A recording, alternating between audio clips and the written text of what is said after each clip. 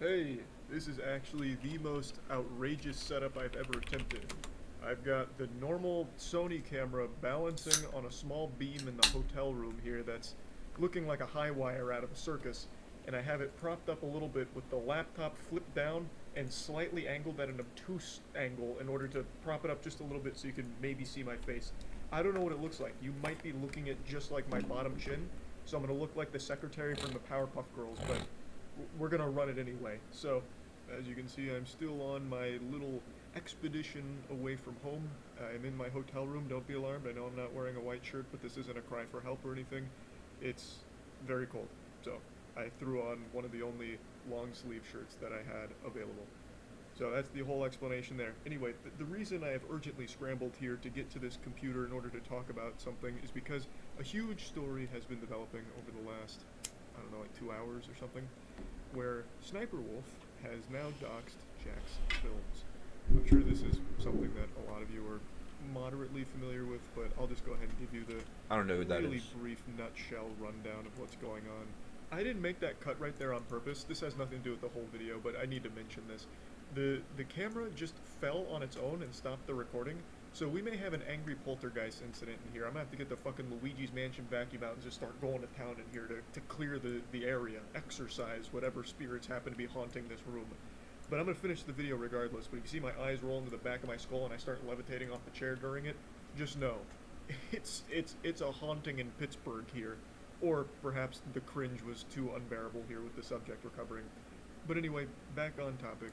Sniper Wolf, huge channel. She mainly does TikTok reacts, which has made her the punching bag of the internet recently. She's caught more fire than the sequel to the Hunger Games, because a lot of people have been stating that what she does isn't really reacting to content, it's mainly just stealing it, freebooting it. And the entire internet has come together like this giant singularity and all collapsed onto Sniper Wolf, as well as some other react channels as well, for this type of content. And by far the biggest soldier on the front line of this battle is Jack's Films. Jack's Films made a whole video going over why what she does isn't acceptable, and even made an entire channel dedicated to making fun of her and her content. And he even has an entire bingo game that takes the piss out of her content more than a catheter takes the piss out of a hospital patient. He has pretty much daily uploads of just making fun of each of her daily reacts. This ongoing feud has been fucking mouse escalating work. and continuing for quite some time. We're in like season 5 of this anime arc here, and it's only popping off more and more. And this whole situation has led to a can of worms opening. Pandora's box has been unleashed. So it's been a massive conversation across the entire internet, with tons of content creators weighing in on it, such as Dark Viper having an entire series on React content. Mudahar's made quite a few pieces on it as well. Just tons of channels that have all been talking about it recently. And it's led to this witch's cauldron, this stew that's been brewing and bubbling, and now the cup runneth over, and all of this has spilt from the internet to the real world. Allegedly, Sniper Wolf has just doxed Jack's Films. In an Instagram post, she posted this. And it was more than just this picture here. Apparently she even posted one of his house, which obviously I'm not going to show you. I'm not here to just like hop on and give you like a 4K display of Jack's Films dojo here because Sniper Wolf posted it on her story. It's just an extremely degenerate, fucked up response to this whole situation from Sniper Wolf here. It's borderline illegal, I think. I don't think you can just dox somebody like this, and if it's not illegal, it's against YouTube's rules at the very least. And it violates the Geneva Convention of Internet Content Creators, where you never take internet beef into the real world. It's just going too far with this whole thing. Jack's Films was just making critiques on her content as well as making fun of it, which is something everyone does all the time, every single fucking day. And to go to this extreme, where you dox him for it, is just an incomprehensible, insano-style step. Now, Jack's Films posting about this on Twitter obviously gained a lot of traction. This isn't exactly some kind of, like, whoops-a-daisy moment, you know, a mistake that could happen to anyone. This is some pretty malicious shit. There's not really a defense of it. You can't just make the claim like, well, I just wanted to kind of talk it out face-to-face. Like, no. That's not how this works. You don't go up to someone's house like you're about to try and sell them solar panels in order to hash out your internet beef unannounced. especially not in the middle of the night too. That's threatening. Like that is not a normal, sane way of handling things. So when this started getting traction, Sniper Wolf herself caught onto it and deleted the post and then said this. She said, "Accusing me of doxing is defamation. I have no idea how to dox. He literally posted his address on Google and said I threatened him and doxed him." Jax Films said, "You posted a video tonight of you outside our home to your 5+ million followers to see while my wife and I were inside. I can't make it any simpler than that. If that's not doxing, why did you delete it?" That's kind of a checkmate moment right there. He got her with the scholar's mate. Like, you showed up to his house unannounced in the middle of the night, and then when people started to point out how that's not acceptable behavior and is very much in line with doxing, you deleted it. So you can recognize that it's bad. I don't really know how you'd Phoenix write an argument together that it's not doxing. Like, I don't even understand the statement she makes about saying that Jax Films posted his address on Google. She's talking about Google like it's the GameFAQs.com board. Like, I don't think he made a sponsored paid post with just his address as the first thing that comes up when you type in Jax Films. You definitely would have to go out of your way to find that information. I don't think he, like, geotagged his spot, made it like a Pokemon Go stop, and Thanks, like, bro. really was advertising where he lives. Like, this is not common information. You went out of your way to find it and then went to his address. Quest. Like, I just really can't think of any justification for it. I've seen a couple of people huffing massive amounts of copium, nearly toxic levels of copium, saying, like, she went there to handle things like an adult, unlike Jax Films, who just speaks behind a computer. And that's just straight up delusional, if you ask me. No normal people are going to hash out their internet beef in the middle of the night in person, unannounced, right? Like, going up to his house like she's about to, you know, sell solar panels to him or something and ambush him with this conversation about this feud they have is not normal or acceptable. It's just like a malicious, weird thing to do.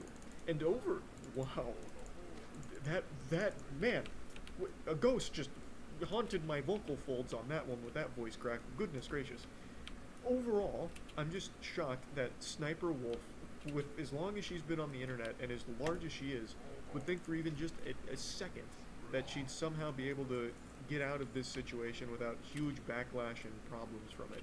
Again, this is something that extends beyond just like normal internet etiquette. This is like downright against rules to do something like this. So I definitely think Jax Films is in the right here. He's very upset about it, probably a little concerned because, you know, who knows who else might go to his house next since she posted it on a massive Instagram account. Like, that is a legitimate fear. She also posted this, again in response to the whole situation, saying, "This creep has been harassing me for months, then plays victim, saying I threatened him when I just wanted to talk to him. I have no ill intentions. It's so sad when people have to constantly create drama to pay their bills." But this doesn't make any sense. Like, this is a crazy straw of a statement. Like, it's taken all kinds of weird twists and turns that aren't computing in my little noodle up here. If you just wanted to talk to him, why wouldn't you just reach out to him through normal channels online? I'm sure he would have responded to you instantly. He seems to respond to everyone about everything in regards to the entire React situation. So I feel like if you had reached out to him, he would have been thrilled to talk to you about it. But again, I'm not his fucking PR guy. I don't know, maybe you did reach out to him and he didn't see it or he ignored it. I have no idea. But regardless, you going to his house to try to talk to him that's some psychopath shit. That's not a normal thing that anyone should be doing. There's other channels that you could have tried beforehand.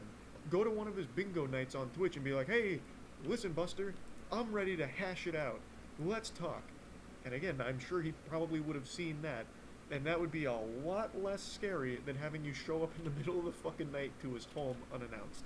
Like, it just doesn't make any sense. I think the goal here was to either scare him or put his information out there to maybe some less than savory individuals that could also scare him.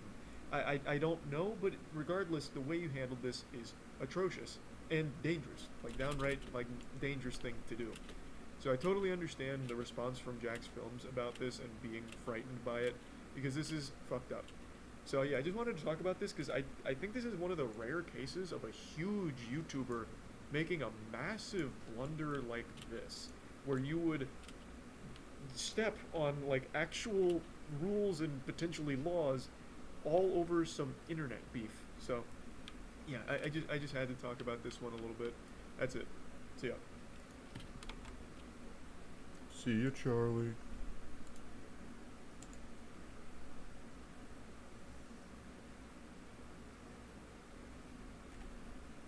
I need like a spooky pasta, creepy pasta, something to listen to in the background here. I mean, it is that time of year.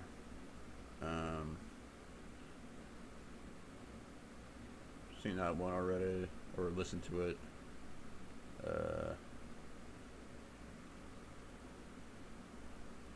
And something terrible in space. Okay. We get on the apples? Yeah. Okay,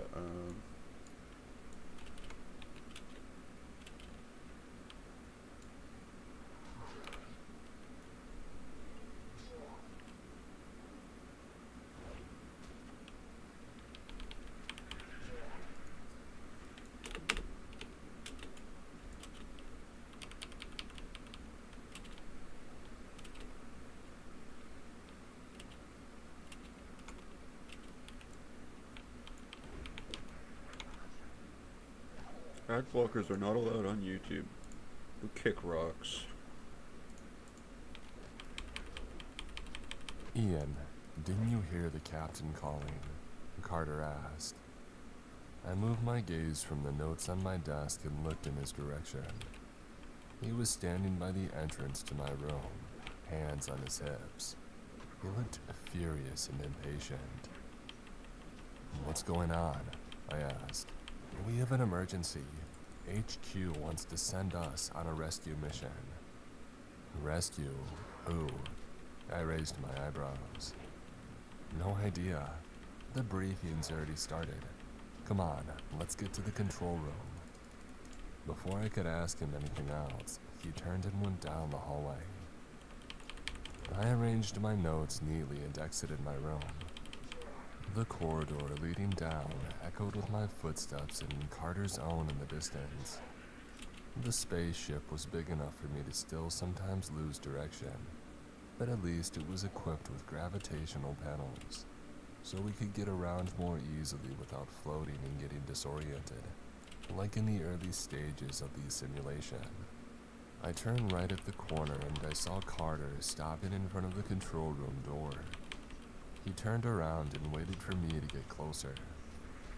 Once I did, he pressed the big square button next to the door, which made it slide sideways. Immediately, we were hit by the sound of murmurs, as our other crew members discussed something around the holographic map in the middle. Behind the crew was a row of control panels sitting in front of a huge pane of glass.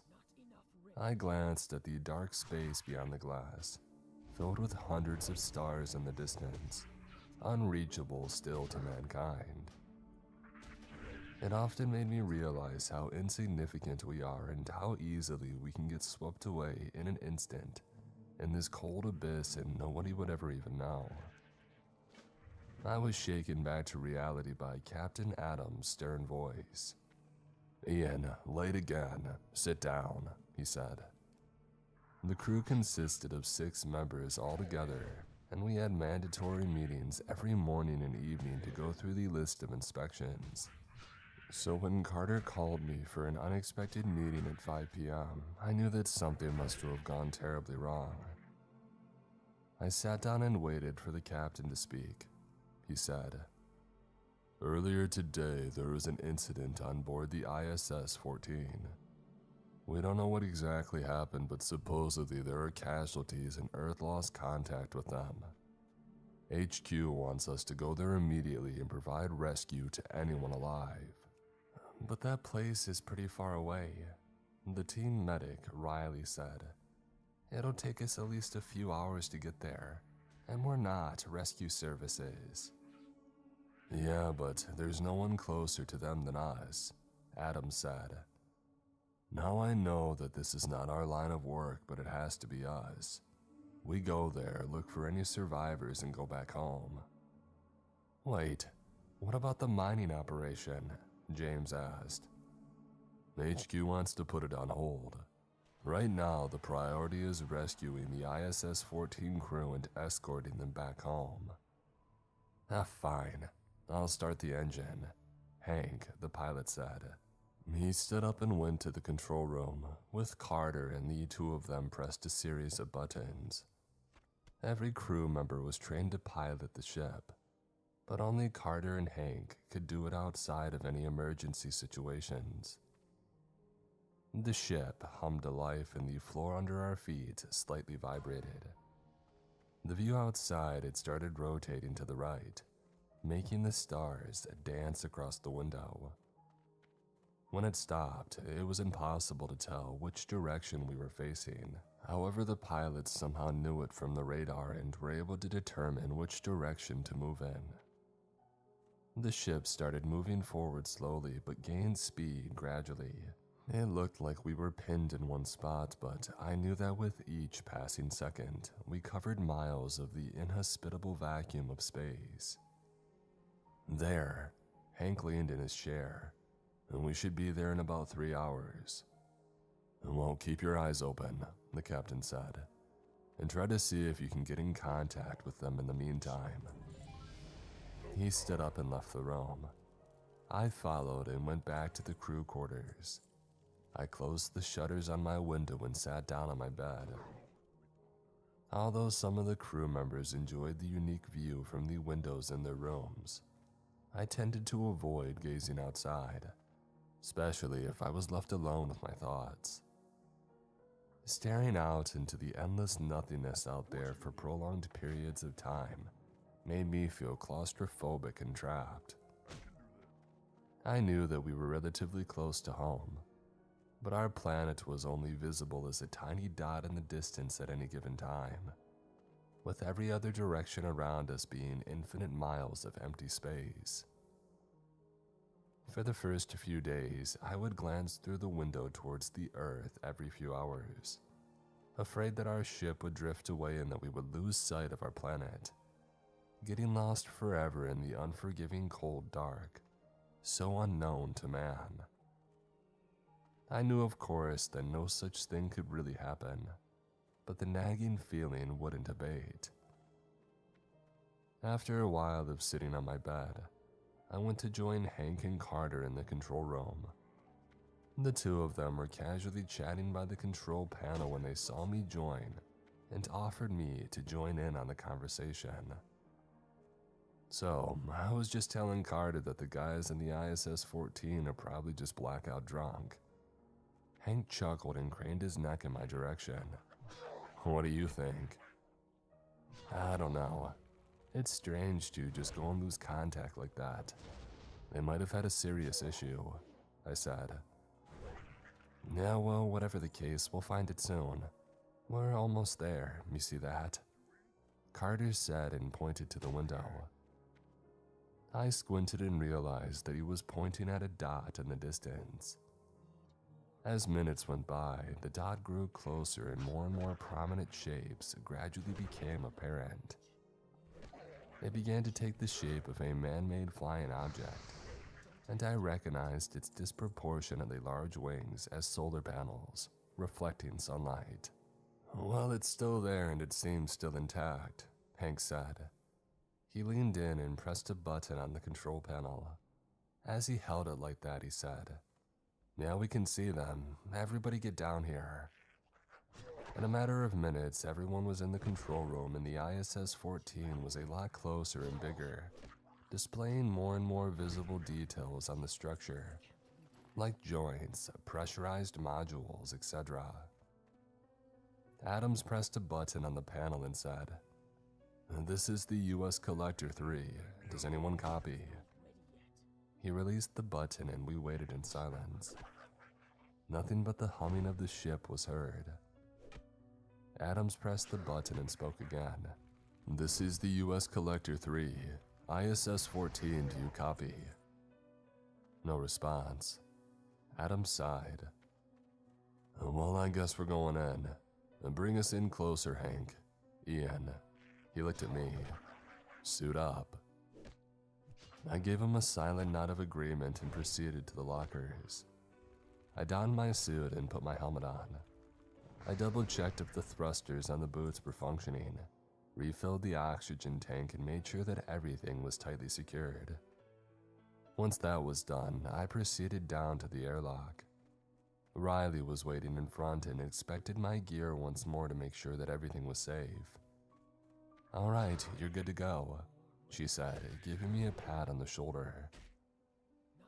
I pressed the button to open the airlock and stepped inside. In front of me was the second airlock door and a small round window, the final line of defense that separated me from a potentially painful demise. Riley pressed the button again and sealed the door behind me. I attached the safety cord to my suit and pulled down the lever on the left side of the wall. "Depressurizing airlock. Stand by," a computerized voice announced. I glanced through the round window facing the interior of the ship and I smiled at Riley. "I'll be back in a bit," I said encouragingly. "Airlock depressurized. Opening airlock ready." I pressed the button next to the second door. It opened with a hiss and instantly everything except my breathing went silent. The weight of my body was lifted and I was floating midair. I used the thrusters to propel myself out of the airlock and finally stepped into the vast, empty space. That initial moment felt nauseating at first, leaping out of the spaceship and expecting to see ground beneath you, but instead being met with an endless abyss which threatened to swallow you whole. The ISS-14 towered above me now, much larger up close than I suspected it would be, a silent behemoth which took up almost the entire view in front. The docking bay was right in front of me, so I proceeded there as quickly as the thrusters would allow me.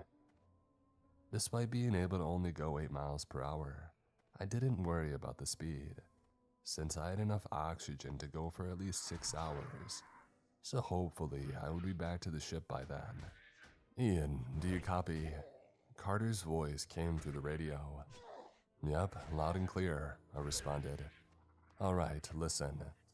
We scanned the area with thermals and there's no sign of anyone being alive on board the station." "What? Are you sure? Maybe the device malfunctioned." Definitely not, because we picked up a sign of life outside the ship." Repeat that last," I said. "There's indication that one of the crew members is spacewalking outside the ship. See that gray node just around the upper right-hand solar panel? He should be around there." "Roger that," I said and looked up. Beyond the top of the station was exactly what was under it. Endless, vast void. It was a long ascent, especially because of the speed of the thrusters, but I slowly made my way up. Halfway there, I stopped at the sight in front of me. "Holy crap," I mumbled. "Ian, you okay?" James asked. I stared in bewilderment, unable to respond. The airlock which led inside the station was wide open. That was not uncommon if astronauts went on repair missions which were short. But what bothered me here was the fact that both airlock doors were wide open, letting out all the air. "Guys," I said, "something bad happened here. Both airlock doors are wide open." There was silence on the other end until Riley simply uttered a dumbfounded, "What?" "Probably human error," I said. "That's impossible," Adam scoffed. "The system would have warned them tenfold. You would have to be a complete idiot to make a mistake like that." "Well, then I can't explain this," I said and continued ascending. Pretty soon I reached the top and had a good view of the entire station. The place seemed completely undamaged, so it made sense to me that someone simply made a mistake when opening the airlock. "Any signs of survivors?" Adams asked. I scanned the area and at first saw nothing. And then I noticed it. An astronaut blended with the white exterior of the station, just floating around upside down, He showed no signs of movement, so I assumed he was either dead or unconscious. I see something. Hold up. I leaned forward and activated the thrusters once more. As I got closer, I tried to speak into the radio to avoid startling the crew member, in case he was still alive. This is Ian Nielsen. Does anyone from the ISS-14 copy? As I suspected, there was no response, so I simply said, "We're here to rescue you. Try not to move while I attach the safety cord to you." I got close enough to the astronaut to grab his hand and turn him around. I saw a man under the helmet, seemingly sleeping peacefully. His forehead and the inside of his helmet had blood on them, and I would have thought that he was dead, had I not seen the helmet getting fogged up every few seconds from his steady breathing. He had a name tag on his chest that said, Harrington. "I found one. He's alive, but he seems to be injured," I said. "All right, we'll bring him back and we'll decide later what to do with the station," Adam said. I detached the safety cord for myself and attached it to the astronaut. I held the cord with one hand and pressed the button on it. It began slowly pulling the both of us back towards the ship. "All right, I got him. We're going back." I stared at the ISS-14 as it grew distant again, occasionally glancing at Harrington to see if he was still breathing. We had passed by the open airlock and I kept squinting at it, mesmerized and trying to take a closer look, but it was too dark. When it was out of my line of sight, I glanced back at the astronaut. His eyes were wide open and he was staring at me. I stared at him for a while, not sure if he was dead or alive or catatonic, but then I saw him blink. He started darting his eyes around frantically. I finally broke free of my trance and said, "Hey, it's okay, you're safe now. I'm from the Collector 3 and we were sent to rescue you." Harrington mumbled timidly, "Rescue?" "Yeah, I don't know what happened, but you seem to be the only survivor. I'm bringing you back to our ship." At this sentence, Harrington's eyes widened even more and he started panting. Within seconds, he was writhing and screaming, shouting incoherent words. He almost shook me off the cord and I tried calming him down. But it was hard with the cacophony of radio voices asking what was going on, and Harrington screaming and squirming. "Hey, calm down. Calm down." I tried to hold him still, but it was impossible. "Don't do it. Don't bring them back." I managed to grab those words among all the incoherence in Harrington's sentences. "There's no one left of your crew. You're the only survivor," I shouted, but he continued ignoring me. And then he started coughing violently. Droplets of blood splashed the inside of his helmet, adding to the other, already dried blood. He had a coughing fit for about half a minute and he took a few deep breaths. Then his eyes opened and he seemingly lost consciousness again. "Ian, report in," Adam shouted over the radio. It took me a moment to recompose myself and then I answered. "I think he has internal bleeding. We have to hurry. Riley, get the first aid kit ready." "On it," Riley responded. Within minutes, Harrington and I were back in the airlock. I pressed the button and closed the external door and pressurized the chamber, putting Harrington in a laying position. As soon as the internal door opened, the crew rushed in and put Harrington on a stretcher, carrying him to the infirmary. I took off my helmet and with the suit still on, I followed them. "Get his suit off," Riley's voice echoed through the ship. Harrington was lying on his back on a table, Riley on the side of it taking off his helmet. I got to the other side of the table and helped them take the suit off him. When I reached to help them take his garment off, the astronaut firmly gripped my wrist like a vice. Our eyes met and again he had that same petrified look on his face as before. He mumbled something, but I couldn't understand him. I leaned in and told him to repeat what he said. "You brought them back," he said with a trembling voice. I looked down in time to see Riley take off Harrington's garment, and an audible scream was heard from her, along with gasps from the other crew members. When I looked down, I could hardly comprehend what I was seeing. Harrington had a gaping hole in his stomach, and in it, hundreds of thousands of maggots were squirming around, eating away at his wound. They started hopping, some managing to jump onto Riley's arm. She screamed and violently swatted at them, making a break for the exit. Harrington started coughing again, more violently than before. Just before he stopped moving completely, the blood from his cough spurted over my suit and I recoiled. When I looked down, I nearly started screaming. Along with the blood, there were crimson maggots, slithering towards my head. I swatted at them, disgusted and in a panic at the same time. "Get out of here," Adam shouted. We didn't need any more encouragement. We rushed outside, and once everybody was out, we pressed the button to lock the door. We glanced through the glass on the door at Harrington's body. More and more maggots squirmed out of Harrington's wound, impossibly many to fit into his stomach alone, swarming his exposed body parts and feasting away on his remains. "Is everybody okay? Anyone get bit?" Adams asked. Most of us nodded. "Riley, what the heck was that?" James asked, beads of sweat forming on his temples. Riley opened her mouth as if to say something, her gaze still fixed on the infirmary. She shook her head without saying anything. "How the heck did he get maggots on him?" I asked. Even if he had a necrotic wound, there's no way so many maggots could just come out of his stomach like that. "Well, the only explanation is he or one of the crew members were infected and it got out of control," Adam said. "Either way, it doesn't matter. We have to get in touch with HQ." He turned around and left the corridor, and everybody else started towards the control room after him.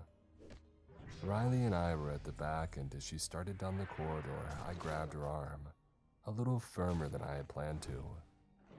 She shot me a look of confusion as I stared at her exposed forearm. "Riley, those things touched you. Did they bite you?" I asked, silently enough for others not to hear. "No," she said, and jerked her arm free of my grip and looked at me as if she was offended. "You think that I would just jeopardize the whole crew like that? I don't, I just... And what about you? The ISS member coughed up some maggots on you." "I'm clean, I'm positive," I said with her eyes locked. She crossed her arms and seemed to calm down. She said, "Well, we should all get tested anyway, but we don't have the necessary equipment here." "Right. Our priority should be contacting HQ and getting back. If any of us are infected, they can quarantine us."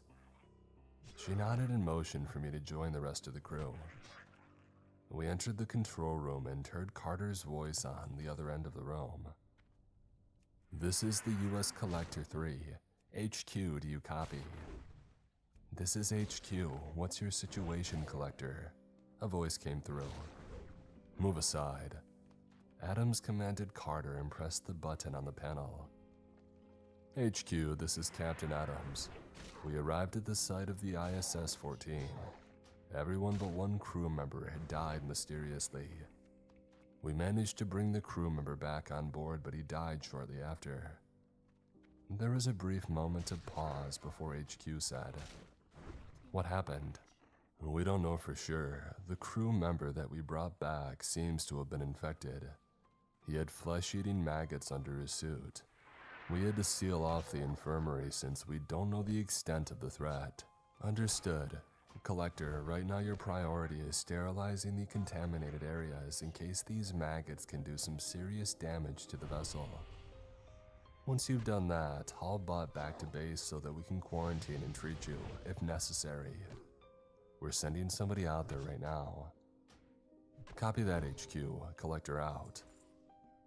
Adams turned to us with his typical stern look and said, "Well, you heard him. Let's first sterilize the infirmary." Hank pressed a button on the control panel. When nothing happened, he pressed it again. He flipped a switch up and down and pressed the button once more, before he started repeatedly slamming it. "What's going on, Hank?" Carter asked. Hank pressed the button a few more times before responding. "The sterilization doesn't work. The button's not responding." "Try some other rooms," Carter suggested. Hank did that and pressed various other buttons, but still no dice. "Crap, now what?" Riley mumbled.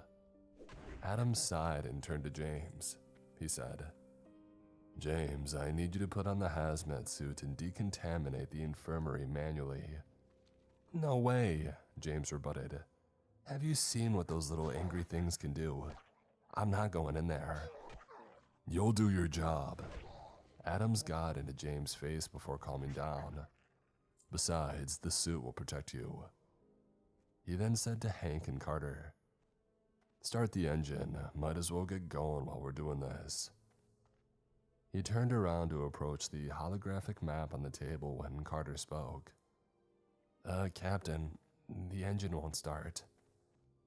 Adams turned back and frowned, now visibly frustrated. "What do you mean it won't start? Start it."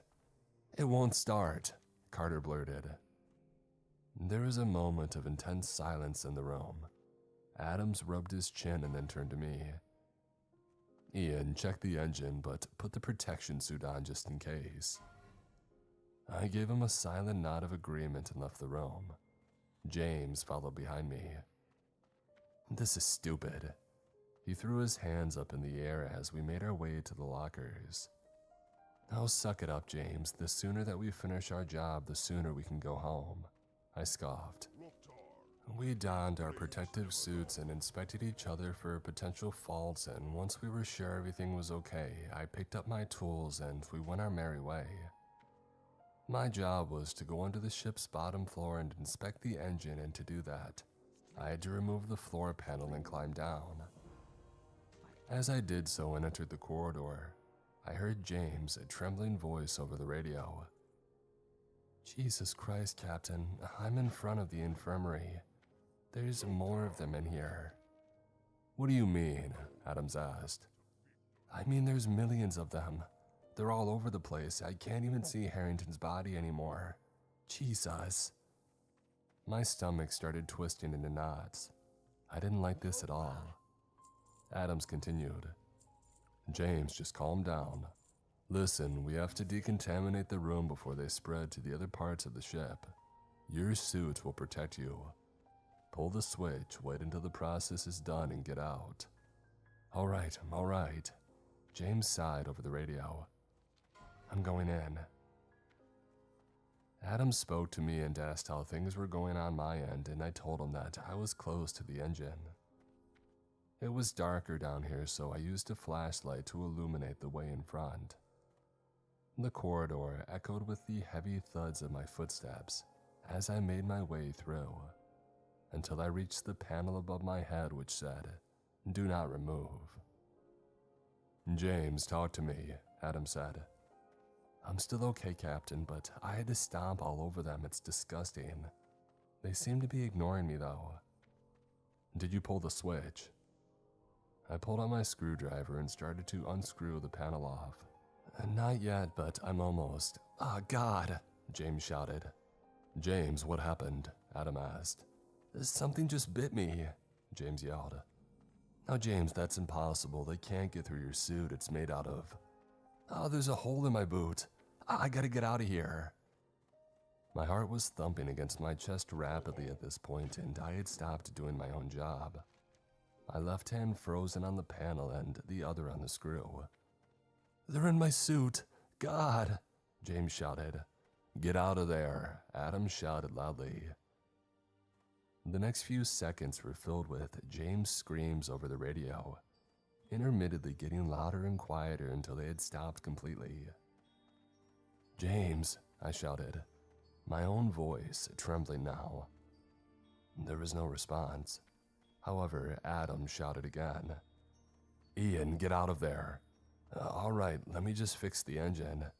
"Ian, forget the engine and get back here now." Hold on, if I fix the engine we can. The panel partially fell open when I took the second screw off, and from the gap, hundreds of red maggots poured through, falling to the ground with wet slumps. I recoiled in fear as the maggots continued to pour out and pile in the ground in front of me. They started bouncing one by one, trying to reach me. I screamed and bolted for the ladder. All the while, the voices of my crew members echoed through the radio, asking me what was going on. I climbed up and slammed the floor panel shut, leaving me with only the sound of my own frantic breathing. And then I heard a thud, and then another and another. In moments, hundreds of thuds were heard in the panel, like the sound of rainfall, and I could see the floor bending outwards under the pressure. Maggots started crawling from under the edges of the dented panel, and I screamed again, running for dear life. Ian, respond. Abandoned ship, I shouted between breaths, looking back behind me. I could already see thousands of maggots on the ground and walls behind me. What's going on? Adam shouted. Maggots everywhere. Get to your suits, we have to run. I ran straight to the locker and took off my protective suit, donning the space one instead, my trembling hands making it difficult to suit up. The rest of the crew members were there in a matter of seconds, putting their own suits on. No time for inspection, get to the airlock, Adam shouted. I ran out first, rushing down the corridor, and I stopped when I glanced at the infirmary. James was slumped over the threshold, leaving the door open. He had managed to take his suit off down to his waist before he died. Maggots were wiggling inside his empty eye socket, and his teeth were visible due to his lips being completely eaten. His body in the areas in front and inside the infirmary were crawling with maggots, possibly millions, piling atop each other on every single surface of the room, making it look like it was moving with their slithering. Go! Adams pushed me, and I forced myself to look away and continue running. We rushed inside the airlock, and as I turned around, I saw Hank lagging behind, running towards us. His right arm had maggots on it, which he seemingly wasn't aware of. All of us were probably thinking the same thing, but nobody wanted to say it. That's why Adams stepped up and closed the airlock before Hank could get inside.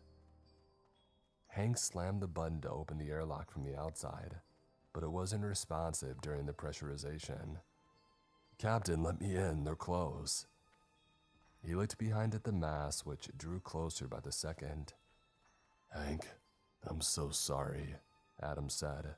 Hank started screaming and flailing his arms. Maggots started appearing in his helmet, and he threw it off, trying to run in the opposite direction in a desperate attempt to escape. He never stood a chance, since the maggots swarmed up to his knees in seconds and trapped him like quicksand, before he was completely covered by them. Riley screamed and cried, trying to put her hands on her mouth, but unable to because of the helmet. Opening airlock. The door opened and all went silent again. Never before has the inhospitable vacuum of space felt so welcoming. For a while, we floated in silence, processing what had just happened, and then Adam spoke up. A sentence which sent a chill down my spine so sharply that for a moment, I thought that I myself had maggots in my suit. We need to get to the ISS-14, he said somberly. Riley and I shot each other a confused stare but said nothing. Adams was already well on his way to the airlock of the ISS-14, slowly propelling himself with his thrusters. Carter followed closely behind, and soon the entire group of survivors was unanimously headed towards the silent behemoth of a ship. Captain, there might be maggots on there, I said. Oh, I know. Adam's voice came tiredly through. But some of us are low on oxygen. We need to replenish it and, if possible, repressurize the station. We need to contact HQ and warn them of the dangers here before those maggots spread. Even though no one responded, it was clear that we all agreed. After all, we had only two choices: drift around in the vacuum of space until help came, or try to find shelter inside. Both options seemed equally daunting. What the heck are those things? Space maggots? Carter asked. Whatever they are, they can't be allowed to go back to Earth, Adams responded. We reached the airlock of the ISS-14 and went inside. The entire ship seemed to be dark, so we turned on our belt flashlights. Should we close the hatch? Riley asked. Yeah, might as well. But if the station is infested, we might have a better chance surviving in the vacuum. So be ready for a quick venting, Adam said, slowly propelling himself deeper into the station. Carter clicked the button to close the exterior airlock door, and once we were inside, he closed the interior one as well. Adams went ahead, the corridor illuminated by his flashlight like a wave of light.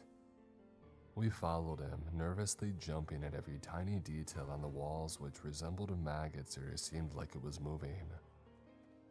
All the doors are open except the control room, Adam said.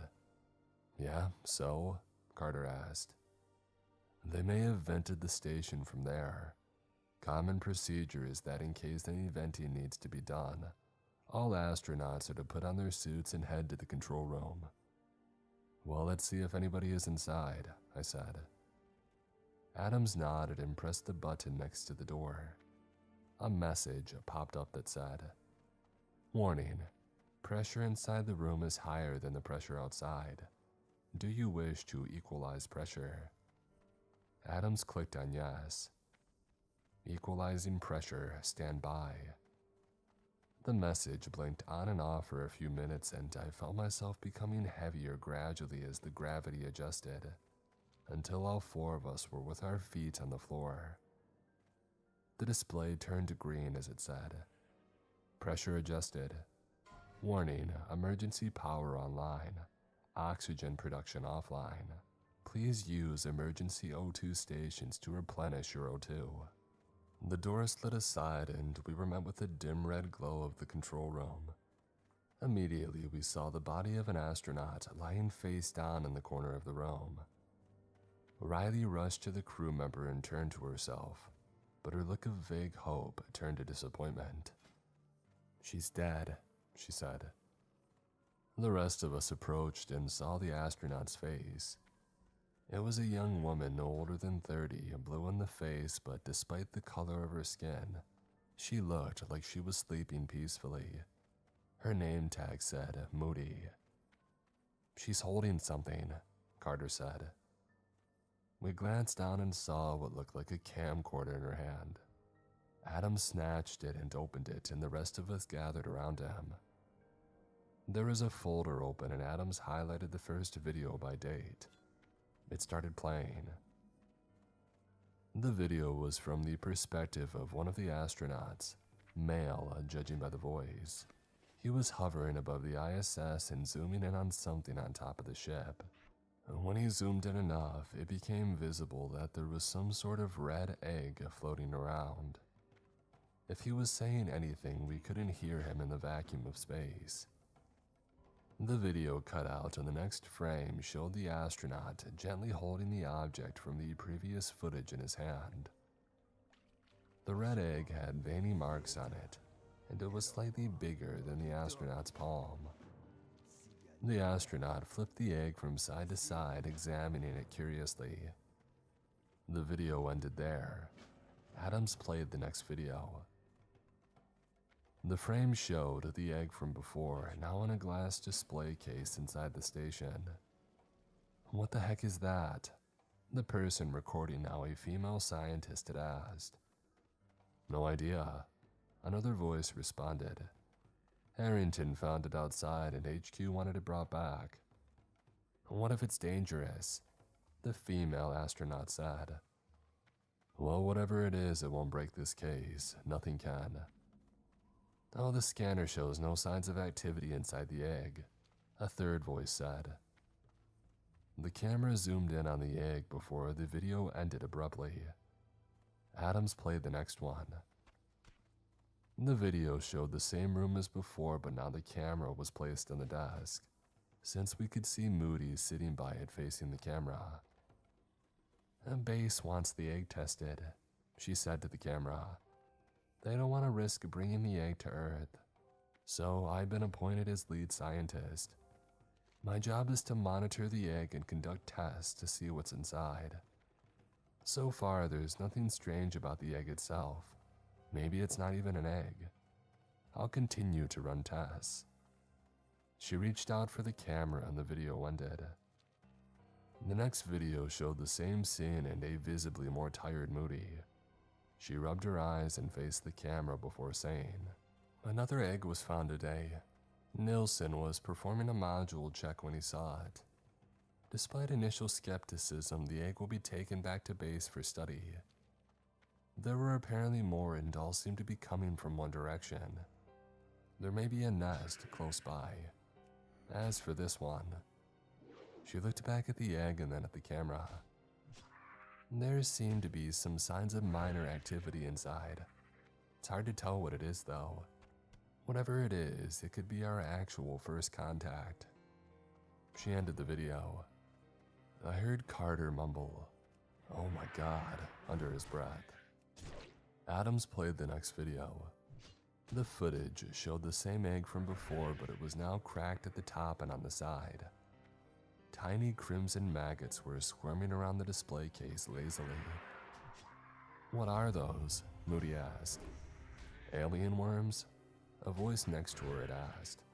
"Was the egg rotted?" she inquired. "It didn't look like it. Maybe the worms are supposed to hatch out of it. I had no idea."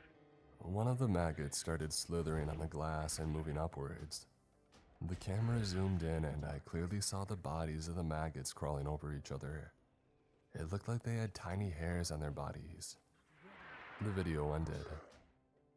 I felt itchy all over my body, unable to shake the feeling of bugs crawling all over me. The next video showed Moody in the same room. There were visibly a lot more maggots inside the display. She said, "They are reproducing at an enormous pace. The maggots seem to be dormant in the vacuum but able to survive. Keith followed the trace where the eggs are coming from and says that he found their nest close by. It seems that this really is going to be first contact. He hasn't responded to our call yet though, so the signal must be bad there." The video ended and there was only one more video remaining. Adams played it.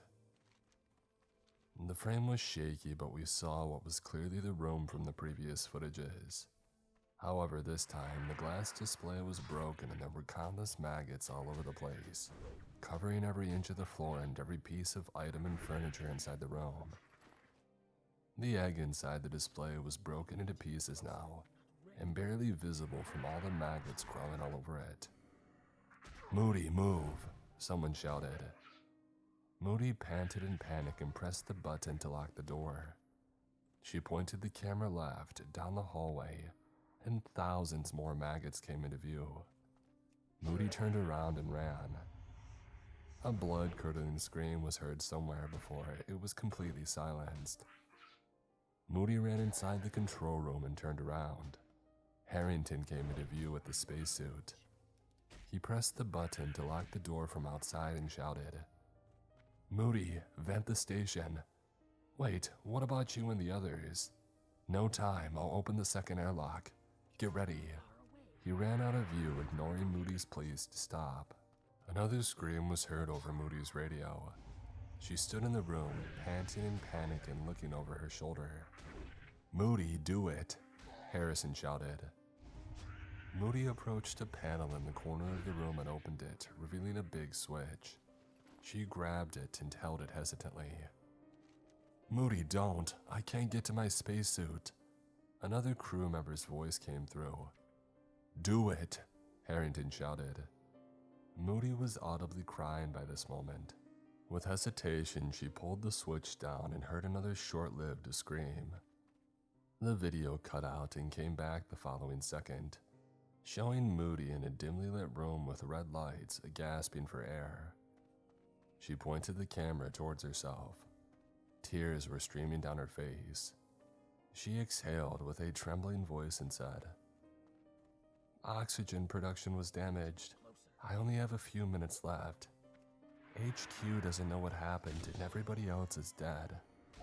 All the maggots have been vented out, but the nest is still out there. Whoever finds this, you have to destroy the nest. It's close by. The coordinates are on the wall here. She pointed the camera at a wall and we unanimously looked at the numbers on the wall which were still there. Moody took a few shallow breaths and said, "Also, please send my final message to my sister." She started sobbing more. "Haley, I'm so sorry. You were right, space is really bad. I wish that I would have listened to you. I'm glad Mom isn't alive to witness this. I'm sorry for being so stubborn. I'll always love you, little sister." She sniffled and cried before turning off the camera. The four of us stared at the blank screen in silence. "Jesus," Carter muttered. "So what now?" I asked. Adam sighed and gently placed the camcorder next to Moody's body. "We're going to the nest," he said with determination. "Whoa, Captain, you can't be serious," Carter said. "Carter, you can stay if you like," Adam said and looked at Riley and I. "Same goes for you two. Wait for rescue if you like, but I have to finish this." "No way, Captain, I'm coming with you," I said. Riley agreed to come too, so in the end, Carter threw his hands up in the air and said that he would come along as well. "All right, and then let's do this," Adam said. We replenished our tanks and found whatever could be used as a weapon. There were no guns aboard the ISS, which probably wouldn't be useful against bugs anyway. So instead, we grabbed lighters, deodorant cans, and pieces of cloth that we could set on fire. Before we knew it, we were back outside in the vacuum of space. Adams led the way, propelling himself through, with the three of us following closely behind. "How do we even know how this place looks?" Carter asked. "For all we know, it could just be a floating nest and long gone from that location." "No choice," Adams replied. "We gotta find that thing. If not for us, somebody else will have to do it." "We're not paid to do this sort of." "Carter, if you're just gonna be a baby the whole time, then turn back and get out of here," Adams shouted. And Carter hadn't responded. We flew in silence for a while until Riley spotted some tiny object in the distance. It looked round and reddish. "What the heck is that?" I asked, immediately suspecting the one thing. Adams flew there and grabbed the object, inspecting it curiously. He turned to us so that we could observe it as well. "An egg, just like in Moody's footage," he said, letting the egg float. Indeed, it looked exactly like the red veiny egg in the video. I saw more details than in the video though. In addition to the bulging veins, there were thin orange ones on the inside, visible on the surface. It reminded me of the time when I cracked open an egg and instead of the yolk, saw an embryo of a chick. Adams grabbed his spray can and lighter. "Everybody back up," he said. He flicked the lighter on and the flame appeared, moving not upwards like in normal gravity, but dancing in various directions, almost like when blood starts to flow underwater. Is that Adams Mitch put the Jones? spray can behind the flame and pressed the button. Although we heard no sound, we saw the wave of flame expanding like a torch and setting the egg aflame. Immediately we saw little maggots wriggling out and going for the captain, but Adams didn't let up with the flame, his face intense with revenge and anger, the flame reflecting from his helmet. He was practically burning them to a crisp. Even after the egg was nothing more than a burnt shell, he continued burning it. "Captain, you got them, let's go," Carter said. Adams finally let up, observing his artistic piece of work before letting out one more gust of flame and then turning around. "Let's go," he said emotionlessly. We were far ahead of the ISS by this point, a good 20 minutes since we left. The station seemed tiny from here, and we were mere specks of dust floating through space, surrounded by miles and miles of vast nothingness. "Captain, we still on the right track?" I asked. Adams kept quiet for a moment and then pointed over yonder. Riley, Carter, and I looked in the distance that he was pointing in, and there it was. Some kind of object in the distance.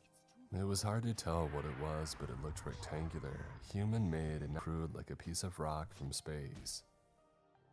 We started seeing eggs more frequently floating past us, but there were too many to deal with individually, so we just let them be. As we got closer, it became clearer that the object that we were seeing was indeed like a cube, greenish in color with black lines going along the edges like columns. "Is this it?" Carter asked. It was big, a lot bigger than I had anticipated, easily towering over 50 feet on each side. Right in front of us was a rectangular-shaped entrance near the bottom part of the cube object. One egg floated out of there, spinning in the air. Adams pushed it out of the way and illuminated the entrance. It had the same kind of green and black colors like on the exterior, but nothing noteworthy about it. He looked at me and gestured with his head for me to go in. I did as he said, and I gasped in awe at what I saw. The interior looked exactly like the exterior, but the greenish lines that went along the walls, or floors, or ceilings glowed in color that gave off the vibe of a radioactive material, showering me and my crew members in a sickly green. I realized that there were a few eggs strewn about, firmly stuck on the walls in some sort of gooey substance. "What the heck? This must be the nest, Captain. Are you seeing this?" Carter asked. When we got no response from Adams, we shot around to see what was going on. Before we had realized what was happening, the exit slid shut and Adams was out of sight, the green glowing brighter now. "Captain!" I shouted. For a moment, there was only silence, and then Adams spoke. "I'm sorry, guys, I didn't want to do this. You see, these worms aren't just flesh-eating parasites. The maggots can devour things quickly, yes, and they can reproduce quickly too. But they are also intelligent beyond our comprehension." My heart was beating fast at this moment, and I got a really bad feeling. "Captain, open this door." Carter slammed on the wall, which was previously an open space. Adams continued. "They can get inside the host and devour him from the inside in a matter of seconds, taking control of the body. You see, Adams wasn't careful enough when evacuating the ship, and the three of you didn't care enough to check him for any marks. I can't allow you to stop this process." Carter started slamming the door harder, Riley visibly panicking, and I kept glancing around to see if any of the eggs had hatched by any chance. But just then a voice came over our radio. "ISS-14, this is HQ. Is anybody still alive there?" "HQ, we're here. We got a situation," I shouted into the radio. A moment later, HQ said again, "This is HQ. Is anybody alive out there?" I tried again along with Riley and Carter, but they couldn't hear us. And then Adams spoke. "HQ, this is Captain Adams of the Collector. There are no other survivors, and I'm on my way to you now." "Copy that, Adams. We'll stand by," HQ said. We tried contacting HQ again, but to no avail. Either Adams had jammed our signal or it was blocked inside the structure. Just then, I caught something with my peripheral vision. One of the eggs had started to hatch and maggots were wriggling out of it. "We gotta get out of here," I said. Carter was still busy slamming the door and trying to contact HQ, unaware of the eggs hatching. "Carter, we gotta get out of here now," I said. He finally realized the severity of our situation, and all three of us started propelling each other through the structure, using spray cans and lighters to burn everything and anything that got anywhere close to our vicinity. We had the advantage of the structure being spacious and the worms not being able to jump around in the vacuum, so we were relatively safe. except for the ones that made their way accidentally to us. The structure seemed to wind around as a corridor, eggs and slime decorating most of its interior. I had started to lose hope and thought that this place would become my tomb, leaving my body to float in the vacuum of space for hundreds of years. But then we saw the exit in the form of a square-shaped hole. We propelled ourselves out, turning around only to burn the rest of the maggots that had stumbled outside. "Crap! Crap!" Carter screamed, swatting at his own hand and trying to grab something, but it was too late. There was already a tiny hole in his suit, letting out a steady gust of air. Carter grabbed his helmet with both hands. The shocking realization of what he was about to do hit me, and I tried to stop him. "Carter, no! No!" I shouted, but it was too late. Carter twisted and his helmet came off. Instantly, his face had started contorting into one of palpable pain and changing colors. I tried to put his helmet back on, but he pushed me and threw the helmet further away. You would think that dying in the vacuum of space is a relatively quick process, but it's not. It is very slow and very painful. Carter convulsed, his face turning blue and bloating, his eyes turning bloodshot for what felt like minutes, until he stopped moving completely and was left floating in the air as a rag doll. "Ian, we gotta go." Riley sobbed, and I knew that she was right. We tried contacting HQ, but it didn't work, so we simply flew back to the ISS as quickly as we could. We had to stop Adams or whatever those maggots controlling him were. After around 20 minutes, we finally got back and saw another ship waiting nearby. We were greeted by the crew members who needed a few minutes to understand what we were rambling about. When I finally asked them about Adams, they said that he had already left with the other team. We tried to explain what had happened, but nobody believed us. We had to tell them to go and check out the structure for themselves, but to bring flamethrowers. That took another hour, and when they came back with 2 less men, they asked us to tell them everything. Adams had returned to Earth by then. When we came back, we got information that he had volunteered to be on the team which is running tests on the alien egg brought back to Earth.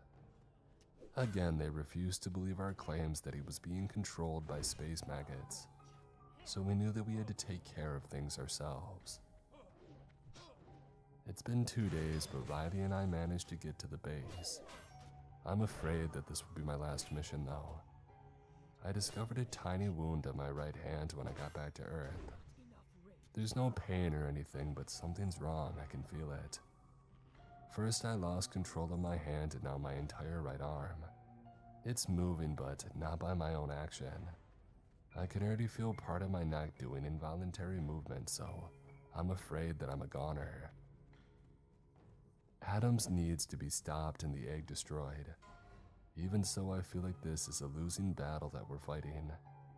The structure out in space was made by someone or something other than humans, and they put those eggs in there for a reason.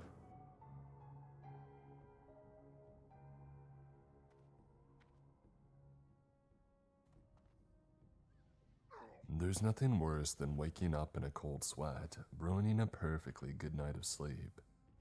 If it's night terrors, well, I can't help you there. But if you're just a naturally hot sleeper, then listen up. Ghost Bed is here for you. As the makers of the coolest beds in the world, Ghost Bed is your go-to for cooling mattresses, cooling pillows, and even cooling bedding.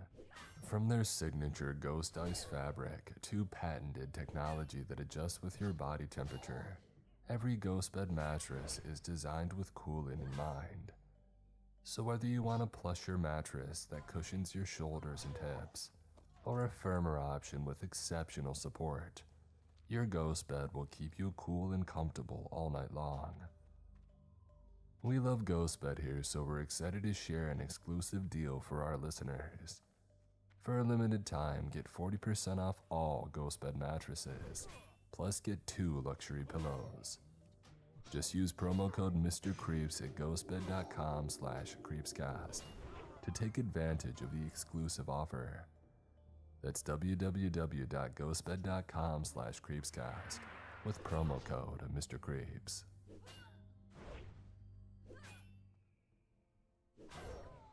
Now, I enjoy exercising quite a bit, and whether it be going for a run or playing basketball at my local park, I do enjoy it, but the soreness and pain that comes afterwards isn't always the best. I had been searching for a remedy for a while when I stumbled upon CBD, and it's definitely helped with the after-workout pain. CB Distillery has been my go-to ever since for CBD products because they only use 100% clean ingredients. That means no artificial colors, flavors, or preservatives. And with over 2 million satisfied customers, you know that they're reliable. If you're frustrated with a health concern that's not getting better, try CBD from the source that I trust, cbdistillery.com. Let me get you on the right path with my 20% discount. Just visit cbdistillery.com and enter my code Mr. Creeps for your discount. No prescription required. That's cbdistillery.com. Okay, we get it. Promo code Mr. Creeps Shut for up. 20% off. That's cbdistillery.com.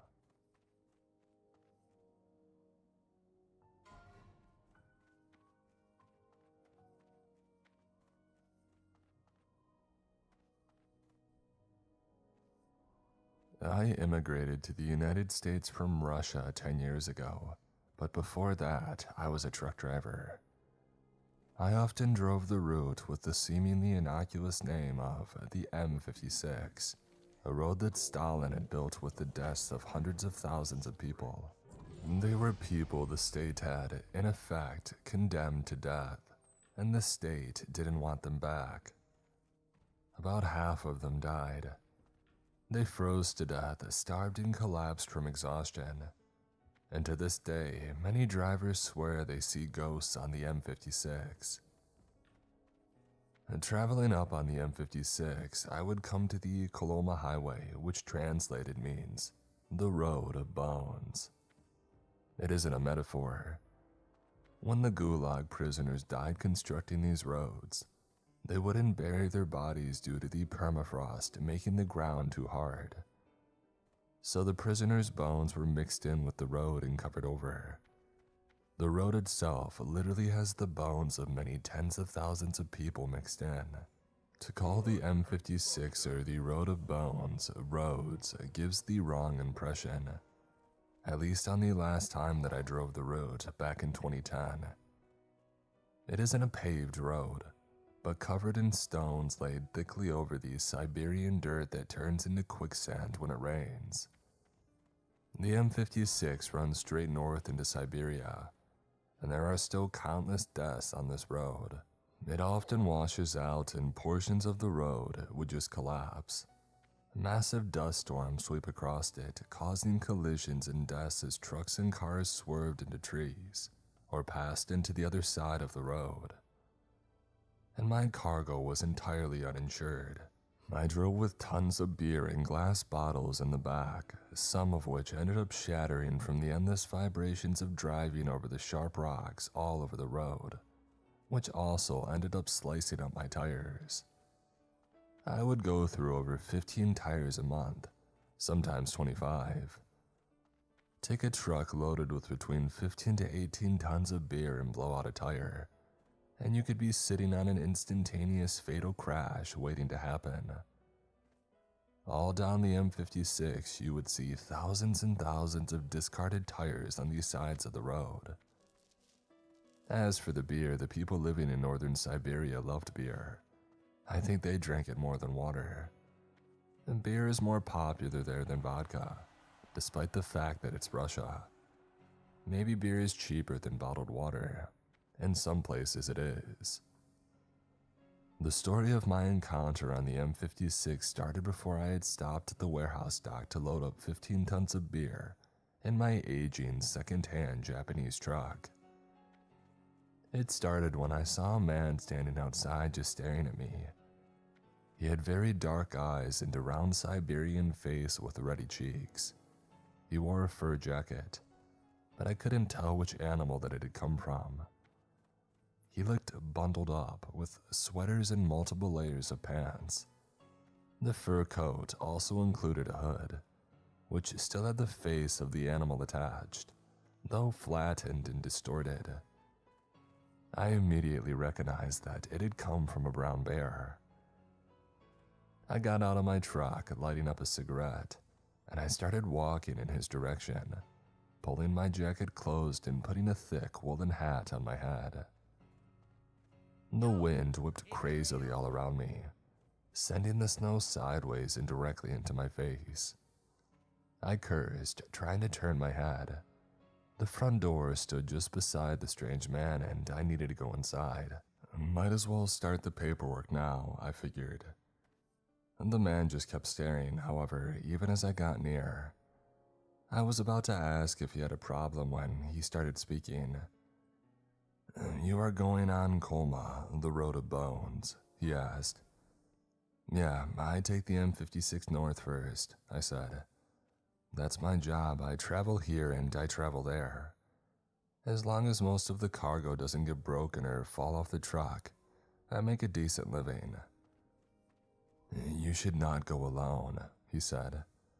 "The Road of Bones will break you, it will crush you, as it crushed the bones of those who built it.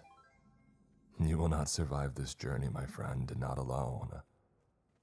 I laughed, but a chill ran down my spine. "What are you, some kind of Siberian shaman?"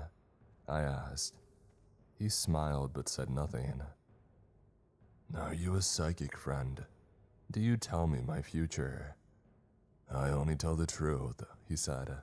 "No more and no less. Many thought that they would survive the Road of Bones. Most still lay there, skulls eternally grinning under the wheels that pass over them." "So what are you asking me?" I said. "I'm not asking you anything," he said. "But if you want any chance to survive, I should come with you. I will travel with you to Magadan, at the end of the Road of Bones, and then you will be free. You will have seen the true nature of the Road of Bones, and maybe you'll be alive." I squinted at the man, wondering if I was talking to a madman or a drunkard, but he seemed completely coherent and logical. I wondered if maybe this was just the strangest hitchhiking route that anybody had ever dreamed up. I stepped back, feeling cold. The smell of fumes from the other trucks pulling into the warehouse parking lot mixed with the scent of the evergreens that surrounded us here at the edge of town. "What's your name?" I asked him, looking closer at the skin of his fur coat. It looked like a bear.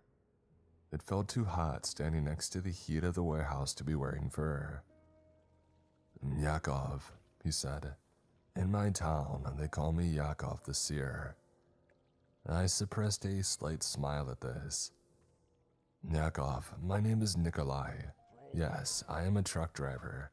Why do you not just ask me for a ride?" "Because I want you to prepare yourself," he said cryptically. And then he would say nothing else on the subject, but simply told me that he would come back once my cargo had been loaded. I smiled and shook his hand, but as I walked away, I felt him staring at my back, and goosebumps rose on my arms and legs, and I wondered whether I had made the right call. Soon the truck was loaded and I was ready to leave the lot. I stood in front of the door and I looked around for Yakov, but the thick snow obscured my vision. I couldn't see farther than 15 or 20 feet in any direction. Shrugging, I pulled myself into the driver's seat and pulled the door closed. The warm air from the truck made my tingling toes and fingers warm up. I took off my snow-covered jacket and hat. The smell of wet wool still reminds me of winter to this day. And then there was a sudden rapping at my window. I jumped, reaching under my seat for my P96 pistol, which I always kept loaded and hidden in case of bandits. But as I looked, I saw Yakov's round, serious face looking in at me. I sighed, motioning for him to go around and get in. Because this was an old Japanese truck, it meant that the driver and passenger sides were switched from typical US or Russian convention. even though I still drove on the right side of the road. Yakov had a small leather sack with him that bulged with his few possessions. He sat down and looked over at me and gave me a faint smile. Let's go, he said. We have a very long ride. Indeed we did. At least 72 hours up to Yakutsk, where I would drop off the entire load of beer, and then a trip down to Magadan, which could take another 5 days. I then had to pick up another load in Magadan, a contract that I'd already accepted. They expected me there in 8 days, and I would have to drive perhaps 17 or 18 hours a day to make it in time. I set off slowly, the wind howling outside and the snow quickly covering the windshield. As I puttered down the paved road and towards the M56, Yakov told me a story. I used to be a driver on the M56 as well. One time, I had a load of vodka to transport to Yakutsk. It was summer. Dust blew so thickly across the road that I couldn't see more than a few feet in front of me. I was afraid that I would go off the road and flip the truck. Night had started to fall, so I pulled over on the side of the road and I fell asleep. I awoke to a tapping on the door. I looked up but no one stood there. I wondered if it was a trick. Bandits are known to rob truckers along these roads, as you know, and sometimes they even block the road with disabled vehicles to force the trucker to stop. Then they come out drunk and armed and steal whatever he's transporting. I nodded. I had heard so many stories. I had an old Makarov pistol. Must have been from the time of Stalin himself. He laughed. But I'll tell you, it was a good gun. As long as you cleaned it and take care of it, it would last a long time. Just like the AK-47, cheap and durable. I grabbed my gun and a flashlight and began to shine the light out the windows. The dust had greatly receded and now I could see at least 30 or 40 feet in every direction. To my amazement, I saw people working in the middle of the night, but they looked strange and ethereal. They dug at the road with their hands, using half-broken shovels and rocks and ancient, rusted wheelbarrows to move the dirt. I rubbed my eyes, wondering if I was dreaming. I saw the identification sewn into the back of their jackets, a series of numbers that would replace that person's name, as they used to do in the gulags. I started my truck intending to get the heck out of there, and as soon as the engine made a noise, they all turned to look at me. They had woolen caps and thinly padded jackets with holes in their pants. None of them wore gloves. They shivered, trembling even though it was warm out at the time. And then I noticed the horrific wounds that each of them had. Many had gunshot wounds to the head, while others had crushed arms or hands. Each of them looked like a skeleton, starved nearly to death. They were all dead, they had to be. I drove forwards, hoping that they would move out of the way, but they didn't. Very slowly, I drove towards one of the men in the group, one whose face had been destroyed by a gunshot wound, turned into a mask of bone splinters. He just stared up at me as I approached. I kept moving forward slowly as I passed right through him. By the time that I had gotten a few dozen feet up, I turned around and saw that they were all gone. We had come onto the M56 by this point, and the whole truck vibrated horribly, shaking on the loose dirt and stones that comprised the road. I looked over at Yakov for a moment, wondering if he was pulling my leg. "Haven't you ever seen anything?" he asked me. "Well, I have, but not ghosts," I said. "Not the ghosts of Stalinism." I opened a fresh packet of cigarettes, taking one out and lighting it. I rolled down the window slightly. The bitterly cold wind began to whip into the truck, raising goosebumps all over my body. A cold wave of dread went down my spine, but for another reason, I didn't want to think of the story, and yet I told it anyway. It was winter, very cold just like now. I was driving down the M56 and found a car on the side of the road. Its hazards were on and its engine was not running. We never turn off our engines here in the winter because they won't start again in the freezing cold. Not at -60 or -70 with the wind chill. I instantly knew that the driver was in trouble. I pulled the truck over and got out. I examined the car and saw that the windows were smashed, shards of broken glass all over the seats and floor. And the driver's seat, it looked like it was covered in blood. And yet, no driver. I checked onto the car and looked in the nearby forest, shining my flashlight through the trees. I called out for the driver, asking if he was hurt. For a long moment, no one answered me. And then I heard it. An answer, very faint, but with each of the words still recognizable. "Please," it said. "I'm hurt. Come deeper into the woods and help me." Its voice did not sound normal. At first I wondered if it was just the voice of an injured man, but it had a hissing quality, a low, gurgling tone. I tried to think fast and simply called out a question. "Did you get in a car crash?" I asked. "What happened?" The voice came back again after a few long seconds of silence, and it just said the same thing in the same identical cadence and speed, as if a recording played in the woods on repeat. At that point, I decided that I would leave immediately. Something felt wrong with the situation. I couldn't put my finger on it, but my intuition screamed at me that something didn't add up. I turned to go, and on the other side of the road I saw, well, something. I'm not sure what it was. It was like a man but hairless. Its skin shrunken and pale, totally bleached white against its bones.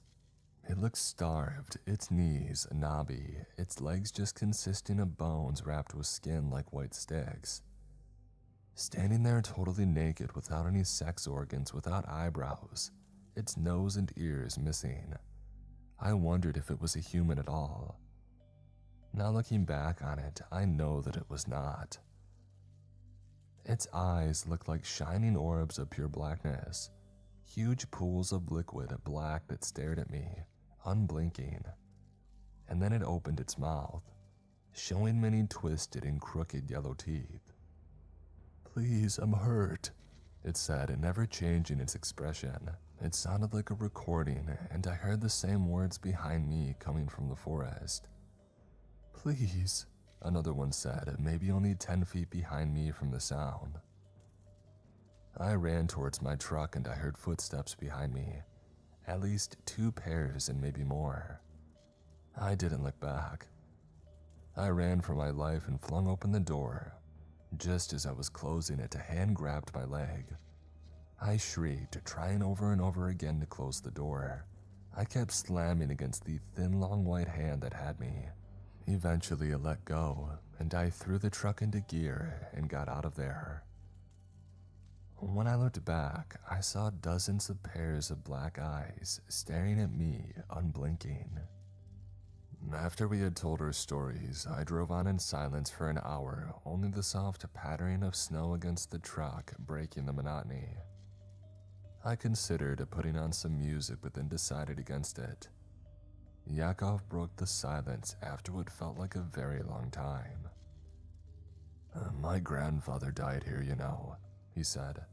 "The M56. He died building it. Sent to the gulags because one of his neighbors had a grudge against him over a land dispute. His neighbor went to the secret police and told them my grandfather was hoarding food, and it said that Stalin should be killed. Of course, none of that was true, but during those days, a grudge was good enough to guarantee you a death sentence. I remember them coming at night, 2 men in long black overcoats with bowler hats on their heads, fashionably angled to the left. They barely spoke. My grandfather answered the door. They said they had a few words for him, and then he was gone. I was in the kitchen with my grandmother, and by the time that I left, I only found an open door in the autumn night outside.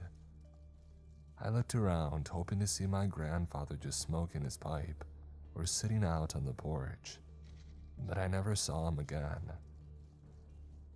We never got his body back, and I only found out that he had died because of one of his fellow prisoners ended up surviving.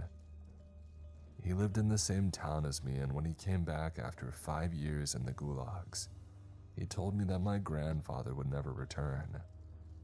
He told me that he had a message for me, that my grandfather loved me, he would always be with me, and that I should be strong. I cried for a long time. The townsman said my grandfather had collapsed one day while working in the winter, his body unable to deal with the constant sub-zero temperatures and starvation anymore. A guard came over and shot him dead in the head, and then they kept on building the road, throwing dirt and stones over his body. Soon the townsman said that he was buried under the road, next to a dozen other bodies that had died during work that day. I think maybe that's why the ghost had called out to me here. I never wanted to work as a driver on this road, but this is the only road leading north to Yakutsk, and I had very few other job options. Yet knowing that I drove over my grandfather's body every time that I drove the truck made me want to, I don't know, get revenge or even destroy the road itself. I just don't know. He stopped. My heart was racing and I wondered how much he knew about me. Strangely enough, my grandfather had also been in the gulags, but not as a prisoner. He had guarded them and likely shot them and tortured them as well, like all of the guards in that place. I never knew my grandfather, and he died of a heart attack before I was born. And yet I shared the same last name, and my parents even said that I looked just like him, with gray eyes, high cheekbones, and thick wavy black hair. I had a narrow and angular face and a thin muscular body, the same build as him as well. I was told that we could have been twins.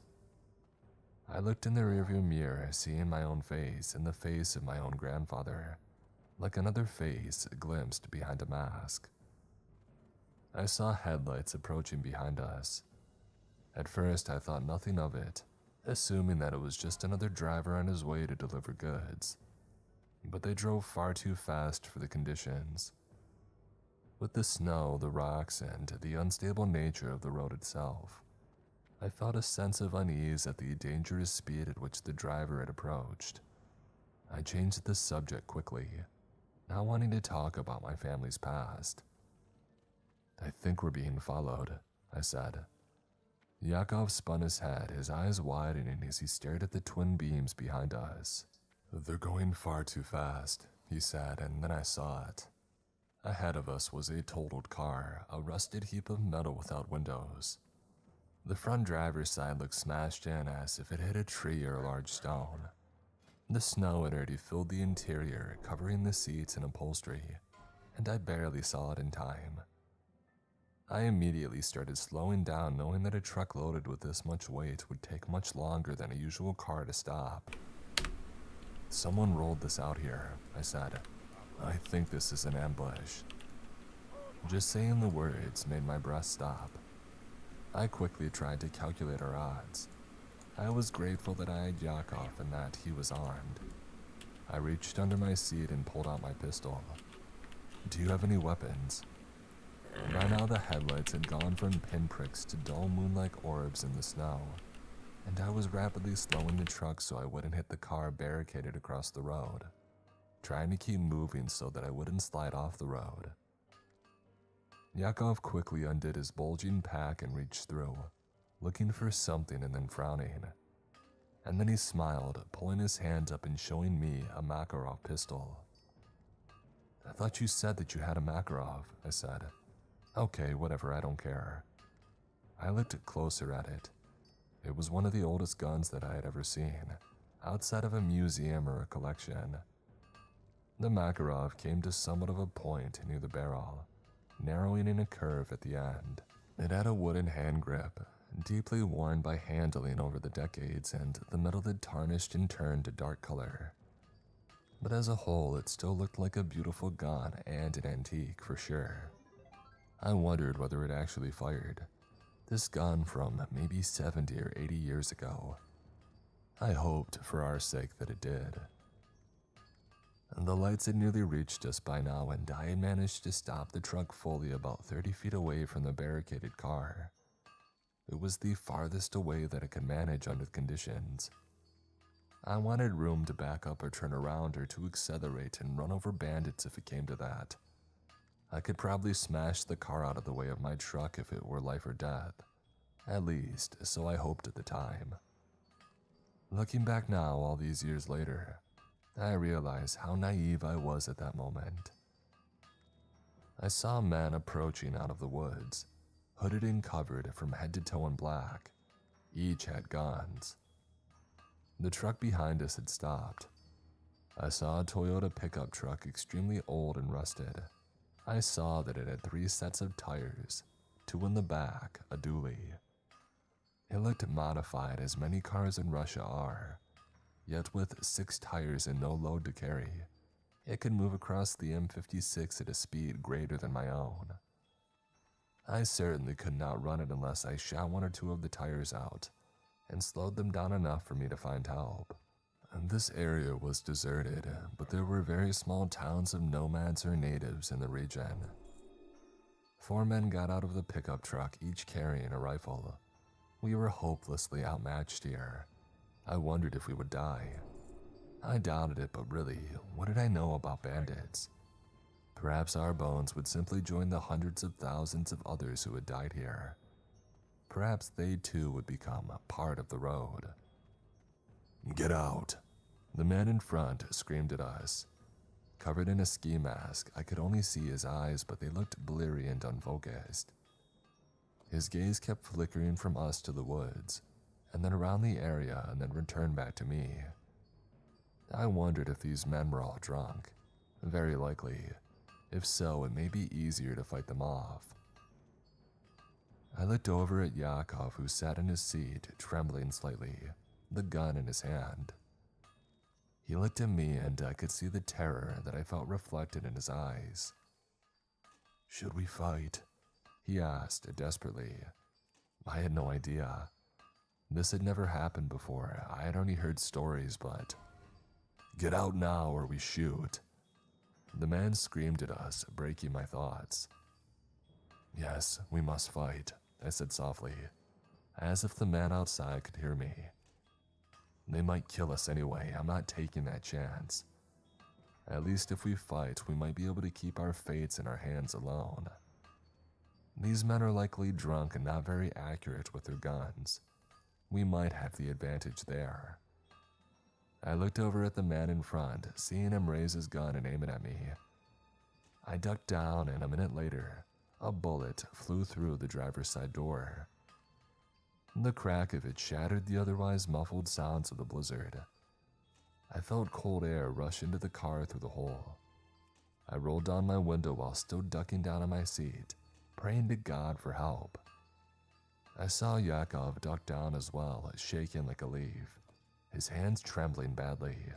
I sat up quickly, aiming and firing at the man in front. He stood there, his gun pointed down, talking to the other man. The shot hit him in the chest and he dropped, screaming. I saw splatters of blood and the pure white snow around him, little islands of red and an eternally white landscape. Shooting a gun in such a confined space made my ears ring, and for a moment I couldn't hear anything. I saw that the rest of the men had met in a circle when I shot him, both the ones from the forest and the ones from the pickup truck. It would make it easier to pick them all off one by one, or so I hoped anyway. I counted 7 more men to kill or disable, yet I hoped that if I killed a few, the rest would flee. They wanted easy targets and quick money, not men with guns who shot back. They all raised their guns to fire into the truck, swearing at us and yelling for us to surrender or die, when a shrill, ear-splitting sound suddenly came out of the forest. They looked away, their guns still pointed at us, their fingers on the triggers. I heard them babbling to each other in panicked, low voices, and they all began to run in unison back towards their pickup truck. They didn't even give us a backwards glance, or try to grab the body of their fallen comrade. They ran for their lives as if they had heard that sound before and they knew exactly what it was. I had no idea, however. I thought some strange Siberian animal would come flying out of the woods, some species that I had never seen before. But this seemed far better than a group of armed men. "Oh, thank God," I said. "They're leaving. Now we just need to push this car out of the road and we can get the heck out of here." Yakov nodded, still looking nervous and still holding his gun tightly. "What do you think that was?" he asked. I shrugged, apathetic. Probably just an animal," I said. "These people around here, they're superstitious. They think the boogeyman is." But at that moment I saw not a monster, but a child fleeing out of the woods. It was a little Siberian girl no more than 7 or 8. Her facial features, a mixture of Asian and white, I should actually reminded me go of get the my Iberia bow that skill. I had known, an ethnic minority in the region. She had a look of pure and utter terror on her face that told me that this was no animal chasing her. I quickly opened my door, running out into the freezing winter. Because this was a Japanese truck, the driver's side was on the right, making me closer to her than Yakov. "Little girl," I said, "what are you doing out here in the middle of nowhere? You'll freeze to death. Were you with those men? Are they your family? Did they kidnap you?" She looked shell-shocked, her eyes widening as she saw me. "I was kidnapped, yes," she said, "but not by any man. Please, sir, get me out of here. My twin sister is still back at the hut. She needs help. That thing is going to eat her." And then she put her face against my chest and cried, "It was the Baba Yaga. She's real, please. I don't want to be eaten." I grabbed the hysterical, screaming girl by the hand and began to pull her towards the truck. At first she hesitated, and then she began to run ahead of me, flinging herself into the cab and looking back out with huge dark eyes, like a gopher peeking out of its hole. That shrill, hateful shrieking from the woods had nearly reached me by this point. I couldn't make out any words in it. It seemed like just guttural cries of fury and hunger. I began to back up towards the truck, my pistol still raised, refusing to turn my back on anything that sounded like that. And then I saw the silhouette, breaking through the trees. At first, I thought it was a polar bear, this looming shadow that snapped solid branches aside like they were twigs.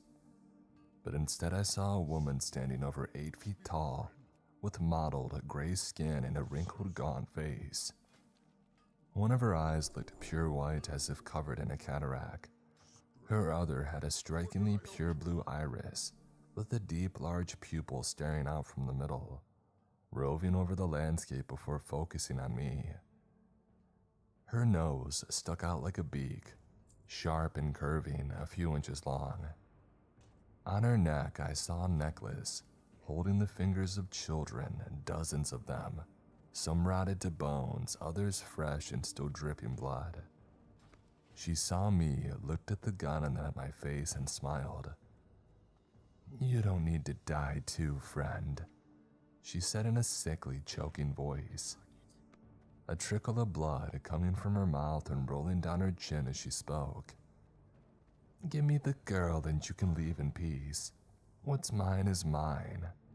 I didn't even respond but simply fired, aiming at her chest.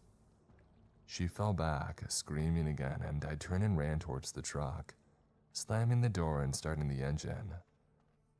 The pickup truck had gone, and I couldn't even see its lights in the distance anymore. I started to go forward, slowly pushing the car aside with my truck, yet I couldn't get it to budge more than a few inches, as it seemed to sink down into the snow. I tried reversing, but I couldn't get the momentum on the slippery ice, as the road sloped downwards at an angle towards the right side. I didn't have enough clearance to try going forwards either. I was stuck, and to make things worse, I looked outside the window and saw the Baba Yaga was gone. Only a small puddle of black blood marked the spot where she had lain. While conditions seemed bad right now with the truck stuck like it was, I gave thanks that at least the engine started without issue. At times it got so cold in Siberia that the engines would fail to start. The temperature had started to increase, however, and outside the wind had died down. The snow had stopped, and looking at the thermometer that I kept on the outside of the truck, I saw that it was only -5 degrees Fahrenheit now. I cursed, putting on many layers while I sat in the truck driver's seat. The little girl sitting between me and Yakov on an empty bucket that she had turned upside down.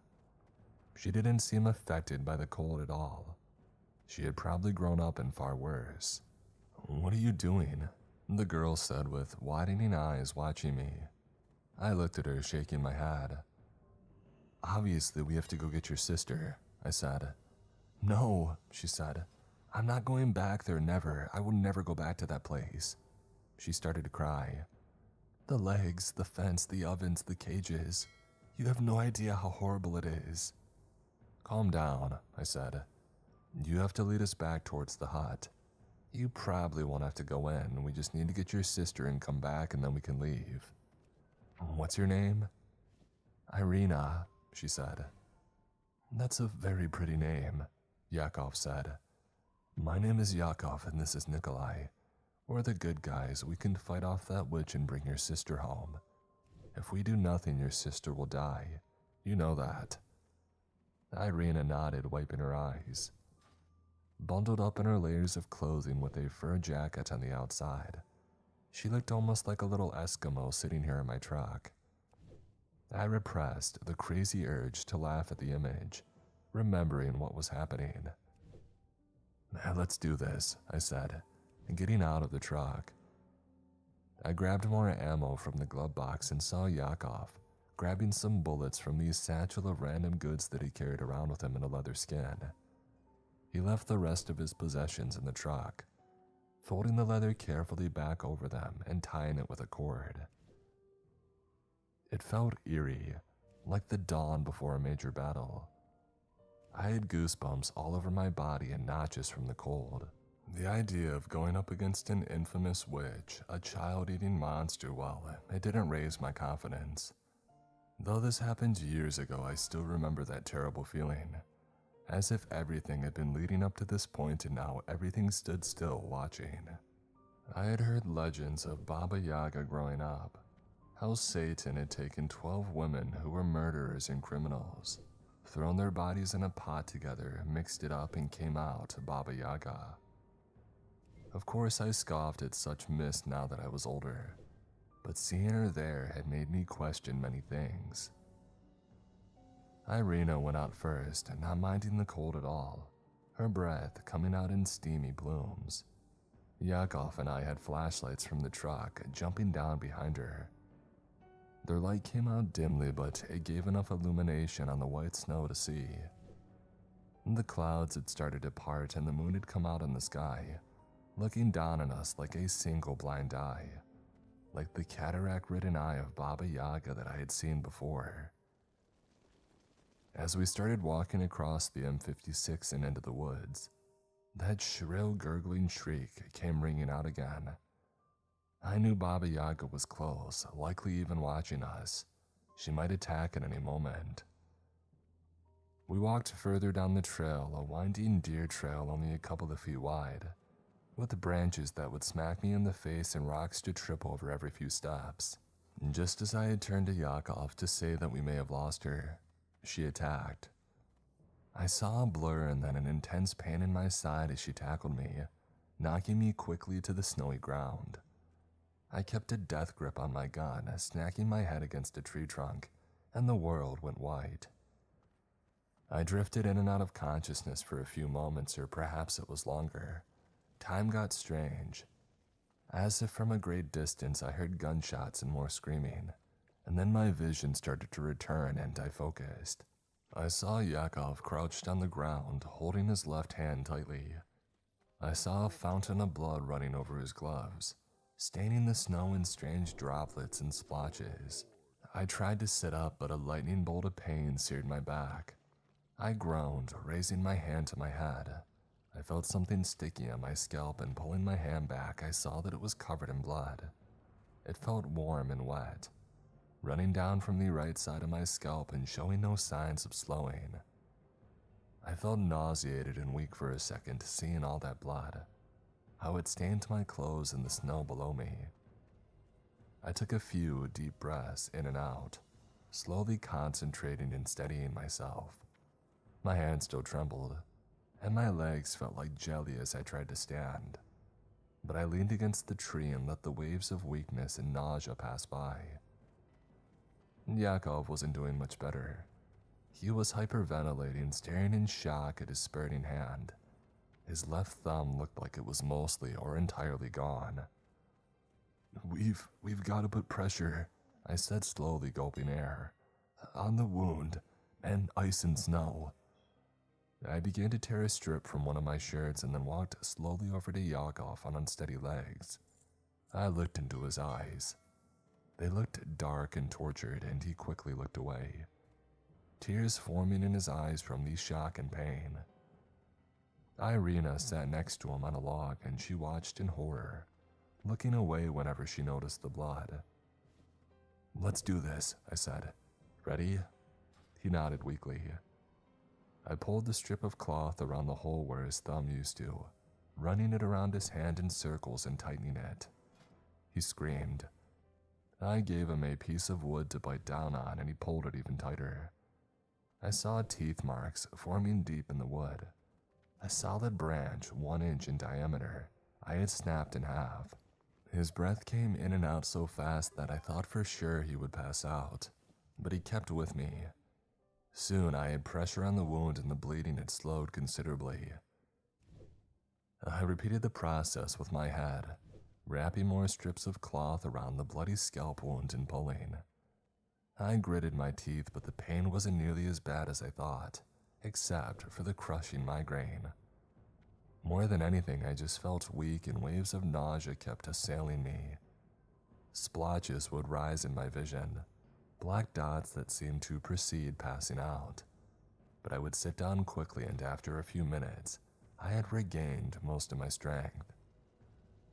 Let's keep going, I said weakly. Irina stood next to Yakov, looking petrified. I don't want to go, Irina said stubbornly. Please don't make me. Irina, I sighed. Your sister might die if we turn around. We have no choice. But I'm too scared, she said. You have no idea how bad it is there. You can't even imagine. But after a few minutes of convincing, she continued to lead us. A ragtag group of injured men and a child, limping through the thick snow in the freezing cold. We walked for an hour in silence, the little girl following her tracks, looking for landmarks that she had passed when she had escaped the first time. She had grown up in the woods most likely, and her family must have taught her much. I was worried about freezing to death, but then I started to notice that my body was growing warmer. I thought perhaps it was simply the first sign of hypothermia. And yet as she walked, I noticed changes in the forest. It had actually gotten warmer. It wasn't just in my mind. Soon the snow had all gone. I looked around and noticed that all the trees were dead, their naked arms extending up to the sky. I had to take off a jacket and then a sweater too. I saw the others doing the same, sweating as it warmed up. A fog began to roll in, covering the whole area. This is the space between the world of the living and the dead, Irina said in her sweet child's voice. It made the statement all the more horrible. The hut is nearby. This is the border of her home.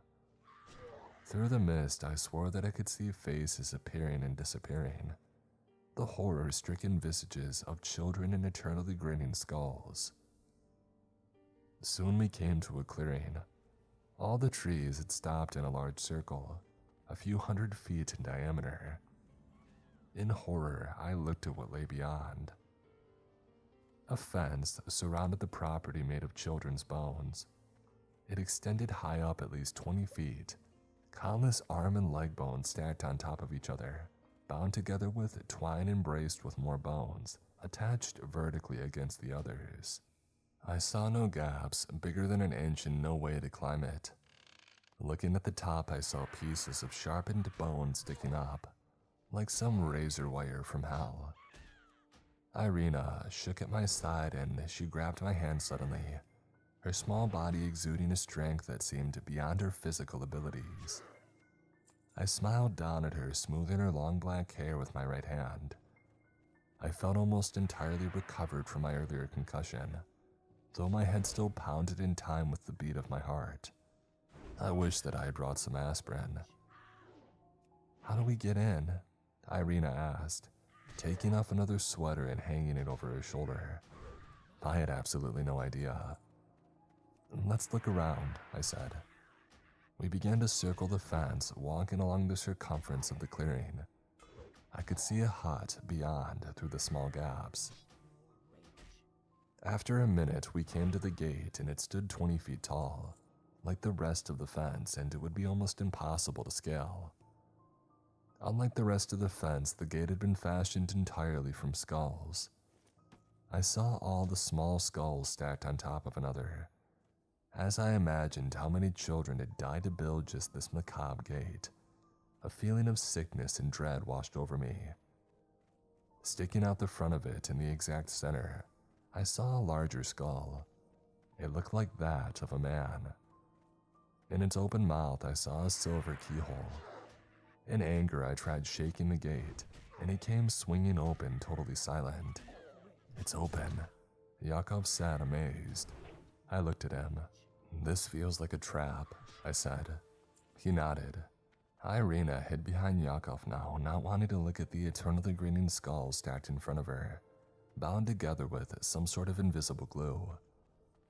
I looked through the gate at the hut beyond, my breath caught in my throat. It stood on two massive legs. The feet looked like those of a chicken, but the legs loomed 10 feet above the ground, where they somehow attached to the hut, holding it up suspended in the air. They were skeletal, all the flesh and muscle long ago wasted away. "Are those chicken legs?" Yakov asked, his voice low. I felt eyes on me. I looked back into the forest, but I saw no one. "Who the heck knows?" I asked. "But where do you get a chicken that's the size of an elephant, or even bigger?" "From hell?" he asked, and I laughed. "You think they have massive chickens down there just going around and pecking at all the hell grains," I said. He smiled. "I don't know, and I don't want to find out. Let's do this." We began to walk forwards into the clearing. I could see the circular hut more clearly now. An inner light burned, sending out a fiery red glow through the windows. Unlike the rest of this horrible place, it looked like the hut was actually built of wood and stone. It had a quaint look, like the hut of an ancient serf. The top of it met in a point with thatch and twigs carefully aligned to form a rounded dome. The windows were lined with stones. Trunks of dead trees formed the main construction material, pressed one against the next and stacked vertically in a perfect circle. They had their branches cut off and their bark stripped, the wood ground down to a smooth and uniform texture. "My sister is in there," Irina whispered. "Please don't make me go back. Please, you don't know what they do in there, or what she does in there." I grabbed her hand. "We can't leave you behind. I think we're being watched. I'm sorry, but you have to come with us." She put her head down, looking like a beaten dog. She trudged alongside us slowly as we examined the property, but we saw no sign of anyone. I sighed deeply. "All right, let's go inside," I said. "Let's find out what horrors await us in that hut." As we walked forward, I heard the gate click close behind us. I turned and looked, but I saw no one. It seemed as if it had closed on its own. I saw to my horror that I would need a key to get out as well as in. Another skull, its mouth open and filled with a silver locking mechanism, stuck out on this side as well. The metal in its mouth made it look like it was choking, the eternally gaping mouth like it was screaming. I turned away, focusing on the task at hand, hoping I would survive the next few minutes. The space around the hut looked totally dead. I didn't see a single blade of grass or even a weed to mar the smooth, black earth. It looked so dark in the shadows of the forest that the legs in the hut seemed to hover over an abyss. The door, painted a blinding white, contrasted heavily with the rest of the stocked logs and twigs that composed the ancient-looking hut. A set of rickety wooden stairs led up to the door. I went first, and there was no railing, and with each step I took, I was afraid that it would fall right through the stairs. But they were stronger than they looked and nailed tightly to the beams underneath. Without hesitation, I flung the door open and saw a nightmare laying beyond. A child's body roasted on a spit over the raging fire in the fireplace, giving off a smell of cooking meat and wood smoke that mixed with the rosemary, parsley, and other herbs sprinkled over the body. Hey, how you doing? I saw lampshades made of human skins, covering black candles that flickered and sputtered as the wind came in from outside. In the corner, a little girl crouched in a cage that was only big enough for a dog. She couldn't stand up and cried constantly. When she saw me, her eyes widened. "Please help me," she screamed. "She'll be back any moment. Get me out of here." She looked like the spitting image of Irina, and I wondered if they were identical twins.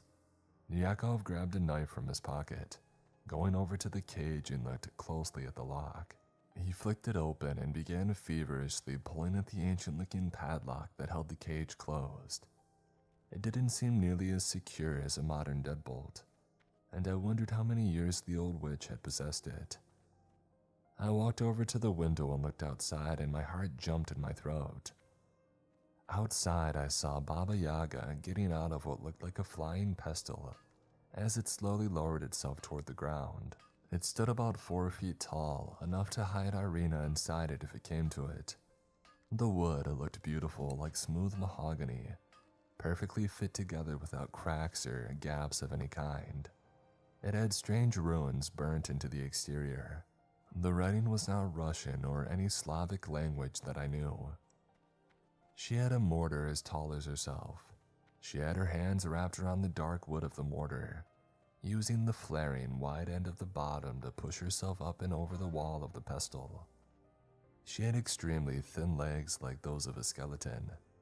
They looked like 2 iron bars wrapped in skin. I looked close through the window, squinting to try to make out every detail. I wondered if she used that mortar and pestle to grind up the bodies of children, to prepare their bodies for a meal. I saw dark stains on the bottom of the mortar, dark red and soaked deeply into the wood. I figured that answered my question. She put the mortar back inside and then turned and looked directly inside the hut. Her eyes met mine, one blind and staring, one filled with intelligence and fury. I ducked away, hoping that she hadn't seen me. Hurry up, I said, turning to go help Irina and Yakov. "She's coming. She's got a flying barrel, too." I saw they nearly had the lock broken by this point.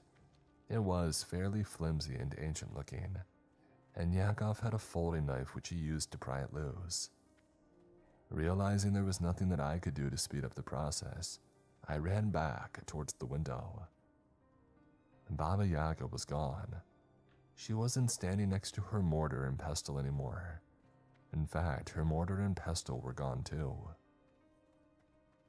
A moment later, a deafening cacophony exploded across the hut as the roof collapsed inwards, covering us with thin branches, thatch, and straw.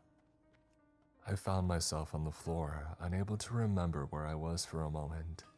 The cold steel of the gun was still gripped tightly in my hand, and then I heard crying and screaming, and it all came rushing back to me. I pushed some boards off of myself, feeling blood run down over my forehead. I felt weak. The fireplace on the other side of the room gave off some light. I saw the ceiling had collapsed, and as I looked up, I saw the full moon illuminating the cracked and ragged edges of the ruined roof. A gunshot rang out very close by, and I heard a guttural cry of pain and surprise. I ran towards the sound, and after pushing a few beams from a section of collapsed wall to the side, I made a path towards Yakov and Baba Yaga.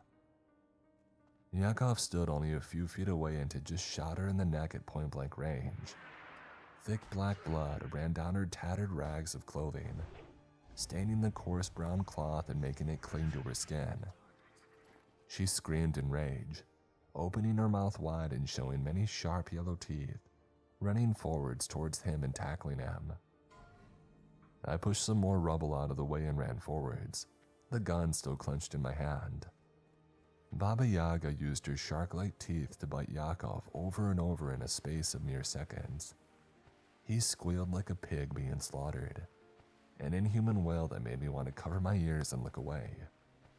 Without thinking, I raised the gun and fired. The shot hit her in the shoulder and came out of her chest. With a grunt, she fell sideways onto the ruined floor. I saw with horror that the wound in her neck was stitching itself closed before my eyes. Whatever dark magic had made this creature had clearly given her superhuman healing abilities. I wondered how we should kill her. If possible, whether multiple gunshots to the head would do it or not. I had a creeping suspicion that it would not be so easy. I saw Yakov writhing on the floor, his face a mess of torn flesh.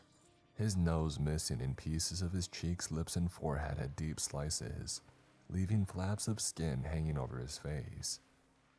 I started to run to him, but he shook his head vigorously.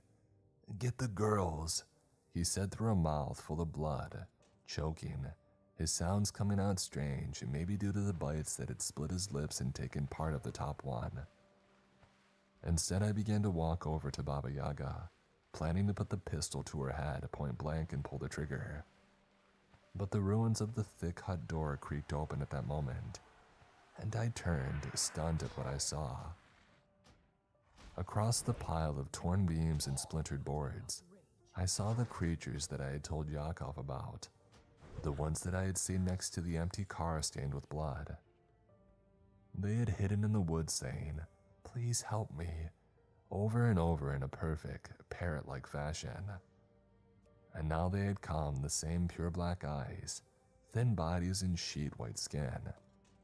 They looked like cancer patients, without a shred of fat on their bodies, totally hairless and alien, lacking sex organs or nipples, ears or noses. But they were much faster than their emaciated condition would suggest, and they began to rush in, pushing some of the rubble aside and approaching where Yakov and I stood. I looked from Baba Yaga to the newcomers quickly, my mind racing. She looked up, a sensation of pain in her one good eye, the other flat and white, but her face lit up when she saw who had just arrived. "My servants, my sweet children," she said in a deep and cooing voice. "You knew your mother was in trouble and came, didn't you? You always know, always. That makes you so beautiful to me. You'll always be mine."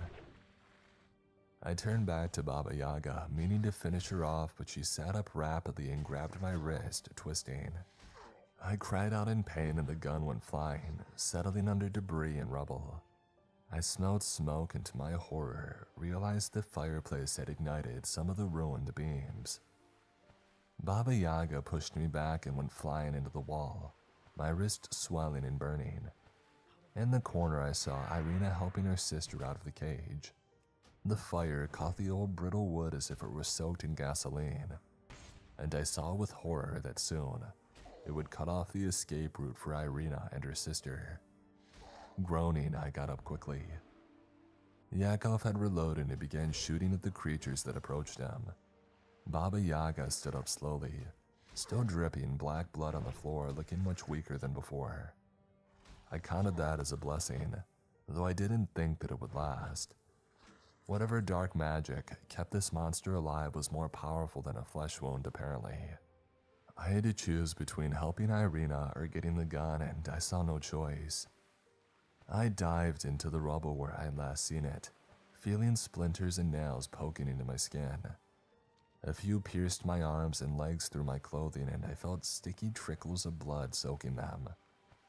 I ignored the pain of my hand, the throbbing migraine that I still had from the concussion, and now this new insult to my body. The adrenaline helped, but I knew that if I survived this, I would be sore and cut for weeks. The black-eyed creatures ran at me, and one grabbed my leg as I ducked and felt around furiously in the dark for the pistol.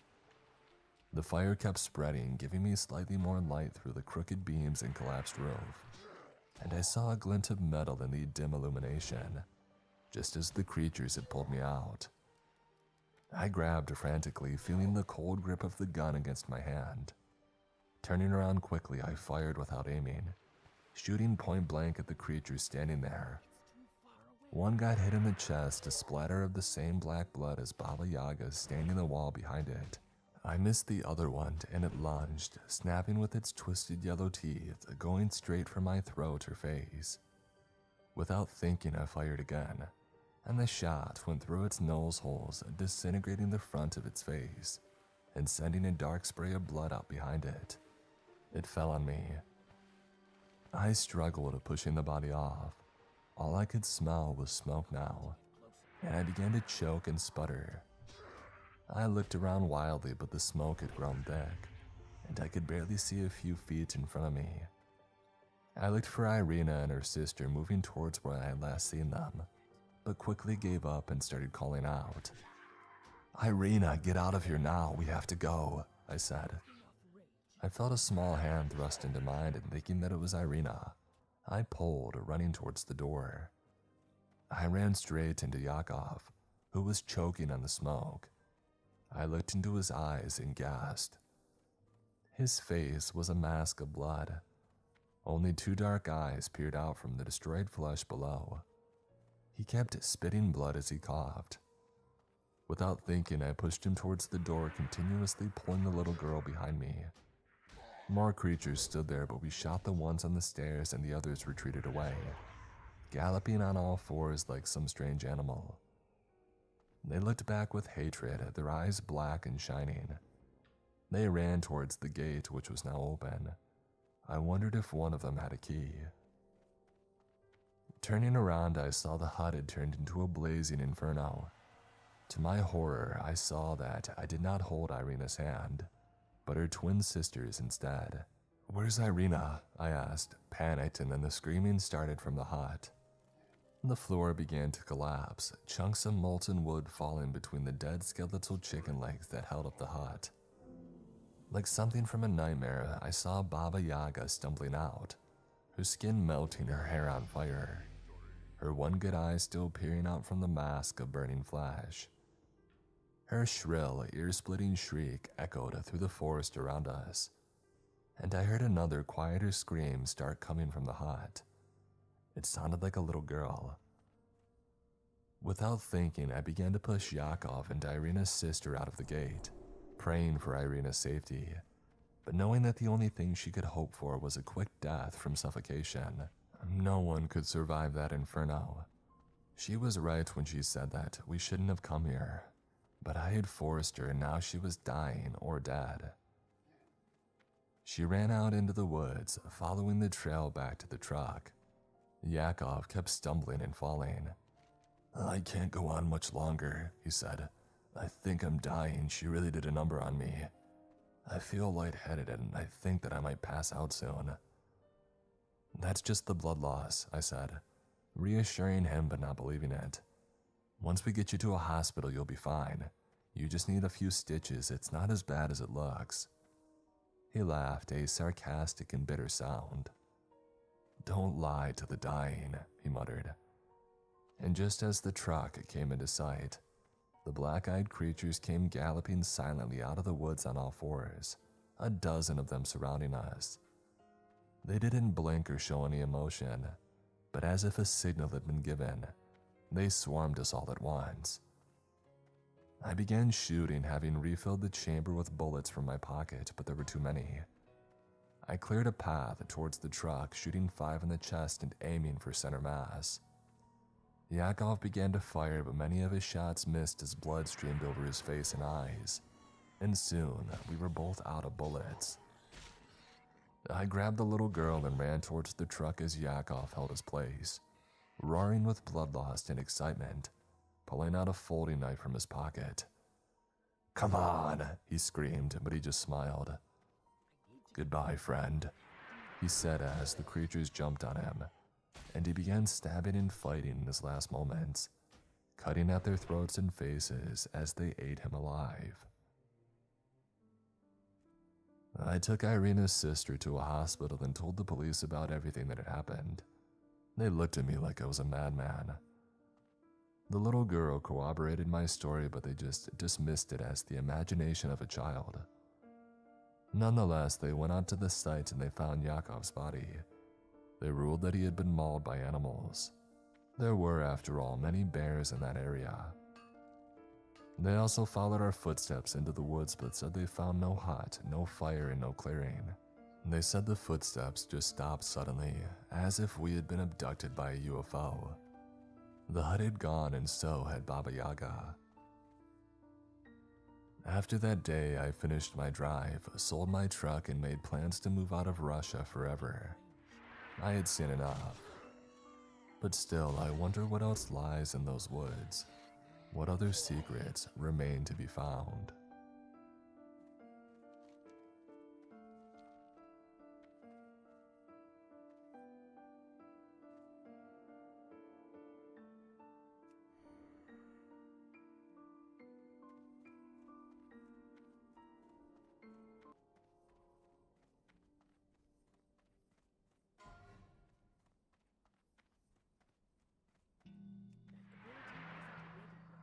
I've seen a lot of really disturbing stuff throughout my life, but nothing from my past experiences could have stopped my hands from shaking so hard right now.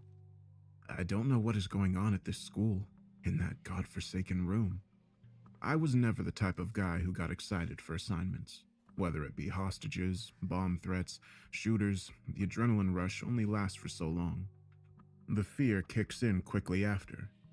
Only got one life after all. The worst cases are the ones with kids involved. I have a niece who's innocent and carefree beyond comprehension. My skin crawls thinking about her being exposed to those kinds of situations.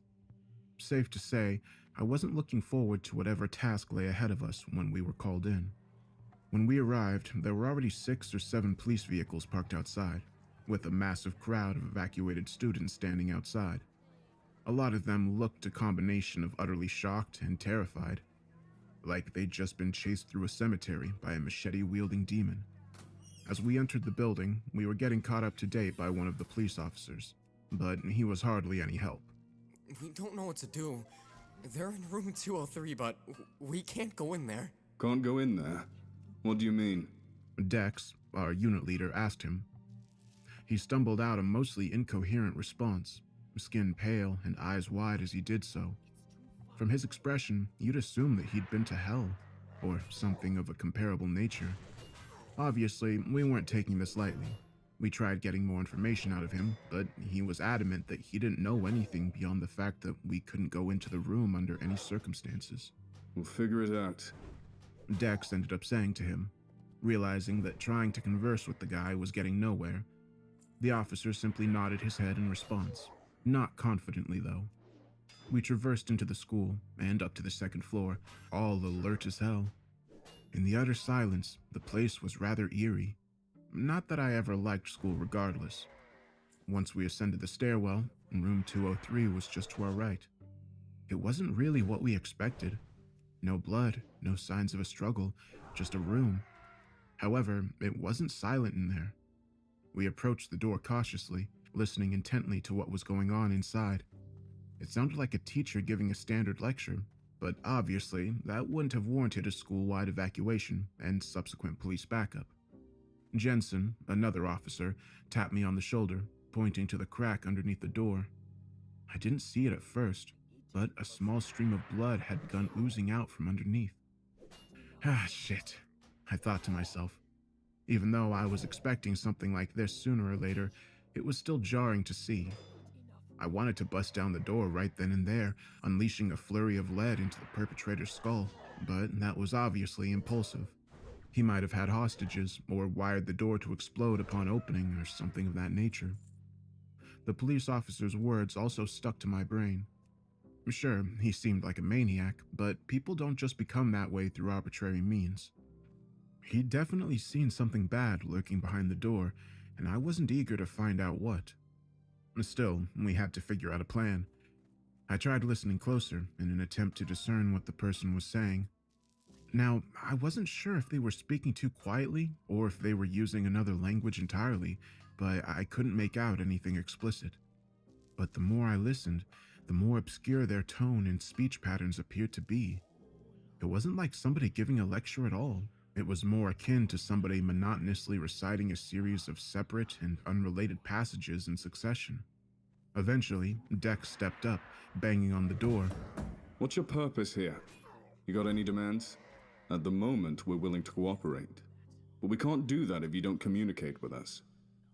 No response. We tried negotiating for 10 minutes, but the speaker paid no attention to us, simply continuing their obscure diatribe to the audience of presumably captive and horrified students. Forget it.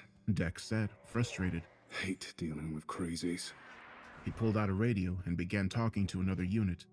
Soon enough, 2 more teams were on their way, one to monitor the windows from the outside, and one to take a position in the room directly under 203. We were trying to consider every possible angle here. About 15 minutes later, the outside team showed up. Of course, there was nothing much to report on, given the fact that the windows were boarded up from the inside. Still, they had multiple snipers take vantage points. They were more or less there in case things went absolutely belly up. This is some bullshit. Axwell, another officer, said. If they end up never telling us anything, are we just gonna wait here forever? The kids might die of natural causes instead. I wasn't going to be the one to say it, but I sure was thinking it. There were no easy solutions for situations like these. Another 5 minutes elapsed before the ground team showed up, announcing to us over the radio that they were making their way to the room underneath. The radio crackled once again. Hey, Dex? Dex picked it up. Yeah, something wrong? I don't think we should go inside. What? What the hell are you talking about? He was cut off by something rather jarring. A noise.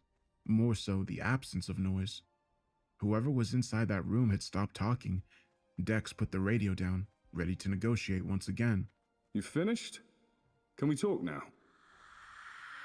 Suddenly, and wholly unexpectedly, the door opened just a crack. Thankfully, I was on the side closest to the doorknob, which meant I wasn't able to see anything inside. But as for the 3 officers who did, including Dex, I'm not quite sure what happened to them. I remember feeling a gust of boiling air seeping out and seeing some kind of deep purple glow emanating from within. At a point, I thought I could see Dex's eyes beginning to leak blood, but that may have just been my imagination. All I know is that I blinked a few times from the heat, and a few seconds later, 2 of the officers were gone and the door was closed, leaving Jensen by himself, kneeling on the ground while covering both of his eyes with his hands. We tried getting him to talk, but he wouldn't budge. In fact, he wouldn't move an inch from his bizarre position. At that point, I was beginning to panic hard. This evidently wasn't a normal situation at all. Lee was so frustrated, banging on the door and barking out orders as if whatever messed up entity lurking in that room cared at all about his grievances. And then he made a drastic mistake. He took his rifle and began breaking the door down with it. He managed to get about halfway through before succumbing to whatever fate Jensen had just before him. I turned around, seeing him also covering his eyes, frozen in the position on the ground. I tried not to look at the purple light flowing out from the holes in the door as I made eye contact with Axwell. We were both ready to get the hell out of there. I took the lead, rushing towards the stairwell, but after 2 seconds of running, I heard a scream from behind me. Some kind of large insect-like appendage shrouded in a dark, violet smoke had burst through one of the holes, grabbing him by the waist. I reckon that if I were a single second later, it would have done the same to me as well. I tried shooting at the thing, but my bullets simply bounced off it. It pulled Axwell in shortly after, demolishing the door with it. The room was completely open now, but I wasn't planning on investigating. Just like that, I was the last man standing. I bolted down the stairwell and through the first floor hallway, only to find the path to the nearest exit blanketed in the same smoke that was coming off of the appendage. There was no way in hell I was going to try traversing through it. I picked up my radio, attempting to contact the floor unit instead. Where are you guys? What's going on? A shaky voice answered on the other end. You better hide. Hide? Why don't we get our asses out of here instead? I'm looking outside of the window right now. Something's happening out there. Given all the commotion, my mind had automatically filtered out the noise. I concentrated, hearing suppressed screams and sporadic gunshot emanating from beyond the walls of the school. Oh, come on, I muttered. I did as I was told, stumbling into a stray classroom and barricading the door behind me. The room I'm in now doesn't have any windows, so I can't tell what's going on outside. I've been checking for new updates on my phone, but nothing. I'm also adverse to using my radio to call for help, because it might give my position away. I don't know what the hell's lurking out there in the hallways, but I can certainly hear something moving around. I'm not sure how far it is, though. I guess I'll just have to wait here until somebody comes for me. Let me tell you something about myself. I'm not an incredibly smart guy. The fact I've even made it this far is somewhat baffling to me. I mean, I've got endurance, I guess. Not a terrible shot either. But when it comes to decision making and thinking before I act, well, there's something to be desired there. While waiting in the classroom, I thought I was hearing someone in here with me. Of course, I was already on edge, so this pushed me over my limit. I stood still, anticipating absolutely anything. Then I heard it. A sneeze, but my brain didn't register it as a sneeze until afterwards. At the moment, my frenetic mind filtered it through as a threat. It come from a closet in the corner of the room. So, like the jumpy idiot I was, I fired off a reactionary shot, busting a hole in the wooden frame. Yo, relax! Whoever was inside shouted. They kicked the door open, hands up in a don't shoot position. It was a kid, maybe around 15. Oh, thank God. He exclaimed upon seeing me. The cops are here. First of all, I'm not a cop, I responded. Second of all, get ready to run. We've made too much noise here.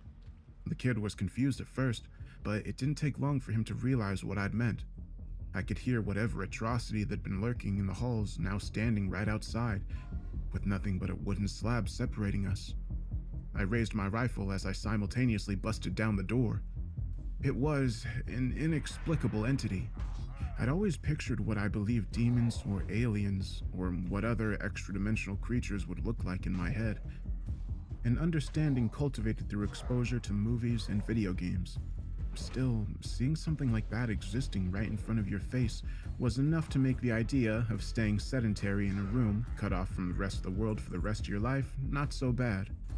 I can't think of any pre-existing creature on Earth to compare this thing to, so I'll just try describing it. A mass of pulsating, fleshy blue spheres joined together atop a mechanical, arthropod-esque body, with two bulky robotic arms ending in large claws. Surely some experiment gone horribly awry. Not sure why it was here, though. The kid behind me got a glimpse of it as well, rendering him utterly speechless. The robot centipede creature lurched forward, managing to slash open my protective vest like it was butter. Fortunately, the creature was also a glass cannon. I emptied about half my magazine into its bulbous head, bursting open each one of its spheres. It retracted erratically, swinging wildly and undulating its body, destroying the room in the process. I'm pretty sure that I'd blinded it or something. Come on, kid! I shouted at him. We ran out of the room as the creature continued its destruction.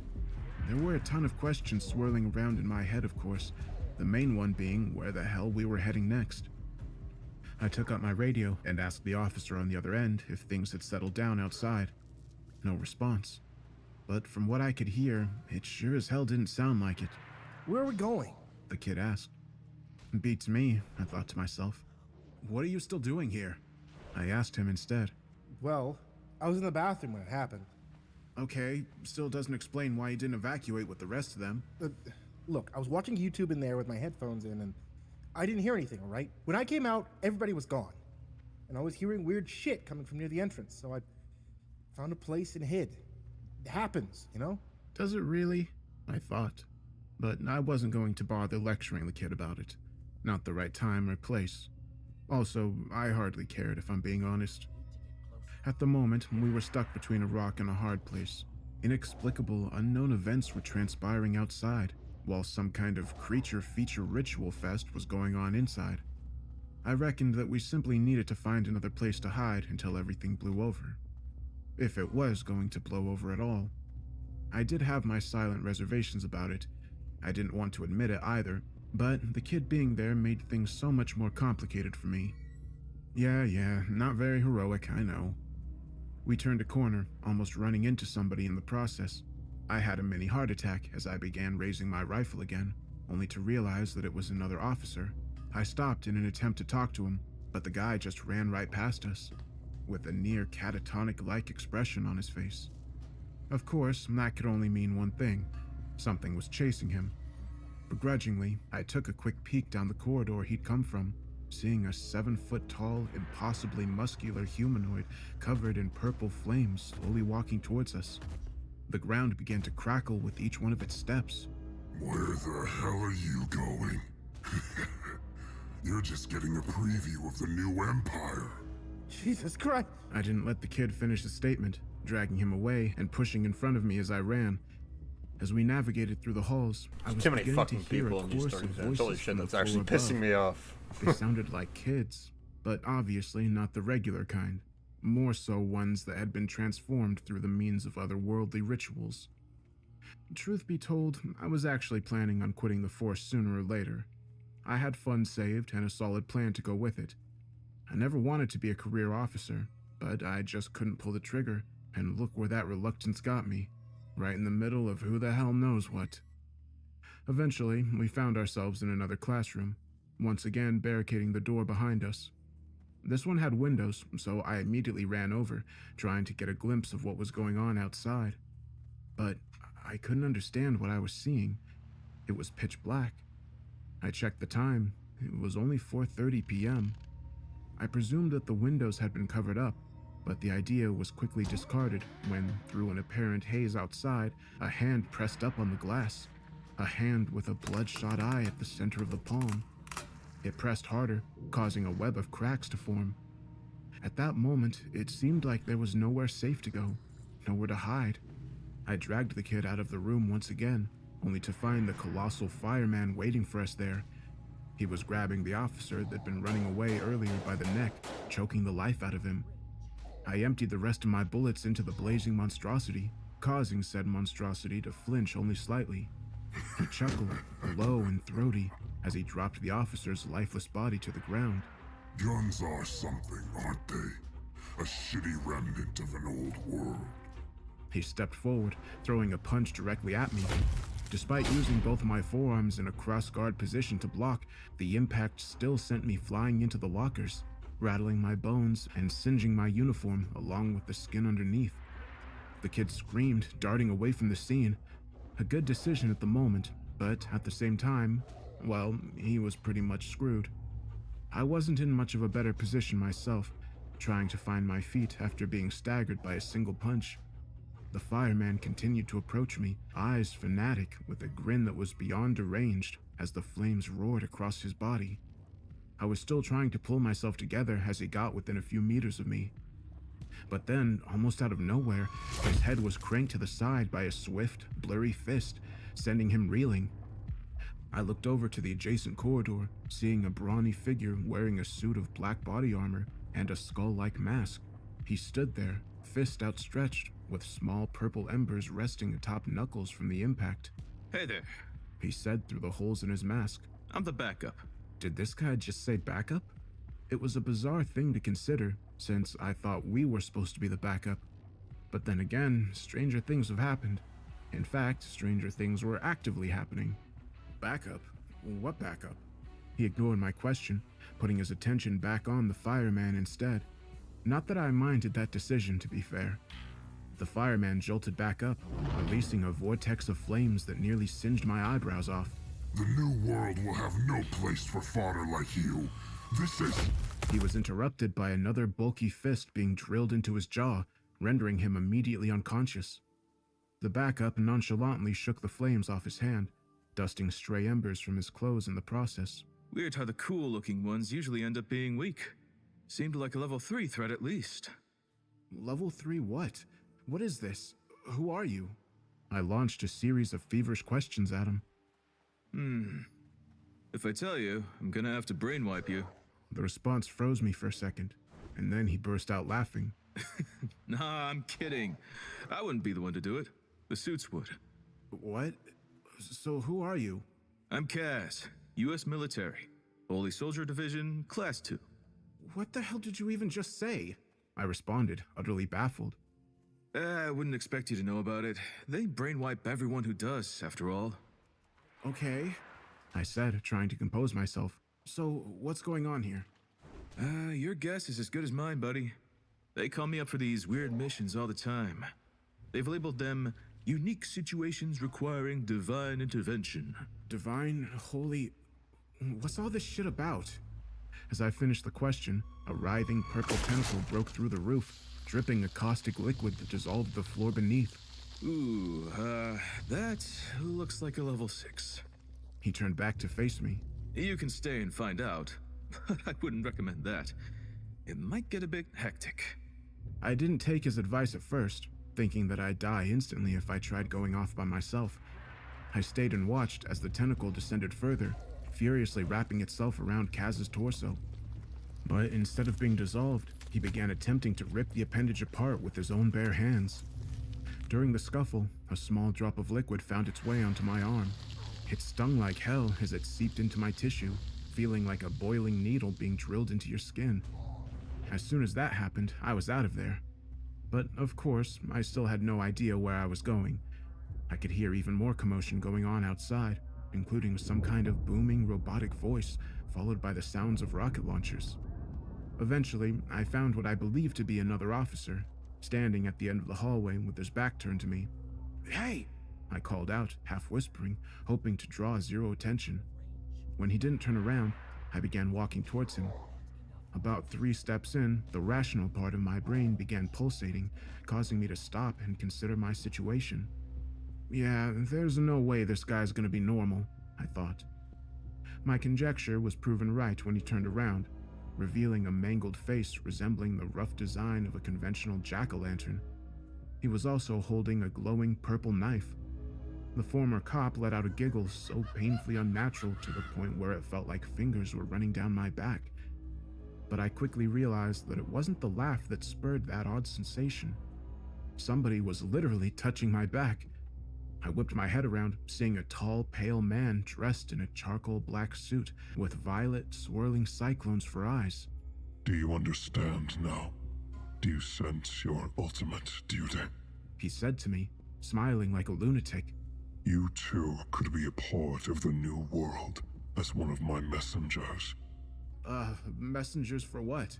I asked, trying to stall for time as I inched towards an adjacent hallway to run down. For me, of course. The Prophet. The new Messiah. Oh, I don't know. I stammered out, trying to avoid his hair-raising glare. Or I could just send you to hell right now. So turn into a demonic jack-o'-lantern or die. Both fantastic options, really.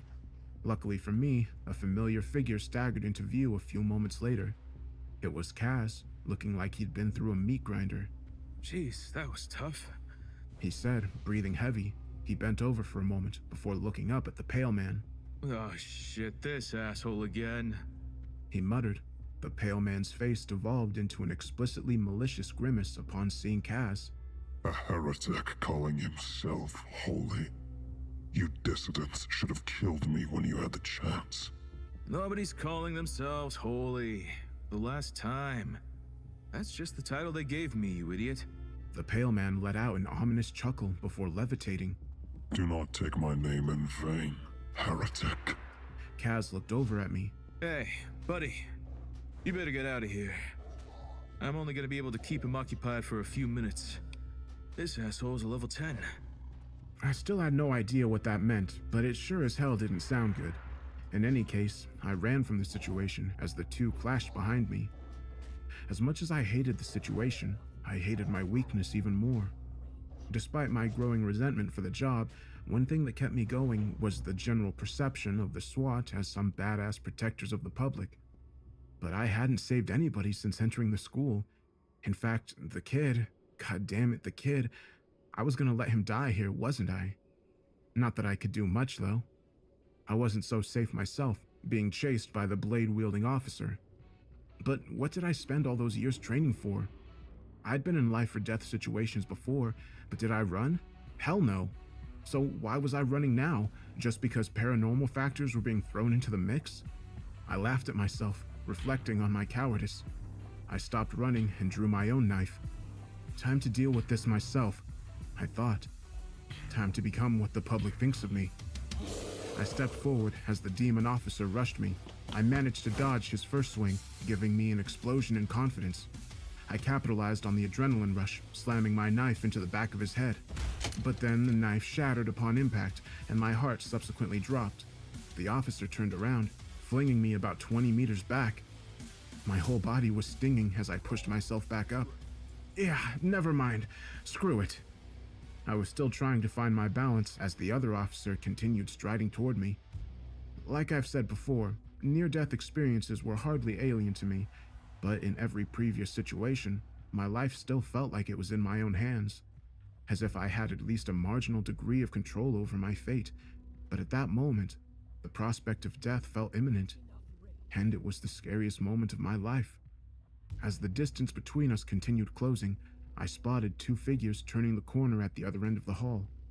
I thought they were just more creatures at first, but then I realized they weren't moving like creatures, and they sure didn't look the part either. I picked up my pace, quickly stumbling to a stop right in front of them. It was a man and woman, both appearing to be in their mid-20s. The man was tall and built, sporting what appeared to be a mechanical exoskeleton over a tank top and cargo pants, while the woman was of a more slender physique, wearing a thick jacket and tight black shorts. She also had a pair of large robotic goggles around her head. Whoa there, the man said. You alright? Out of breath, I replied mostly incoherently, simply pointing at the officer over my shoulder. The woman's expression remained stagnant as she drew a ridiculously large pistol from her jacket, firing off a round that caused my ears to ring for around half a minute. But when I turned around, the officer's entire upper body had been obliterated. Well, that'll do it. Now, maybe you can help us out and we'll call it even. You see, we're looking for a dickhead named Trent Raisin. He also calls himself the Messiah or something. He's got a big bounty on his head that we'd really like to grab before anybody else does. Now, have you seen him around? I had a decision to make here.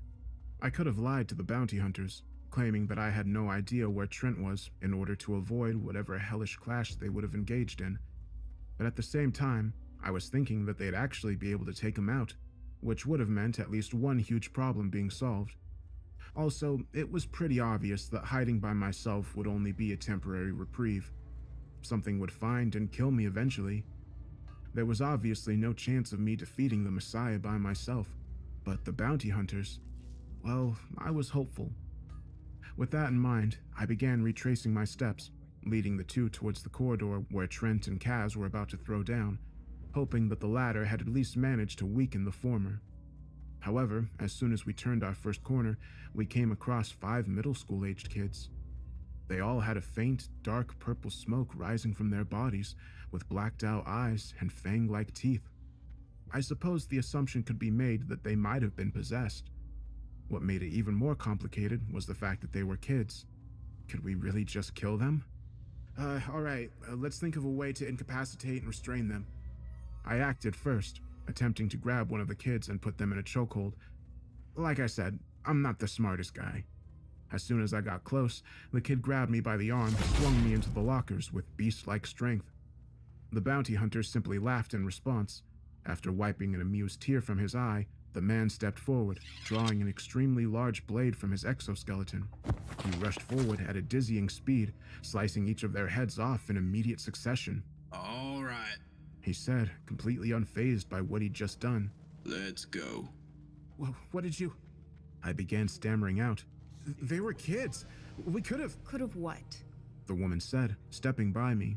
Gotten your ass ripped apart by them? Don't tell me you were thinking they could be changed back. It really doesn't work like that. I stood there for a second, horrified by their blatant cruelty. But the realization quickly dawned on me. What else could we have done? It wasn't so much that I was disturbed by what they'd done. That part seemed inevitable. It was more the attitude they displayed whilst doing it. Well, you coming or what? We'll ditch you right here if you don't move. I forced myself to get over it, under the reasoning that I was going to forget that any of this had happened. Well, try to forget. The idea of a brain wipe was sounding pretty good at that moment. When we got to the corridor where I'd seen Trent last, it was empty. No bodies even, just a lot of bloodstains on the ground. As we were about to head off to keep searching, a voice called out from behind us. What's going on over here? It was deep and gravelly, in a tone that was both reserved and implicitly aggressive.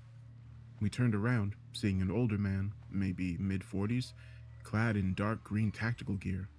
His hair was cut short, and one of his eyes had a gnarly scar running through it. He chewed on his cigar, seemingly analyzing the three of us. Are you my targets? He asked, probably not expecting an answer.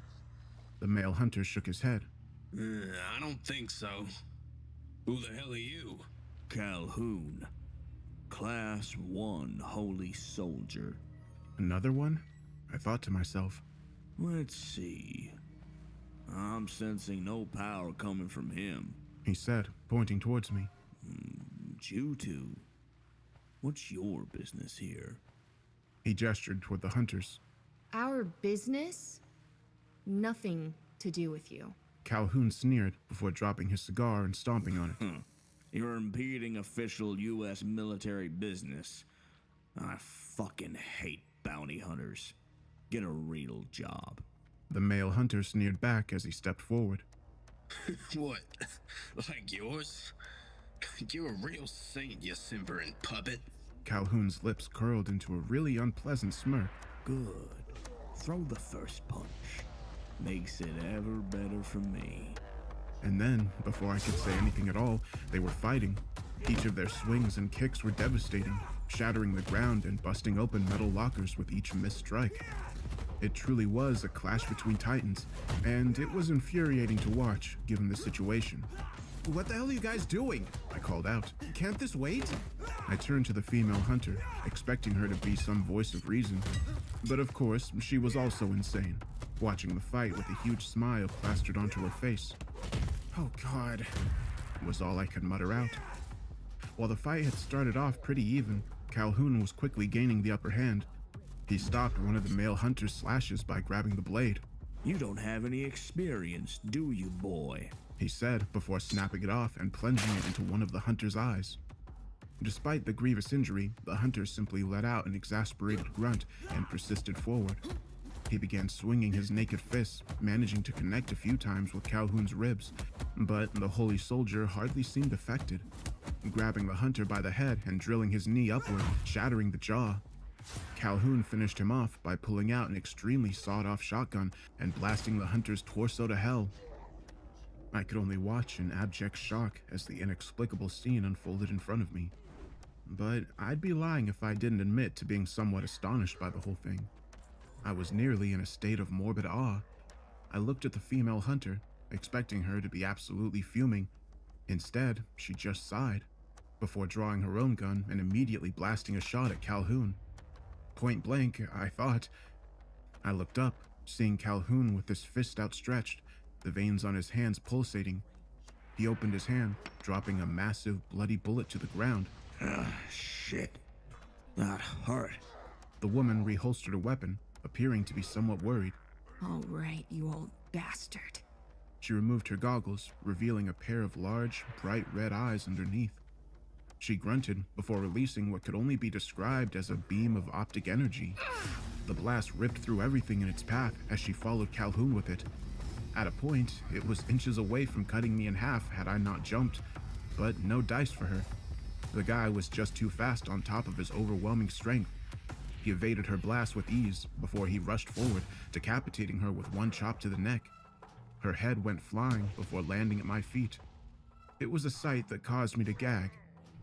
I've seen my fair share of rough stuff, but the state I'm located in is one of the safest in America. Maybe if I was based in a rougher place, my resolve would have been higher, but that just wasn't the case here. Calhoun turned to me, wiping blood from his hands. SWAT, huh? I can respect it. You're still getting brain wiped after everything's said and done, though. I opened my mouth, searching for a response, but there just wasn't anything I could force myself to say. Count yourself lucky, he said in response to my apparent apprehension. It'd be easier for me to kill you on the spot. I'm letting you live out the kindness of my heart. That seemed like faulty logic, I thought to myself, but whatever. There was obviously no use arguing with the guy. What the hell's going on outside? Is it safe? Obviously, I wasn't terribly excited at the prospect of some state-ordained brain-wiping procedure, but at the moment, I was just trying to survive. I began following Calhoun as he began traversing the corridors. Where are we going? Looking for the Messiah. Once I get rid of him, we can go home. It was something that seemed far easier said than done, but I really had no other option than to follow the guy.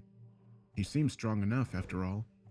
He was shouting up a storm as we walked through the halls, in an attempt to provoke Trent to come out. It was something that made the hairs on the back of my neck stand up. We weren't drawing too much attention, although it didn't seem to matter much, since Calhoun either punched or shot a hole through any creature that attacked us. After a few minutes of this, somebody took the bait and met us in the hallway. But it wasn't Trent. It was a tall, wiry man with the dark, slicked-back hair, wearing a leather jacket and tight jeans. What now? I thought to myself. Another government guy? More bounty hunters? You're causing quite a ruckus out here, the man said, walking towards us. Looking for somebody? Yeah. Don't think it's you, though. I can tell that you're no stronger than this guy. Gesturing towards me. Cool ability. I can tell you're pretty strong as well. Calhoun scowled, already annoyed at the conversation. Where's Trent? You another one of his lackeys? I thought he only recruited the strong. Can't imagine he'd choose fodder like you. Yeah. Can't imagine it either. As soon as he finished the statement, thick black veins began to bulge out of his neck. He stuck his arm out to one side, and before I could blink, it morphed into a terrifyingly familiar sight. It was the same insect-like appendage that had grabbed Axwell earlier. I could see Calhoun's eyes beginning to widen up upon realizing his misjudgment. He took a fighting stance, rushing the man faster and more furiously than he did the female hunter. The man swung at him, but Calhoun was swift enough to dodge the strike, managing to punch a hole through the man's torso. But instead of reeling in pain, the man simply continued grinning. Tough guy, huh? Good for you. Still with a gaping hole in his stomach, the man extended his other arm, transforming it into some kind of massive, fleshy, veiny axe. He swung it forward, managing to slice a portion of Calhoun's forearm off. He barely managed to dodge what would have been a fatal blow. Come on, don't force my hand here. As he said this, I could see the hole in his stomach beginning to regenerate. It was a messed up sight, to say the least, but it didn't end there. The man's legs seemed to revert back into his torso, with a collection of long, arachnid-esque legs quickly popping out in their place. This feels as gross as it looks, you know? At this point, he'd become far faster than Calhoun. He crawled onto the walls and ceiling, before splitting Calhoun's head down the middle with his hand axe. When he landed back on the floor, he'd returned to his normal human self once again. And then he turned to face me. Look at that. My jacket's ruined. I was running before he'd finished his sentence. However, he didn't seem to be putting much effort into the chase, whistling as he marched behind me, sustaining a moderate pace at best. I ran like hell for around 10 minutes, evading stray creatures in the process. At a point, I found an empty computer lab and barricaded myself in there. It didn't take long for the man to find me, though, but for whatever reason, he didn't barge in immediately. Instead, he's talking to me through the door, telling me that no matter what I do, I'm going to be transformed into one of Trent's messengers. That he has a quota to fill. But then, shortly after that, he broke in. Final stage of grief is acceptance. The obscure man was approaching me with a calm demeanor, which made him even more frightening. Can't we skip the other 4? There's only 2 outcomes for you here. I didn't respond, causing him to sigh. It was less of an attempt at defiance and more to do with me being at a loss for words. Okay. How about I introduce myself? Get us acquainted. I'm Shen. You? Pete. Okay, Pete. Believe me when I tell you there will not be another chance like this for you. Right now, Trent's in a good mood. But once he finishes converting the rest of school children into cannon fodder for his army, he's gonna go on a fucking rampage. At that point, it'll be too late for you. He's not entirely there in the head, so you can't really try reasoning with him, you know? Besides, I'm trying to get on his good side by converting competent soldiers. If you're trying to recruit people, then why'd you kill Axwell? I asked him, feeling a momentary hint of anger amongst my general shock. He shook his head. Who? Look, if I killed one of your cop buddies, then boo-hoo. Like I'd even give a semblance of a fuck. I'm only after the strong anyway. I scoffed. Well, I don't know what the hell you want with me then. You should have tried recruiting the guy you just killed. He seems strong. Shen stood up, letting out a sigh. Sure, that meathead had decent physical strength. But look where that got him. I chopped his head like a melon, and look at you. You're still alive. You could do the same to me. How am I different? Listen, you dense fucker. It's true that I could kill you right now, but I'm choosing not to. Fuck what you think being strong means. The stuff you've been fed by Hollywood and the media and shit, that's all nonsense. The strong are the ones that end up surviving. Self-preservation is the only thing that matters.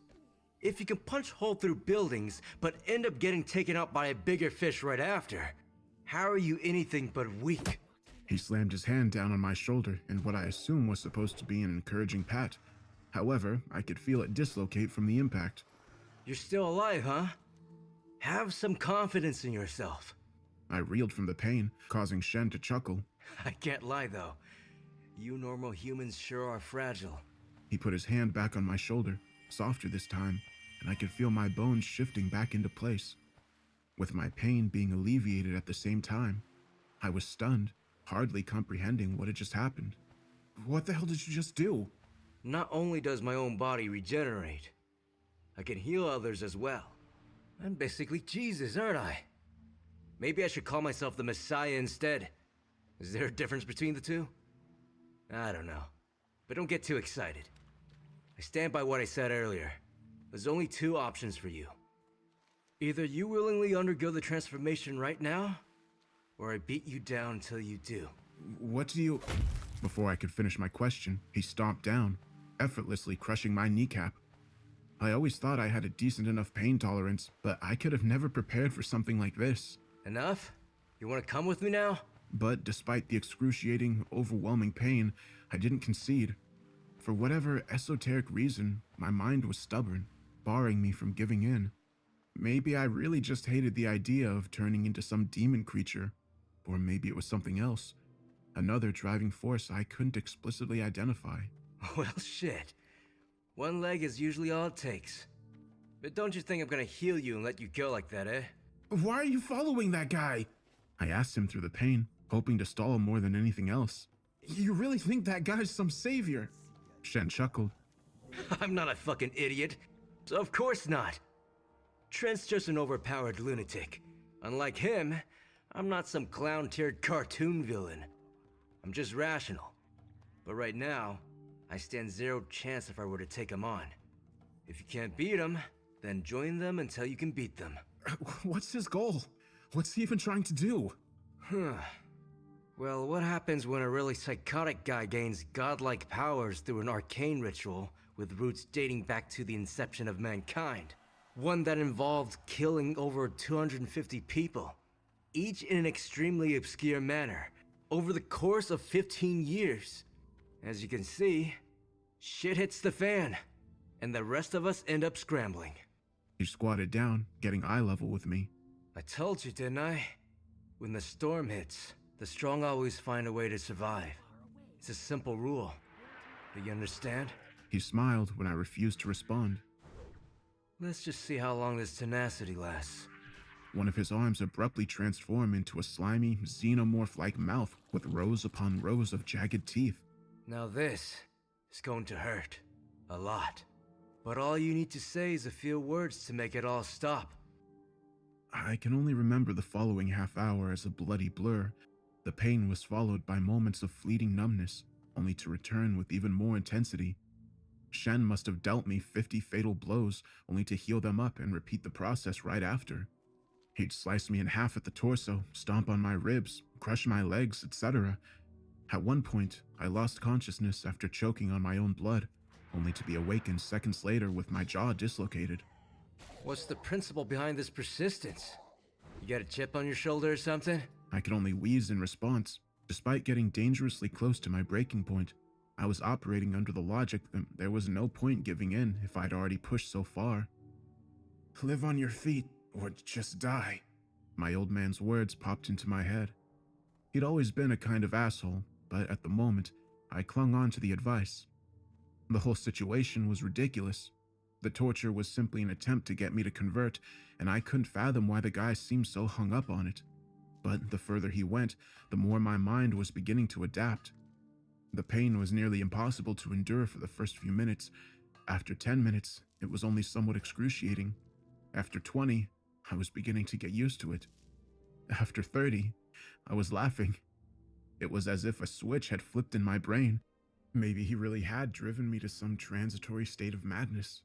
My rationality had faded, with the torture sessions suddenly seeming utterly absurd as opposed to anything else. Even Shen seemed surprised at my reaction. Oh, come on. This is getting frustrating. Did I mess up your brain? I made sure not to touch it. He furrowed his brow. Or is this just your inner willpower manifesting? Maybe you've got some shit going on that I'm unaware of. His arms reverted back to their normal form from the flesh saws he'd been using to hack me up with. Despite him fully healing me up, the pain still lingered throughout my entire body. Either way, this isn't gonna work. He stretches his arms out, before fixing his blood-stained collar. My blood, mind you. Guess I'll just have to let you go. Those words were enough to sap me back into reality. In my excitement, I tried to stop myself from saying something stupid that might change his mind. But, like I said, I'm an idiot. Yeah, good. I stammered out. He gave me a confused squint before explaining his decision. The transformation likely wouldn't have worked on you regardless. You could say I was testing you out there. Those with strong enough wills end up resisting it. No point in trying to convert somebody who can't be converted. Can't say you haven't earned my respect, though. Guess I'll leave it like this. He turned and began heading towards the door. Shit's still crazy out there. Let's see if you can survive this. He grinned at me once more. If you manage to make it out here alive, I might just have to admit you're stronger than me. Also, don't tell Trent that I let you go. If you see him, of course. And with that, he was gone, leaving me with a faint, stinging sensation throughout my body. What a goddamn weirdo, I thought to myself. But I was still alive, now more determined than ever to keep it that way. I stayed put until my senses had stabilized, only leaving when a veiny eye stalk burst through the ground in front of me. Shen was right. It was still as dangerous as ever. I traversed through the area, avoiding any potential conflicts, until I came across somebody familiar in one of the corridors. A large man wearing heavily damaged armor and a skull mask. Kaz? I called out to him.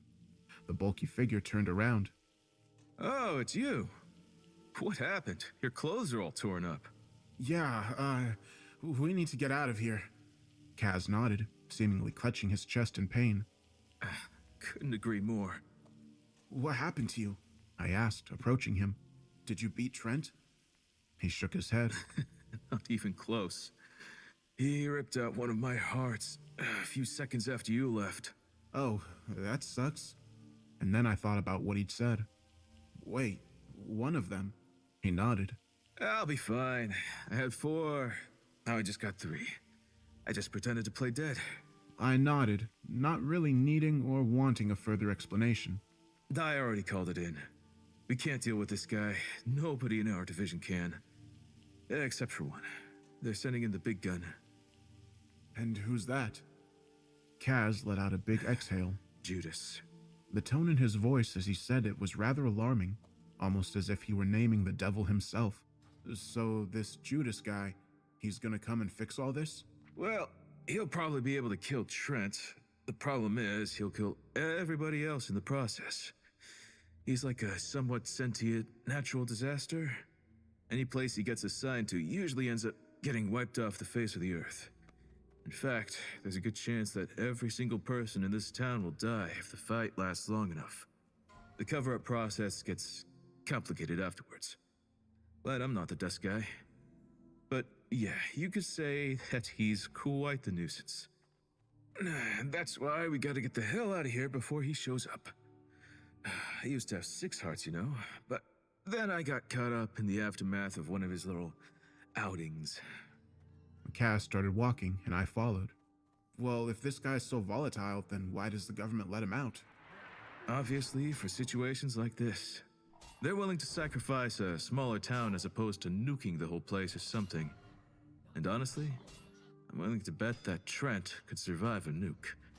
He'll probably eventually wipe out a good portion of the Earth if we don't kill him now.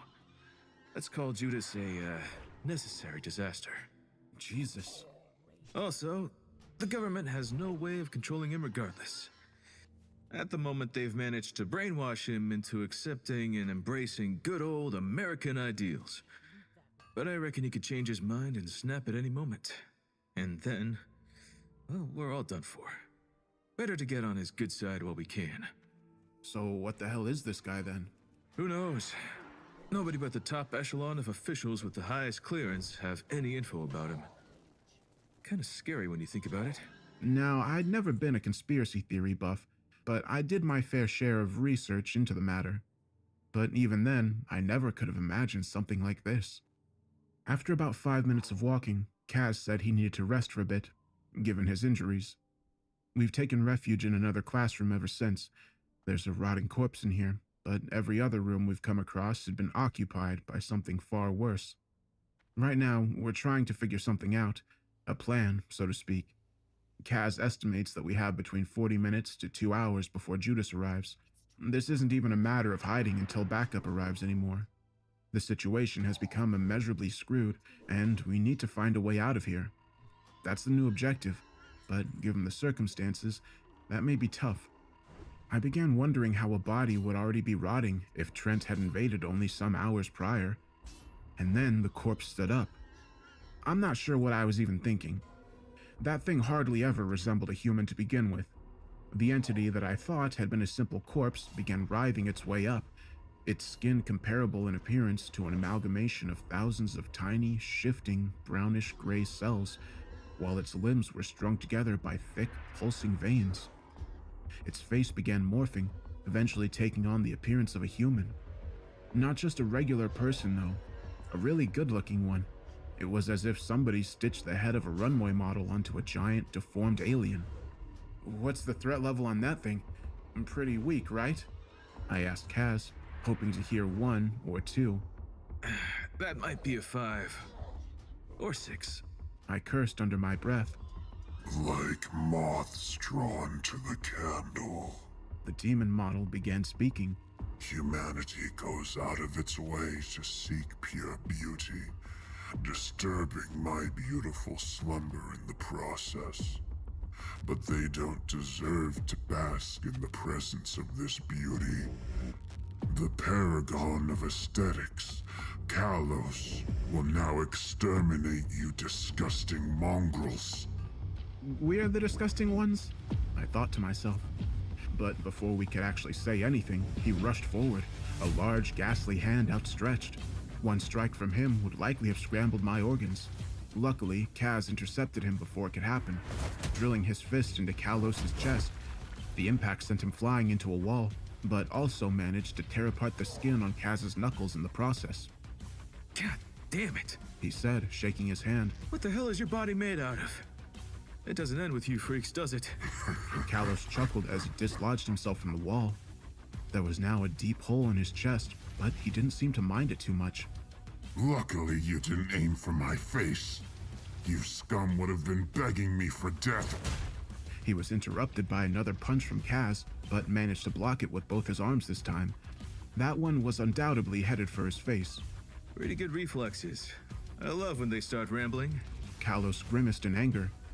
Oh, you're gonna regret being so smug. Subhumans should know their place. I could obliterate you fools right now, but I'll leave the dirty work to Trent. He spat on the ground in front of us before storming out of the room. I breathed a sigh of relief in response. Could you have taken him? I asked out of curiosity. Maybe, but let's not call that lucky. We might have to deal with him later.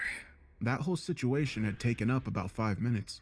We couldn't afford to waste any more time, immediately darting out of the room right after. What are we gonna do? I asked him as we ran. We're gonna have to brave it outside. When we get there, just close your eyes and keep running like hell. From beyond the walls of the school, I could hear a chorus of witch-like shrieks, along with bursts of high-pitched maniacal laughter. Safe to say, my options were pretty shitty. It was either face whatever the hell lay outside, or deal with the mysterious, yet apparently devastating Judas. I believe they call that going up shit creek without a paddle. Except the water is acid, and the boat is just a rotting horse carcass. As we got closer to one of the exit doors, still blanketed in the purple smoke, mind you, the floors began rumbling below us. Kaz was right. There was no end to this incomprehensible nightmare. A shadow began casting itself from one of the adjacent corridors ahead, getting exponentially larger with every step. We skidded to a stop before making contact with whatever the hell was coming. A monstrously sized canine scraped the walls and ceilings as it crashed into our path. I suppose canine would have been the best way to describe this thing. It hardly resembled any earthly creature at all, but it ran on 4 legs and stuck out its tongue a lot. A tongue covered in additional mouths lined with spike-like teeth. A tongue dripping fluid that dissolved the floor beneath. Charcoal black fur with red eyes blinking all over. Bones shaped like saws located at every joint. 4 larger eyes on its head that jutted outwards, twisting and turning to scope out the environment. I could hear Kaz chuckle in utter disbelief. There, boy. If we were running hard before, we were pushing ourselves to the brink now. Kaz was faster than me, of course, but I didn't lag behind hard enough to warrant him carrying me or something. My daily 5-mile runs weren't for nothing. Eventually, we made it to a stairwell, scrambling our way up with no room to spare. I nearly had a heart attack when I turned around, only to see one of its eyes following us up the stairs. Fortunately, Kaz punched it away. When we got up, we were drenched in cold sweat. Kaz took off his mask, which was half broken, revealing a blonde-haired, blue-eyed guy, likely in his late 20s underneath. Not really what I was expecting, to be honest. He let out what sounded like a frustrated exhale as he ran his hands through his hair. We've made some mistakes in our lives, haven't we? What do you mean? He looked up at me, eyes squinted in disbelief. Look where the fuck we are. Where we voluntarily chose to be. At that moment, I had nothing to say in response. We rested for a few moments before entering the corridor ahead of us. We couldn't go back down after all. As soon as I stepped into the hall, I was met with a familiar sight. Room 203. The door was now busted open, along with the surrounding walls. The purple light was as blinding as ever, and I tried my best to not stare too much. From inside, we could hear a cacophony of cries mixed with a deeper, chanting voice. It took me a second to realize that the cries definitely belonged to the remaining schoolchildren, and one of them sounded awfully familiar. All right, just run past this door. No looking, full speed. We'll find another way out. But the kids, they're... Don't think about doing anything stupid. There's no guarantee that we'll even get out of here alive. Don't make this shit even more complicated than it is. We were both given tasks that we had no chance of succeeding in. It's not our fault, but now we need to run. Obviously he was right, but I didn't want him to be. I rarely tell anybody the true reason why I decided to join law enforcement. It really wasn't for any kind of recognition. Not so I could pretend to be some swashbuckling badass either, no matter how much I lied to myself about it. And certainly not for the pay. It was because I had a strong resolve, spurred on by one fateful incident. Back in my university days, I used to be part of a baseball club, one that held late matches that lasted well into the night. On one of those nights, I was walking back to my apartment around 1 a.m. when I heard a cry that was muffled quickly coming from a sedan parked on the side of the road. As soon as I heard it, I stopped. Now, I was no hero. I still don't think I am. Truly nobody special. I was just a simple person with simple ideals, ones that I never had a reason to act on until that night. Before that, I wouldn't have believed that I had it in me. We all fantasize about doing these things, but when the time comes to act, our rationality and self-preservation instincts bar us from doing so. But sometimes, raw passion and idealism manages to override everything. Long story short, I shattered the sedan's tinted window with my bat before nearly bludgeoning a human trafficker's head in. I'm sure it was something that the 13-year-old girl being bound and gagged in the back couldn't have forgotten, but it was hard for me to stop myself. Afterwards, the girl's parents hugged me whilst bawling their eyes out. That was the first time in my life I felt genuinely fulfilled with myself. It was a good thing that I didn't kill the guy as well. They managed to interrogate the names of other traffickers involved, and locations where the kidnapped were being held. I enrolled in the police academy a year later after I graduated college. Those memories flooded back into my mind at a rapid pace, a reminder of my resolve, the real reason why I was in this situation in the first place. It was true that I'd lost my passion over the stagnant years, but all it took was one push to bring it all back. At that moment, I was completely unarmed, save for 2 stun guns and a taser on my belt, but that didn't stop me from rushing right in.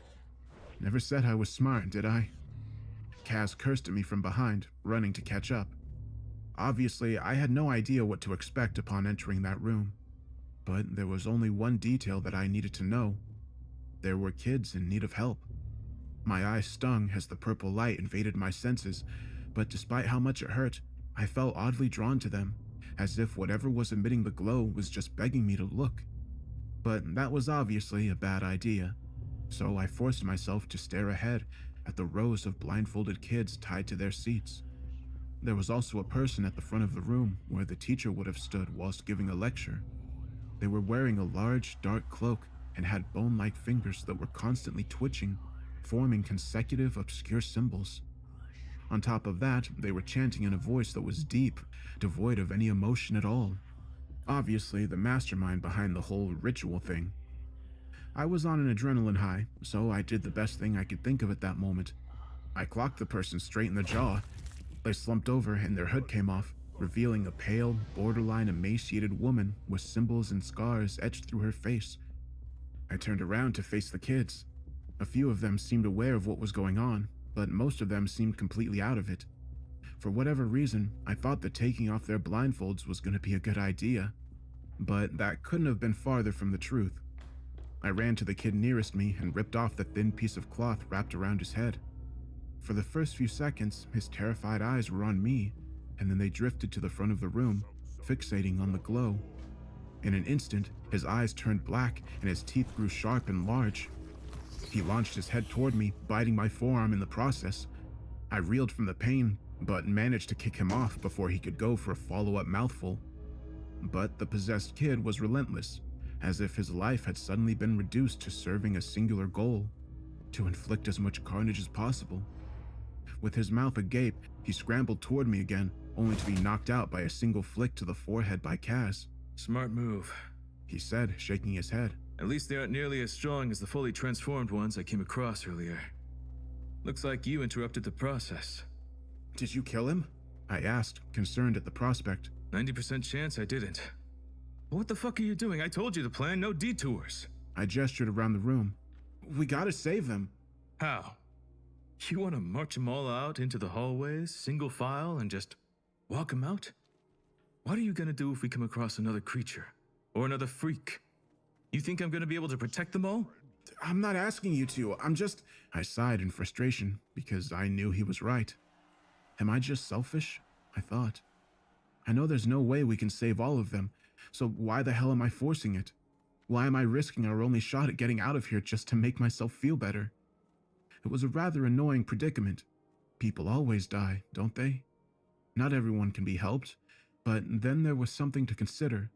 Could we really allow the kids to become possessed? Or was it better to commit the unthinkable right then and there? Maybe it wasn't so unthinkable, given the circumstances. But were there really fates worse than death? I'm leaving in 10 seconds. I'll help you out, but not if it's going to get me killed in the process. There was no time to balance the ethics here. Guess you can't save everybody, I thought. I got up, preparing to leave, when I heard something that stopped me in my tracks. That kid. I'd forgotten about him. The kid I had encountered earlier. I turned, seeing him tied up in the back of the room. There were tears streaming down his face, and his nostrils were spewing snot. An unsightly child, no doubt about it. I took a deep exhale. Oh, come on. Don't tell me you know him. Barely. But barely was enough. Maybe I couldn't save them all, but I could at least save one. I darted to the back of the room, untied the kid, and began dragging him towards the door, still averting my eyes from the glow. Hopefully that wasn't a mistake, Kaz said, preparing to step out of the room. But before I could offer any words of reassurance, I could feel my feet sink into the floor, and then a pounding headache. Oh, great. The woman I'd knocked out moments prior was standing back up, her eyes glowing a menacing violet. You interrupted me. What's wrong with you? She extended a finger, and I was inexplicably launched into a wall. Kaz tried rushing her, but was buried into the ceiling. Shit. A fucking Esper? Esper? You've got it all wrong. She formed a fist. I could see Kaz's torso being punctured by a seemingly invisible force. Another one of his hearts began floating out of the wound before being crushed in the air. Damn it! Espers don't exist.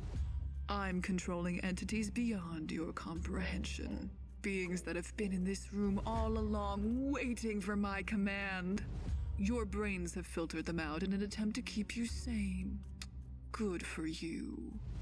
All of a sudden, I could see an invisible hand that was simultaneously rough and slimy, firmly grasping my neck, beginning to choke the life out of me. The woman then pointed at Kaz. I'll have to deal with this one later. His will seems rather hard to break. One of the strong. But you... She turned to me. You're nothing.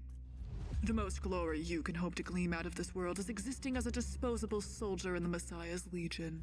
Just accept it. I felt my body get cranked to the side. I knew it was coming, so I closed my eyes. She simply laughed at this. Pathetic. I could feel another hand forcing my eyelids open, exposing me to whatever obscure force was waiting in front of me. And as I expected, I couldn't begin to understand what I was looking at. The strange purple overwhelmed my field of vision, but it wasn't only an external stimulus. The light seeped deep into my senses, and into what I assumed to be my soul itself. I could feel it gnawing away at my lucidity, my humanity, my own sense of self. The light in front of me began to morph, showing me scenes of an utterly inconceivable nature. Maybe it was another planet, another realm, another level of consciousness entirely. But that didn't coincide with the current plane of existence. Colors that I'd never seen before, nearly tearing my brain apart at the very implication of their existence. Eventually, an otherworldly appendage reached out to me, beckoning for me to follow. At the moment, I really didn't want to. It was something that seemed utterly out of my control. However, I was still clinging on to my own reality, forcing a motivating mantra to reverberate throughout my mind. 3 simple words. The strong survive. I'm not entirely sure what I was doing at that moment. Perhaps my will was functioning implicitly without my brain really understanding what was happening. In any case, the enigmatic beings in front of me began dissolving back into the uniform light, and I was gaining back some control of my own consciousness. And that's when I told myself something that broke me out completely. Whatever's in front of me, it's just a damn light. When I came back to my senses, blood was dripping from my nose, and my head was pounding something fierce, but I was alive, and I was still myself. The woman's face contorted into a furious glare. Ah, you can die instead then. It was a fatal mistake. In her rage, she'd focused all her attention on me, leaving Kaz to his own devices. As he dropped from the ceiling, he punched her head clean off, immediately grunting in pain afterwards. 2 hearts gone. What a shitty day. I expected him to be pissed at my rash decision when he turned to face me. But while he certainly wasn't happy about what had transpired, I could also sense a hint of something else in his eyes. Now, I don't want to get ahead of myself, but it might have been admiration. Just grab the damn kid and let's get out of here. For a moment, I was still hung up on the idea of saving the rest of them, but I tossed that aside when spider-like legs spurted out of the woman's severed neck and began crawling back to her body. We all ran the hell out of there. Now that I knew I was more or less capable of withstanding the purple light, I was also confident in traversing through the smoke and right out the exit. This is gonna work, I thought. As we ran, the kid asked me if he could take off his blindfold. I had completely forgotten about it. Oh shit, yeah, take it off. He did so, but nearly screamed when he caught a glimpse of the bloodied Kaz. I covered his mouth before he could attract any unwanted attention. That's Kaz. Don't worry about it. We descended down the stairwell at the opposite end of the floor. We were about 40 feet away from the exit when we heard gunshots coming from the corridor up to the left of us. Shit. Is that bad news? From what I'd seen, none of the messengers needed guns, and I assumed it wouldn't have been one of the creatures. By that logic, it must have been a friendly, probably. But the question was, what were they firing at? We moved up a bit closer before a figure stumbled into our vision. A familiar one. Dex? He turned his head, eyes widening in surprise. Pete? You're still alive? Nice. Just give me a second. He darted back down the corridor at speed that took me by surprise. It was like a blur. A few moments later, and after hearing what sounded like an intense struggle, he walked back out, accompanied by 2 more people. One was a woman with strawberry blonde hair tied back into a ponytail, wearing a torn-up jacket, khakis, and boots. One of her arms was mechanical, and portions of her neck also appeared to be robotic. Kaz seemed to recognize her. Cecile? They roped you into this as well, huh? He turned to me. Another holy soldier, class 0. Pretty tough. Also, the only one I don't mind looking at. She nodded, bent over in exhaustion while stretching out her bloody robot fingers. Yeah, real happy to be here. Ugh. What the fuck happened to you? Where's that asshole Calhoun? I didn't say anything. The last person was rather unamusing, a middle-aged man of average build tinkering around with a small, spherical device in his hands. He glanced up at us. I'm Joel. Good to meet you. And then he immediately went back to doing whatever he was before. Sure, it was strange behavior, but in the context of everything else that had happened, not so much. I was glad to see Dex, but it begged the question, how did he survive? What happened? He stepped forward, seemingly sensing what I was about to ask. They forced me to stare at the purple thing. Nearly got me as well. Then she saved me. He gestured towards Cecile. But... He continued, holding up his rifle. As you can see, I'm a bit wacky now. I didn't notice it at first. His arm and the gun had become fused together, connecting at the right elbow in a disturbing amalgamation of metal, plastic, and flesh. I was too late. They got the transformation started. I walked up towards him, seeing abnormally large veins running up the right side of his neck to his chin. One of his irises had also turned into a dark red. Yeah, it's pretty freaky, whatever this is. I must not have been holding my shock too well, because he chuckled. If you're feeling bad for me right now, I'll knock you out. I survived, didn't I? I'm stronger now as well. I knew he wasn't the type to fish for sympathy. No matter how distraught he was about his current situation, he wasn't going to show it, nor did he want anyone else to dwell on it. So I obliged him. How do you reload that thing? Don't need to, he replied, holding it up. It's weird. I can still feel my hand inside of this thing. The trigger's in there as well. Every time I pull it, it shoots. No jams. No need to reload. Insane rate of fire. Not quite sure what the bullets are made out of, though. I'm thinking it might be bone fragments. Well, that's something. I stammered out. We can continue this little reunion outside. Kaz spoke up. Judas is inbound, you know. I figured. But we can't leave. Why not? They've set up the dome. We're trapped. Kaz was silent for a moment before staring at the ground. Shit. He spat in frustration. The dome? Like what? Made out of glass or something? Just break through it.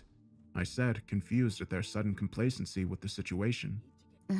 Look, the state has a lot of shit that you would never understand. Now, I don't know what this dome is made out of, but I can guarantee that none of us could even crack it. Except for Judas, that is. They're containing the whole area until he shows up. We're basically sitting ducks now. But they know you guys are in here, don't they? Ah, no, I get it. What's a few expendable soldiers to the fate of the world at large? They always do this shit. Finding excuses and covering shit up.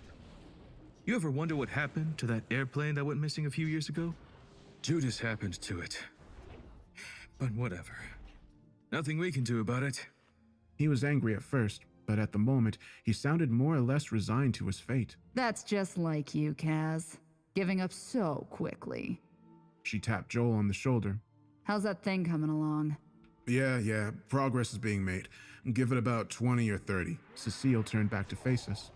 We found him lurking around in the halls. Thought he was a teacher at first, but he wasn't freaking out or anything. Said he came here to pick something up. Wouldn't elaborate. Not sure where he came from or what he's all about.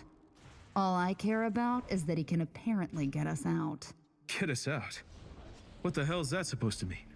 It means what it means. You say this Judas guy is gonna come and muck up everything. You also say there's an unbreakable barrier outside, that the government's gone and left you for dead. He looked up for the first time in a while, grinning. How surprising. We just gotta find another way. But don't worry about those logistics. Just keep me alive a bit longer, yeah? Kaz hardly reacted to the proposition. I didn't blame him. The whole thing sounded wonky at best. But again, stranger things. I should have stopped being surprised. Well, we got nothing better to do, I guess. Let's find somewhere to hide. No can do.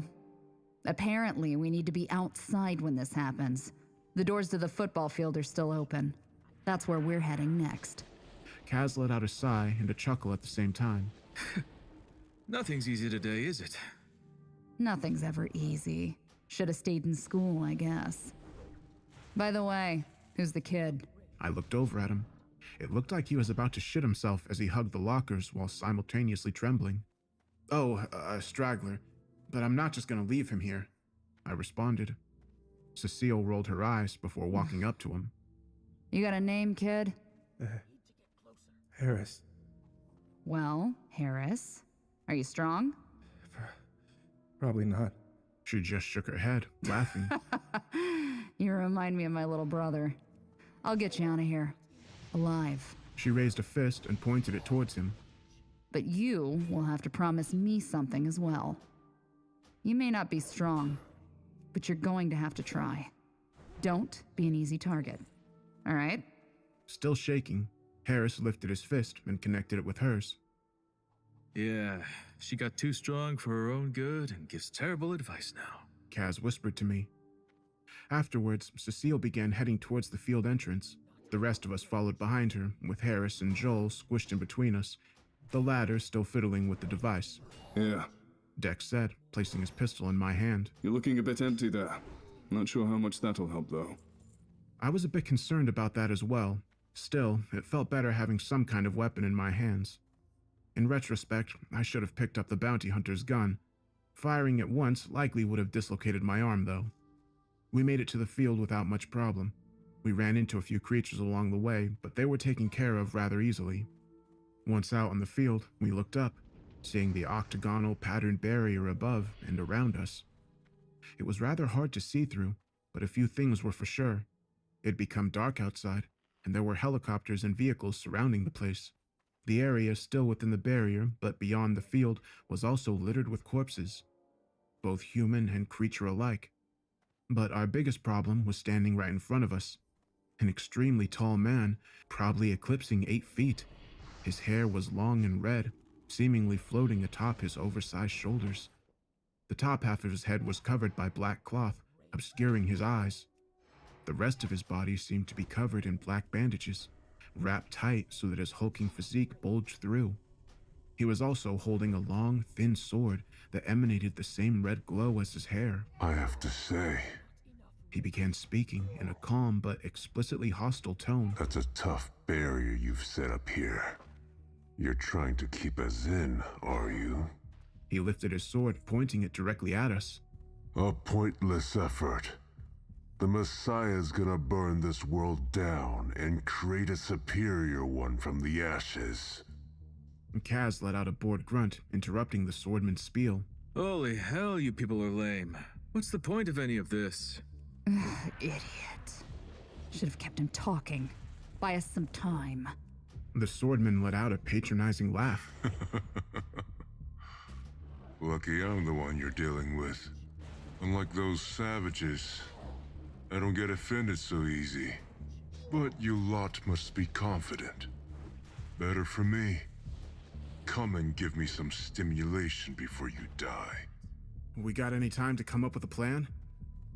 My question fell on mostly deaf ears. The swordman was already on the advance. Just stay out of his range. Cecile yelled at me. The man stepped forward before swinging his oversized blade at Kaz, missing his throat by inches. Out of my range? He said, smirking. Good luck. He marched back a few steps before furiously slicing the empty space in front of him. I couldn't understand what he was doing until it hit me. My hand began stinging, and I looked down to see my left pinky finger severed. I could feel another sharp pain brush against my cheek, scraping the side of my ear. The Phantom Blade. No mortal swordsman could ever hope to match divine techniques. The man said. I wasn't even trying to kill you there. The swordman looked directly at me. Latent potential's the best kind. Can't squander it. Well, you know how the saying goes. And Dex said, raising his arm rifle. Never bring a knife to a gunfight. He fired off a hailstorm spray of bullets, the recoil pushing his entire body back a few inches. I could see the metal flesh joint of his elbow pulsating with the barrage, but he ceased fire after only a few seconds. Where'd he go? I looked over to the spot where the swordman had been standing, an empty space, as anticipated. In the absence of any kind of warning at all, he suddenly appeared behind Dex, already in the process of swinging, only to be intercepted by Cecile's metallic arm at the last moment. They clashed, seemingly matching each other's strength as they pushed their respective weapons, with the pressure destroying the turf beneath them. That's a strong arm. You're using all your strength there. Hell no. Well, good. I haven't started trying yet. He pushed her hand back, launching her into the barrier above like a pinball, before she bounced back and crashed into the ground, a crater forming upon her impact. It was a surreal sight, watching her climb out moments later, with hardly a scratch on her. How did she... Barriers. Kaz interrupted my question with the answer. With her arm, she can form protective barriers around her entire body. That's her specialty. Cecile had a worried look on her face. Yeah, but hard to use that for offense. She was obviously lying when she claimed she wasn't using her full strength to hold the sword back. It seemed as if it nearly taken everything out of her, yet she was launched away like an afterthought. Safe to say, we were in the presence of a truly deadly enemy. I looked around, seeing Harris hiding by a tree while Joel sat calmly in front of it, still fidgeting around with the device. Unfortunately, the swordman followed my gaze over to them. What have those two been doing? I mean, one's just a kid, but the other... I could see Cecile's face drop. They're not part of this. You said you wanted a good fight, right? The man turned to face him. Yes, but I'm also here to eliminate anybody that stands in the way of the Messiah. Is he doing something important over there? Something I should be concerned about? Kaz shook his head, ostensibly trying to remain stoic. Well, if you don't want to tell me...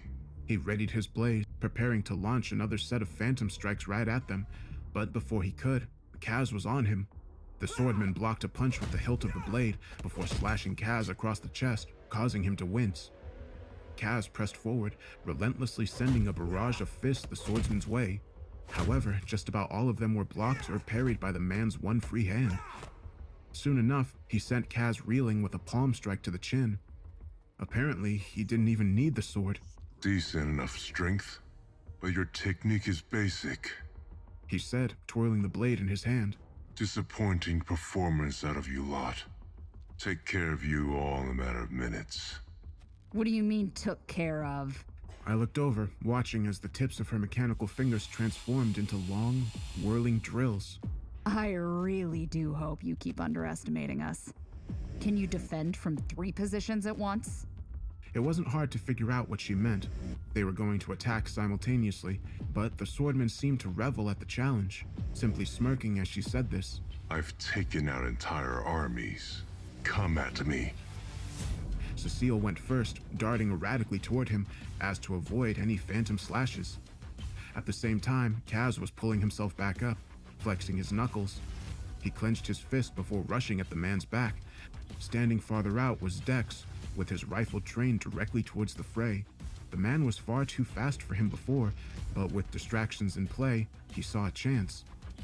The three converged their attacks all at once. Kaz threw a fist toward his back, Cecile swiped at him with her drill fingers from the front, and Dex sprayed like hell. But it didn't come close to working. The whole exchange was over in a mostly incomprehensible flash. Dex's rifle arm had been sliced in half, and Kaz's face stomped into the dirt. Cecile managed to hang on for a bit longer, parrying a few of his swings with her fingers, before being forced to activate one of her protective barriers once she started being overwhelmed. But even that didn't hold up, as it was cut into smithereens shortly after. The swordman then plunged the blade into her stomach, causing a spurt of blood to erupt from her mouth. At that moment, I realized the only thing I was good for was buying some time. I drew my pistol and fired off a few futile shots. He didn't even bother evading the bullets. They shattered upon impact with his bandaged skin. With the other three out cold, he turned his attention towards me. It's curious to me why Shen left you alive. Are you strong? I blinked once, felt a rush of air nearly launch me backwards, and then opened my eyes to see the man standing right in front of me. His speed was beyond comprehension. He lifted a hand and gently swatted me backwards. Well, gently for him. The impact left me breathless as I was propelled about 15 feet into a chain-link fence. Doesn't seem like it, he said, still advancing towards me. But maybe there's something I'm not quite understanding here. I'll have to take it up with Shen later. In the meantime... He turned his gaze towards Joel and the kid. The latter was shitting himself, while the former hardly seemed to notice what was going on around him. I was still trying to find my lungs as the swordman began to approach them, about to ruin what was apparently our only way out. I began crawling towards them, observing their interaction as I did. What have you been doing? The swordman asked Joel while the kid remained frozen. Surprisingly, Joel remained absolutely calm. In fact, he didn't do so much as glance up. Are you just gonna pretend I'm not here? The swordman said, bending down so that they were at eye level. That's a valiant strategy. Is it gonna work, though? What if I just grab that thing out of your hands and crush it? Then what? Joel chuckled, still not looking up. Go ahead and do it then. They always make that mistake. What? I've been around. Don't want to facilitate any more destruction. Every night I think about the countless worlds I've visited that have been reduced to nothingness simply because one fool wanted to show me their bravado. The strong always end up being the instruments of their own demise. He held the device up, nearly shoving it into the swordsman's face, who backed up instinctively. I'm not doing anything for any particular reason. It's true that overwhelming responsibility must come with overwhelming power. I'm doing this to ensure that you have a universe to live in, but at the end of the day, I'll spare you no pity if you try and stop me, if you decide to be the fool of your world. I could see the swordman swallow as he backed up further. I didn't blame him. Joel said the words with such force and conviction that even I was beginning to believe him. Well, what is that thing? The swordman asked. Joel looked up at him for the first time since he'd been approached. Something that you could never hope to understand. Okay, try me. Joel sighed, rubbing his eyes. You understand the concept of the multiverse, don't you? The swordman tilted his head. What does that have to do with anything? Just hang on, let me explain. It'd be ignorant and straight up arrogant to assume we'd be alone not only in the universe, but in this entire plane of existence as well. Okay. The swordman scratched his chin. Assuming that, we understand that there are additional realities, not only parallel, but adjacent, above, below, and in any other conceivable direction from us, like a roadmap. Beyond that, there will be instances where sometimes different realities begin bleeding into each other, creating a... Okay. The swordman stuck his arm out. I get it. Joel raised his eyebrow.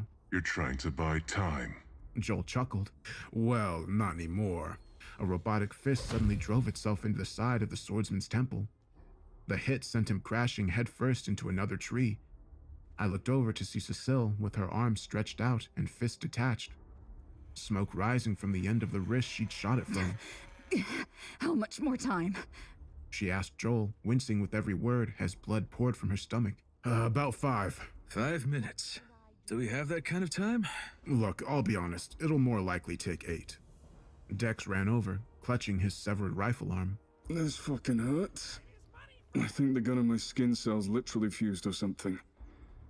Is the sword guy dead at least? Almost like a response, the swordman bolted back up, clutching a bloody wound on the side of his head. Let my guard down. Got a fast talk on your side. Nice trick. He picked his weapon back up. I gotta hand it to you lot. Really didn't think you'd get one good hit in on me. Cecile's mouth was agape in disbelief. That fist is capable of tearing through ships. Well, then look who's stronger than a fucking ship. The situation became infinitely worse when Brando and its master busted through the field entrance. They were followed by the lady who'd been conducting the rituals, along with Kalos and Shen. Shen. That bastard's expression was beyond smug as he strolled out towards me. It was almost the visual equivalent of a taunt, as if he were asking me the silent question. Wonder how you're gonna make it out of this. You're already here. These guys didn't give you any trouble, did they? That's not gonna go down well with the boss. The swordman scoffed in response. No trouble at all. And then, from above, the world's biggest asshole, the one who's apparently both the mastermind and muscle behind it all, the orchestrator of this whole shit show, the Messiah, aka Trent Raisin, in his pale-skinned, black-suited, vortex-eyed glory. With a faint, violent glow surrounding him, he descended, floating down at a calm, constant speed. All of my messengers are here. He said, his feet touching down on the turf. All you people are the only ones left. One last chance. Transform yourselves and become a part of my divine legion. The world's going to change, regardless of what you choose to do. The following few seconds were both silent and tense, only to be broken by Kaz, who began chuckling uneasily, like somebody who'd found themselves in the most drastic of situations, forcing themselves to laugh in order to cope. You feel that? He asked Cecile. She simply nodded, a defeated expression on her face. It didn't take long to figure out what they meant. It was like an overwhelming presence, slowly sinking your entire body into the ground. But not only that, there was also a more esoteric effect to it, like your very soul was somehow being compressed. I was blinded by an extraordinary light as the already overwhelming aura grew heavier. With my eyes still closed, I heard a piercing shatter from above. When my senses returned to me, I looked up to see that portion of the dome had been smashed open. The culprit was standing right at the center of everybody else. It looked like a winged man made out of sheer golden light. Well, more like a titan. He towered over anybody else in the vicinity. All of Trent's messengers stepped back, likely feeling the dangerous presence exuding off the entity. But not Trent himself. His feet stayed firm. The gold man moved forward, leaving behind a trail of yellow fire wherever he stepped, before speaking in a voice so thunderous that it caused my insides to tremble. From the crossroads that connect heaven, earth, and hell, Judas has arrived. 8 minutes. It might as well have been an eternity. Judas versus the Messiah. Kaz muttered, as the two behemoths stared each other down. It's almost comical. Pretending to be a god. Truly despicable. The mere sound of Judas's voice was enough to induce a migraine, like being shouted at by a military drill instructor through a megaphone directly into your ear. Trent remained surprisingly composed. Who's the one acting like a false god? Judas? Is that what you call yourself? A treacherous snake? Judas took a deep breath before responding. I don't know if it was just my mind playing tricks, but I swore I could have felt the air pressure drop when he did so. I don't come from your world. My very name has been tainted by your deceitful scriptures. He began lifting into the air, his gigantic wings producing rough gusts of wind in the process. This world doesn't deserve a reprieve. But as a paragon of virtue, I'll grant light in the darkness. A gift to your miserable species by killing you first. Not sure which one I hate more. Dex muttered under his breath. Trent laughed and sneered before holding up his hand. My disciples, this is our first trial. Once we eliminate this degradation of a deity, we'll be on the path of solidifying ourselves as the legitimate ones. He looked at Judas, his eyes swirling like hell. You're strong, sure, but you never could have been an ally. Do you honestly believe I would ever ally myself with a mockery like you? You are to me what an ant is to a human. Below nothing. Kalos stepped forward and cracked his knuckles, causing bits of bizarre residue that constituted his skin to fly out. You're sure hard to look at, aren't you? He said before rushing towards Judas. His arms grew larger and larger as he ran, to the point where he began adopting ape-like movements. As he got within a few feet, he raised a fist, now the size of a boulder, and attempted to strike.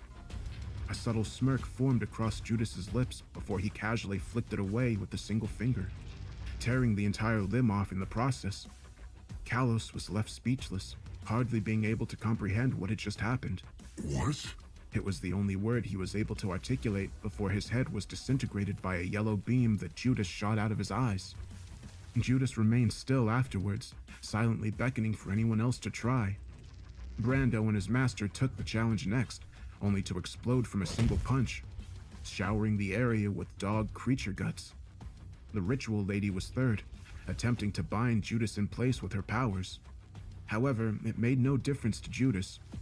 He nonchalantly stepped forward as blood began leaking out of the lady's mouth, her eyes wide in utter disbelief. Not only am I familiar with these beings, I conquered them centuries ago. He raised a hand, causing the woman to lift up with it. The crux of my power exists on a level you couldn't hope to comprehend. It's shameful that you would even try.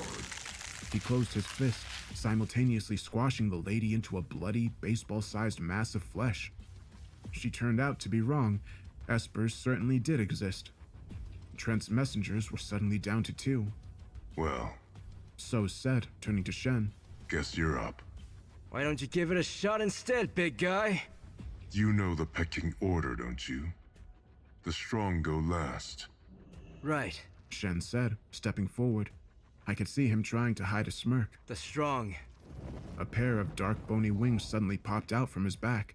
Looks like all my problems solved themselves. He said, lifting up towards the hole in the barrier that Judas had created. I really do hope you all kill each other. Right before flying away, he turned his head towards me and winked. Another silent question. Are you gonna survive this? So's grimaced. He's trying to save his own ass. Unsurprising. I'll chase him down later. No need to worry about scum like him. He extended his blade, pointing it right at Judas. I hope you know that the powers you've seen so far pale in comparison to mine. And yet, mine pales in comparison to the Messiah. This is hopeless for you. Trent's expression remained stone-like as he said this. In response, Judas held out his hand. A colossal, blinding, golden blade materialized in front of him, with smoldering sparks shooting out from it in every direction as he grasped it. I was once a swordsman, back in my mortal days. You could have called me a prodigy. He pointed his own weapon at So's. I haven't met another practitioner of the blade that could duel with me in over 2,000 years. Let's see if you can evoke a shred of fighting spirit out of me. A prodigy, huh? So's responded, marching forward. Everyone's a prodigy these days. He reached up and removed the cover from the top half of his face, revealing 4 sharp, slanted, glowing crimson eyes, with a 5th, larger and circular at the top. I don't like doing this. I never feel like myself. It's like I go into a frenzy every time. The ensuing battle was completely incomprehensible to me, but one thing was for sure. So's was definitely holding back when he fought against us. The two were respective red and gold blurs zooming through my field of view, absolutely overwhelming my human sense of vision and reality. I couldn't follow anything. After about 10 seconds, they stopped, sliding backwards in opposite directions on the field. Judas didn't seem to have a scratch on him, while So's looked like he just swam through a sea of needles. He exhaled as blood dripped from cuts covering every inch of his body. I'm impressed. You defended 830 out of 1,000 slashes. But still, you couldn't land them all. Oh, you're gonna force it, aren't you? He took his sword and ran it down his abdomen, shredding his bandages before ripping them off completely, revealing massacred skin beneath. I'll have to resort to forbidden techniques. He took his sword again and lopped off his right forearm. A few seconds elapsed before a new arm grew in its place. It was dark and veiny all over, with a giant mouth at the center of the palm. The veins quickly expanded, enveloping the rest of his body, covering his wounds as they did so. He grasped the sword with his new hand, with the mouth biting the handle, keeping it in place. They rushed each other again, or I assume they did. At that point, they must have been moving at beyond hypersonic speeds. I couldn't see anything at all, not even blurs. The gusts of wind being produced from their clash sent me flying backwards, and I could feel a sharp pain invading my eardrums. This time, they stopped after only 5 seconds. Once again, they both skidded into their respective directions. I looked over at Judas, who was still looking no worse for wear. So's was unmoving, seemingly frozen in place. At first, I couldn't discern just how bad his injuries really were. I am surprised, Judas said. He turned his head, revealing a small cut on the side of his neck. Nobody's been able to draw blood from me in 1,500 years. And that took the entire military might of a Type 2 civilization. So's remained still. This time, you defended 14,000 out of 15,000.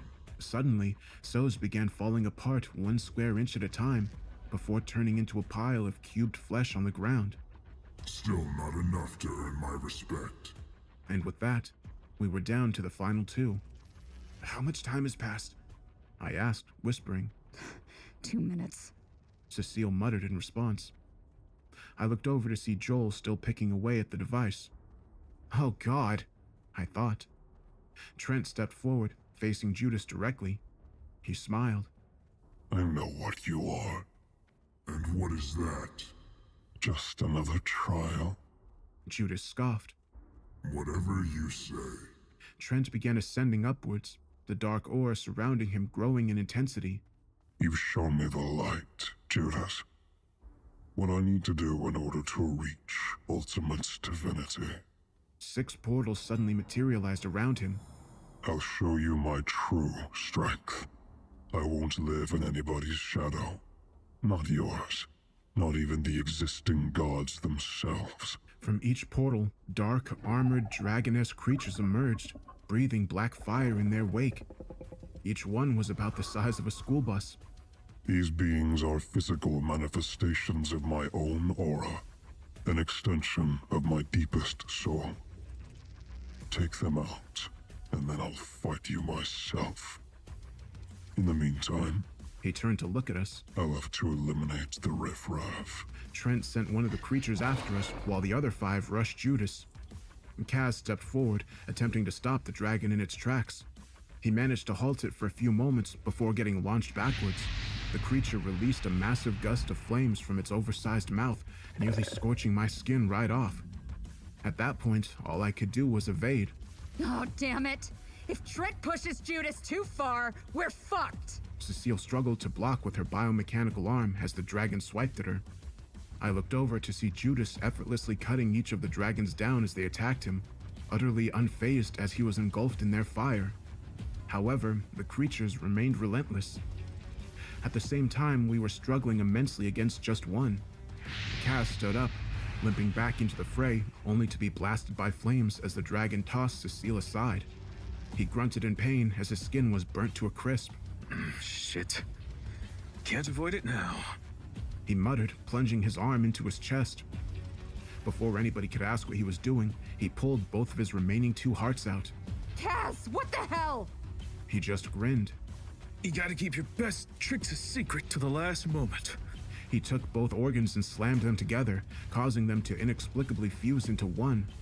Against all logic, the new, larger heart began beating, and he inserted it back into his chest.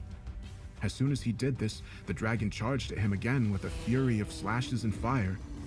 I was almost certain he was done for, but then the smoke cleared. Kaz stood there, already in the process of healing from his burns. Grabbing the dragon by the neck, he was also bigger. His already massive musculature seemed to have been augmented to ridiculous levels.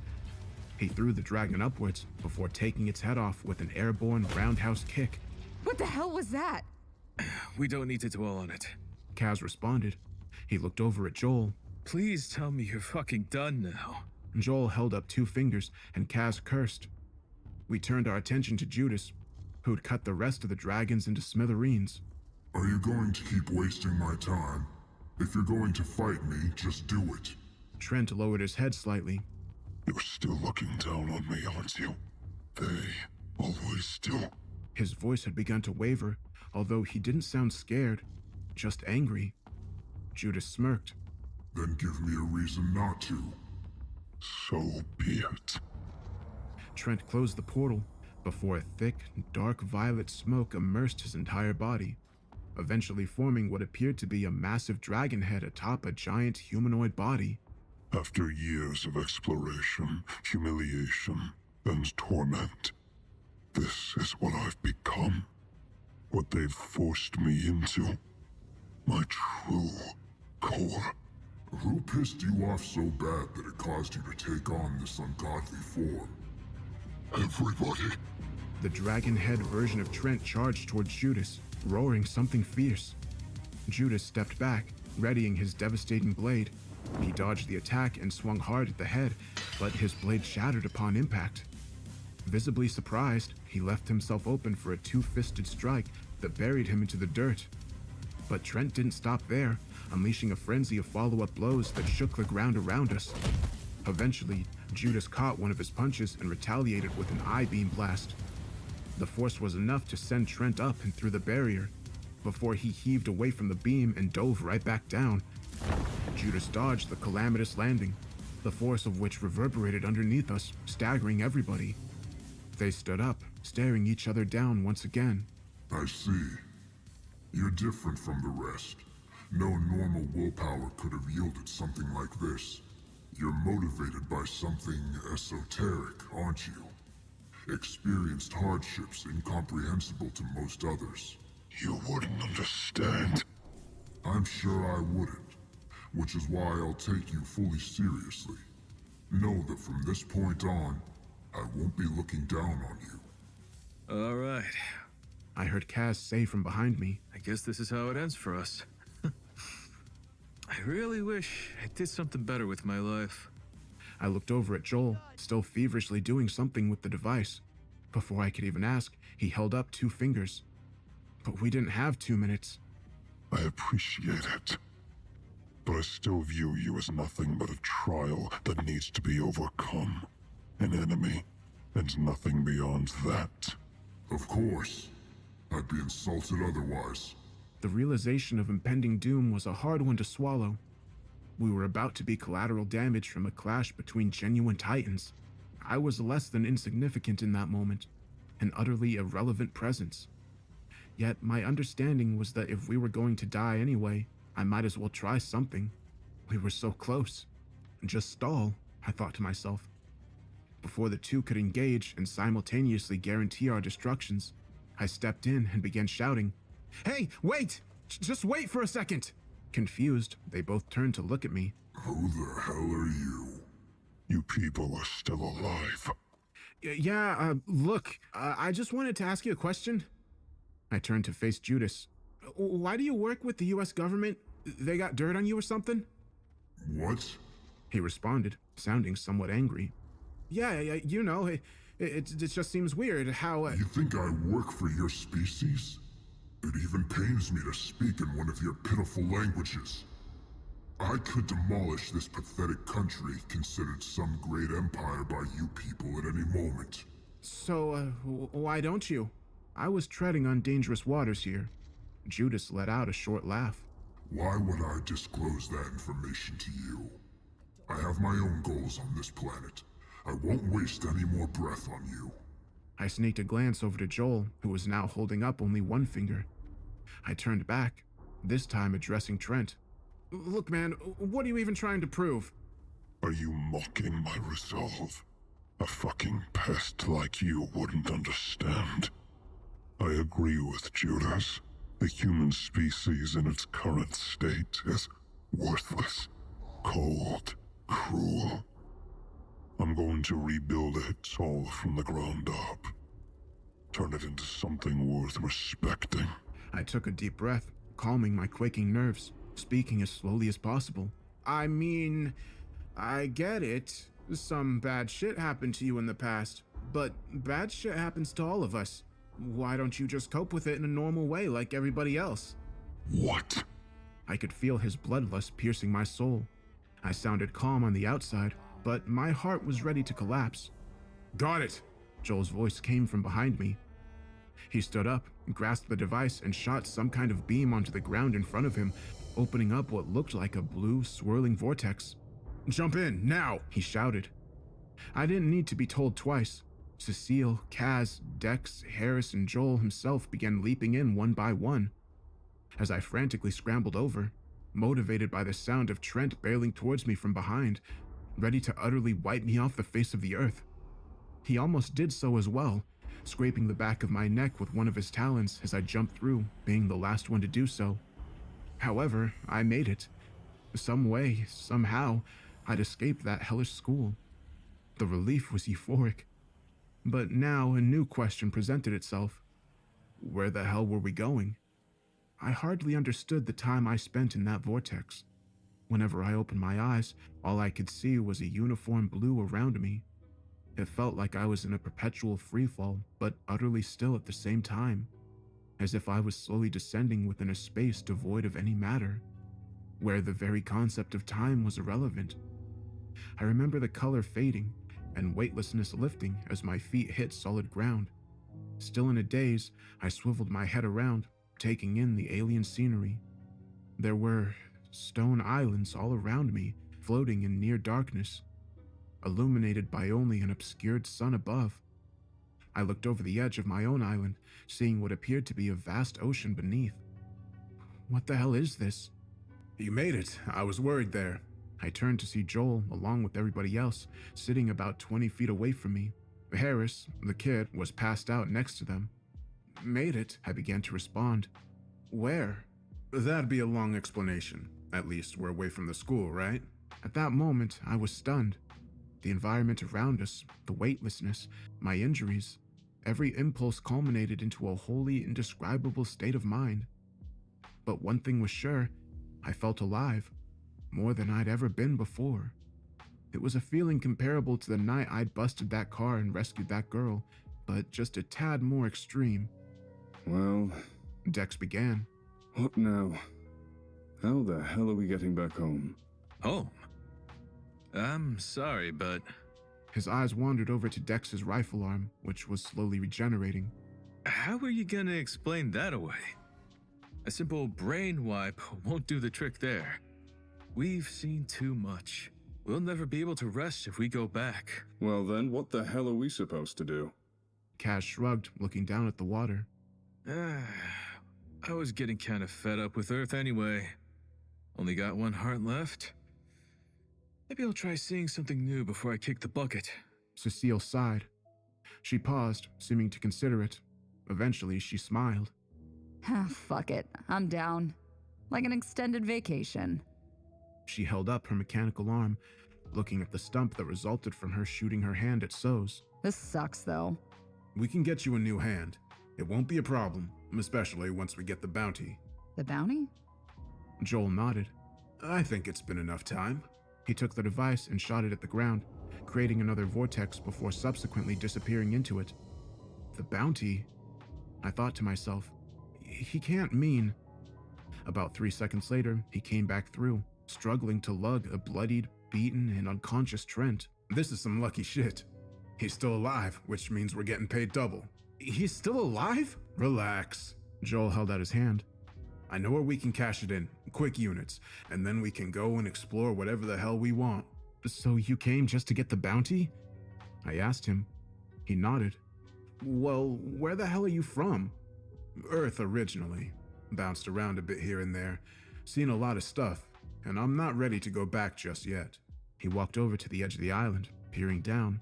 If you had the option, why would you ever choose to stay in one place? Makes no sense to me. I'd like to see what's out there during this little stint of consciousness I've been given. Not just desks and offices. He pointed down, and we followed his finger. Things like that. In the ocean below, an utterly colossal creature surfaced. A skyscraper-sized, prehistoric-looking entity trudging through the cosmic, watery expanse. I could see Joel's eyes widening at the sight of it. An expression of pure marvel. Hardly see the same thing twice these days. Never ceases to amaze me. Anyway, he said, getting up. That's what I'm after. And if any of you want to tag along, I'm not going to stop you. The company is good sometimes. It was a daunting proposition. I knew next to nothing about the guy, nothing about what was to come, if I were to accept. I was tired, both physically and mentally, after seeing what I already had. Did I really want more? And yet, that feeling of adrenaline lingered, a spark in my veins confirming just how alive I truly was. I suppose there's no choice for me here. Dex said, looking at his arm. Seeing something new doesn't sound too bad anyway. I've already made up my mind. Guess I'm in the same boat. All eyes fell on me. I'm not gonna survive out there. I'm still just a regular guy. If we go through something like that again... I paused for a moment, reflecting on the events of what had transpired. I'm still alive, aren't I? Doesn't that mean anything? Was I just lucky? Joel smirked. I knew a guy once, human, just like you, but he didn't hesitate to follow me into the unknown. Why were his ideals so different compared to yours? I shook my head.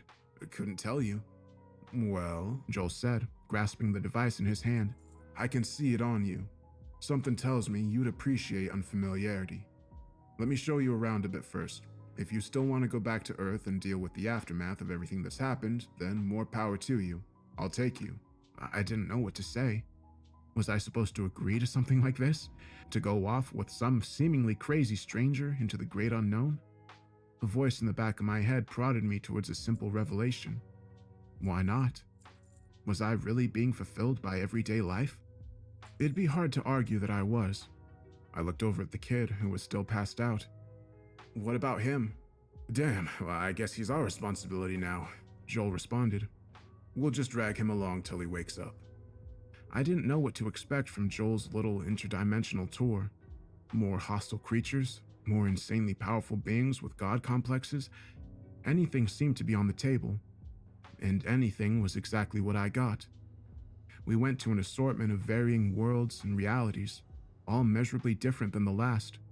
We visited a tropical-like series of cliffs where stone statues the size of mountains casually sauntered above. We went to a world comprised entirely of a molten ocean, where giant ships would fight off robotic squids. Unending tundras with towns made out of ice. A giant arena where people in armor riding atop grotesque beasts would fight to the death. A sprawling cyberpunk-esque megacity. This was also where Joel dropped Trent's body off. In return, he was given a neon stamp on his index finger, which quickly faded into his skin. Anytime he wanted to purchase something, he'd simply pass the finger through a holographic screen presented by the seller. Yeah, Earth's lacking behind, he said to me. This is what you call high technology. At some point during all of this, the kid woke up, presumably nursing a nasty hangover. At the exact moment he did so, we were paddling across an underground lake surrounded by subterranean settlements populated by mole-like humanoids. He looked absolutely horrified as he took in the scenery. Where the fuck are we? He asked, his voice cracking in the midst of the sentence. After explaining the situation, more or less, he could only sit and stare at the boat floor. Let me go back, he said, addressing nobody in particular. I'm sorry, kid, but that's a bad idea. As Kaz went on to explain, his absence from the evacuated crowd was a problem. If the government presumed him to be dead and his body was never found, it'd be a simple matter. However, if he were to suddenly come back hours after the incident, things would become exponentially more complicated. They won't only keep pestering you. they'll also be bothering the people closest to you, like your family. And trust me, maintaining confidentiality is something they don't take chances on. It's unfair. Yeah, well... Kaz began to respond before being cut off by Cecile. Everything is unfair. You need to remember that you can't control everything that happens to you. When shit goes south, you just have to be strong. Don't expect a savior. Become your own. That little pep talk rendered the kid speechless as he stared back to the floor. Seeing this, she patted his back for a brief moment.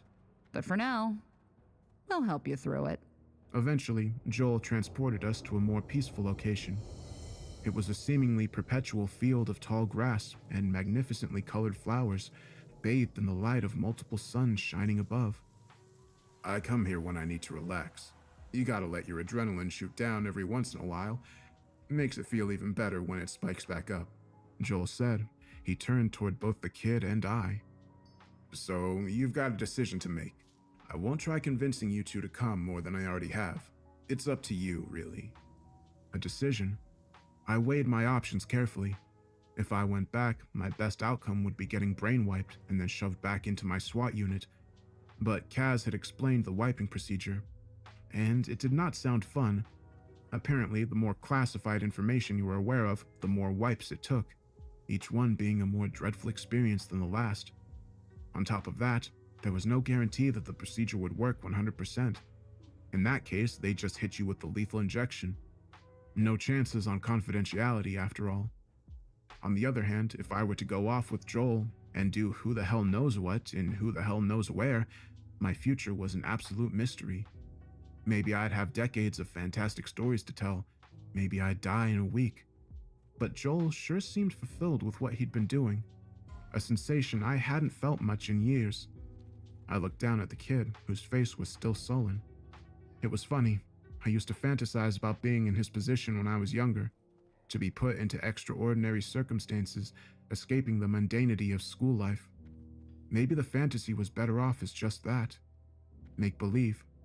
But then again, we were already here, and going back didn't seem to be an option. You know what, Joel? I smiled at him. Let's go see what's out there. He smirked back. Good choice. He threw the device onto a small clearing in the grass. Let's get something to eat first. I'm starving here. Before he summoned the portal, he turned back to face all of us. By the way, my friends call me Rust.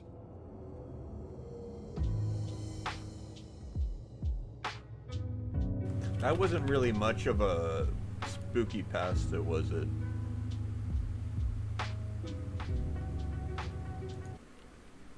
I wasn't really scared through that. There was no sense of dread from that.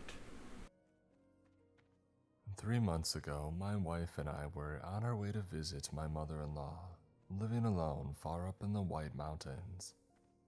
I had been driving for 5 hours and my wife Betty started saying that she needed to use the bathroom and that she was really hungry.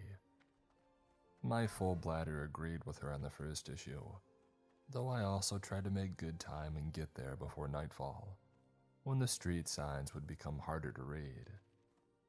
I had never been to Betty's mother's house before, or even the county that it lay in. I pulled over the car on the east side of Main Street, looking down the center of the town. It had everything a small rural American town usually had. Quaint houses with blue siding, 24-hour diners, hardware stores and tobacco shops, liquor stores and restaurants. Majestic mountains rose all around us and the town itself was so high that I could see for miles. The air smelled clean and sweet. Everything was here except...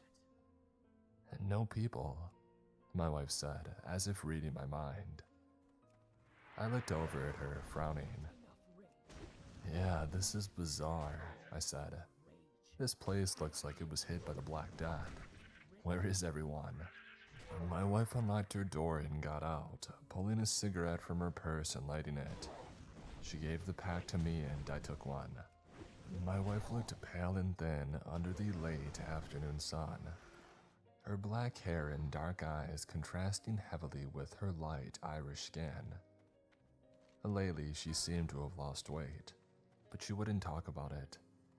Every time I asked her if anything was wrong, she had said no, and I could get no more response from her than that. The fragrant Turkish tobacco of the Camel cigarette instantly woke me up. We didn't smoke in the car as it was brand new and it cost me over $25,000 that I didn't really have. The last thing that I wanted was burn marks on the seats and ashes flying everywhere. We walked slowly down the sidewalk, looking around, searching for the slightest signs of movement. I didn't even see an animal except for an occasional fly buzzing past on its way to eat garbage. I looked into the diner window, and I saw plates set out on the tables. Mold grew wild on the food. Strange patches of green and red and black sprouting filaments, and making the dishes unrecognizable. Next to the plates, I saw cell phones and even car and house keys. All the screens and the phones looked black, as if they had been sitting there for months. A slight layer of grime and dust had settled over everything. The door stood wide open, a cheerful sign reading, "We're open, come in," displayed on the front. "That's gotta be a code violation," I said, pointing inside at the disgusting plates of mold and fungus. My wife laughed, but it sounded nervous and high-pitched, almost desperate in its cadence. "Listen, Betty, do you think we should maybe call the police or something?" She looked at me for a long moment and then sighed. "I mean, I don't know," she said. "What crime has been committed? It's just an empty town. Maybe everybody's at a funeral." Her voice raised hopefully. I laughed. "What, they just abandoned their shops and restaurants with no workers and moldering food? And by the way, there's a cop car right there," I said, pointing. It sat on 4 flat tires covered in a thick coat of dust. The tires didn't look damaged in any way. It seems they had just lost pressure over time without anybody to care for them. Looking around at the other cars, I saw most were not in much better shape. Many of them had low or no air in their tires, and their windshields were covered in dirt and grime. It looked like a junkyard in the middle of a town, a junkyard that had been abandoned. "I'm calling the cops," I said, pulling out my phone. I opened the screen and of course found that I had no service. I tried sending a text to my mother explaining the situation and telling her to call the authorities if she received it and to send help immediately. I gave her the name of the town and the time. I figured the chances of a text going through were far better than a phone call, since a brief moment of service could prove sufficient to transfer the message. "Yeah, I'm not calling the cops," I shook my head. "We don't have a shred of service out here. What kind of town doesn't have service on its own main street?" "We are in the middle of the mountains," Betty said. "Who the heck knows out here?" We kept walking down the street in silence.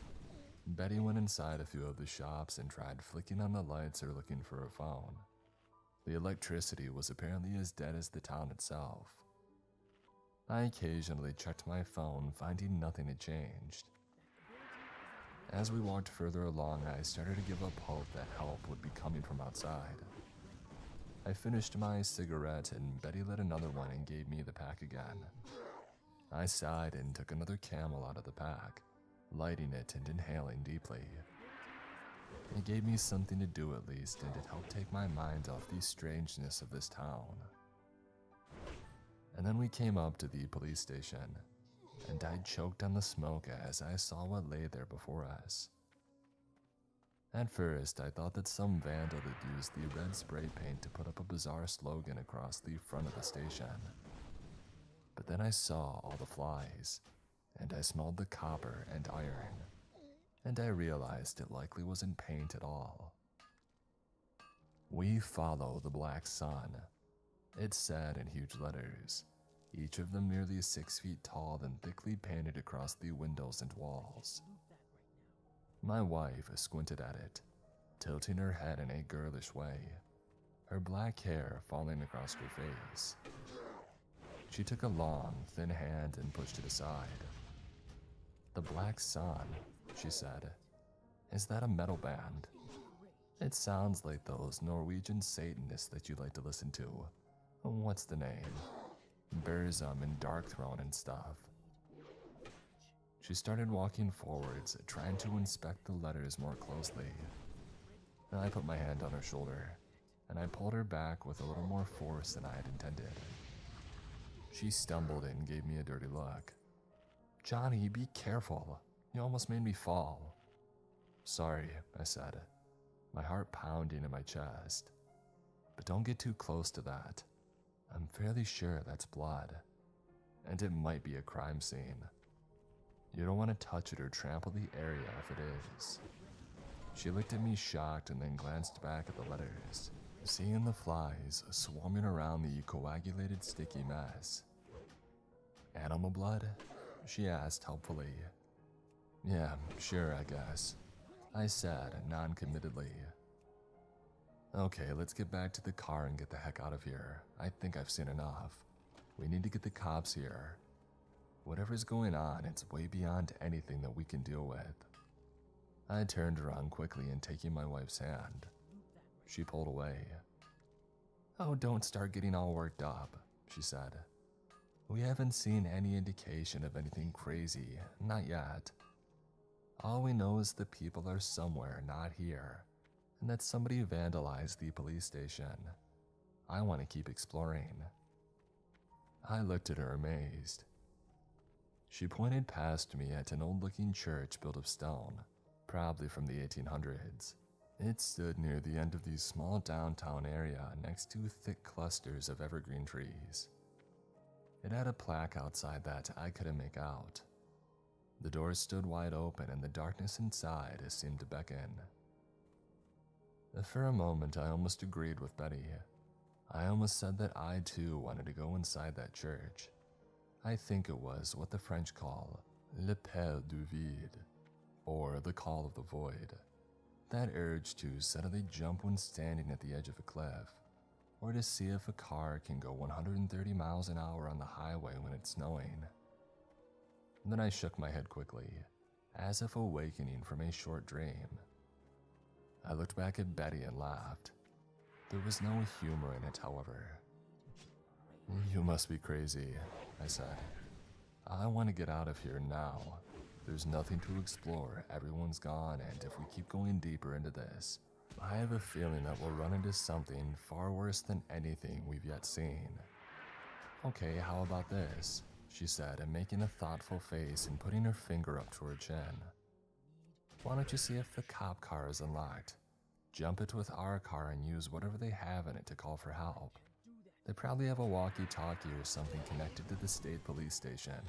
If you really think we need a SWAT team here, then that's probably the quickest way. No, let's just leave, I said, walking quickly back in the direction of our car. I saw the new Chevy Trailblazer off in the distance, contrasting heavily with the dirty and abandoned cars surrounding it. And then as we got close, I saw that it had 4 flat tires. I started running forwards, seeing the deep knife marks slicing open each of the side walls. What in the... I said, stopping in my tracks. I looked around the town but still saw no trace of anyone.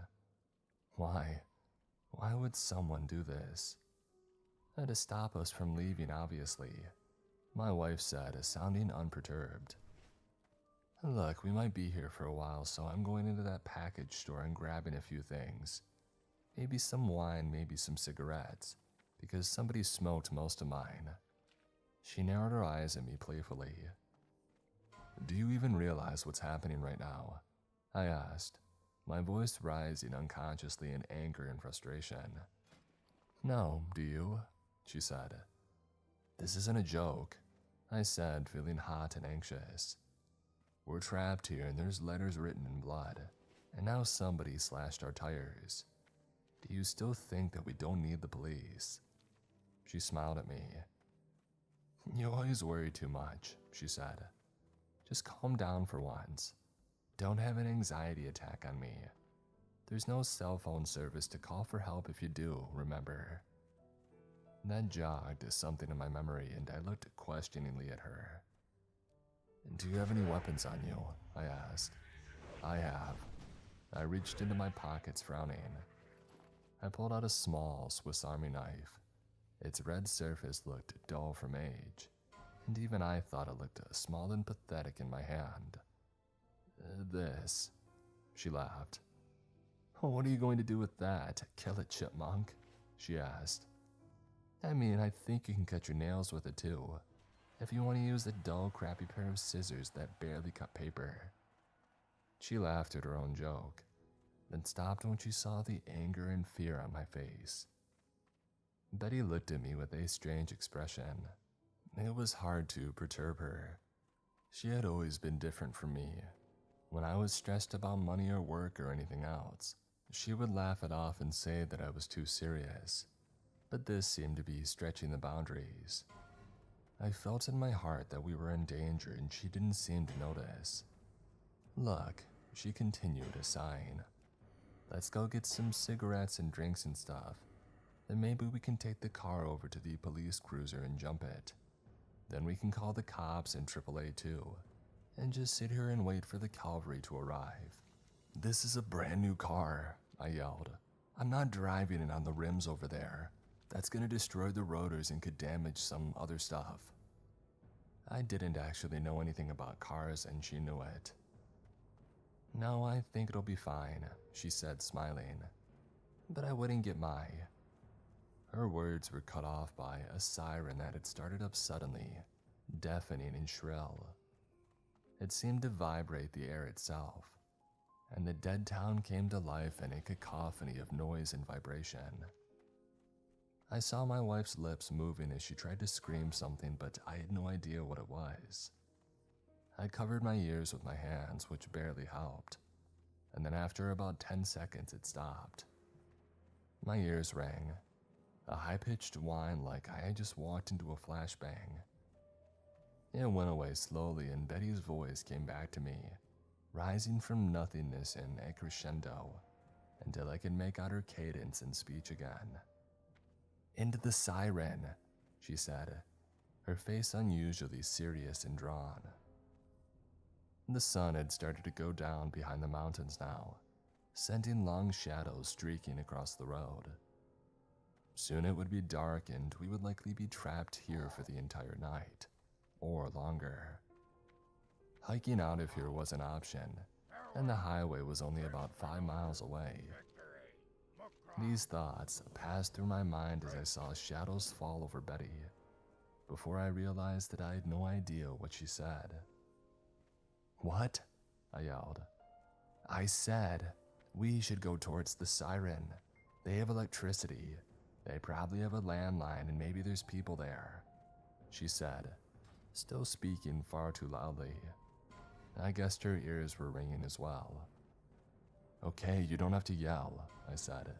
"I can hear you and I don't want to attract the wrong kind of attention." She pointed at the sliced tires of my car. "We already have, Johnny," she said seriously. "Listen, I don't like this," I said. "I don't want to be trapped in some nutjob's basement a few hours from now, chained up against a wall and covered in blood, and think back on how I should have done something different. I think the safest plan is to leave this place now. I mean right now. Let's grab some drinks and cigarettes and whatever from the store, and hike back out towards the highway on the main route. Maybe we'll see somebody on the walk, but we'll definitely find help on the highway." She thought about it for a fraction of a second and then nodded. "Okay, whatever," she said. "Let's go." The plan worked at first. Betty ran into the package store while I kept watch outside, looking up and down the street for any signs of movement. I saw nothing, but from these slashed tires I assumed that we were being watched. Whoever they were, they knew when we were far enough away to vandalize the car. A minute later, Betty came out with a plastic bag. I saw 9 or 10 cartons of cigarettes in it and some plastic nips of Jack Daniels. She also had Coca-Cola and some water. "I thought you were grabbing a pack of cigarettes," I said, narrowing my eyes. 10 cartons? Why do we need 10 cartons for a 5-mile hike? Oh, we don't need them, she said. But you know, they're expensive down in Connecticut. Much cheaper in this town. Yeah, I guess you can't beat free, I said, reaching into the bag and taking out a pack. We started walking out of town in silence. I didn't even hear an animal stir. The regular buzz of the insects that chirped and squeaked throughout the White Mountains was missing here. It gave the town a supernatural eeriness, as if we had wandered into an apocalyptic wasteland where even the crickets had gone to die. To break the monotony, I lit a cigarette. The flick of the lighter and the soft tread of our footsteps were the only sounds that we could hear for miles. As we got further down Main Street, the shops and houses started to thin out. Soon after we had passed the church, both sides of the street had turned to forest, and only an occasional house or farm broke the endless trees. The downtown area couldn't have been more than a quarter-mile long, but this town and the surrounding forest felt like it went on forever. This is really spooky, Betty said, shattering the silence. I was glad for a break, though I felt eyes on me as she spoke, as if we had somehow violated the sanctity of a graveyard with laughter. I've never experienced anything as weird as this, I said, whispering and getting close to Betty. I noticed that she also spoke in a quiet voice, and she constantly glanced behind and around. She smoked a lot of cigarettes, nervously lighting one after the other, and she drank 3 nips on the way, chasing them down with the Coke. I took one myself and I downed it. The burning liquid seemed to revive me somewhat and clear my head. I chugged some soda to get the taste out of my mouth. And Betty had opened her mouth to say something else when the screaming erupted from all around us. The sun had long disappeared behind the mountains, and we were surrounded by thick curtains of darkness. I couldn't see more than a few feet into the forest. Betty gripped my hand tightly. Okay, now I'm really freaked out, she whispered into my ear. We had both stopped and stood, holding hands as shrieks echoed through the trees. The light breeze carried a smell that nearly made me gag, the smell of decay and blood. And do you think it's a fox or a fisher cat or something? I shook my head silently, then leaned close to her. We're going to run, I said, back towards the town. It's a lot closer. Ready? She nodded grimly. Go. We started sprinting away, our footsteps bouncing off the pavement, far too loud. The screaming drew closer and something broke through the outer boundary of the woods. With twigs crunching and branches snapping, I saw the silhouette emerge into the road to my left. The smell of rotting flesh seemed overwhelming now. I only saw her for a second, but I knew in that moment that she wasn't human. It looked like a woman, or at least like the corpse of one. But she was clearly alive in some form, running and shrieking, sending out wails of pure agony and horror. The eyes snapped onto me, and I met them for a brief moment. Even in the dim light of the moon and the stars, I could see that they were pure white, without pupils or irises. And yet they seemed to see everything, even in the deepening shadows. Long, stringy black hair ran down over her face and down her back. Papery skin hung tightly to the skull, and the mouth hung wide open, inhumanly wide, like the tendons and ligaments holding the jaw of the skull had been cut. The huge black pit of her mouth emanated those screams constantly, as if she didn't need to breathe. On the body, parts of the skin were missing. I could see the bones beneath. They were thin and fragile skin had broken. Purple and black sores shone from these spots. The long skeletal hand of the woman ended up in claw-like fingers, with the nails blackened and the bone sticking out at the end of each digit. She ran fast, gaining on us, and she wasn't alone. I could see dozens more bodies breaking through the tree line now, a deafening howling emanating from them as they ran. I was breathing hard by this point. I could see the first buildings of the town up ahead. We only had to make it another 100 paces and then we could lock ourselves in and barricade the doors and windows. I didn't dare look back, but I heard the screaming from just behind me. I felt a soft swipe across my back, the sharp, bony fingers dragging across the shirt for a brief moment. It gave me another adrenaline rush, and I pushed myself forward with all of my will, feeling my heart beating far too fast in my chest. I began to feel lightheaded and see flashes of white light every time that I blinked. I knew that I would pass out if I had to go much further. I hadn't gone running in over 10 years, probably since I was in high school, but I ran for my life just the same. And Betty was in better shape than me and she had gained some ground. She glanced back as she sprinted down the middle of the dark street. I saw her point to the church. It stood just ahead, the doors already opened, as if waiting for us, as if it knew that we would be back. She veered sharply to the right and I followed close behind, panting and sweating like a madman. The doors were so close now. The shrieking behind me had been joined by a few others. With the last of my strength, I began an all-out sprint, hoping that I wouldn't trip over something and go flying into a car. It would mean the end of me, of that I was certain. We ran through the doors into the church. I turned around and saw that the creatures had gone. Their screaming cut off as soon as we had entered, and now I saw no sign of them. It was as if they had vanished.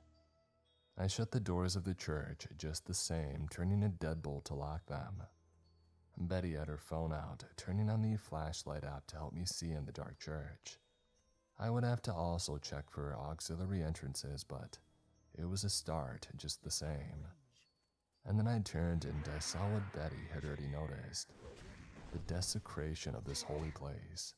The statue of Jesus on his cross had been broken off at the bottom of the beam, and now hung upside down from a rope that extended to the high ceiling, dozens of feet above our heads. His face had been slashed and cut, his nose and eyes now missing, and on the front of his chest, I saw a strange symbol carved deeply into the wood with what looked like blood. The sigil looked like an upside-down triangle within a larger upside-down triangle and had lines curving out of the sides of the bottom. Connected to the lines of the larger triangle at the bottom, I saw a line curving like a J, and on the other side, another line curved like a backwards J. The lines extended outwards, curving over a V. Around the sigil sat a thick and black circle. It definitely seemed magical, like something from a medieval textbook on witchcraft. "That's the sigil of Lucifer," my wife said quietly. "How do you know that?" I asked and she shrugged. "I read a couple of books on black magic when I was a teen," she said. "That one stuck with me for some reason. That symbol, it's eerie. I never forgot it." I looked over at the font at the front of the church. Instead of holy water, I saw that it was filled with blood. "I guess no one's crossing themselves in here today," I said, trying to break the harsh terror that threatened to overwhelm us. And then, as Betty moved her light around, I realized that we weren't alone in here. People sat in the pews, their heads bowed, silently praying. Dozens of people were in here with us, yet they made no noise, and no one turned their heads to look at us or say anything. An icy chill ran down my spine. I turned to Betty and I pointed at the people. "Yeah, I see them," she whispered and began to creep slowly forward. I took out my phone and turned on my light as well, moving silently a few feet behind her. I shone the light at the first pew of people and I gasped. They all had their throats cut.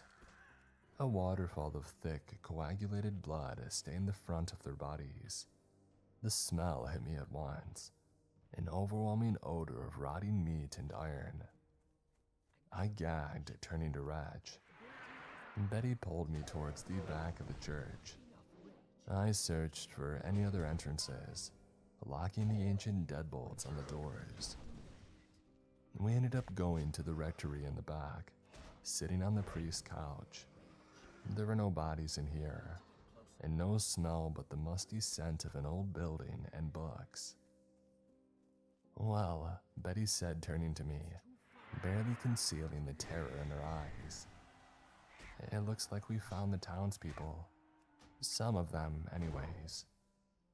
I said nothing, but instead put my phone down and sat in the darkness with her, putting my arm around her while she cried. As she wept into my shoulder, I heard the siren start up again. It sounded muffled inside the church, but still vibrated the floors and the walls all around us. I didn't know what the siren signified, but I doubted that it was anything good. After all, the last time that the siren had sounded, we had run into something horrible. Dozens of walking corpses with white eyes that seemed to look at us with thirst and hunger. But I had no plans, not anymore. We were unarmed and seemed to be in a relatively safe place. My main thought was that we should hide in here until the morning, when daylight arrived and made travel safer. We could always try jumping the police car or even finding a car where the tires weren't totally flat and jumping that to drive it out of town. I had seen dozens of car keys in the diner, and one of them had to fit with one of the more reliable cars parked on the street. If I had to, I would drive my car on the rims as far as it would go, and then abandon it once we were outside the city limits. Anything would be better than being trapped here for another night. The siren wound down again, its haunting echoes dissipating into the night. I turned to Betty, flipping my phone over to get some light. "Let's search this place," I said. "Maybe we can find a weapon." This is the priest's living quarters, I think, so that means there should be at least some knives for cooking somewhere around here. If we're lucky, maybe the guy even had a gun. This was a thought that I had considered already, going from house to house to search for guns. This was, after all, rural New Hampshire, deep in the mountains where people like to hunt, and where farmers would likely keep some sort of shotgun or rifle for pests. If we were armed, our chances of survival would rise exponentially. At least, so I hoped. For all I knew, ammo would be as useless as a squirt gun against those things that we had seen coming out of the forest. My wife wiped away her tears, and then she reached into her purse and pulled out her keychain. She dropped it into my hand. I looked at it for a moment, confused. "That black thing," she said, pointing at a small canister connected to the chain. "It's pepper spray. I don't know how effective it is. I've had it for nearly 10 years. It might not even work at this point. I don't think pepper spray really goes bad, though. It should still be able to stop someone in their tracks." "Yeah, someone as in a human," I said. "We don't even know if those things feel pain. Their eyes." I didn't need to finish the sentence. She had seen their strange cataract eyes. She knew as well as I did that we weren't dealing with the living. I got up, sighing. I took her hand and helped her up. We grabbed our phones and she grabbed her purse and plastic bag of goodies, lighting a cigarette with trembling fingers. It took her nearly 3 tries to get it lit. She reminded me of a Parkinson's patient in his final days. We explored the rectory area in silence, finding a small kitchen. As I had suspected, it had a knife block with some long and wicked blades. I took one for myself and gave one to Betty. We went back to the rectory and searched every drawer and closet, but I could find no sign of a gun or ammo. Feeling slightly better now that I at least had a knife, we went back to the chapel. I shone my phone's light across the immense chamber, and my heart leapt into my throat. The front doors stood wide open now, letting the dim moonlight stream into the nave. Even worse, the corpses were all gone. And while we were in the rectory, somebody had used blood to write a message across the wall, covering the stained glass windows and aged beams in letters 5 feet tall. The black sun awakens. As I stood there, gaping, not sure what to do, Betty grabbed my arm and pointed outside the door. "Look," she cried, a note of triumph in her voice. "Someone's coming." I saw with excitement that she was right. I felt a surge of hope rise in me so powerful that I felt lightheaded. Headlights streamed down the dark street, casting long, twisting shadows across the buildings. I grabbed her hand and we ran outside without a second thought. The car traveled slowly down Main Street, coming from the same direction that we had originally come. We ran out into the middle of the road and I started waving my arms frantically, trying to get the driver's attention. A chubby old man pulled up beside us, looking at us with suspicion and narrowing his eyes. I gestured for him to put his window down. He hesitated for a long moment, looking between me and my wife, and then lowered it 1/8 of an inch. I heard all of his doors lock as he quickly pressed the button. Does anyone live here?" he asked. "I need some gas. The map said that there's a station here, supposed to be 24 hours, but there's no one inside. Doesn't look like anybody's been inside in weeks. All the food in the refrigerators had started to rot and there's not even electricity. So," he trailed off. I didn't even know where to start. I certainly didn't want to start rambling about walking corpses and messages painted in blood. But Betty, always my smarter and better half, thought quickly instead. "We had a massive electrical failure," she said, lying smoothly and smiling at him with her disarming charm. I saw the old man relax slightly, though he still glanced over at me with suspicion from time to time. "We really need help. Our car broke down and everyone besides us was already evacuated." "Yeah," the old man said skeptically. "Makes sense, I guess. Okay, so you both live here?" I nodded, building on the lie. "Yeah, we used to, but we missed the evacuation. Can you please just give us a ride to the highway?" I said, giving him what I hoped was a neighborly smile. He frowned, the lines in his face deepening. "What's your name, friend?" he asked, not answering my question and refusing to roll down his window any more than the tiny crack that he made. "I'm Johnny Redfern, and this is my wife, Betty. Please, sir, we really need your help." "How come you two didn't just walk out of here?" he asked. "The highway is only a 10-minute drive. It's not exactly around the corner, but shouldn't take you more than a couple of hours to walk it." I swore inwardly. Of course, we had to get an old man who was as sharp as a tack. If he kept talking to us, he would inevitably pick up on our lies. In fact, he probably already had. The story wouldn't make much sense, especially when he kept driving and saw the messages painted in blood on the police station. And well, I'm not saying you're being dishonest or anything. God forbid. But if people were evacuated, why are all their cars still here? Did they walk out? Did they all take the bus? Sure looks like they've been here for a while. I froze, not knowing what to say in response.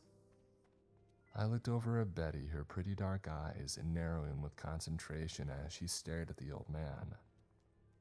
"Sir, what's your name?" she asked him pleasantly, changing her face in a moment back to the beatific and friendly smile she always used in her job as a real estate agent for difficult customers. "Well, I'm Freddie Mackenzie," he said. He looked like he considered rolling the window down to shake our hands, but instead, he quickly looked away. "Okay, please listen to me, Freddie. Something strange is going on here and we don't know what it is. We really need your help. I'm afraid that if we stay in this town any longer, something really bad is going to happen to us. Betty said, her smile fading.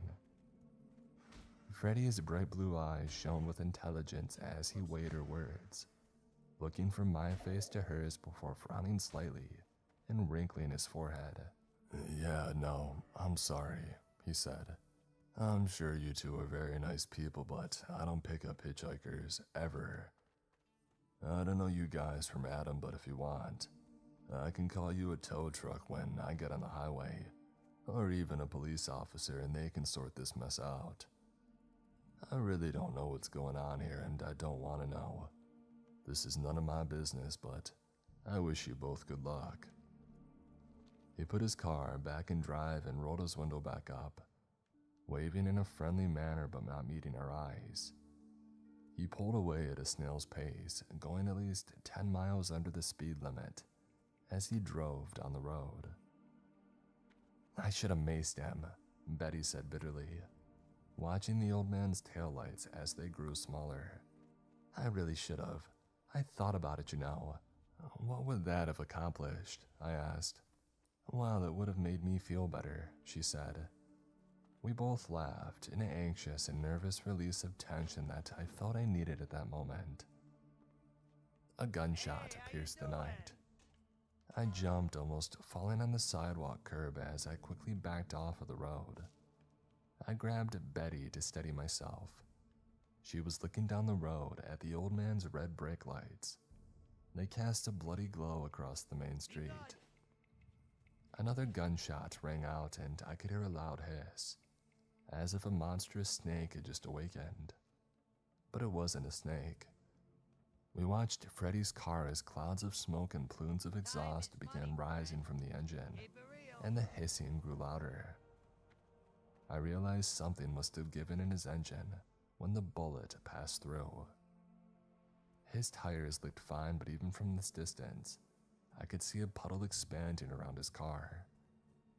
I didn't know anything about cars, but from my meager knowledge, I assumed that it was likely coolant or transmission fluid. Either one was not good. What should we do? Betty asked, grabbing my hand tightly. I'm not running in the direction of gunshots if that's what you're asking, I said quickly. We should take cover. Let's go back to the church for now. What about the old man? She asked, more loudly now. What's going to happen to him? We should worry about ourselves, I yelled at her, not meaning to raise my voice. She shrank back as if I had slapped her. I stepped forward, taking her hand and whispering, Sorry, I didn't mean to get angry. What if he dies because we did nothing? She asked. Well, he did nothing to help us, I said. Well, he was going to call for help at least. I can't really blame him for not picking up two wild-eyed strangers with a BS story in the middle of an abandoned town. I kept watching his car, but he didn't get out. Do you think he was hit? She asked. God, I don't know, I said, feeling like things were quickly spiraling out of control. Our potential rescue had turned into a potential burden. Luck was not on our side today. The old man's taillights changed as he put his car in reverse.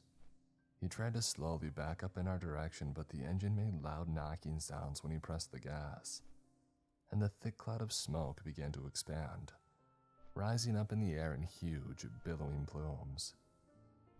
I heard metallic groaning sounds as the knocking died down, and then his car had stopped moving, and the engine shut off by itself. He hadn't managed to reverse more than 20 feet in that time. I wondered what he was thinking at that moment, whether he thought we were a part of some band of robbers who had staged a gunman up ahead. If I were in his shoes, I felt certain that that would be my first assumption. After all, who else in the town was there to blame? A secret gunman in Banjo who hid in buildings or in forests. Yeah, and corpses who got up and moved around. But nobody in their right mind would buy that story, at least until they had seen it for themselves. Okay, screw it. Let's go get the old man out of his car and make sure that he's... I started to say, but then the siren came on again, seemingly even louder and shriller than before. I covered my ears with my hands and without thinking, I ran towards the old man's car, hoping that I wouldn't live to regret the decision. By the time that I had run through Main Street, the siren had started to die out again. It seemed to be getting shorter every time that it ran. I didn't know what to think about that. I tried to justify it by saying perhaps the building where the siren was located ran on generators and they were running out of fuel. So to compensate, they ran the siren less and less every time. But why run it at all? There was no tornado here, no hurricanes or tsunami. It felt like I was missing an essential piece of the puzzle. As I got to within 10 feet of his car, I saw the old man moving inside, apparently unharmed. Freddy stumbled out of the driver's seat, shaking and pale. He looked at me with wide, accusing eyes. "What did you do?" he asked me. "I'm warning you, I have a gun." I looked around at his hands and next to his seat. I saw no gun and I assumed that he might be bluffing. However, I wasn't going to risk my life on it. I still had the butcher's knife tucked into the back of my pants, the blade looped through my leather belt, and I'd even pulled my shirt over it so the old man wouldn't see it and get scared. I put my hands up and backed away slowly. His eyes narrowed even more as if he suspected a trick. "Please, I'm just trying to help," I said. "My wife and I were not actually from here, we're from Connecticut. We came here just like you, just to stop for a minute. But somebody slashed our tires and this town has some strange things happening in it. I can't explain it. That siren, every time that it goes off." I didn't know what to say next. "I think it's a warning or perhaps a signal. Every time it goes off, we see people walking around. Maybe they're a part of a cult or something else, but we need to get to safety now. There's a church just down the street with deadbolts on all the doors. It can be locked from the inside and maybe even barricaded. We should go there immediately. If you won't come with us, that's your decision. But I'll tell you right now, you probably won't survive out here." "Is that a threat?" he asked, his blue eyes blazing with anger. His chubby face reddened and even his bald head had a crimson hue. "Okay, fine," I tried. I said, giving up and turning to leave. "Stay here and die." I started walking away and not looking back. I heard heavy footsteps slapping against the pavement and suddenly he was at my side, walking with me. He sighed heavily, the redness slowly fading out of his face. "I'll come with you," he said. "But if this is a trick, know that I intend to report all of this to the police as soon as possible." "My friend," I said, quickening my step and starting to jog towards the church. "If the police were coming, don't you think they would already be here?" After we got into the church and locked all the doors, we saw dark silhouettes walking past these stained glass windows. They surrounded the church, their strange gait revealing their inhuman nature even based on their shadows. I knew that it was the corpses, like the ones that I had seen out in the woods. Off in the distance, one of them started to scream, a shrill, piercing noise that carried on the wind. It sounded like she was here, standing right next to me in the church. I shuddered. I heard a few of the corpses respond until it sounded like the shrieking came from all around the perimeter of the building. Yet they didn't try to get in. If they had smashed through these stained glass windows, they could have easily crawled through, yet they didn't. At least, not yet. Soon I heard a sound like a man crying in pain. This scream sounded far different than the empty banshee wails of the corpses.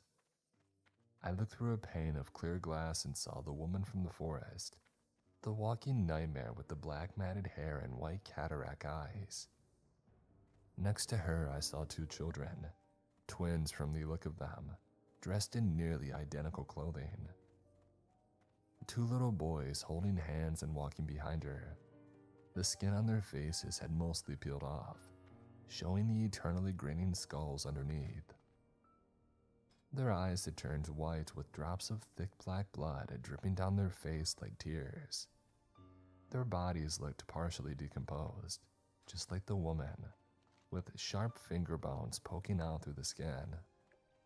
On their hands, I could see the tendons and ligaments and muscle underneath, in places where the skin had been eaten away. In front of them, I saw a man crawling on his hands and knees out of the dark forest on the perimeter of town. His leg looked broken, the area around his knee twisted at a 45-degree angle. Matted blood is soaking into the denim. By the time I realized what I was looking at, all three had caught up to him. The woman's corpse gnashed her teeth as she drew near, biting at the air and smiling. The twins looked serene as if they were just going on a walk to the playground. They didn't hurry or run, knowing their prey was injured and doomed. The man looked back at them, an expression of sheer terror twisting his face. And then all three were on him, eating him alive from the legs and stomach. His agony-filled shrieks shattered the night. I turned away. Within a couple minutes, everything had gone quiet again, but I saw dozens more of those silhouettes passing on Main Street, or coming from the graveyard behind the church. I wondered just how many of them we were up against. Over time, Freddy warmed up to us. He seemed to realize that we weren't lunatics who were going to stab him and eat his heart while praying to a serpent god in Aramaic.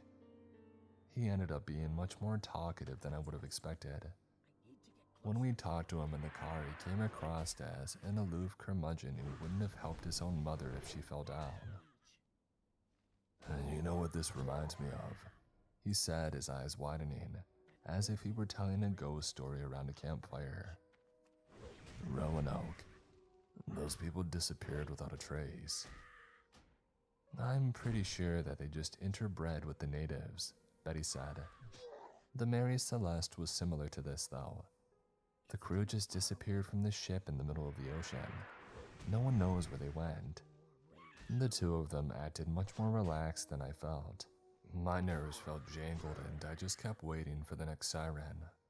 Or maybe the gunman who'd shout out Freddy's engine block would show up, armed with a semi-automatic rifle and carrying buckets of blood around with him to paint messages whenever he felt like it. I could see him in my mind's eye, a nut job in a ski mask, two dark eyes glaring out at me, his heart filled with bloodlust and murder. These people didn't really disappear though, did they? I said, turning to look at them. We found the corpses of a couple dozen of them in here, right in the church, and we've seen more of them outside. But where's the rest of them? Betty asked. Freddy looked at her, raising an eyebrow. Yeah, there's way more than a few dozen people living in this town. Where are all the bodies?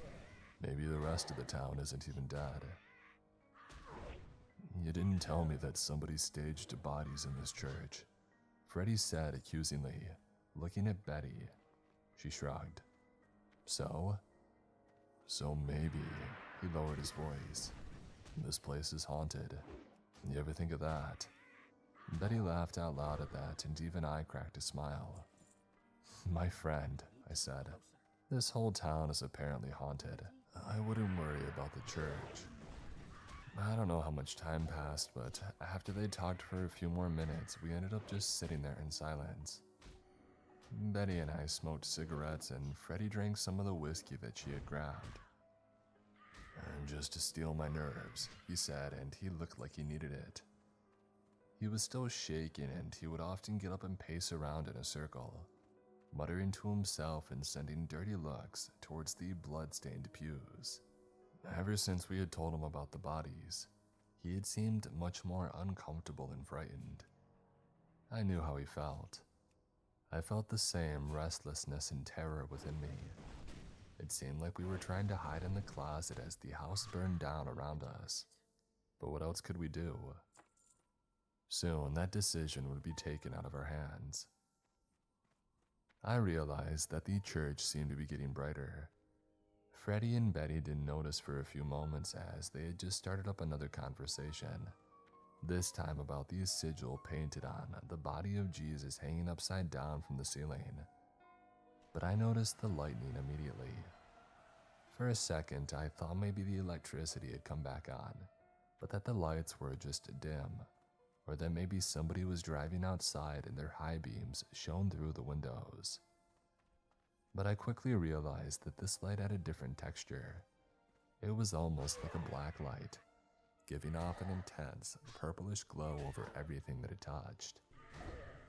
Betty had gone silent, her mouth open in silent awe. Freddy rubbed his hand over his bald head, opening his mouth. "Oh, what?" he said. He stopped his pacing, nervously smoothing out his shirt. "What is this? Is it some sort of stage trick?" "Not for me," I said, looking around the church. All the dark corners were now illuminated, shining with the eerie light. I could see the bloodstains glowing on the pews, looking almost black against the shining mahogany hue of the wood. The sigil of Lucifer shone with an intensity that dwarfed everything else in the church. It was so bright that I had to turn away. The light that it gave off was a dark red, and when I closed my eyes, I could still see that crimson symbol burned into my sight. As I looked out the side window, I saw that the light seemed to be coming from the forest at the edge of town, deep behind thick groves of evergreens and muddy swamps. It felt almost like looking into a second sun, and I quickly moved away from the window, my vision still swarming with bright dots and white light. The strange slogan that I had seen painted on the police station came into my mind. "We follow the black sun." Was this what they meant? "I want to go investigate," I said. And they looked at me as if I was crazy. "We can't just stay here forever. Maybe we're supposed to figure this place out, or stop what's happening." "And who, may I ask, gave you this divine order? God?" Freddy asked, smiling. "No one is supposed to do anything except survive. If you want to die." He never got to finish, as the siren sound had started up again. I realized as I listened intently to the shrill, deafening wail that it appeared to be coming from the same place as this eerie light that flooded the town. It shook the floors and walls and caused the upside-down statue of Jesus to start moving from side to side, swaying like a pendulum. As soon as it had stopped, I heard crashing at the back door. It sounded as if dozens of people threw their bodies against the locked doors that led out the rear entrance towards the graveyard. Yet nobody tried to break down the front doors. Without thinking, I undid the front door's deadbolt and ran outside, not looking back to see if they would follow me. With the light flooding in, I could see much more of the town illuminated. Looking into the cop car, I realized that it wasn't empty at all. The body of a police officer sat in the driver's seat, lying sideways so his head rested on the center console. He had a single gunshot through his temple, and I saw the gun still in his hand. I opened the driver's side door, and a horrible odor of rotten eggs, rancid meat, and feces hit me immediately. I held my breath, trying not to gag. I took the gun from his hand and quickly undid his belt, pulling it off. I turned and saw Freddy and Betty behind me, pale and watchful, looking terrified as they continuously glanced back at the church. "Hide," I said quickly. I got on my belly and slid under the cop car, not looking back to see if they would follow my orders. If they didn't, they would probably die.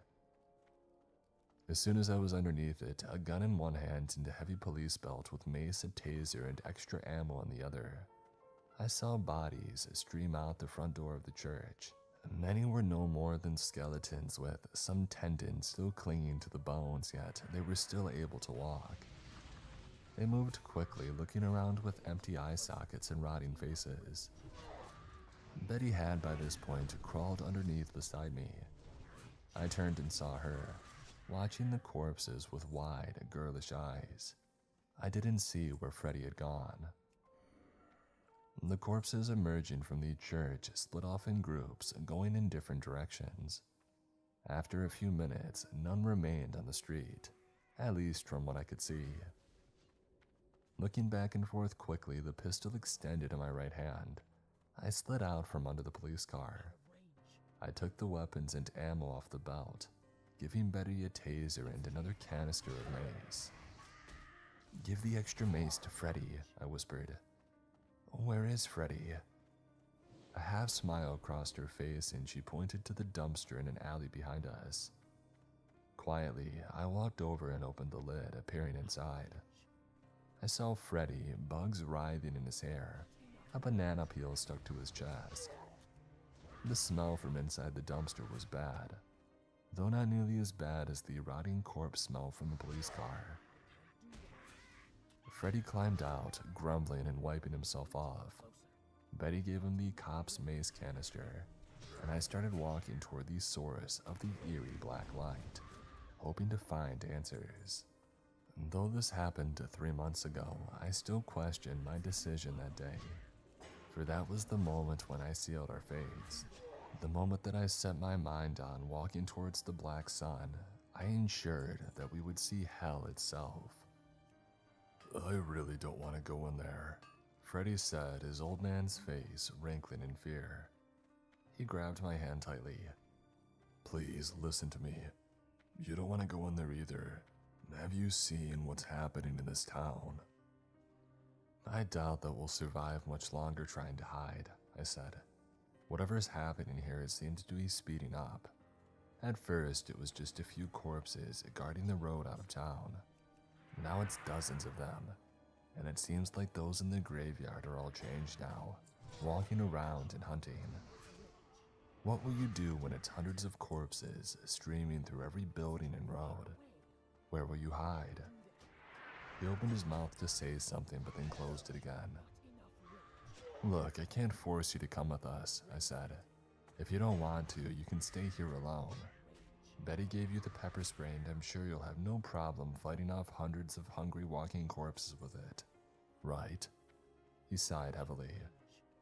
"I'll come with you, fine," he said. "But if we get ambushed, I'm running. I should have never come to this town, I knew it. I had enough gas to get home, but I thought to myself, why not? It's cheaper around here.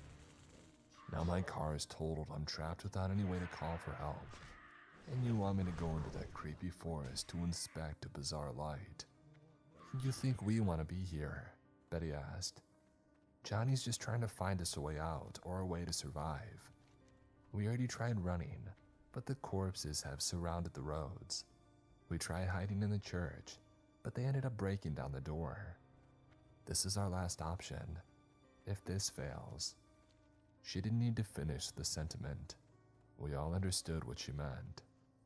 My stomach was growling from not having eaten all day, and I felt tired and weak. I ignored all of it and immediately started walking towards the edge of the woods. After a few moments, I heard their footsteps close behind me.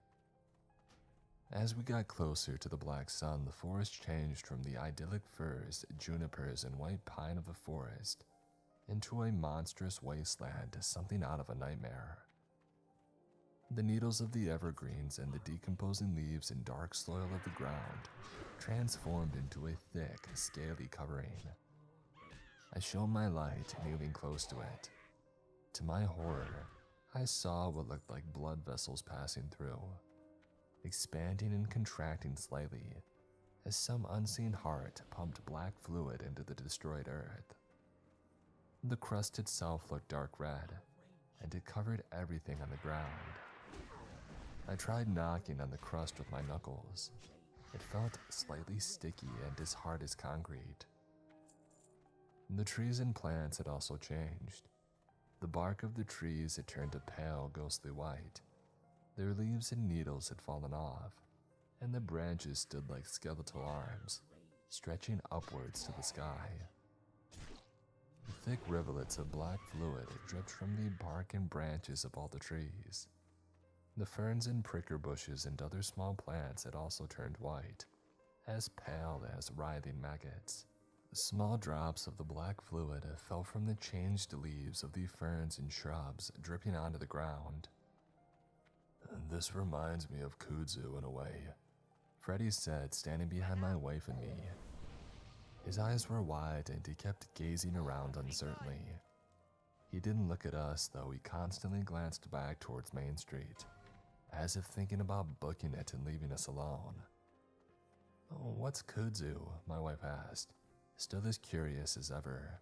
"It's a plant from Asia. It grows in the south a lot and it takes over entire areas. It's like a vine that climbs everything and suffocates all the other plants," he said. "And this looks a little different than that," I said sarcastically. I saw Freddy's knuckles turn white from gripping the mace canister as his stick snapped in the distance. He was terrified, and it would likely only take the smallest thing to send him running. I knew exactly how he felt. The light from the black sun became so bright as we walked forwards that I no longer needed my phone. Trying to conserve the battery, I turned the flashlight off and put it away, seeing Betty doing the same. Fred followed behind us, hesitant.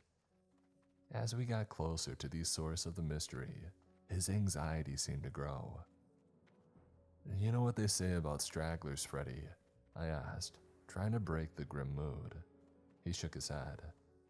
"And they get eaten first."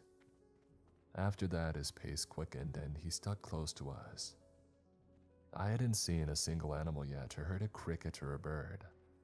There were no bats flying around the dead and bleeding trees, no owls hooting in the distance or mosquitoes swarming around us. I wondered where the animals had gone. Most likely, I thought to myself, they had fled, unlike me. It seemed to me that they were the smart ones in this decision. As if conjured by the thought, I saw movement below a thick cluster of ferns. I put my hand up, the universal signal for stop. My wife and Freddy paused without a word. I got on my knees, taking my phone back out and turning the light on. It shone under the leaves. I saw a possum barely clinging to life. Surrounding it were tiny creatures. They weren't like any life form that I had ever seen on Earth. Where the light fell on them, they started chittering, excitedly raising their voices and turning their tiny faces towards me. They were no bigger than a Barbie doll, but with dozens of them in a pack. They had apparently taken down an animal much larger than themselves. They had gray, chitinous shells with glowing white eyes. Sharp, crab-like pincers covered in fresh blood clicked open and closed rapidly. Their tiny legs curved outwards, ending in razor-like feet. Their bow-legged gait made them waver from side to side as they ran around the possum, turning their tiny heads towards me from time to time and clicking their small mouths. The possum was nearly dead, and it didn't even try to run or fight. It languidly raised a paw or its head, and then the attack would begin again. The light in its eyes had gone out. Dozens of deep gashes showed all over its body. Its ragged breathing would stop for a few seconds and then start again once one of the tiny creatures shoved its claws inside, opening a tiny mouth filled with fangs to suck the blood that poured out. I quickly backed away. Betty had seen it too, and a look of horror crossed across her face. "What are those things?" she asked. "I have no idea," I said. Freddy didn't seem the least bit interested in seeing the creatures or the dying possum. He had stayed back a few feet, constantly checking all directions as if expecting an ambush. Without a word, I kept walking, not wanting to see such a horrible and sad scene. I considered sending a bullet in the possum's head to put it out of its misery. I looked over at Betty, who always loved animals, and noticed a tear rolling down her cheek. I realized that I could see something through the pale and skeletal trees. It looked like a clearing, and in the center I could just barely make out a huge orb, floating and spinning over the crusted red ground. An intense, purplish-black light swirled and jumped inside of it, sending out bolts of lightning into the surrounding field. Yet there was no sound, no thunder or crashing of branches. I pointed and Betty raised her head, her mouth agape in wonder. Freddy apparently had already seen it. All the color had drained from his face, and I thought for a moment that he might faint. "I think we're near," I said. "That must be the black sun." As I walked out into the clearing, I felt eyes on me. I thought that I caught glimpses of white eyes behind the dead trees and bushes, but whenever I turned to look, they were gone. Nevertheless, I quickly realized that we weren't alone in the clearing. It extended for nearly a quarter mile with the black sun directly in the middle. Thick black blood vessels as wide as a man pulsed all around my feet, thousands of them embedded into the dark red crust of the earth. And as my eyes adjusted to the intense black light, I realized more of the townspeople were here, tortured and dying. It looked like we had found the missing. They were impaled on sharpened sticks 10 feet tall that surrounded the black sun in a circle. They loomed over me, choking or pleading. I saw men, women, and children. The one nearest to me, an old woman still wearing the tattered rag of her clothes, raised her head and looked down at me, her eyes white and empty. "Get out while you still can," she said, coughing up blood that dribbled down her chin. The stake had been driven below her legs, and the sharp end rose out of her left shoulder. He's mad, oh God, he's killed us all. We should have done something, we should have tried." Her eyelids started fluttering, and she began to shake and seize on the stake. Within seconds, she had passed, her head falling down limply, still staring at me, her eerie white eyes still open. I hadn't noticed before, but I saw the black, pulsating blood vessels extended to each one of the victims. They had crawled up the stakes and wrapped around the feet and legs of each person. I couldn't see the bottom of their bodies, but I saw that these nightmarish arteries had eaten holes inside each of the bodies. They seemed to suck on their blood, draining the victims as they died. "And you still think we should have come here, Johnny?" Freddy asked in my ear. "Do me a favor, please. If we get captured, just put one right in my head. I don't want to end up like that." He motioned to the old woman, who still stared blankly down at us, looking at me like some demented scarecrow. I didn't answer, gazing around the hundreds of bodies that surrounded the black sun like these spokes on a wheel. Standing next to the orb, I saw what looked to be a little boy, no older than 9 or 10, but he was transformed, no longer human. His skin looked translucent, black veins and arteries stood out in his neck and face, and his eyes were white like the others and yet different. They weren't the dull, cataract white of a corpse, but shone with their own inner luminosity, like twin stars floating in the void. "My name is Kindred," the boy said, smiling. "I think you've arrived just in time. The black sun is almost done feeding for now, and it'll send out its call in a moment. I congratulate you on making it so far. The others didn't do so well. The black sun has a corrupting influence, let's say." His grin widened at this. "But it doesn't seem to affect you three as much. Now, why do you think that is?" None of us answered him. I gripped the gun tightly, feeling my finger on the trigger. It gave me a sense of power and relief, even though I didn't know if it would have any effect on such a creature. Betty was the first to speak, stepping forward. She didn't stutter or tremble as she stared into the boy's eyes. "Do you live here? Where's your family?" she asked. The boy's smile seemed to widen further, stretching inhumanly across his small face. "Oh, my family's dead," he said. "Thank the Lord Lucifer for small favors. My father was a terrible man. He used to take his anger out on me physically, and one day he went too far, and he killed me. My mother covered it up. But I was offered a way to return the favor. Lucifer came to me in a vision as I died at the bottom of the stairs, my neck broken, paralyzed from the fall. He told me that if I gave him my soul that I could come back in power and glory. Those who hurt me would fall first.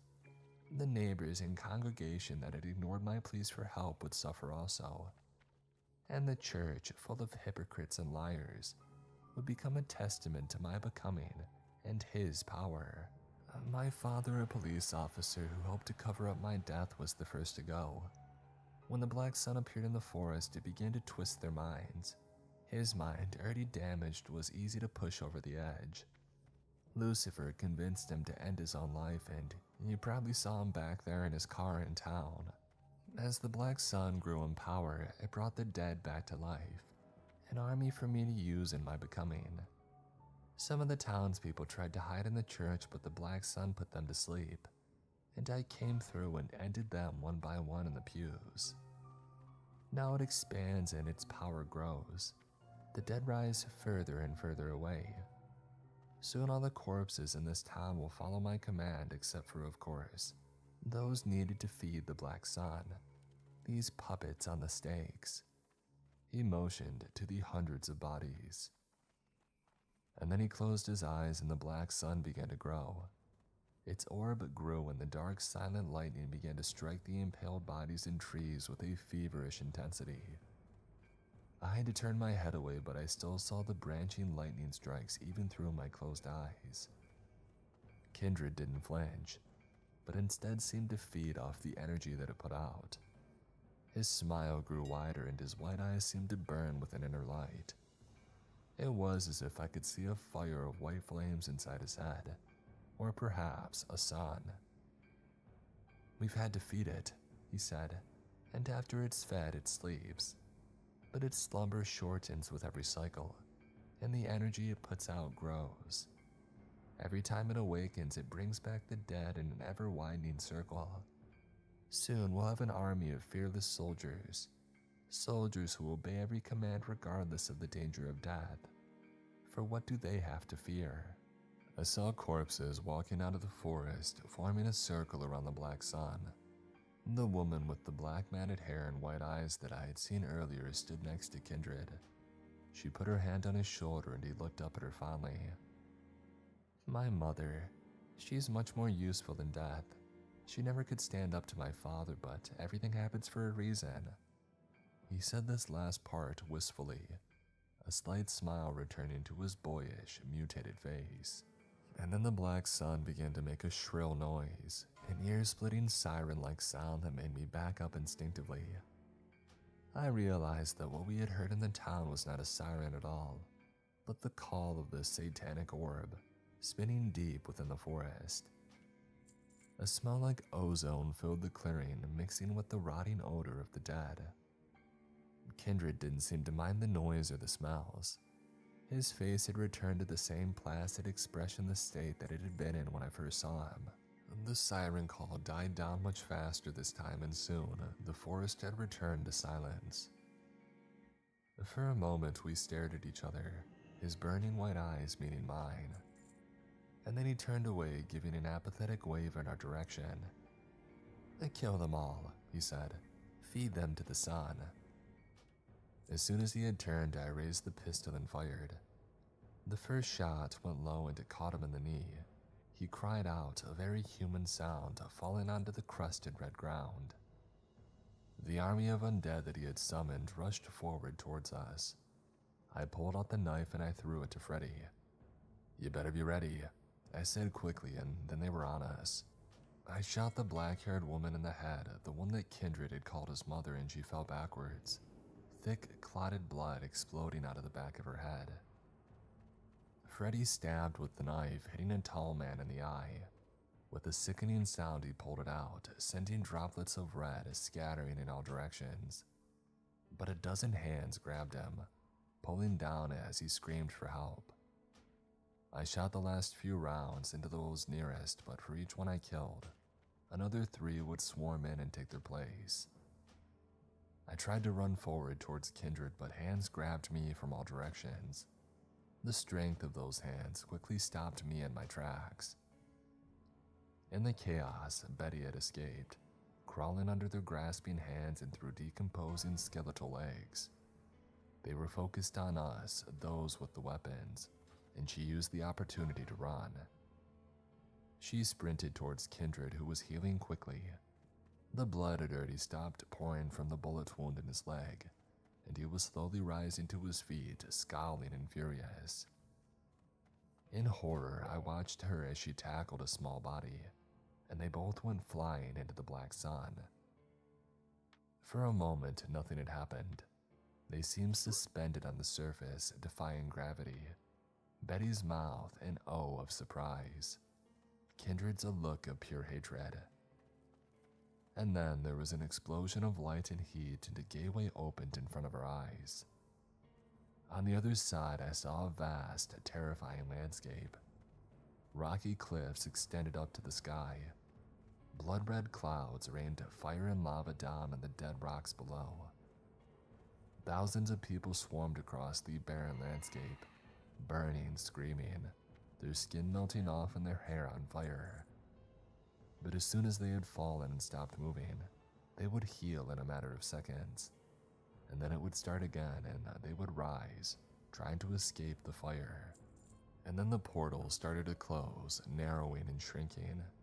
I screamed for my wife, telling her to get out of there to run, but my words caught in my throat, and soon it had shrunk to a pinpoint of violent purplish light. And seconds later it was gone, and the corpses holding me fell limply to the ground, landing on their faces and backs, their eyes shutting. I was alone with Freddy, horrified and screaming for my wife, but in my heart I knew that I would never see her again. The black sun had taken her as it had taken the lives of so many others.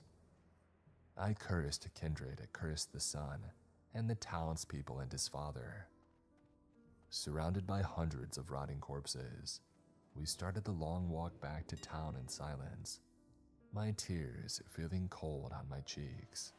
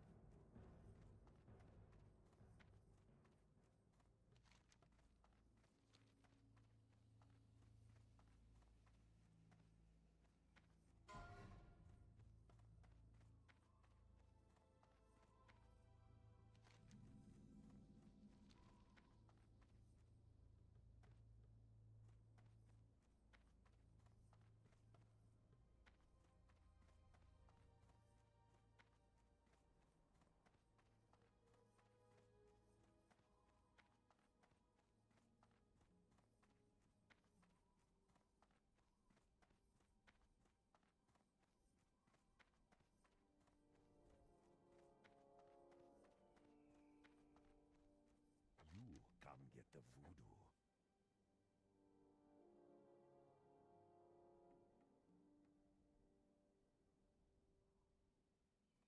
You be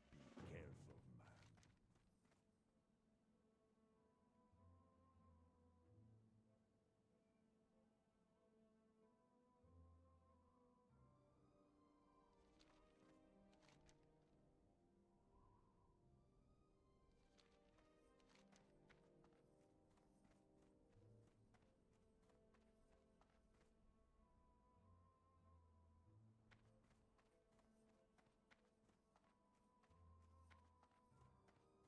It's too far away. More rage.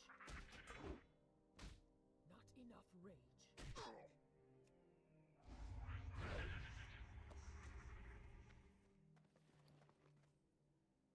I need to get closer.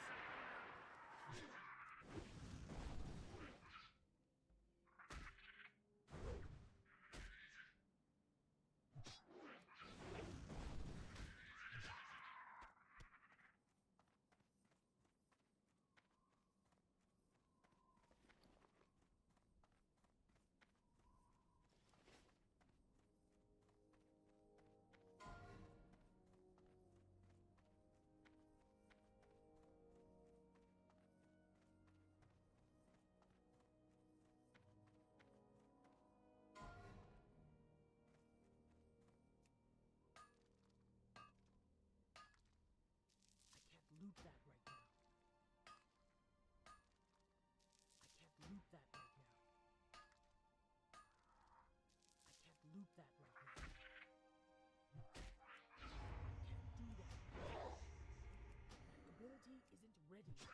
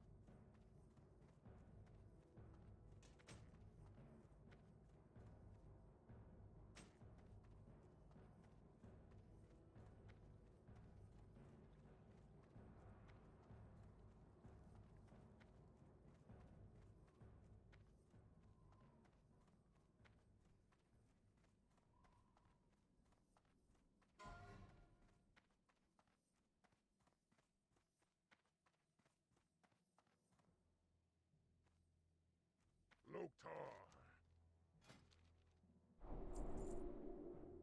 For the Horde!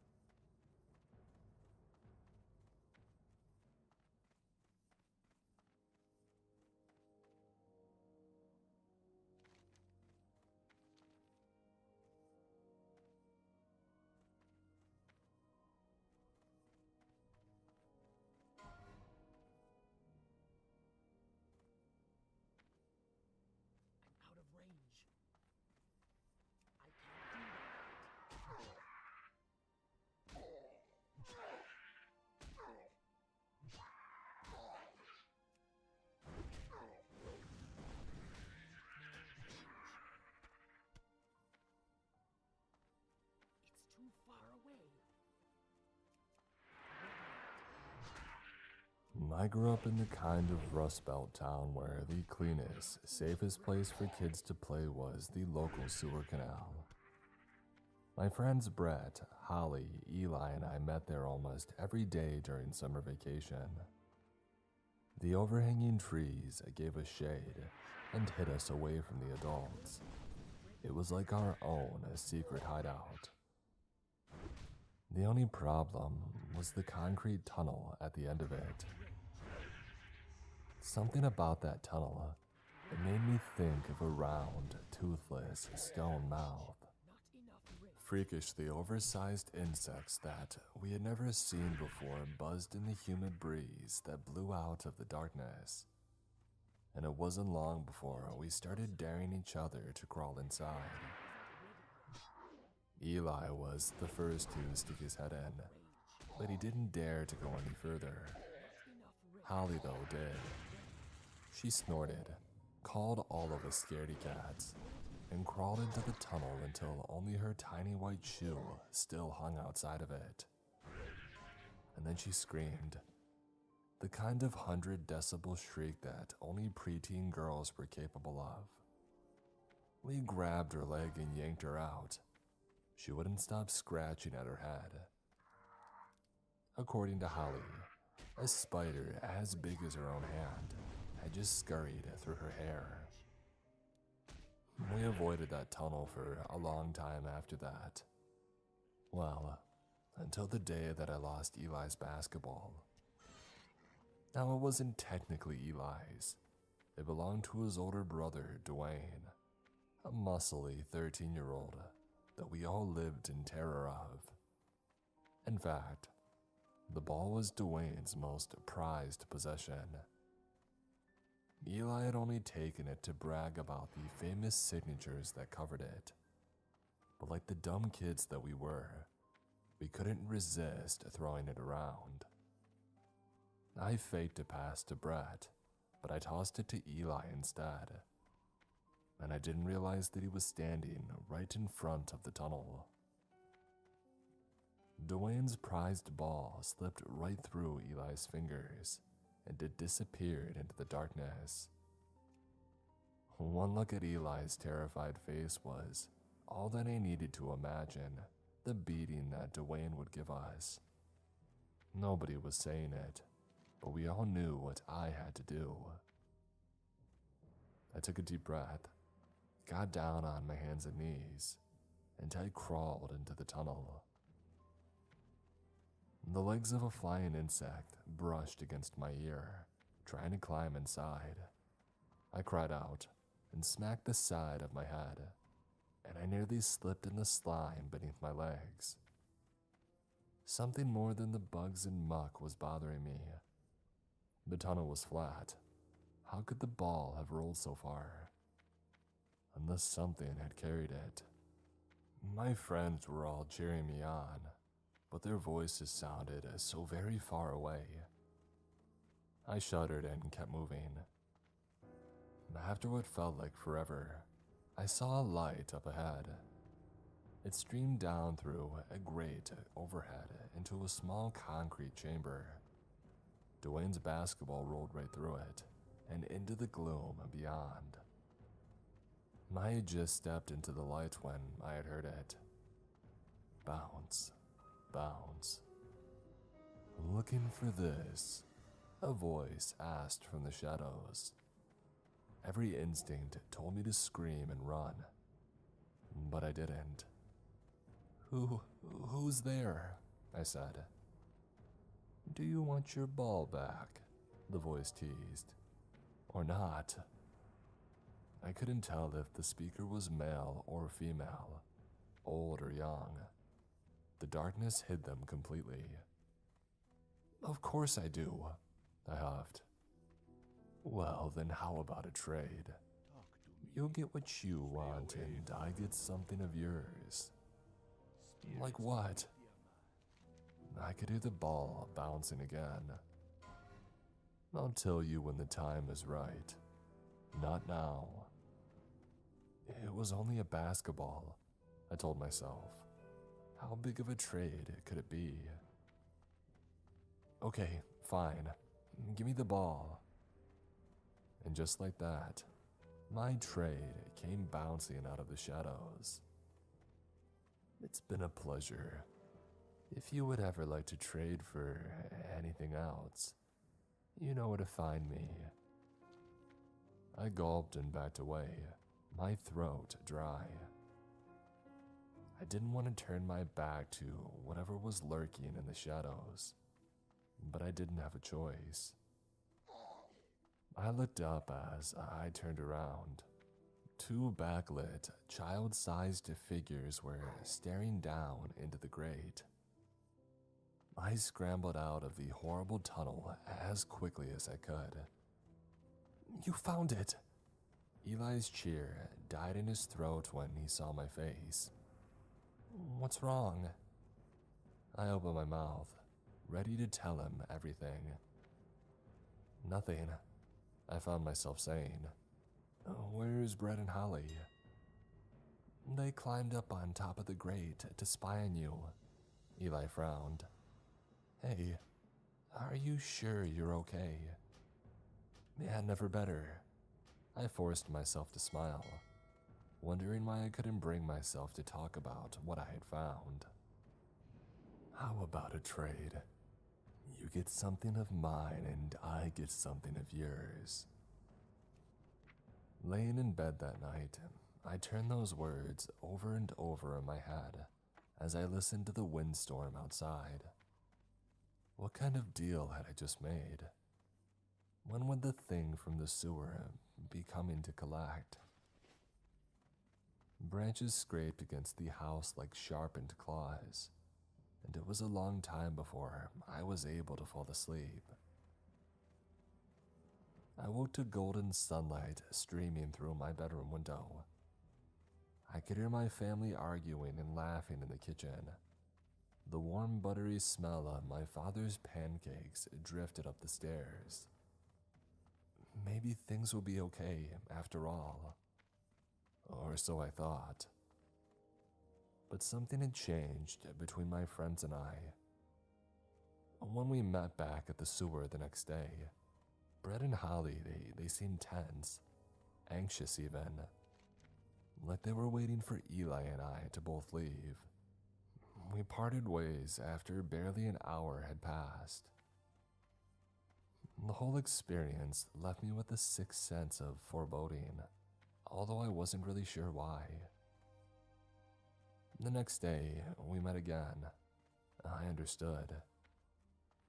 Brett was hunched over and concentrating, driving a brand new remote-controlled truck. It was a toy that his family could have never afforded.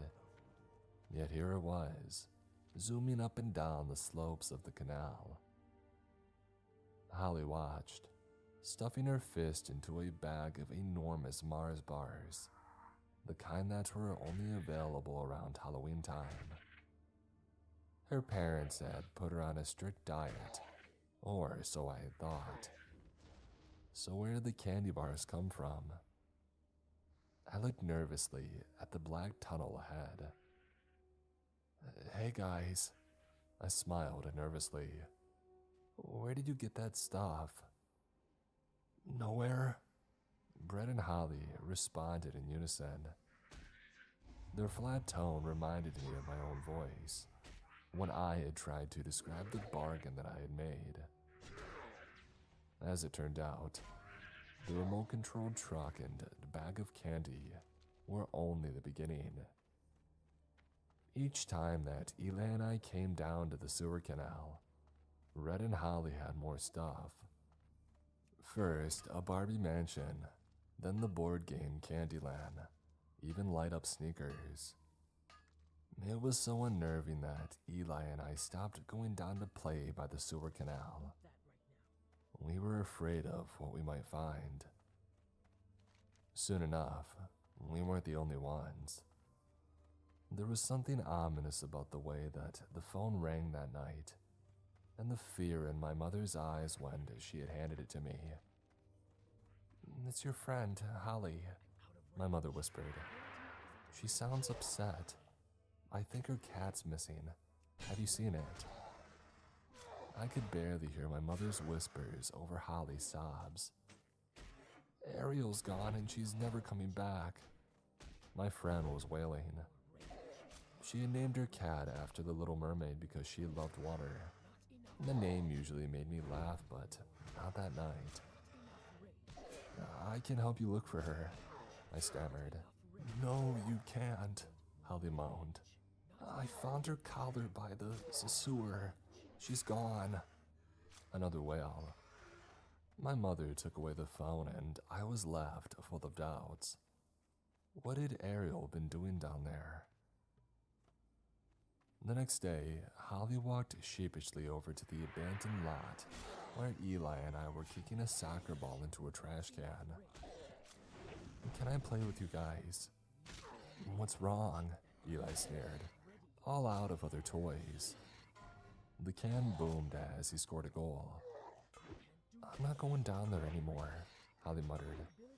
First, it was just my stuff that went missing, like my swimsuit and my house keys. But now that Ariel's gone, Holly couldn't say it, but I knew what she meant. She was scared of what might disappear next.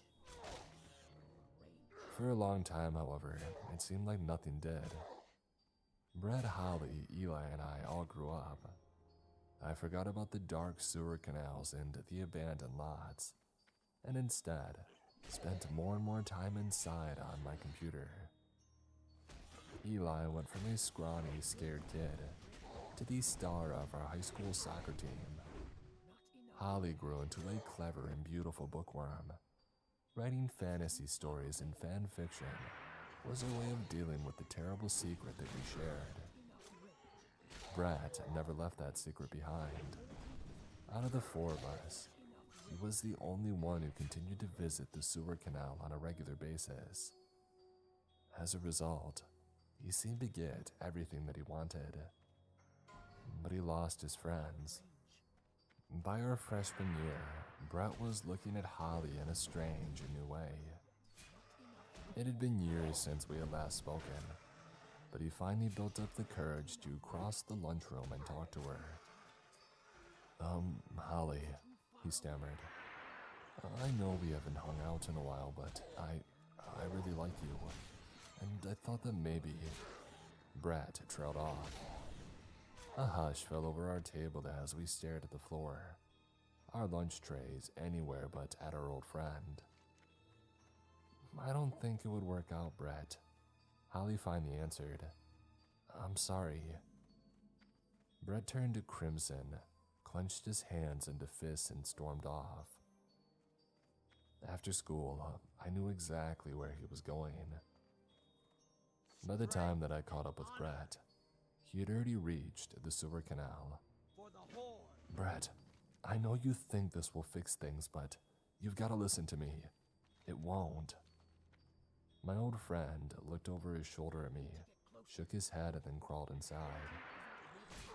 I stepped forward to follow him, but the moment that I looked into that tunnel, I was 9 years old again, swatting away freakish bugs, dragging my knees through the slime, listening to that horrible voice, the bouncing of the basketball too. No, I couldn't force myself to go in there a second time. And by the time that Brett crawled back out, it would be too late. I stuffed my hands into my pockets and trudged home in the autumn twilight, feeling much older than I ever had before. I woke to a dark room and the echo of a ringing phone. I looked at the clock. 4:04 a.m. Full of foreboding, I sprinted to the kitchen and answered it before any of my family could wake up. Oh God, Brett whispered. This wasn't what I wanted. You've got to believe me, it wasn't me. The boom of a door flying open, a scream. The line went dead. I knew what had happened long before the trial, the news coverage, or the assembly the principal held about the terrible tragedy in our midst. And when Brett claimed that he hadn't been the one who slit Holly's throat and placed her body in his bed that night, I was the only one who believed him. Years had passed since I chased Eli's basketball down that dark tunnel. but I still hear its bounce in my dreams. I try to tell myself that the voice in the sewers has already taken what it wanted from me, or that it might even have forgotten about me. But I know that I'm wrong. How will I know when I've made my trade? When I try to stop my car and find that the brake lines are missing. When I check my 2-year-old son's crib and find it empty.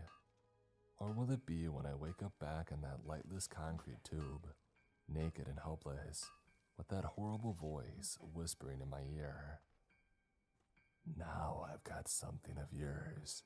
Something I've been wanting for a long time.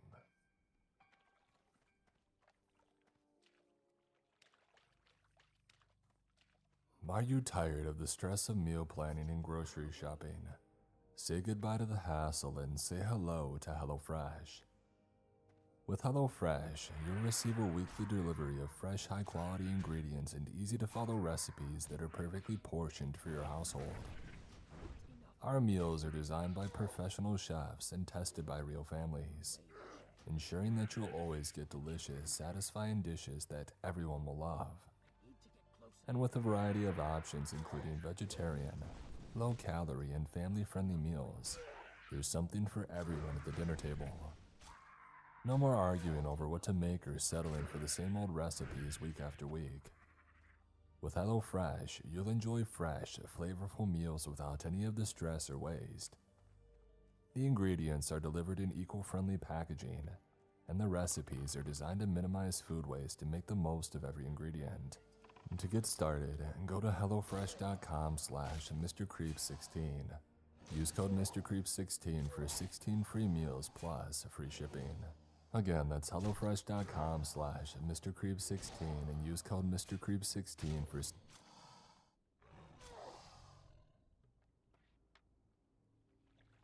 Today's episode is sponsored by BetterHelp. Creepscast listeners get 10% off their first month at betterhelp.com/MrCreeps. And Storyworth. Get started right away with no shipping required by going to storyworth.com/MrCreeps. Hello everyone, I hope you're all having a good day. We've got another amazing collection of scary stories from the darkest depths of the interwebs. Buckle up and enjoy the ride as we drift further into Mr. Creep's mind. We have one rule in our town. Never look outside at night if you hear the ringing. Written by Clanks. Hi, I would like to start this off by saying my name is James Smith and I'm 26 years old. I live in a small town in Illinois named Clinton. I have lived here most of my life. I had moved into this town when I was 6, right after my dad had passed away from cancer and my mom lost pretty much everything after that. So, she wanted to start fresh here because we have family that lives here in town. So, she took up on the offer of help and a roof to go over our heads. It was hard for me at first to move to a new town and school, while still being upset and depressed that my dad had just passed away. I got used to it though, made new friends, even got married and had 2 kids. But there's something off about this town. There's a rule that everyone is made to follow. And this is why I'm writing this right now. Our family broke that rule. If you hear the sound of ringing outside between the times of 1:30 a.m. to 3:30 a.m., do not look out your window no matter what. I had never known what they meant by this or why we had to follow it. Every time I would ask my mom, pure dread flashed through her face and she would scream at me. Just follow the rules, sweetie, so you can keep you and mommy safe, okay? So I listened and followed it without much thought at all up until last night. And this is where the story begins. It was a cold winter night here in Illinois, like usual. It was right for the period of the year. with being an October night. I was getting ready for bed, putting my 2 younger boys to bed. I walked out of the room quietly, closing the door, and I turned off the hallway light. I made my way down the hallway and into the kitchen, where my wife was sitting and smoking a dimly lit cigarette. Hey, sweetie, did you put the kids to bed? She said with a smile, as she proceeded to take another drag from her cigarette. Yeah, I put them to sleep, I said in an exhausted tone. The room went quiet for a second. The only sound that could be heard was the ceiling fan that was on high above us. My wife looked down at her ring and sighed. How much longer, James? How much longer until we can get out of this dang town? I walked over to the cabinet and opened it up, grabbed out a bottle of Jack Daniels, and proceeded to pour myself a glass. And I sat on the other side of the kitchen table. I don't know, honey. I'm freaked out about the disappearances too, you know. I want our kids to be able to live safely and comfortably too, I said in an irritated manner. And this dang rule is making it much more difficult. That's why we put earplugs in our ears while they're sleeping, I yelled. I picked up my glass and I finished it in one go. I got up and walked to the kitchen, looking out into the darkness and thinking about what we should do. Let's move to Springfield.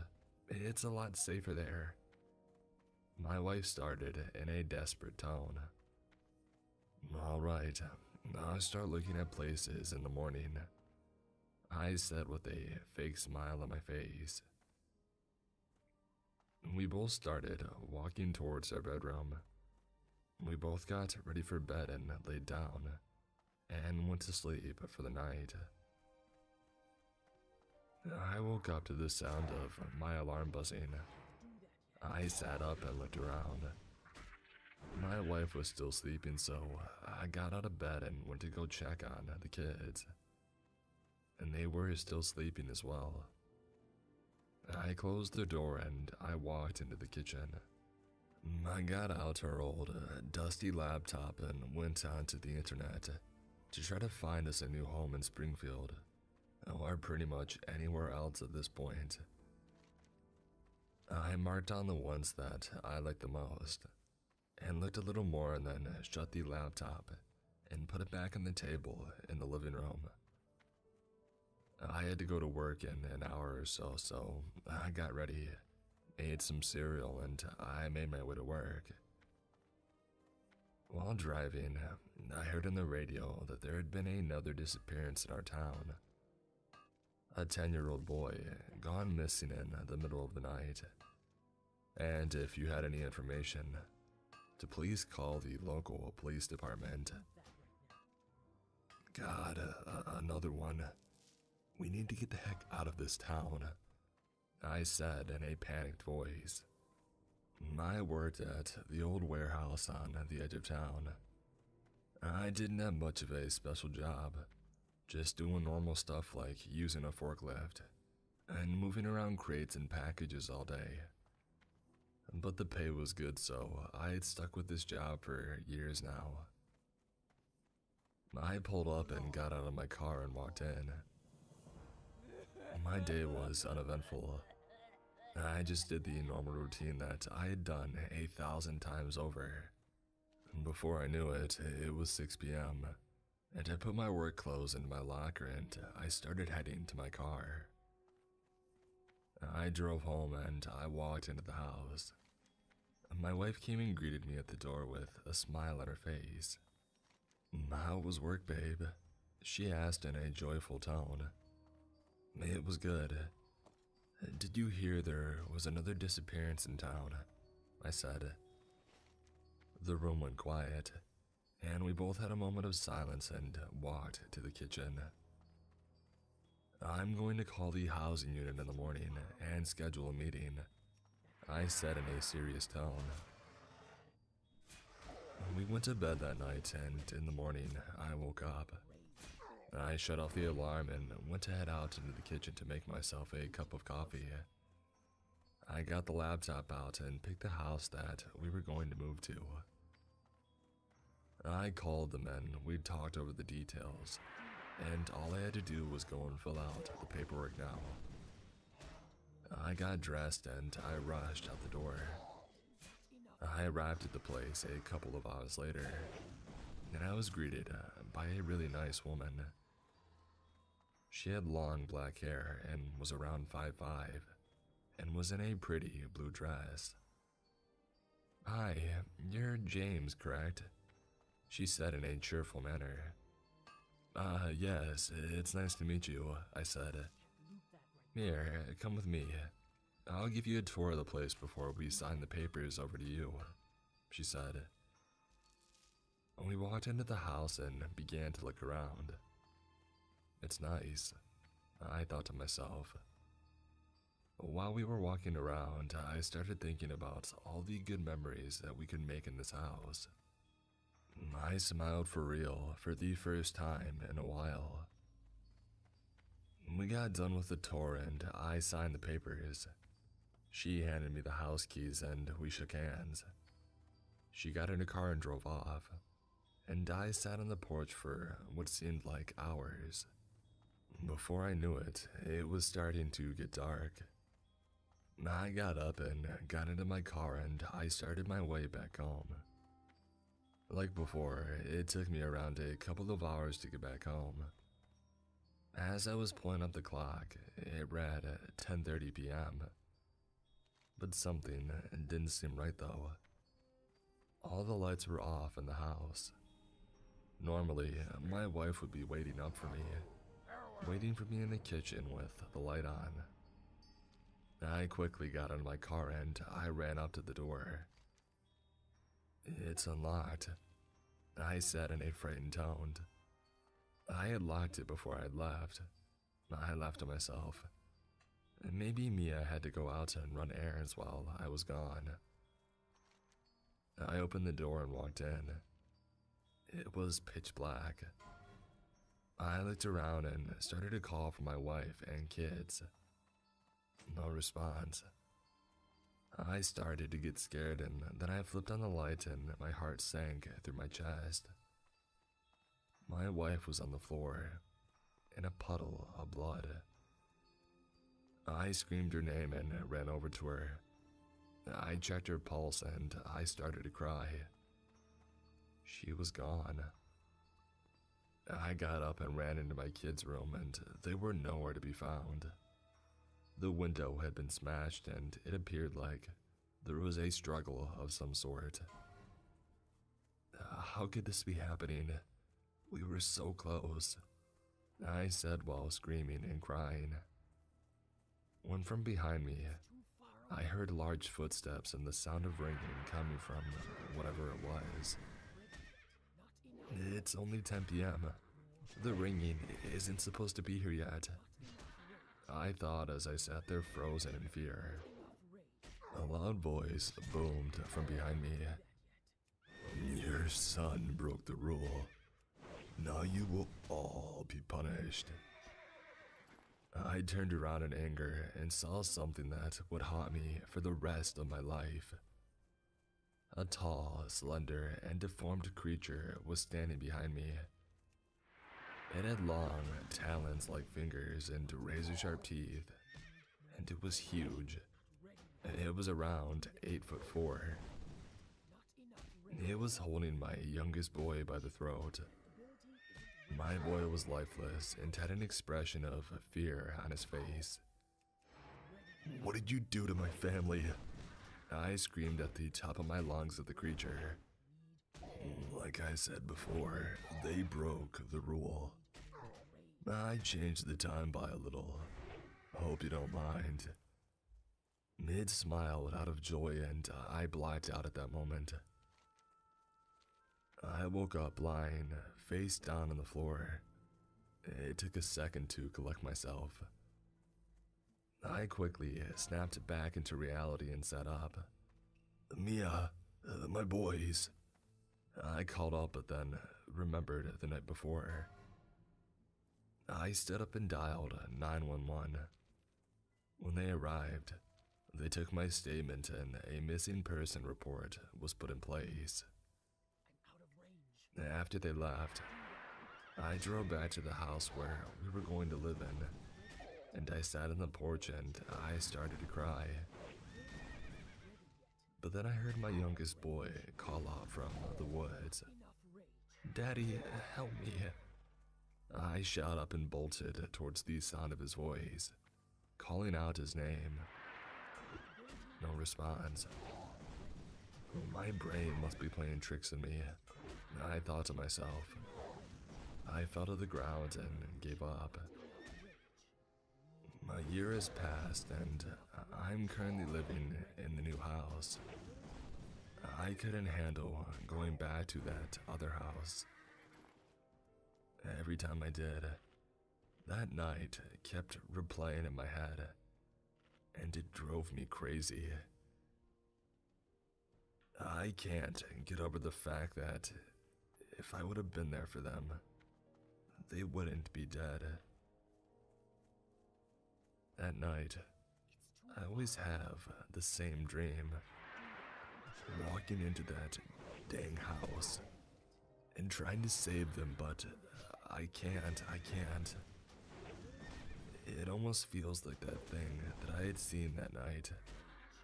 Like it doesn't want me to forget and to move on with my life.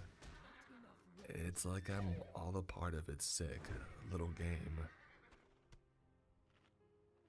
At night, I can hear what I can only imagine is him, walking back and forth, and that ringing, that cursed ringing, it doesn't stop. It never does. I have been tempted to just look out the window, but I just can't bring myself to do it. That's what he would want. He wants me to look out, just to show me a sickening scene of my family. I know I don't have much time left. I can't take it anymore. So, I'm writing this now to warn you. If you ever move into Clinton, Illinois, never break the one rule. You'll regret it for the rest of your life.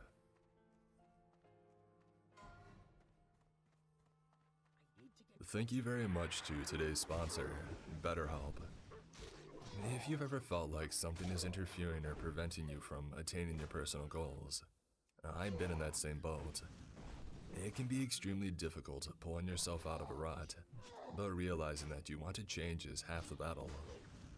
BetterHelp can aid you in changing your life or mentality for the better by providing a personal licensed professional therapist that matches your needs. You can start communicating in as little as 48 hours. One of the greatest things about BetterHelp is that it provides a broad range of expertise that may not be available to someone locally, and at a lesser rate than you would be able to find in person. The service is available for clients worldwide, and on top of that, you can log in at any time you're available and be able to contact.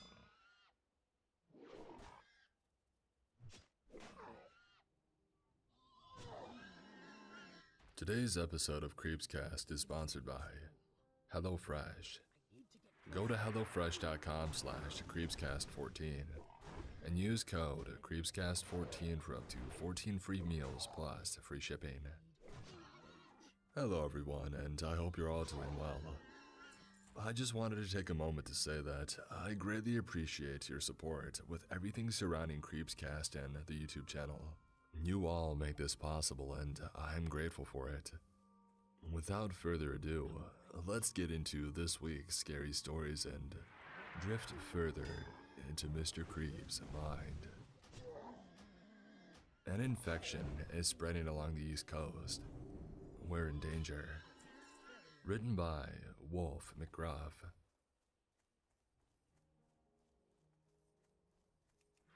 I never really thought I would have to write about something like this. I'm Dr. George Weaver. I'm a lead mycologist at the University of Maryland. Recently, things have been going to crap. So let me start from the beginning. It was a warm day in May. My friend Roy Fitzpatrick and I were going to the state park in Virginia. I forget which one. We had packed beers and some random food. I was going to drive us down there and he was going to drive back. When we arrived, it was mid-afternoon, and we had started to set up our tents. I've always been terrible at it, so Roy had to help me. I was good at lighting fires only because I had brought a lighter. I lit a fire and I got to our food. I had brought some chips and hot dogs, and Roy brought something. I can't remember, maybe some other food. We sat around the campfire and reminisced about our life, and if we were proud of who we had become. I enjoyed my life. I lived alone except for pets, and I had a well-paying job that I genuinely liked. Roy worked as a biologist on the same campus that I did. We met at a bar a few blocks away. We had been friends for about 12 years. I never thought life would change so suddenly. We sat around for a while longer before we both crashed. We were planning to hike tomorrow once we were coherent after all of the alcohol. When I woke up, it hit me like a truck. There was a hideous stench sitting in the stagnant, humid air. It was extremely foul. Not to mention that it was raining. The forecast had said it wouldn't rain, but it was wrong as usual. I was drenched the moment I had stepped out of my tent. I saw that Roy's tent was already open. When I walked over to his tent, it was empty. I didn't know where he was. I decided to try to find the source of the stench. I covered my nose with my shirt. I looked around for a while. While I went along the hiking path, it got worse. I knew that I was closer when I could smell it through my shirt. When I rounded a tree, I saw what I was smelling. When I laid my eyes upon it, I puked up what was in my stomach. Before me on the ground was a body that appeared to be in an advanced state of decomposition.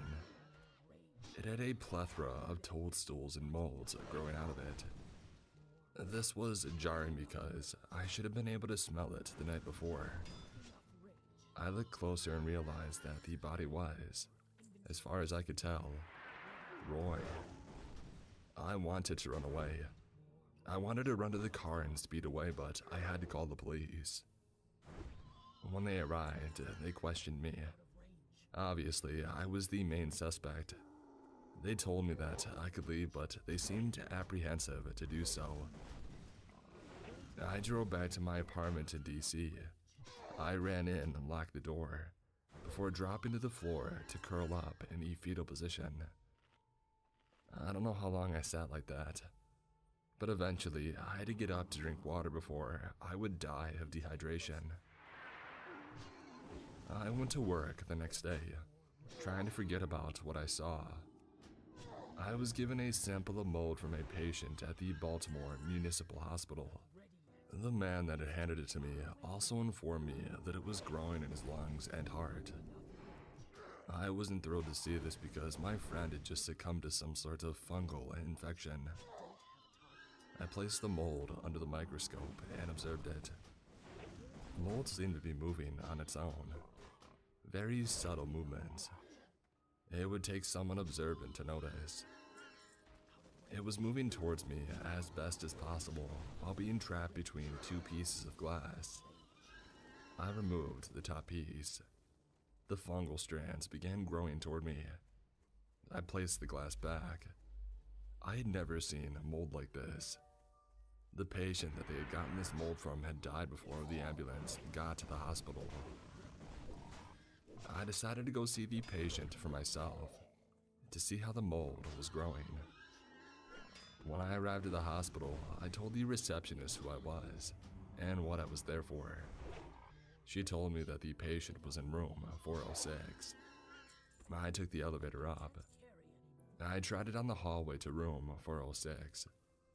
And when I entered, they were right about to move the body to the morgue. The orderlies asked who I was and why I was there.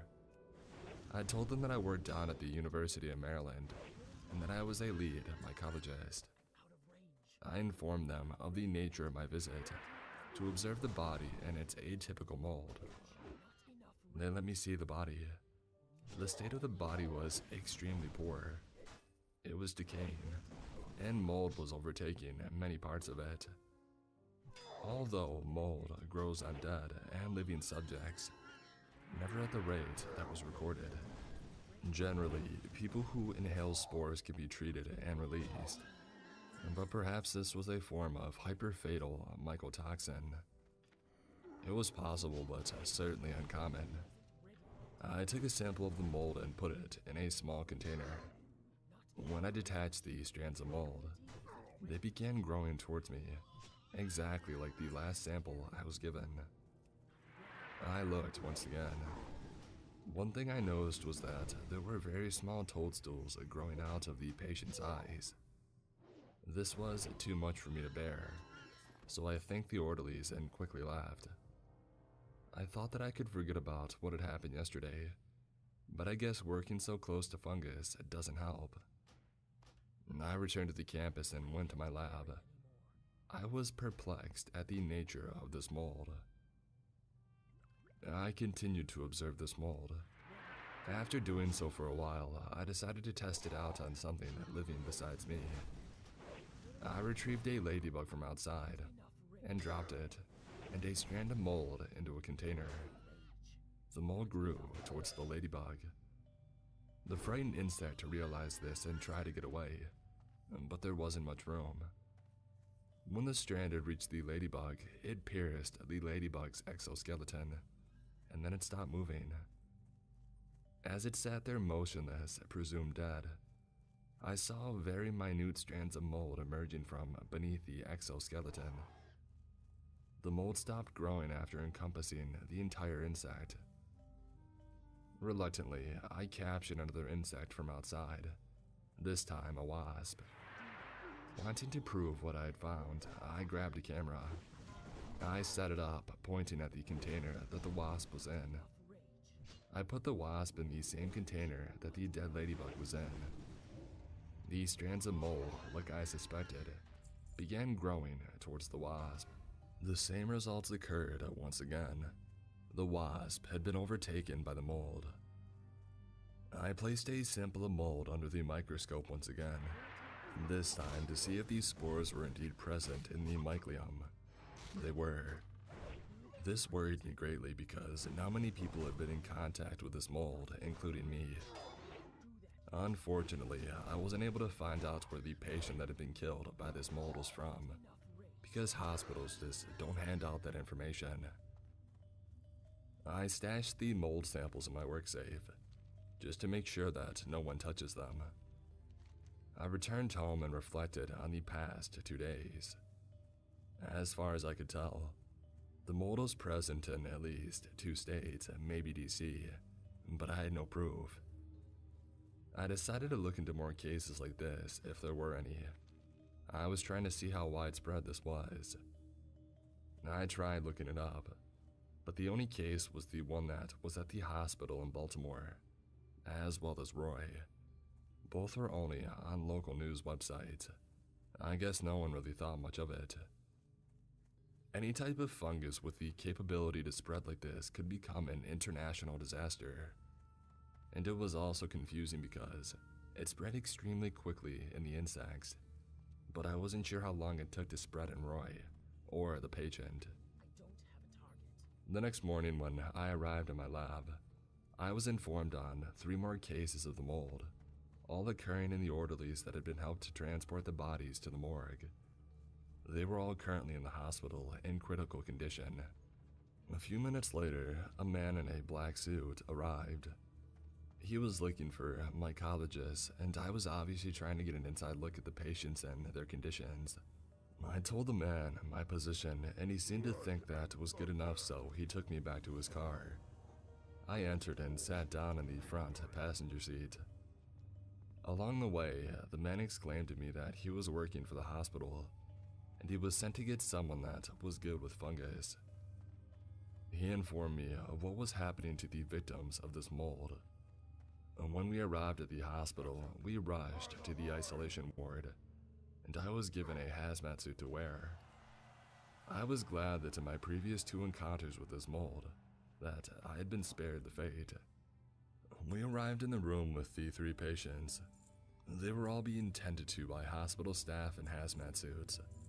All of them looked like they were on the verge of death. By just looking, you could barely tell that they were alive. I approached one of the nurses. I asked what sort of medication, if any, they were being given. I was told they were on the heaviest antifungal medications that the hospital had, but it didn't seem to be working. The staff asked me what I knew about the fungus. I told them as much as I knew. They were grateful that I had any information at all. While we were all standing there, one of the patients audibly died. He violently coughed and he sagged. When he did cough, a large cloud of spores erupted from his mouth. The staff and I rushed over to see what he looked like. Like the body that I saw yesterday, mold was overtaking his skin. Toadstools poked out of it as well. Exactly what had happened to the last 2 people who had succumbed to the mold. This was an infection that needed to be treated with great care.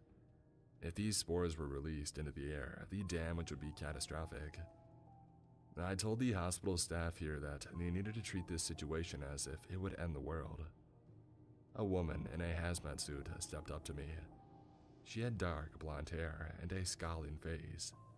She looked to be about in her mid-50s. She introduced herself as Dr. Catherine Breckenridge.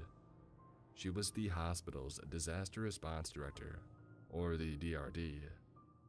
Her main job was to prevent the spread of extremely deadly or contagious diseases. She asked me how fast something like this could spread. I explained that when these spores are released, if they are carried by the wind, they can travel as far as the wind goes. Theoretically, to the other side of the world if the wind holds up the whole way. She sat and thought for a moment. She decided that even though it takes up valuable space in the isolation ward, she would have to keep the patients in there. She asked me what the most effective ways were to remove fungus. I told her that vinegar might work to kill it, and otherwise extreme heat, extreme cold, or fire. She said that she didn't want to set the hospital on fire, and the room wasn't well insulated enough to keep it as cold as they needed it to be. Vinegar probably wouldn't eliminate the threat entirely. I informed her that bleach might work as well. She thought for a moment before departing from the room. I looked at the other patients, which according to the heart rate monitor was still alive somehow. They looked as if they were in hell. I could see the mold spreading under their skin slowly. One of them started flatlining. The other staff in the room made no movement, perhaps thinking that there was no way to stop what was happening. I saw the mold under her skin had reached her skull, so I assumed it had grew to her brain. Catherine returned with flame-retardant suits and wall coverings. She told us that they were going to scorch the room until I was sure that the mold was dead. They and the other staff members take the patients who had passed already off of their beds and laid them out on the flame-retardant wall covering which she had placed on the ground. The bodies were placed on the mat, and Catherine had all of us step out and put on our new suits. When she came back, she asked if we were ready. She had also brought a fire extinguisher just in case the fire got out of control. She set the room ablaze, and we all watched as the mold that was visible shrank into nothing as the fire laid waste to the bodies. We could hear crackling as the skin was melting and splitting. Catherine waited a good 20 minutes before she put out the fire. When she did, she had the orderlies come in with bags, and she told me to return to wherever I came from. When I got back to campus, I went immediately to my lab to make sure that no one had gotten into my safe and had touched the samples. Luckily, no one had. I continued to work for the rest of the day until my shift had ended. I went home and fed my pets, after which I continued to try and find any other example of this kind of mold. I could find none. This relieved my fears. Several days passed without much incident. It seemed as if the spread had been limited or non-existent. And then somehow it slipped out of my memory that Roy was outside, and a lot of cops had been around him. Although to my knowledge, nothing had come from that, so maybe it was fine. Unfortunately, my previous thoughts about the situation had been wrong. About a month after the room had been burned, I heard on the news that the hospital in Baltimore was under a lockdown. A reporter was in front of the hospital, talking about how several dozen people had fallen ill with a new kind of infection. He said he didn't know what kind it was, as it had not been disclosed. But he was talking about how all the patients were in critical condition, and that all ambulances were being diverted to a nearby hospital. I knew exactly what was going on, but I was powerless. I decided to destroy my sample of the mold, as it was too dangerous to exist. I grabbed it out of my safe and headed home. When I arrived home, I tried to think of how I would do this. I decided to start a grease fire on my stove and burn it. I did so knowing how dangerous it was. Fortunately for me, I didn't catch my apartment on fire. I had no idea what to do. I was assuming that my department would be swamped with requests to help learn about this new mold. The next day at work, several government agents arrived at the lab where I and several other workers worked. They said that they needed whoever the most experienced mycologist was. No one said anything, so trying to figure out what was happening, I said that I was. This was a big mistake, but I wouldn't realize this for a little while. They told me to come with them. Once I was inside their fancy car, they made me sign a non-disclosure agreement that if violated could get me prosecuted.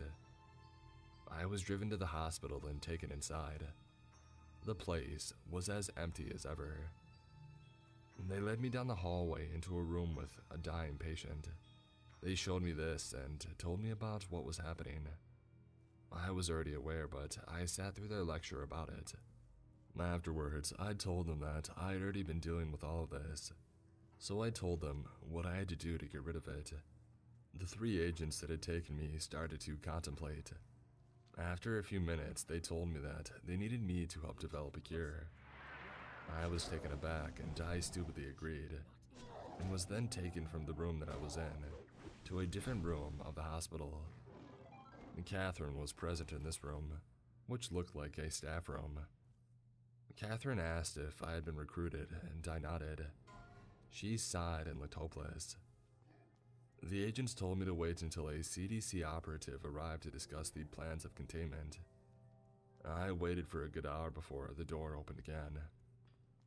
Catherine said nothing the entire time, and I didn't know what to say. When the door opened, a man in a hazmat suit entered the room. He was 6'3", bald and around 40 years old. He introduced himself as the CDC Emergency Disease Operative, and he was here to gather samples and any information he could, before taking us back to Georgia to be present at the CDC HQ. I'm worried about my pets. I asked if I could take them with me, and he said yes, and that all of the questions would be covered before I left. I followed him to the ICU, where he began to observe the patient who were, like usual, on the verge of death. He broke off a toadstool and placed it in a vial. He then took some spores that the patient was exhaling. He watched the patient for 13 more minutes before they died. The hospital staff came in and took the body away. I'm confident that they were going to burn it. The CDC operative led Catherine and I back to the staff room, where he presented us with a clipboard with what looked like 30 pages attached to it. He told us that, to go with him, we would need to read the form and write out our information. I read the entire thing. The gist of it was that I would not be allowed to speak of anything I had seen, that I'll get paid and be given proper housing in the CDC HQ. I would not be allowed to leave until authorized by a CDC admin, and that by signing, I acknowledge and agree to the contents in the form. It mentioned that my belongings and pets would be gathered by CDC operatives. I sat and thought for a good long while on this. I would be paid and given housing. I would also be allowed to take my pets. The part that I was struggling with was not being able to leave until allowed. Catherine had already signed it by this point. My pets were all that mattered to me, and I signed. It asked for my address, my phone, my full legal name, my date of birth, my social number, and any medical conditions that I had. After filling out the form, I handed it back to the CDC operative standing over me. He took it and told us to follow him. I stood up and followed after Catherine. We walked out of the hospital and into a car with the CDC logo on the door. He opened the door for us and we both sat down inside. He got in the front passenger seat and said something to the driver that I couldn't quite make out. The car began to move. I was sweating and nervous. I had no idea how much damage this fungus could do, or how long I would be stuck at the CDC HQ. I was hoping that the CDC had a plan to deal with this. I was wondering if they had already informed the World Health Organization yet. I figured that they would have had to at this point. The car drove to the airport in Baltimore, where we were told to get out. We walked into the airport and, like usual, went through security screening. After that, we were taken to Gate 6, where 2 other people were waiting.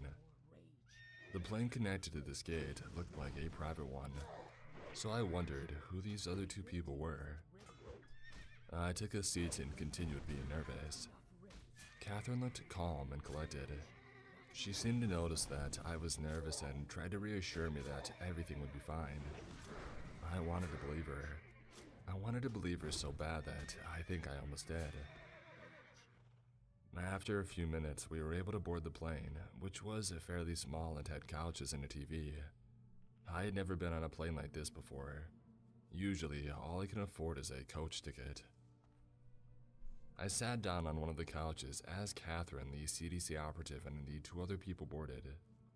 Catherine sat in a chair in the back, and the 3 others sat on the remaining couch. The TV was on a national news channel, but it was muted. The CDC operative finally introduced himself to me as Richard Hayes. He also told me that there were some chips and sodas if I wanted any, but I was too nervous to eat or drink. I stared at the TV as I felt the plane begin to move. I was told the flight would be about 1 hour and 30 minutes. I was on edge the entire time. The news never mentioned anything about it, which I was glad about, meaning that it wasn't too bad yet. I wondered if everyone who was infected at the hospital was already dead. If so, I knew that they were going to be burned.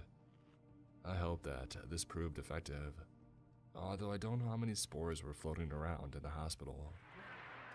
Catherine did nothing the whole time. As for Richard and the other 2, they talked for the whole flight, although it was muffled so I couldn't tell what they were saying. They gestured at me a few times, so I assumed they were talking about me at one point. I felt the plane land, and my stomach sank again. This time I wondered what I would be told at the CDC HQ. When I got off the plane, I was led by Richard out of the airport into another car with the CDC logo on the door. However, this one was a limousine. I sat in the back as everyone else filed in. The car started to move, and it wasn't long after that that I arrived at the CDC main building. It was impressive. I might be excited if these circumstances weren't so grim. Richard led us into a reception area, and we were allowed to keep going without signing anything. Through twisting corridors and stairwells, we arrived at what I figured to be the third sub-basement. From here, we were led into a large circular room with a table in the middle. From my count, 28 other people were sitting at the table when we had walked in.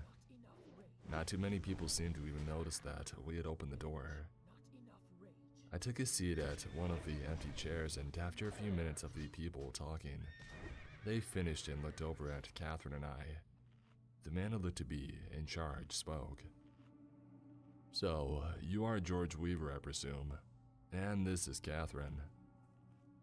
Yes sir," I stammered out. "Thank you for choosing to work with us. You've made this a lot easier. Now, you may have some questions surrounding your involvement.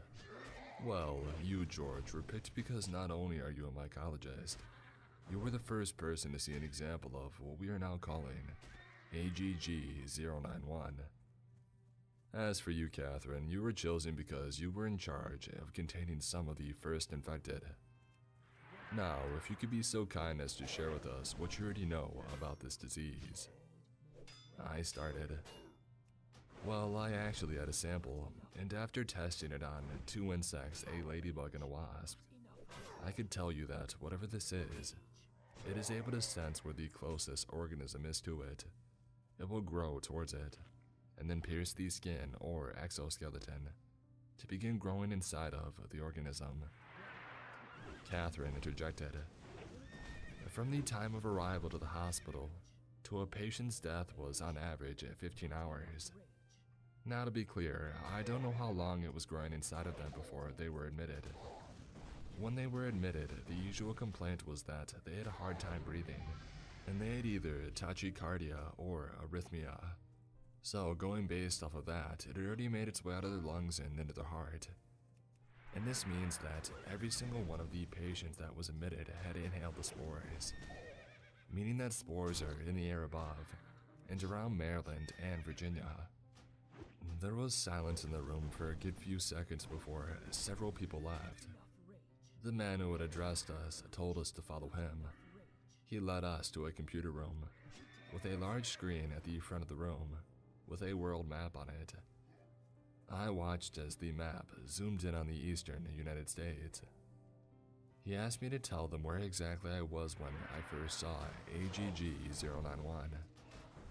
I told them the name of the park and saw a pin drop on the location. On another panel, I saw them looking at wind patterns for the past 47 days. They overlaid that data with the data of outbreak locations. Based on what it was saying, the spores could have traveled as far as Maine by this point. I felt my stomach drop again. If it was as far as Maine, how could it ever be stopped? The man who had brought us here took a cell phone out of his pocket. He used one of his speed dials and he walked away while it rang.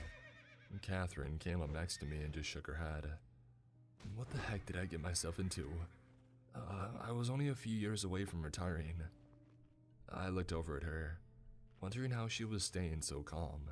Maybe she just didn't care.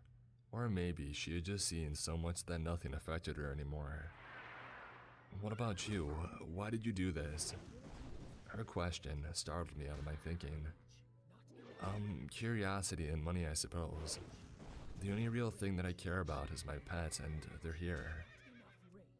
She looked away when I finished talking and crossed her arms. I looked back at the screen. A number appeared labeled confirmed cases. The number read 43.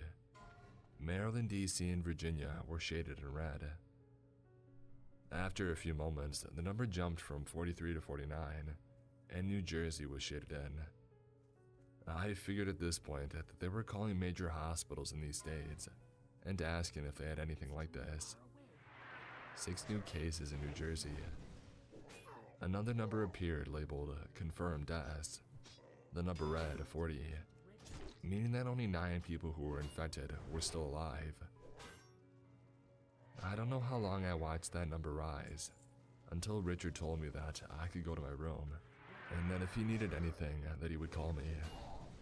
I decided to stay in the large room, wanting to see the number of cases rise. It was at 67. I don't know when, but I fell asleep because I was woken up by Richard, who told me that he needed my help. The screen displayed 67. I walked with Richard to a laboratory room. Several people were working here when I came in, and Richard handed me off to another person. This person introduced themselves as researcher Kevin Graham. He told me that he wanted to know what could be done to kill the virus. I told him that super strength antifungal medicine slowed it slightly, but other than that, all I had tested was fire. I had explained how maybe extreme cold could, but you would just end up killing the patient with hypothermia. He considered for a moment. I could see that he had a sample of the fungus behind him. He had tested it on a rat. The rat in question was no longer alive, it seemed. He asked if these spores were flammable, and I had no answer. He turned back around to his dead rat and leaned in closer to observe. I could see the fungus trying to grow towards him. I asked him if I could test something with it. He said yes, as long as it didn't remove it from the container. I positioned me and him approximately the same distance away from the container. I was trying to see if it could grow towards more than one organism at the same time, and it could. It was growing towards both of us. Towards me faster, I assumed because I was closer. I then asked if I could put more soil in there, and he said yes. I was trying to see if it would grow underground, because if so, we were in big trouble. My fears were confirmed as I saw it taking roots in the ground, seeming like it was trying to prevent its own removal. Based on the test with the rat, it was strong enough to penetrate skin and exoskeleton, but not glass.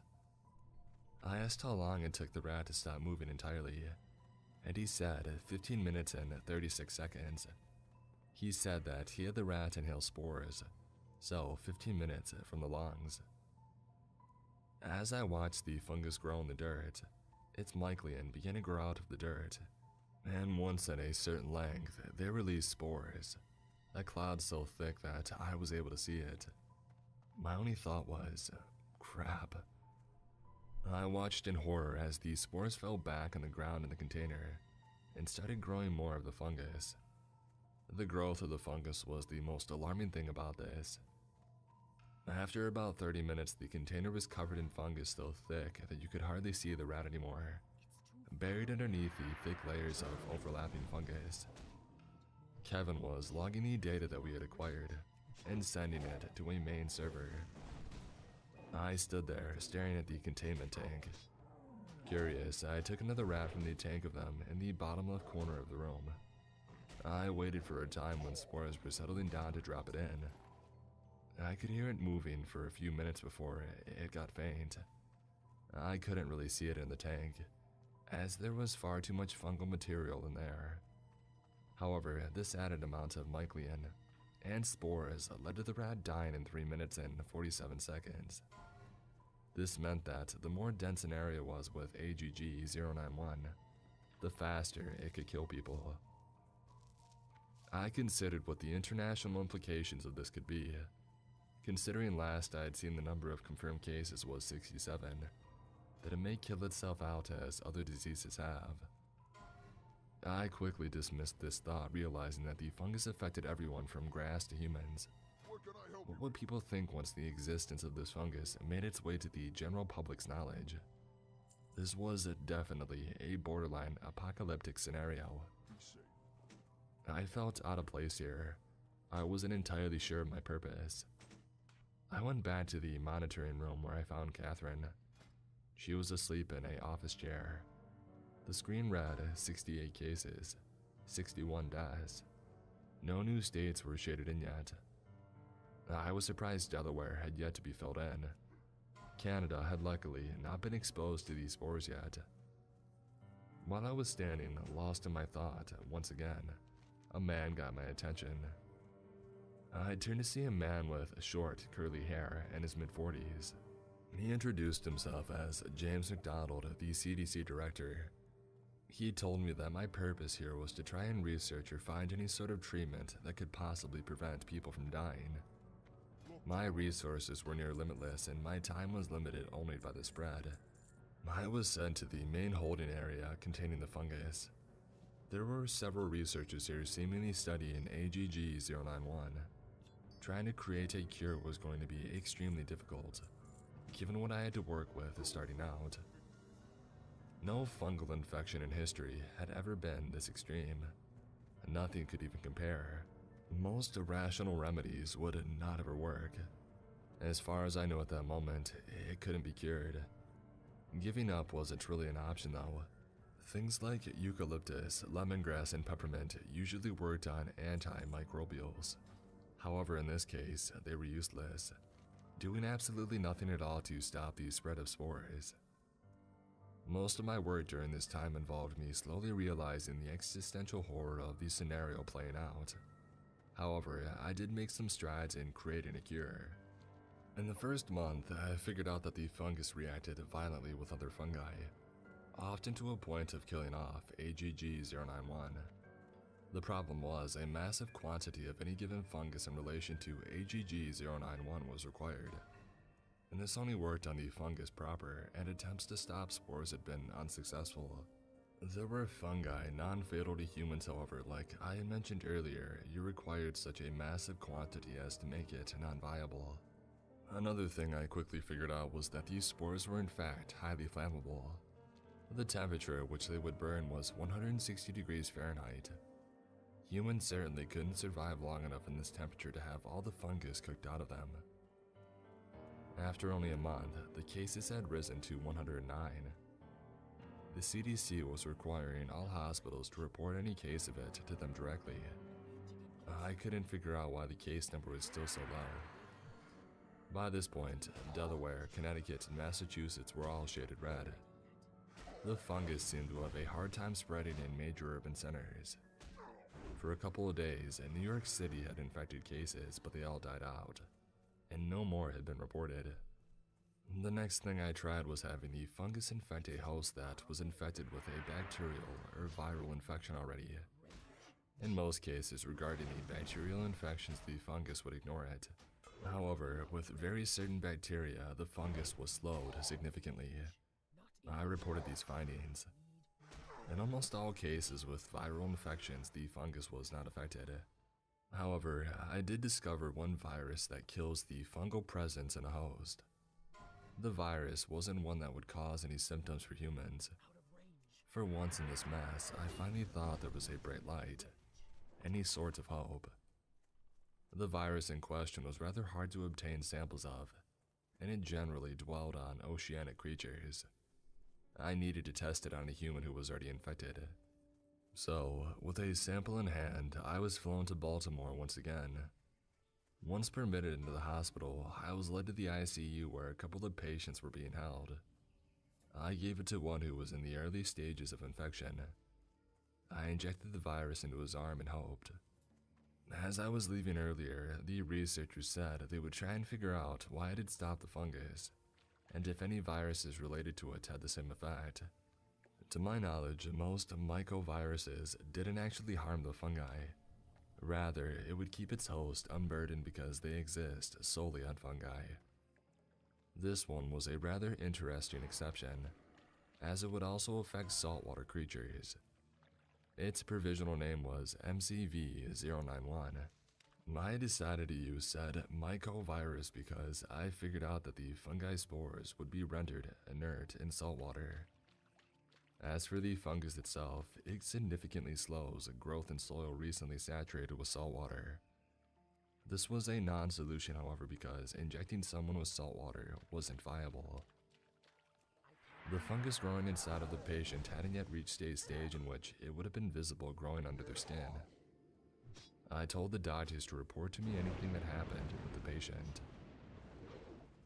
After around a week of silence, I was given the news that the patient had survived. He had to have the dead fungi removed, but he survived. This, of course, was all covered up by the government to prevent mass panic once the cases had been dropped to zero. To prevent the spread of landmass wildfires were started along the East Coast, as well as the spores in the air being set ablaze once the immensely hot smoke surrounded them. It's been 3 years since then, and no new cases have been reported. All I wonder now is what would have happened if I hadn't taken a shot in the dark with that virus. I would like to take a minute to talk about today's sponsor, HelloFresh. If you're anything like me, sometimes life can get a bit busier than you expect, and that can make simple tasks like heading to the grocery store turn into quite a hassle. That's one of the many reasons that I love HelloFresh and the system they have in place. It allows me to completely cut out the stress and inconvenience of making a grocery list and running down to the store. Instead, they send fresh, pre-measured ingredients straight to my door, so I can just enjoy cooking and get amazing meals in a fraction of the time I would otherwise. And not to mention, it's actually more affordable than taking the time to go pick up ingredients myself. It's a win-win situation. It's also loads of fun browsing and trying the enormous variety of recipes that HelloFresh offers. They've got everything, from quick and easy meals to full-course delicious dinners to handheld breakfasts on the go. There's something for everyone, and it's all made with high-quality, fresh ingredients, sourced directly from growers and delivered from the farm to your door in under a week, contact-free. If you give HelloFresh a try, I guarantee you won't be disappointed. Go to hellofresh.com/creepscast14 and use code creepscast14 for up to 14 free meals plus free shipping. Thank you again to HelloFresh, America's #1 meal kit, for sponsoring today's podcast. I was offered $5,000 to speed date 10 guys. Written by Lowby1233.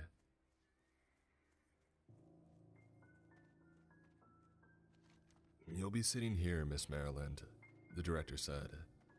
He sat me down on a hard wooden chair facing a mahogany table draped in a red tablecloth. Placed atop the tablecloth were 10 lit candles.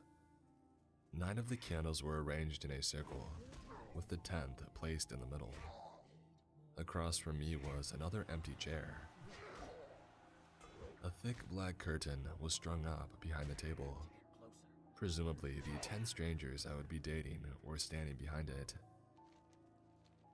The email had come to me at a bad time in my life. I had just divorced my husband and spent most of my savings buying a new home, 500 miles away in the city. I was struggling to find a job and was extremely in debt. So when I was offered $5,000 to take part in a social experiment, I was ecstatic. $5,000 was more than enough money to pay off my debts until I could find a suitable job. The event was hosted by a so-called virtual media company and was intended to display the psychological differences between the two sexes. The whole speed date was supposed to be filmed and released to the public via their many social media outlets.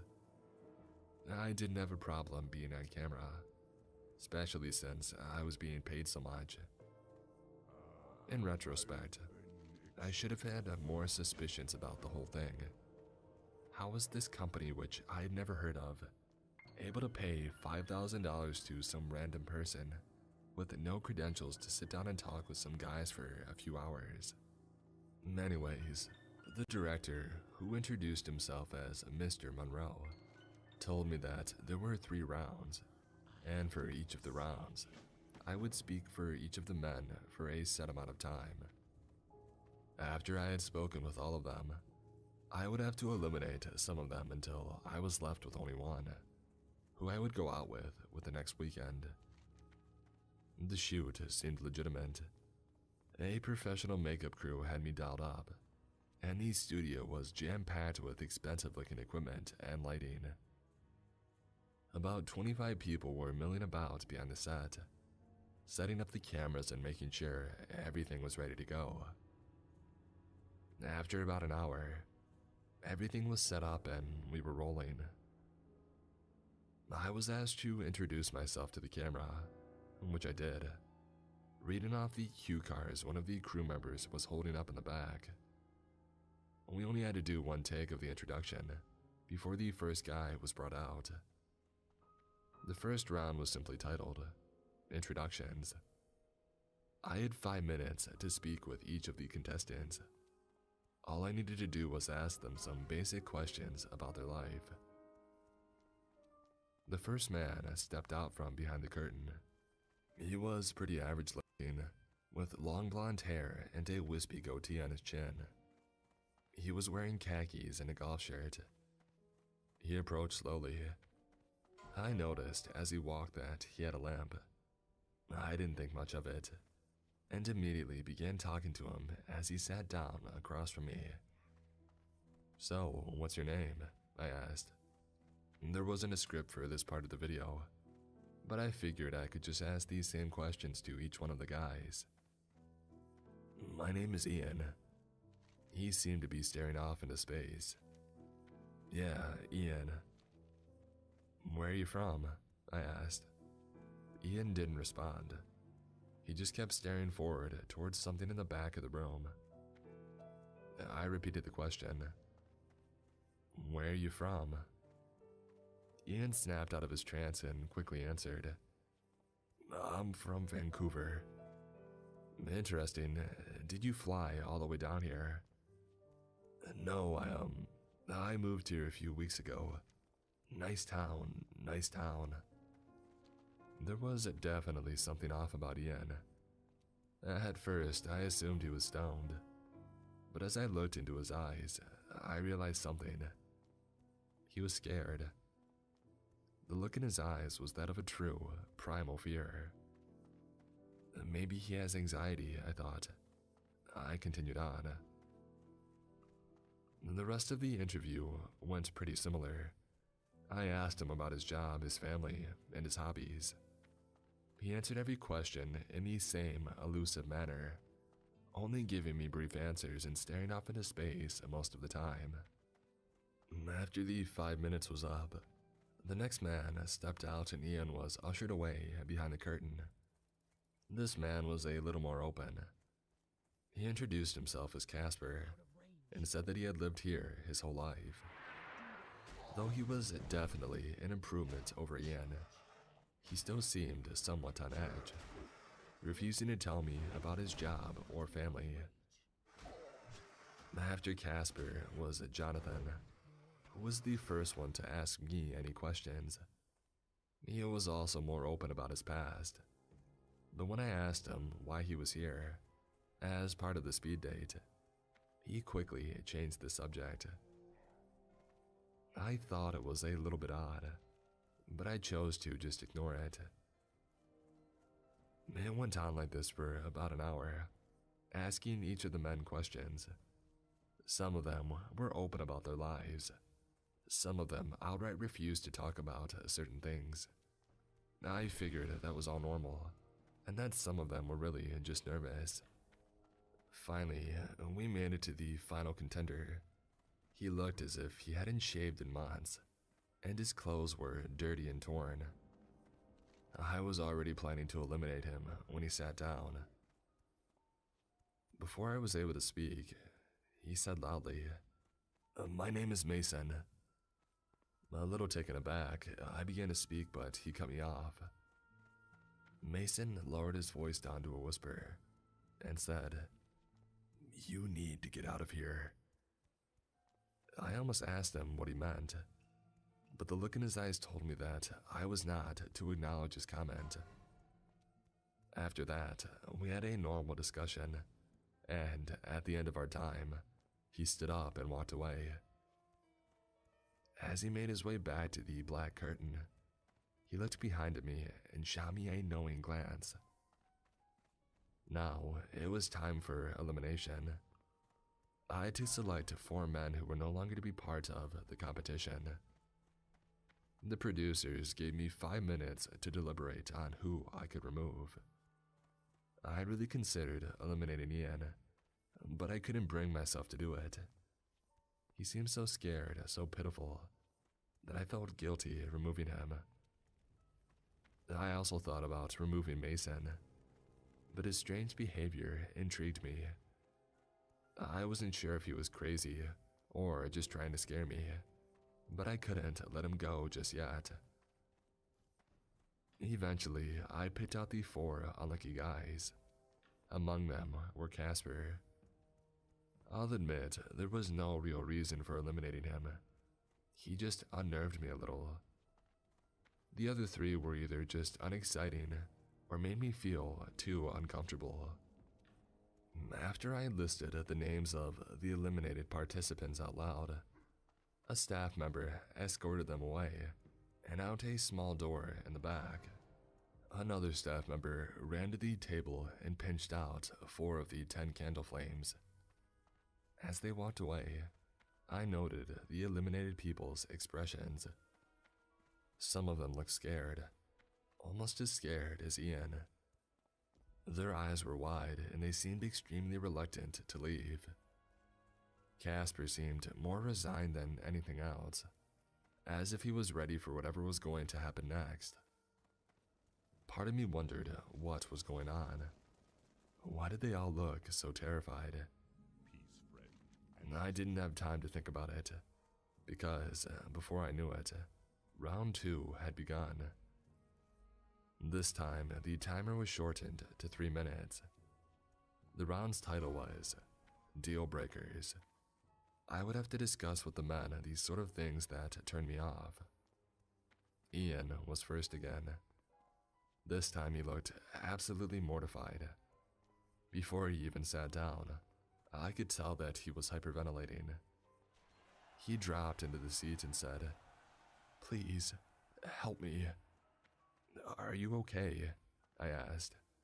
He looked sick to his stomach. "Don't let them take me," he said. I can't go back." "What the heck is going on?" It's all right," I said, even though I wasn't sure if it was. I was sure by now that Ian wasn't mentally stable. I also remembered that I wasn't required to take a background check when I had accepted the job. Mr. Monroe recognized my discomfort and motioned to a group of crew members. They quickly ran out on set and dragged him away, literally kicking and screaming. "Please," Ian cried. "I can't, please. Don't let them take me to this hell." I was shaken to say the least. I thought about the people that I had spoken to. They all seemed nervous, as if they had to be very careful with what they said. I wondered where they had come from, or why they were here. And why were they all so afraid of being eliminated? Mr. Monroe gave me some sort of an apology, telling me that Ian was having some sort of medical issue. I nodded, but deep down, I felt that he was lying. I decided, however, for the time being, not to think about it. I only had to keep going for a little while longer, and then I could leave. The next man up was Mason. He sat down in the chair and I asked him what he would see as a deal breaker in a relationship. He began answering, but suddenly grabbed my arm and slammed it onto the table. I cried out in pain. The director called out and Mason immediately let go of my arm. Mr. Monroe beckoned for Mason to go over and talk to him. As Mason spoke with the director, I massaged my arm. It was as I brought it back down into my lap that I realized that I was holding something in my hand. I knew that I hadn't been holding something before. I opened my fist and saw that I was clutching a piece of paper. I realized that Mason had managed to slip it into my hand as he had grabbed my arm. On the scrap of paper was scrawled, "You shouldn't have come here. This is all a lie." I looked around. It didn't look like the shoot was a lie. There were a ton of crew members and expensive equipment. It looked like a stereotypical movie set. Maybe he meant I wouldn't get paid the promised amount. But how would he know that? Suddenly, I heard a sound beneath me. I looked down, but I didn't see anything. The sound must have come from beneath me, below somewhere. I heard it again. It sounded like a scream. I froze and my heart stopped. The scream sounded like Casper. "I'm leaving you off with a warning," Mr. Monroe said to Mason. "Any more inappropriate behavior and you'll be down with Ian." Mason nodded and sat back down across from me. He stared me in the eyes and I looked back. A silent understanding passed between us for a moment, until I spoke again. "So, Mason," I asked, keeping my eyes on him, "what would you say is a deal breaker for you in relationships?" "Probably if she's too controlling," he responded. "I want to be my own man." We chatted for a couple more minutes before our time was up. As he prepared to go behind the curtain, he whispered to me again. "The eliminated are dead. The cameras aren't even on." That's when it really sank in. The behavior of the contestants, the note from Mason, something very wrong was happening here. I glanced over at the cameras and noticed that the light that is normally red when the camera was on was not visible. The next guy came out and I began conversing with him. I wasn't really focusing at this point. I just wanted to leave and go home, and forget that this ever happened. I chatted with the next couple guys, including Jonathan. Jonathan was my favorite out of all the contestants, but I couldn't stomach the idea that I would be eliminating anybody. If the people that I eliminated were actually killed, I wanted to believe that Mason was lying, but I could tell that he was dead serious when I talked to him. Eventually, the second round was over and it was time for elimination. This time, I only had to eliminate 3. Since Ian had been dragged out, that meant I would have to choose between 2 of them after the final round. Reluctantly, I chose the 3 guys I wanted to be removed. I felt awful. I couldn't look at them as they were ushered off set. I knew that I had just doomed them to some unimaginable hell, but I had to choose someone. Just like the first round, someone ran out and snuffed out 4 candles, leaving only 2 lit. Can I help you? This left me with 2 suitors, Jonathan and Mason. The final round was called the ideal date. The first person up was Jonathan. I don't remember the full details of our conversation, just that he said that his dream date was a picnic at the beach, watching the sunset and sipping a bottle of wine. I honestly didn't care. I just wanted to go home. I stammered some cookie-cutter dream date to him, and before long he stood up and headed back to the curtain. He sighed as he did so, and muttered something under his breath. I couldn't tell if he was praying or trying to talk to me, but I didn't even bother listening. Finally, Mason came out, and I could see the pure look of sadness on his face as we spoke. He said that he would take me out to a nice restaurant, and maybe a movie afterward. We both knew that it didn't matter. We knew what I would do, and there was no stopping it. Our time was up. Mr. Monroe called out from his chair. "So, who are you going out with?" I sighed. "Jonathan." Everybody offset began to clap.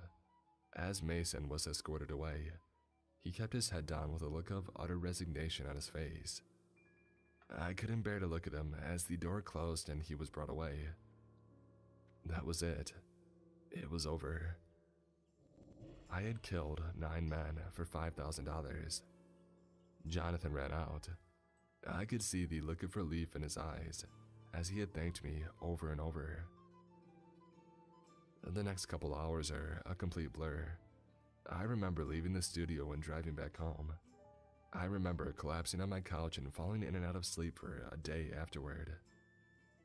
Now that I'm awake and alone, I've been trying to comprehend what I've experienced. There is not a shred of doubt in my mind that the eliminated men were killed. In fact, I'm certain that Mason was right about it all being a lie. I've tried finding the video they were supposedly filming of the speed date online, but I haven't found anything.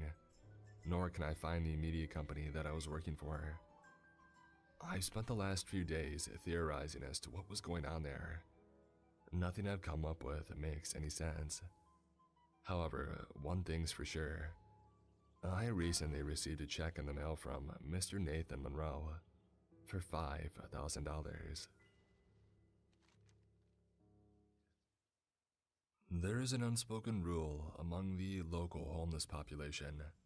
Don't be seen past midnight. Written by Sci-Fi Writer 3592.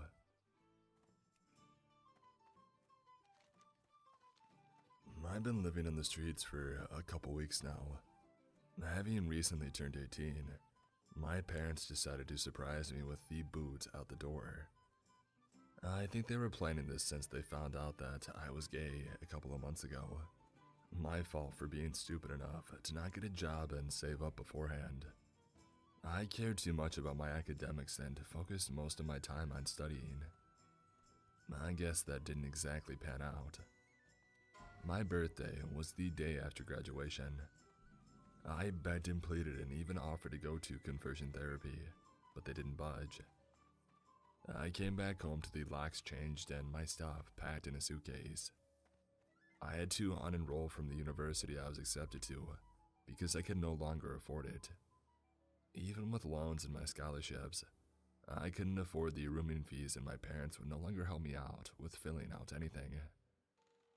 I also lost all my friends when they found out about my sexuality, so I couldn't find a couch to crash on. Regardless, I had some money saved up from birthdays and holidays, but that was quickly used up at motel stays. The towns around me were full of dying businesses and declining populations, so I decided to use the last of my money and go to a nearby city. I won't go into details as to the exact location out of safety concerns. I guess it doesn't matter because what's happening here is probably happening everywhere else. The first day I arrived, I tried to look for jobs, but who wants to hire a disheveled teenager? I didn't have anything nice to wear for interviews. And besides, the cost of transportation and even hygiene upkeep was hard to maintain. Essentially, I was screwed for the time being. Homeless shelters were all closed, or they only prioritized women. I soon found myself in a homeless encampment. I couldn't sleep anywhere else. The parks had security roaming, and everywhere else, I would find myself being the victim of attacks or even people throwing crap at me for entertainment. I had enough pride not to beg though. I was sure that I could find something soon. I'm not sure how people wound up here, but it was a small makeshift settlement under a highway. Tall rusted steel held up the highway, looming over our tents and garbage that we held on to as mementos as people whizzed by going off into their perfect little lives. It felt like we were stuck in a bubble. As time went on and people advanced, we just stood still, stuck in this dreadful purgatory. There were even fences around the area, covered with blue tarp, hiding away our shame from the rest of the city. I was still luckier than most of the people around me though. I still had all my senses, and didn't have any chronic conditions, nor any drug addictions. Life hadn't beaten me down that path yet. The first night I spent in this area, I was getting ready to settle in for the night, pulling myself up on one of the bridge bases in the center of the encampment, when I heard rustling from all around me. It was as if everyone had the sudden idea of hiding in their tents. I looked around me, all alarmed. Could it be the cops? "Hey kid, you got somewhere to stay?" I heard a man's rough voice ask before coughing violently. "I'm sorry," I replied. "Do you need a tent to stay in? I got extra room in here if you want." He replied while gesturing at his small, dirty tent. It looked like it could barely hold one person, let alone two. "I think I'm... Nathan, the boy is fine." A bundled up woman with dirt streaks on her face appeared out of nowhere, pushing me away from him. "Hon, you shouldn't be here. Are you sure you have nowhere else to go?" she whispered. No, why? What's going on? I asked, quite alarmed. She shifted her gaze and pushed me towards her tent. It was much larger than Nathan's. Its bright yellow plastic covering, which had seen better days, was now held together by duct tape. Listen, kid, there's a couple rules that you have to follow. You can stay here, but you need to know them by heart. Follow? She asked in a hurried tone. I merely nodded as I looked around. The tent had a small cot, an oil lamp, and there was a pile of clothing in the corner next to a shopping cart. It might not have been much, but it was way better than being out in the streets empty-handed. Rule 1. They only come out when the sun sets. They go back into hiding when dawn breaks. Her worried tone was getting a bit harsh. Nothing made sense. Who was them? I tried to ask who they were, but I could tell she wouldn't answer until she had finished. Rule 2. Do not let them know of your presence. You're done if you do. And last rule. Whatever you hear or see, do not go out. Even if it's your friend or family member's voices screaming for help. Do you understand me? She said, trying to put up a brave front, but I could tell she was scared as she could ever be. Okay, I got the rules, but who are they? I asked, trying to get something out of her. Being kept in the dark about anything like this just wouldn't put my mind at ease. We can talk about it tomorrow, but tonight you need to rest. In a couple of hours it'll be midnight and we should both be asleep by then, she hastily said while putting on a bunch of blankets on a sleeping bag. I gently smiled and began to make my way into the sleeping bag. As much as I wanted answers, I was exhausted from the entire day. I knew that I had to keep my guard up in case she wanted to hurt me, but somehow her presence made me feel safe. She seemed so genuine, friendly, and warm. All qualities that I never saw in my own mother. I closed my eyes for a second and before I knew it, I was in the depths of the dark abyss known as sleep. I'm not sure what time it was when the barking and cries of dogs startled me awake. I laid in the sleeping bag, trying to make sense of my surroundings. The inside of the tent was dark, but because of the flimsy plastic, I could see the silhouettes of objects outside. The streetlights casted an eerie glow onto everything. I could feel it before I heard or even saw it. I'm not even sure how, but I felt my fight or flight reaction kick in. Every hair on my body rose and I could feel this tension in the air, like lightning before it struck. The air turned putrid with the smell of decay and whines of all the animals got louder. I wanted to close my eyes, but I couldn't help but look to see what it was. I looked over to my right and saw the silhouette of a hunched over person. There was something extremely wrong about it though.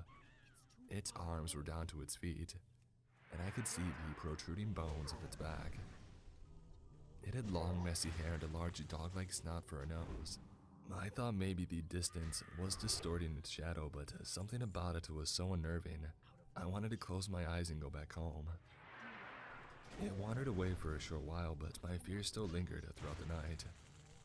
I didn't sleep a bit, and I waited until the woman got up.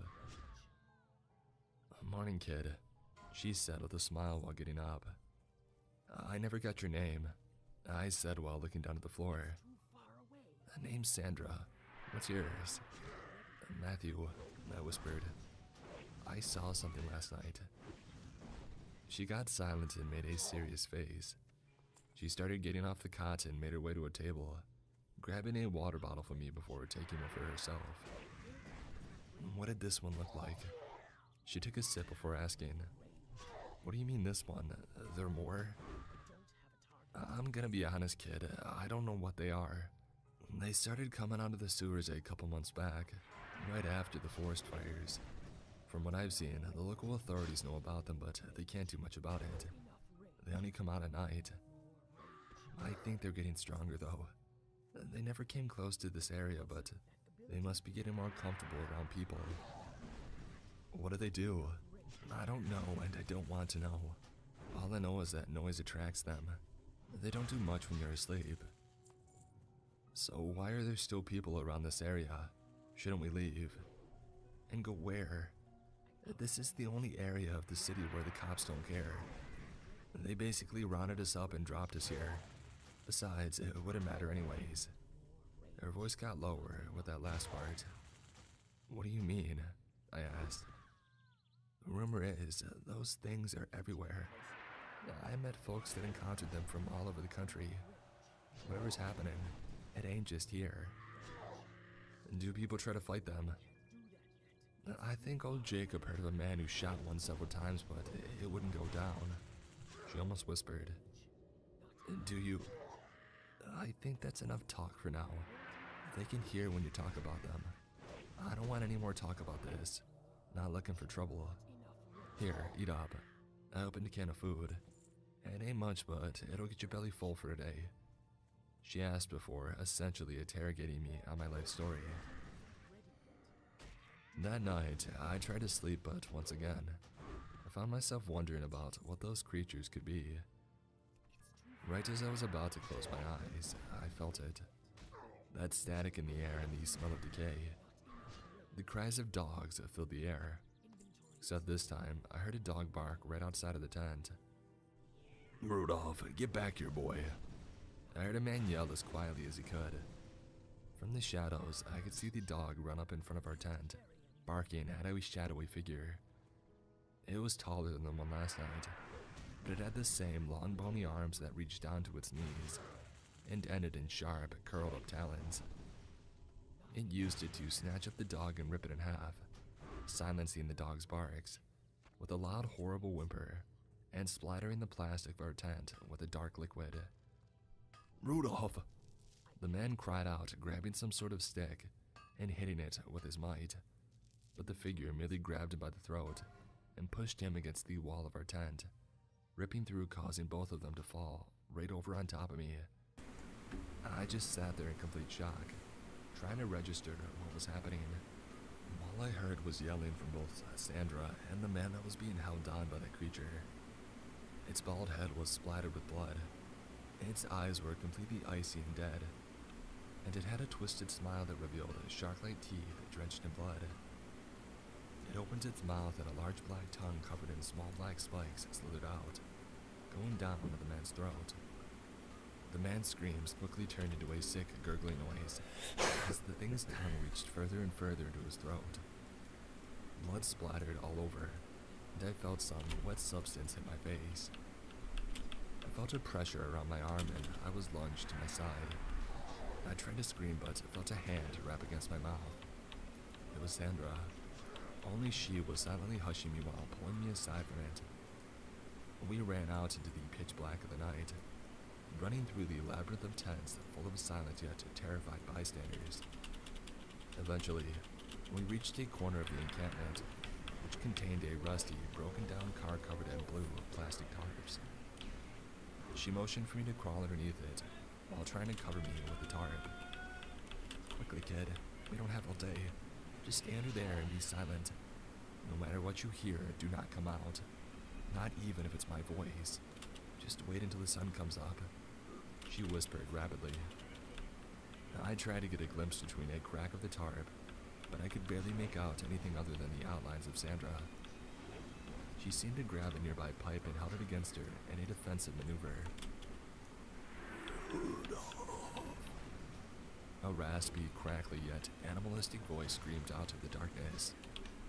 It sounded as if someone was playing a recording of that dead man's last words, and combined it with that of an animal just learning to speak.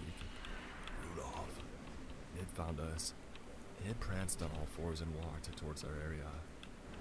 Its naked body was now drenched in red liquid, dripping from it like rain. Sandra tried to hit it with a pipe, but it merely grabbed it with its large claws, and raised her up with the other one by the throat, digging into her throat slightly. She tried kicking and wriggling out, but it opened its mouth and stuck its spiny black tongue down into her throat as well. I closed my eyes and covered my mouth to avoid making a sound. After a while, I stopped hearing the sound of stifled screaming and gurgling, but I was too scared to open my eyes. I heard its wet footsteps crawl over to me, but I was too scared to look. I merely closed my eyes and held my breath so it didn't hear me. It hissed in that disgusting inhuman voice. I heard the metal of the car bend and creak as that thing crawled on top of it. I laid there on the cold concrete for what must have been hours, counting down the seconds before the sun rose. It must have been around dusk when I finally heard that thing make its way off the car, and into the darkness that was being lit up by the dim orange cast in the distance. I peeked through the tarp to make sure it was leaving, and it slightly turned around and made direct eye contact with me.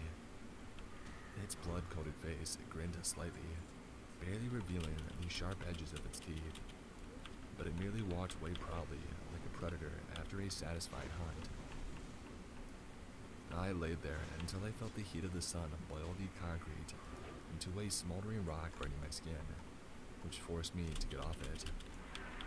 I walked back into the direction of the tents, looking around to see the inhabitants crowding around the front entrance of the encampment. There was a large group of police officers and men in black suits pushing away everyone.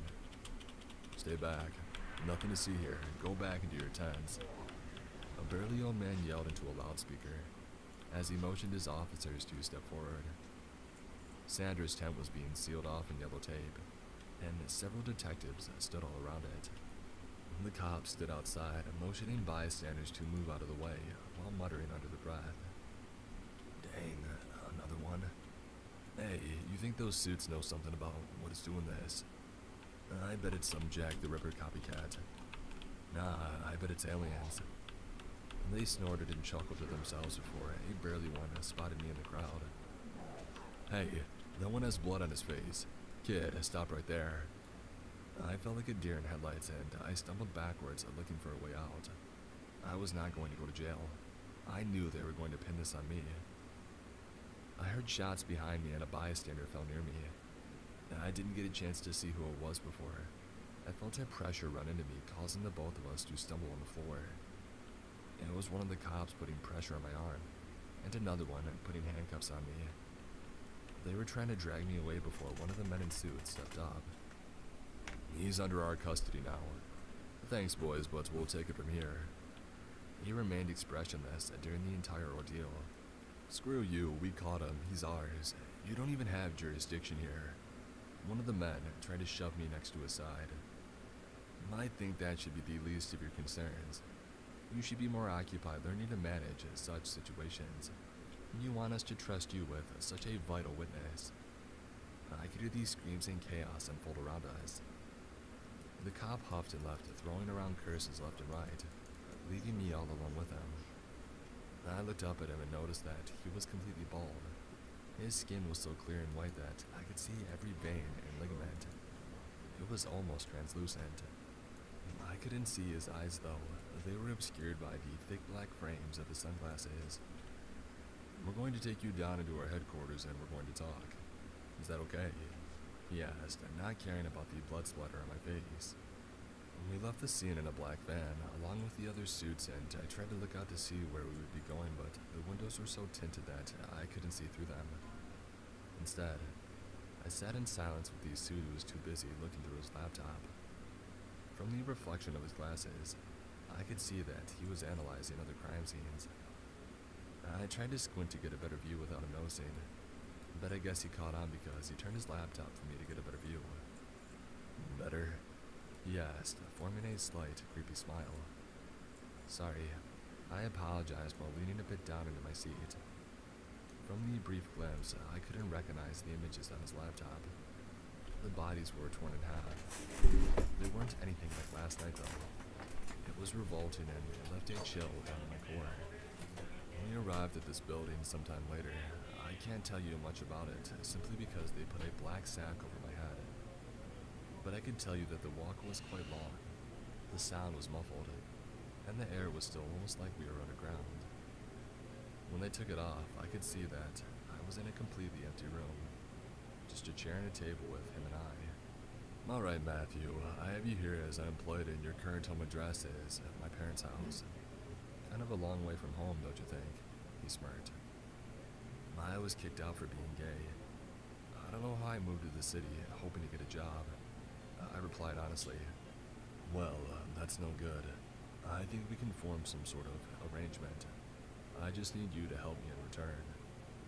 What do you mean? I asked, leaning my hands forward. I just need you to tell me everything you saw last night in perfect detail. Everything you can remember. He leaned back in his chair and put his feet up on the table. I nodded and began to tell him everything I saw and heard, down to the events right before they had caught me. That's interesting. Sandra barely knew you, and yet she still sacrificed her life for you. Tell me, do you miss her? I blinked in confusion. I just told him some weird stuff went down, and he's asking me about the dumbest stuff. Who was this guy? That's none of your concern. Listen, kid, we know about them. We just don't know why they're all coming out. It's like something is scaring them from the underground. Or maybe it's the recent fires, who knows? You're fine as long as you stay away from those areas. The dirty, grimy areas full of humanity's the lowest of the low. Those things are everywhere, but it's not even the least of our concerns. There's much more to fear as a human. I sat in silence, trying to digest everything this guy was telling me. I wanted to write him off as a lunatic, but I knew he was telling the truth. Why are you telling me this? I asked, curious as to why he would even tell me a bit of the truth. It seemed weird to tell some random kid off the street some secrets of the government. We don't work for the government. I don't know. Did you not want to know? I honestly don't care. Do with the information as you will. It's not like anyone will ever believe you. Our organization is scrubbing the evidence as we speak, and you will be closely monitored. I'm always curious as to the reactions of those who know. Who knows, maybe you'll even come to work with us. He replied joyfully while clasping at his hands like a child getting a birthday present. Things got a little hazy after that. I remember waking up in a hotel room with a new phone and a laptop along with instructions on how to access my new bank account. They gave me enough money to live carefree for a couple of years. I'm not sure why I'm writing this. I guess I just want to feel something other than the numb feeling that's crawled up to my soul ever since everything went down. What could he have meant that there were worse things to fear? I'm paid to witness terrible things. Written by Veristal.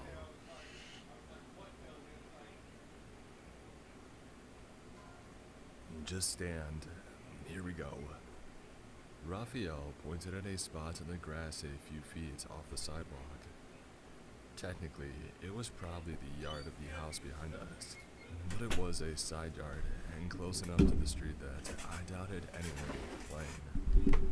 Still, I wasn't sure what he was pointing at until I stepped closer and saw something silver glinting among the thick grass. I looked back up at him questioningly. So, I stand there, and do I pick that up? He nodded. Yeah, the witness has to be the one to pick it up. It's one of the rules. His eyes skittered back and forth between me and the patch of grass, his face lined with tension as he flapped his hand in my direction. Hurry, and do it if you're going to do it. I frowned and bent down. Picking up what I now saw was a silver coin, though not a kind I was familiar with. It was smooth on one side, and on the other there was a large engraved eye, surrounded by lines that radiated a crisscrossed web to the edges of these small metal discs. Running my thumb over the ridges, I looked up at him as I rose. So what? Now I stand here and wait for something to happen. Raphael shrugged. Pretty much. Not a lot of times. He glanced across the street and then turned back to me. Lots of times, and nothing happens. You just stand in the spot for 2 hours, and at the end of the 2 hours, you go home. You'll find a black journal and a pen sitting outside of your door. Before you go in, you write down a description of what you saw during your time out here. It can be long or short, it doesn't matter. It can just say, I stood for 2 hours and nothing happened. If that's the truth. Just as long as you write something down. When you're done writing it down, put the book and the pen back where you found them and go inside. They'll be gone before the next morning. And around noon that same day, you'll find an envelope at your door. $1,000 cash. I grinned. You've told me this 10 times and it still sounds too good to be true. I felt my smile slip. You sure this isn't anything illegal? He grimaced. Look, you're the one that kept bugging me about getting you into it. Remember, I told you not to. Told you that it's not as easy as it sounds. I frowned at him. Yeah, you keep saying that, but you won't say why it isn't easy. Unless your lazy butt just minds standing for a couple of hours. For $1,000, I can stand a lot longer than that. When he didn't smile or laugh, I went on. But seriously, I thought you were just messing with me. Or maybe that there is something you're not telling me. I held his eye. So, is there? He shook his head as he dropped his gaze. No, nothing that I'm allowed to tell. That's a part of the rules. If you bring someone new in, you can show them where to go and what to do the first time, but that's it. No talking about what you've seen or done. When he looked back up at me, his gaze was stony. And I know I've told you this before too, but it's worth repeating, now that you've started. You do not stop until a full 2 hours have passed. No walking around, no going to the bathroom or falling asleep. You have to stay here the full time, no matter what. And you have to watch. Well, whatever there is to watch. I raised my eyebrow. Dude, you're starting to freak me out being all sketchy acting about it. If this is some kind of joke you and Tori are pulling, I'll kick your butt. I tried to laugh, but it sounded hollow and thin in my ears. Raphael's eyes widened slightly. It's not a joke, you understand. You wanted in it, and now you're in it. So long as you take it serious and follow the rules, you'll be okay. He gave me a smile that looked forced. Make good money, too. Glancing back across the street, he started edging toward his car. So, you cool? I don't know I should stay much longer, but I want to make sure that you're okay before I go. Ignoring the twisting in my belly, I gave him a thumbs up as I started my phone's 2-hour timer. I'm cool, I'll text you later. He nodded and ducked into his car, and moments later, he was gone. I felt very alone and exposed now that the distraction of talking was gone. It wasn't a bad neighborhood. The houses were older and a bit run down, but it seemed quiet enough. I had only seen a couple of people drive by while we were talking, and after Raphael left, it was probably half an hour before another car had passed by. The entire 2 hours, my mind kept racing, torn between fear that this all really was a practical joke, and that it was not only real, but that Raphael's weirdness wasn't just him being weird, but him being scared. But that was silly. I had known him and his sister Tori since the 5th grade, and I'd never known him to get really scared or freaked out about anything. Probably just nervous about vouching for me and was afraid if I messed up, it would mess up his job too. And there was no denying it was a weird job, inherently sketchy. Maybe some twisted weirdo with a lot of money, or someone that wanted to harass someone without having to be around themselves. My imagination had run wild since Raphael had left the job slip a couple of weeks earlier. That if all I had to do was stand here and watch the neighborhood crawl by, what was the harm? And if some nut wanted to pay big money for it, who was I to refuse? My other worry was that it was just a way to lure someone out somewhere, so they could be taken or killed or something. But Raphael had been doing it for like 3 months, and the guy that he had heard about it from had done it for over a year, a couple of states over. So it had to be wild if not legit, at least not too dangerous for the people getting paid. And that all made sense, sure. but it still got harder to stay out there as the twilight deepened in the night. I wasn't even sure what I was supposed to be looking for or watching, so I just periodically turned and looked this way and that, my eyes finding the pools of light from the occasional street lamp, or the glow of some lit window or door. Was I missing something? I didn't know what. Why have me hang out here for 2 hours unless something was going to? I let out a short yelp as my phone's timer went off. My 2 hours were up. That was stupid easy, and the book was there like you said when I got home tonight. Yeah, so you filled it out and left it. Yeah, of course. Though I don't know how I feel about you giving my address out to strangers. As long as I get paid though, right? I didn't. You didn't get paid? Dude, what the heck? No, I didn't think about it before, but I didn't tell anyone where you lived. Okay, back to being creepy. I just better have a fat envelope waiting for me tomorrow. Or your donkey emoticon is a lawn emoticon. They did pay, just like he said. And a week later, I found another envelope with a new time and location, as well as a photo of the spot that I was supposed to stand in. Raphael said it was always considered an invitation, not an order. I didn't, he stressed, have to keep doing it if I didn't want to. But of course I did. Over the next month, I did it 2 more times. Once at the edge of a shopping center parking lot early one Sunday morning, and the other time outside a library across town until midnight. I kept waiting for something to happen.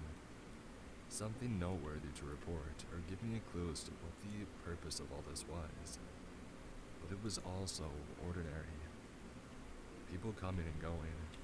Some of them giving me odd looks as they passed by, as though they wondered what the strange girl was doing just standing there watching as they came and went. It wasn't until the 3rd time that I actually saw something kind of interesting. I was posted up outside a pizzeria when a kid about my age came storming out wearing a green apron covered in white powder. He made it a few steps into the parking lot before seeming to think better of it and turning around. I had thought that maybe he had quit, and now he was going to go back to say that he was just kidding, but no. Instead, he went over to a gumball machine outside the door that he had exited. Picking it up, I saw the cord standing out in his neck as he screamed in the direction of whoever was inside to hear. "Screw you, Brian." And with that, he swung the gumball machine from its base, like he was batting for a home run. Except instead of hitting a fast pitch, he slammed it into the restaurant's front plate glass window, shattering it. He stared with some mixture of what looked like pride and surprise, before dropping the machine and running for his car to make his escape from the lot. 30 minutes later, police pulled up, and much to my dread, they headed my way after talking to some guy in a red pizza shirt. Brian, if I had to guess. They asked me if I had been out there when everything had happened. I shrugged and told them that I had been out there for a while, but I hadn't seen anything. The female officer frowned at this and told me she didn't see how I didn't notice a man breaking a window and screaming 20 yards away. I just stared at her and shrugged. And that's when she started asking why exactly I was out there. Was I aware that there was a city ordinance against loitering? And I explained to her that I was waiting for a friend, and that's when my phone's timer went off. And telling the officers that I was tired of waiting for my friend to show up, I turned to head back to my car. The woman cop wanted to stop me, but the other officer gave her a forbidding look and thanked me for my time. Nodding, I walked up to my car and got in, blood still thundering in my ears. What was that?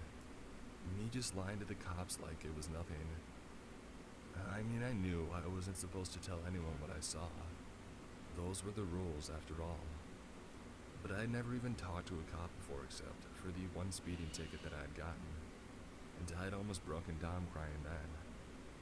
Now I was lying to them and walking off like it was nothing.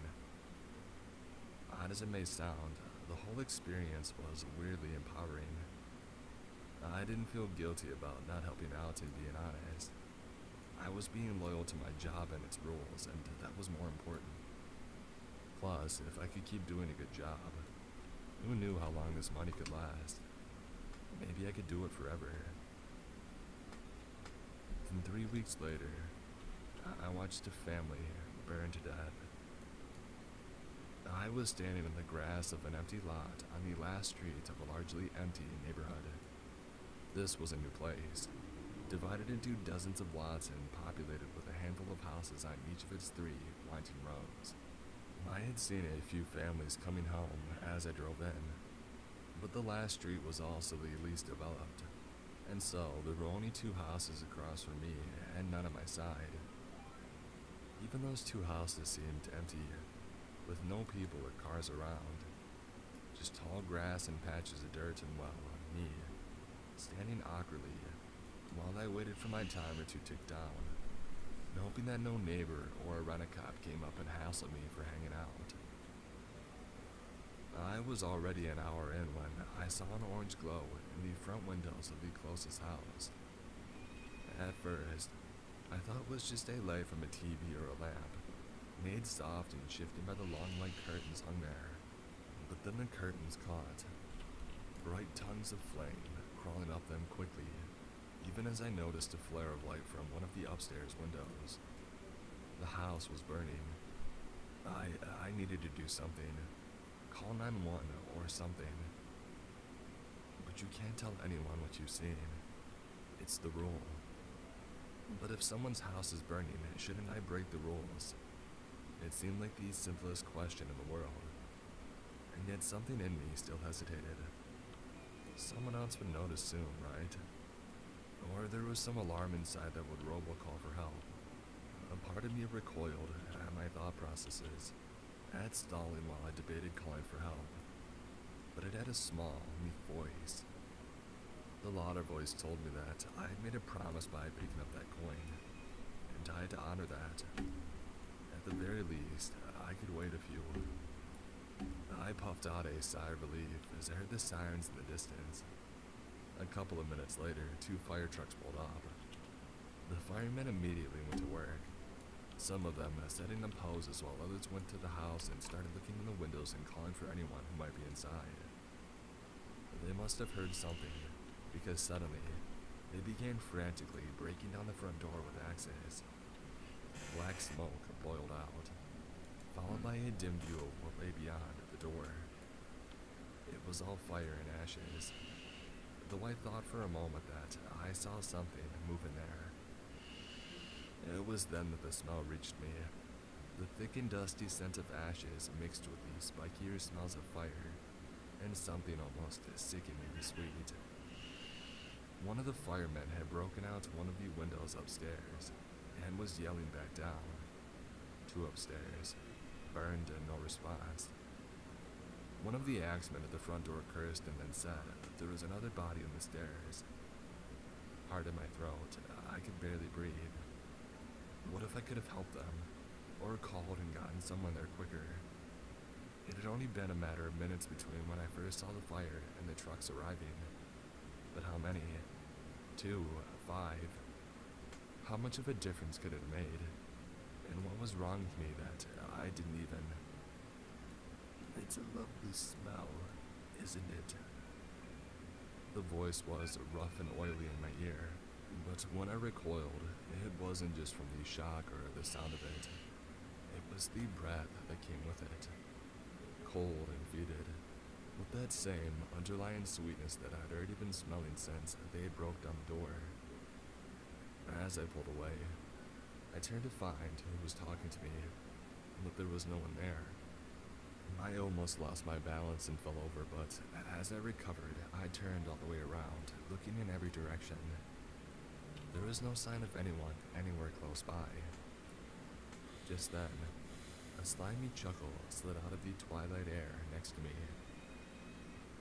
But if you get a little taste... This was followed by a pleasurable groan, and what might have been the smacking of lips somewhere above me and to my right. Forgetting everything else in my terror, I started to back away. I dug into my pocket for my car keys, and that's when I felt the coin that I put there. I couldn't just leave, could I? But how could I stay? Something was out there with me, and my phone jumped to my pocket as the timer went off. Tears sprang to my eyes. Oh, thank you, God. Not looking back, I ran to my car and jumped in. It was 3 blocks before I pulled over and tried to calm down, to rationalize what I had seen and heard, but it didn't work. I was freaked right the heck out, and I needed to talk to Raphael, find out what he had gotten me into. I just got done with a watching job. Some really freaky stuff happened. Don't tell me any details, remember the rules. Yeah, but this was really bad. I just need to talk to someone about it. No, you don't.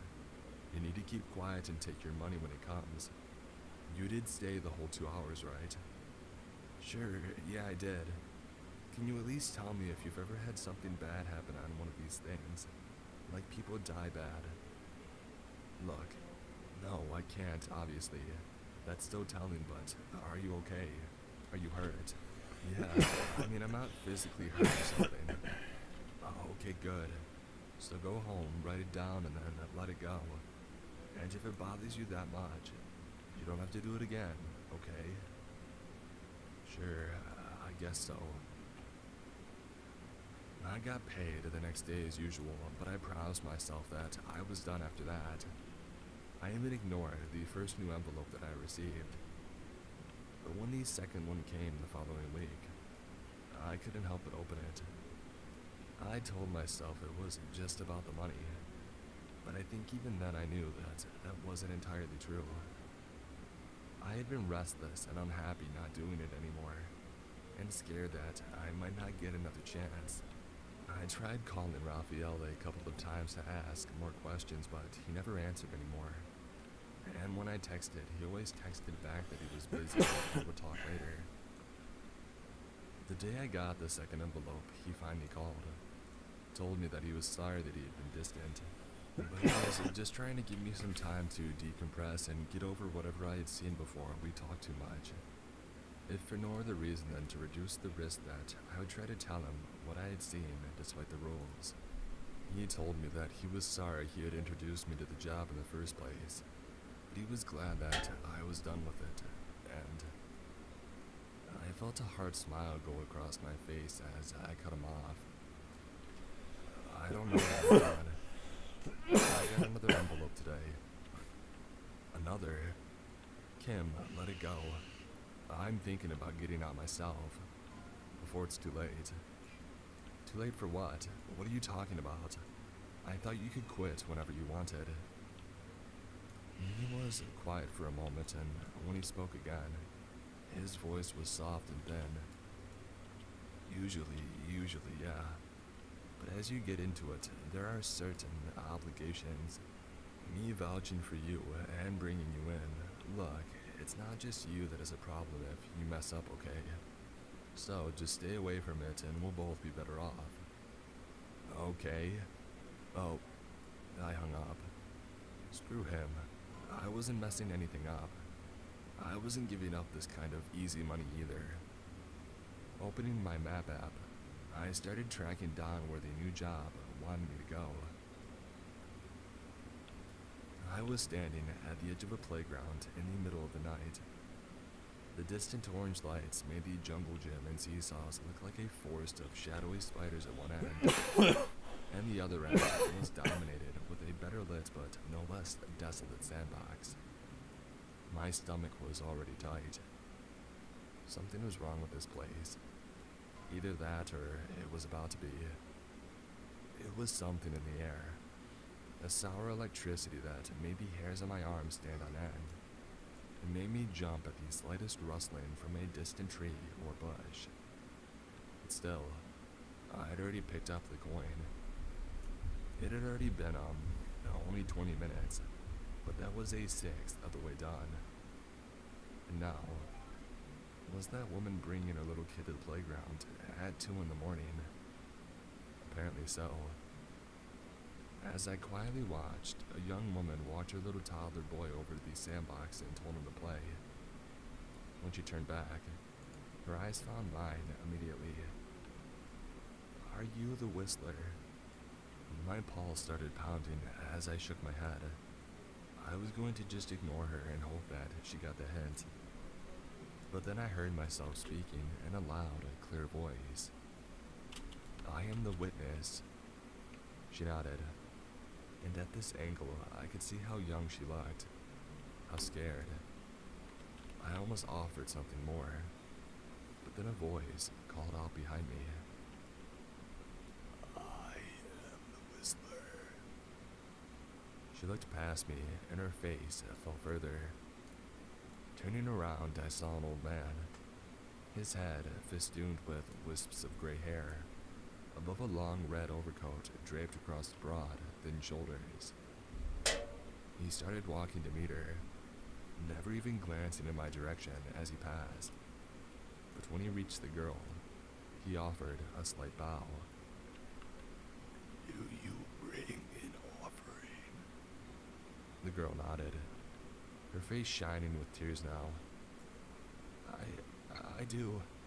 We call him Jenkins. The man looked at the little boy half-heartedly, digging at a hole in the sand nearby.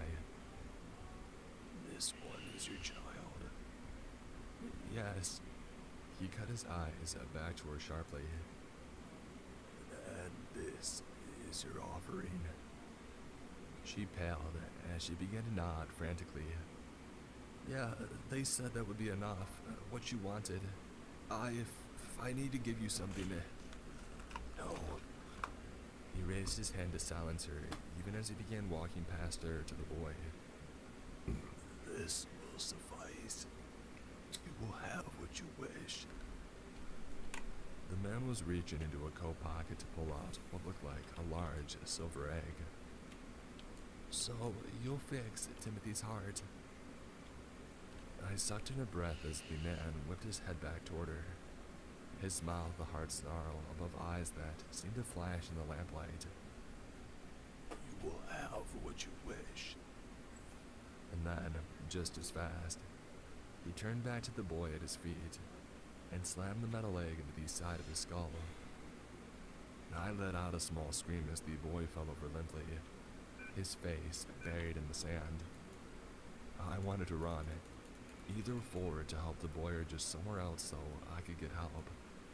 But something stopped me. I still had over an hour left. I couldn't move from this spot yet, and even if I did, I couldn't tell anyone what I had seen. Maybe I could get that boy medical help though, if I kept it vague. And now the man was setting the egg down next to the boy and stepping back. He never looked in my direction, even when I screamed, and now he only had eyes for the egg, though I was starting to see why. It was shifting and splitting, its moonlight shell segmenting into 100, then 1,000 smaller pieces, as something unfurled from inside. I could lie and say that I didn't see it well, and it's true that I don't remember much of what it looked like, but I think it's just my brain couldn't make sense of what I was seeing. It was all moving parts and small tendrils that became larger as they latched onto the boy's head, curling into his ears and wrapping around his throat. Stifling a whimper, I watched as the thing began to tuck the poor little boy under the playground stand, witnessed as the boy came to, just as his eyes went below the surface. He screamed. The sound was a terrible, undulating wail of pure terror and pain, and his small arms and legs kicked up fans of dirt as he got pulled deeper into some impossible hole. I had to do something. I did have to do something, didn't I? As if hearing my own thoughts, the man's gleaming eyes cut to my own, and something in that terrible gaze frightened me even more than the half-submerged squealing child at his feet. His lips twisted sharply as he watched me, his eyes never leaving, even when he put a leather shoe on the child's back and shoved him deeper into wherever that monster was taking him. Face unreadable, he extended a hand to me silently, though I wasn't sure if it was a greeting, an offering of his own, or something more sinister. Perhaps it was that final gesture, or maybe everything that had been building that night, and those before it. Something broke in me then, and when I started running, I didn't stop until I got home, and had the door locked behind me. It was as I turned the latch that my phone's timer began to buzz. There was no journal that night, and no money the next day. And that was fine with me. I was done. For real this time. Whatever this was, I never wanted to be near it again. It was days later before I even tried calling Raphael. I wasn't going to tell them any details, but I did want to encourage him to get out too. Whatever being a witness really was, however much it paid, it wasn't worth our souls. He didn't answer. After 3 days of trying, I called Tori, but she hadn't heard from him either. That was yesterday, and today I woke up determined to go out and find him. Turns out that I didn't have far to go. When I opened my front door, Raphael was across the street, just standing there. I called to him and waved, but he just stared at me. He wasn't there to talk. He was there to bear witness. I closed my door back and started writing this down. It's taken me over an hour and he's still out there. I'm afraid I know what that means. Raphael's time is almost up. And so is mine.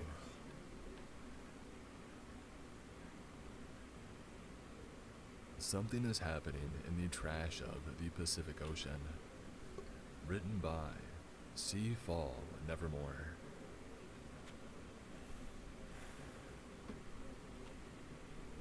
The Great Pacific Garbage Patch seems to be changing, but not in a good way.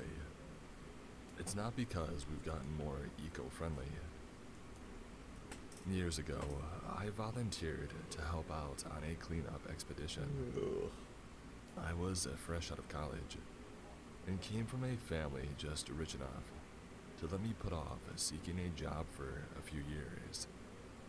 There was one certified marine biologist and her group of trainees, along with 2 seasoned oceanographers. And then there were us volunteers. We were confined to the lower decks. The crew of the trolley was an almost stereotypically salty group who liked getting paid, but hated dealing with a group of mostly college-aged eco-warriors. I didn't blame them.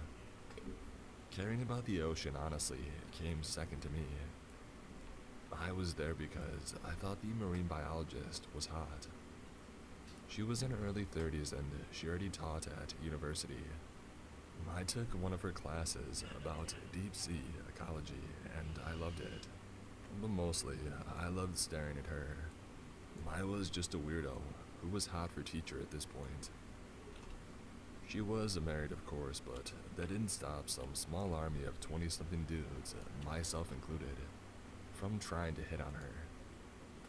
But anyway, she put together this expedition with her friends and oceanography. The university thought this ocean cleanup would be a great way to gain goodwill, and all they had to do was provide some eager students with some experience. For those who don't know, the Great Pacific Garbage Patch is exactly what it sounds like. Humans dumping garbage, primarily plastics, into the oceans caused this.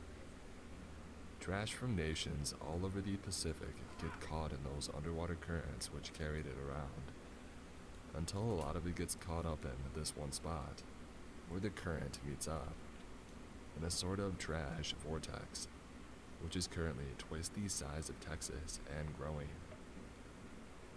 It's not a trash island though. A lot of the trash sinks to the bottom. The rest just turns the water soupy. Most of it is floating plastics. There's debris from Japan to the US. It's bad enough for sea life as it is, but all that plastic is dissolving and becoming microplastics, which flow all over and poison everything. Fish eat or inhale them. Other things eat the fish, including us. It's all a very bad cycle. There have been a few efforts to clean the patch up, but it's an uphill battle. Ours was just a small volunteer group of college kids.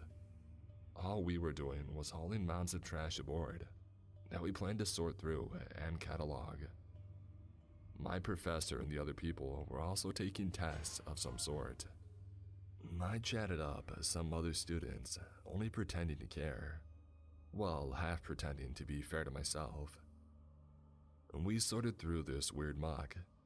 The occasional disgusting carcass, plastics, trash, and seaweeds for a few days. One evening, I snuck above deck because I heard the professor was performing a dive for something, and I was hoping to catch a look. By the time that I made it, she was done with her dive and discussing something with the crew of the ship and the oceanographers. I sat there drooling over her until her words finally cut through the haze. Something was moving within the mass. Something big. Could a whale have gotten caught up in it? I don't think it was anything like that. I'm telling you, something covered in trash reached for me. That doesn't sound possible, but we've gotten some very strange readings. Some sort of biological marker. Something warm in all the trash. What could it be? What could survive? I don't know, but I'm not sure this expedition was safe.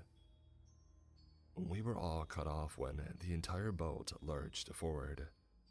Everyone, from the seasoned sailor to the idiot college kid, was knocked off their feet from the sheer force. Myself, who had been pretending to be a sailor and casually leaning on the railing so I could steal more side glances, was dang near thrown overboard.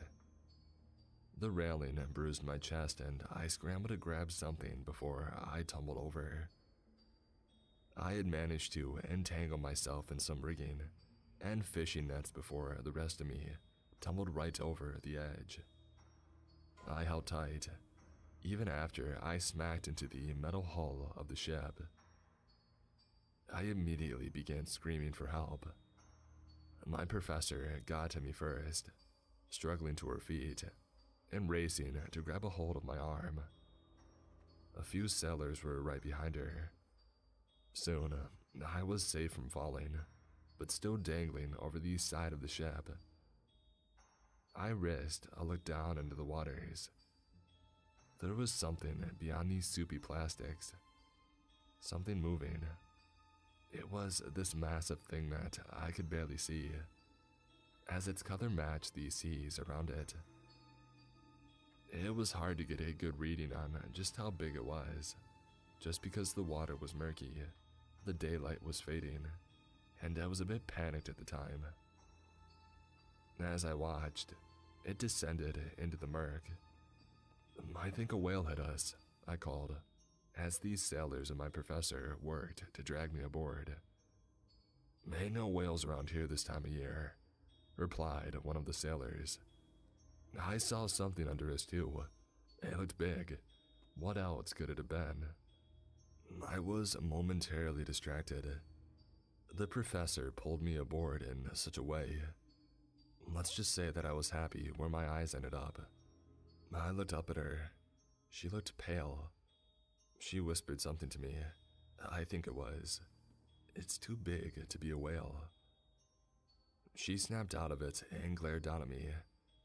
"No volunteers above deck. Get downstairs now." I didn't argue. The whole ship was in disarray. I helped clean up spilled equipment, food, and people for hours. I overheard the professor talking to her colleagues. This isn't safe. If this was an animal, it couldn't have been. It moved on its own. Whatever. This wasn't safe. We need to get the kids and the volunteers back home. We should just run tests on all these samples that we've collected and call it a day. So, the next morning, the boat's crew turned us around and started the journey back home. My professor and the oceanographers were interested in all the muck that we had collected, as well as the various bone samples. I heard them say something about excretions. "Ew, have we been sifting through whale poop?" asked one girl.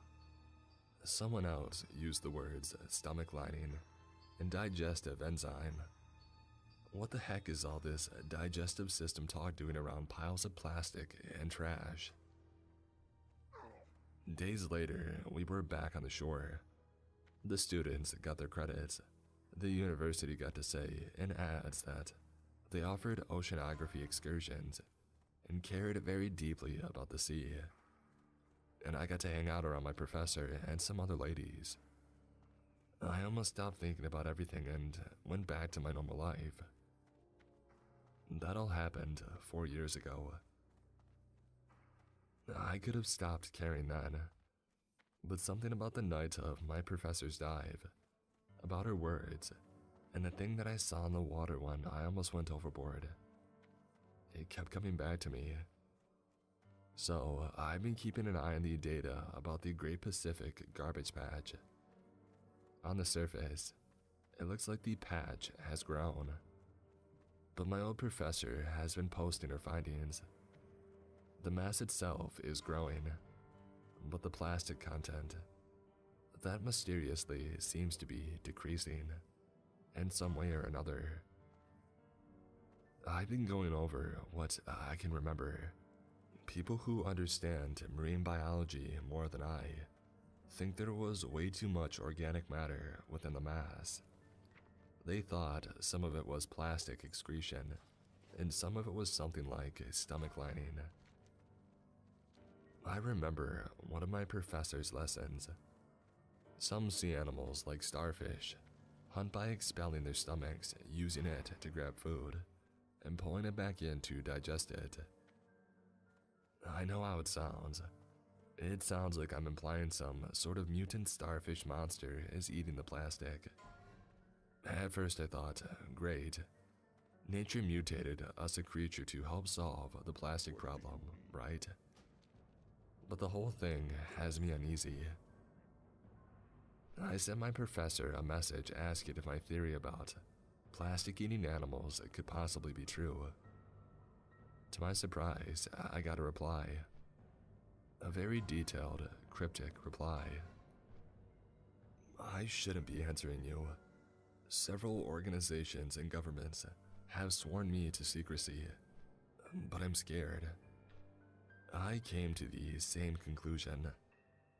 Some friends of mine collected data from the other part of the patch near the Philippines. They found the same biological marker within the organic compounds they collected. If there's some new species, it's present all throughout the garbage spread. The excretions we found contain plastics broken down to nearly a molecular level. I have no idea what anything could gain from plastic, but something clearly seems to be consuming it, breaking it down, and excreting it. It's leaving clouds of even more dangerous microplastics. It doesn't seem to mind consuming sea life either. You remember the bones that we hauled aboard? They were partially digested too. She posted some charts detailing migration patterns of sea life. As you can see from this chart, whale, dolphin, and almost all of the migration patterns have changed rather drastically in the last 2 years. They're swimming hundreds of miles off course to avoid coming into contact with the garbage patch. I don't think it's the plastic they're avoiding. My superiors want me to stay quiet. I don't understand why. There could be a biological marvel evolving right before our eyes. Cryptic, right? I sent her a response back, wondering what she thought this new species was. For a long time, she didn't reply. I got a response yesterday, and it's the reason that I decided to post all of this. My friends in the Philippines finished their testing. The DNA matches my own data. Not just like it's the same species. 99.9998% chance the substance came from the same entity. She linked an article about a cargo liner that disappeared mysteriously while traveling from Japan to Hawaii only a month ago. It was hauling industrial plastics. It seems it's searching for bigger sources of nourishment. Nature doesn't eat plastic, so what could it possibly gain? None of our studies can figure out what it's taking, but it's taking something. Its DNA is like nothing I've seen before, but it seems to have some things in common with cephalopods, perhaps a cuttlefish or an octopus. She linked to some other data she had collected. According to the professor, the plastic content of the trash vortex of the patch appears to be decreasing exponentially, but further study revealed that plenty of plastic content is still there. It's just smaller. In the last month, almost a third of the content either disappeared or was reduced to microplastic soup. I could only reply with, "What do you think it means?" She didn't really answer that. She just said, "A significant amount of microplastic excretion is turning up outside the patch. It's moving, and we don't know where it is. The muck it leaves behind, we're still studying." Just for the people that might not be following, a garbage mass bigger than the state of Texas had a third of its contents broken down in less than a month. Debris from those contents is cropping up all over. We don't know what's causing it. Whatever it is, it's turning the toxic amount of plastic waste in the sea into even more dangerous microplastics. And now it's leaving the garbage patch. My professor thinks whatever caused this phenomena is a single entity that closely resembles a cephalopod, and it might be responsible for the disappearance of a 300-meter cargo ship. Whatever it is, I think it's far too late to stop it. Update. The transcripts of our emails have disappeared. I can't get in contact with my professor. She said she was sworn to secrecy. She might be in trouble. There's not much else that I can do. What could an organic creature possibly gain from plastic? Watch the seas. My friends and I found what we thought was just an unfinished trampoline in the woods. Written by Weird Bryce Guy.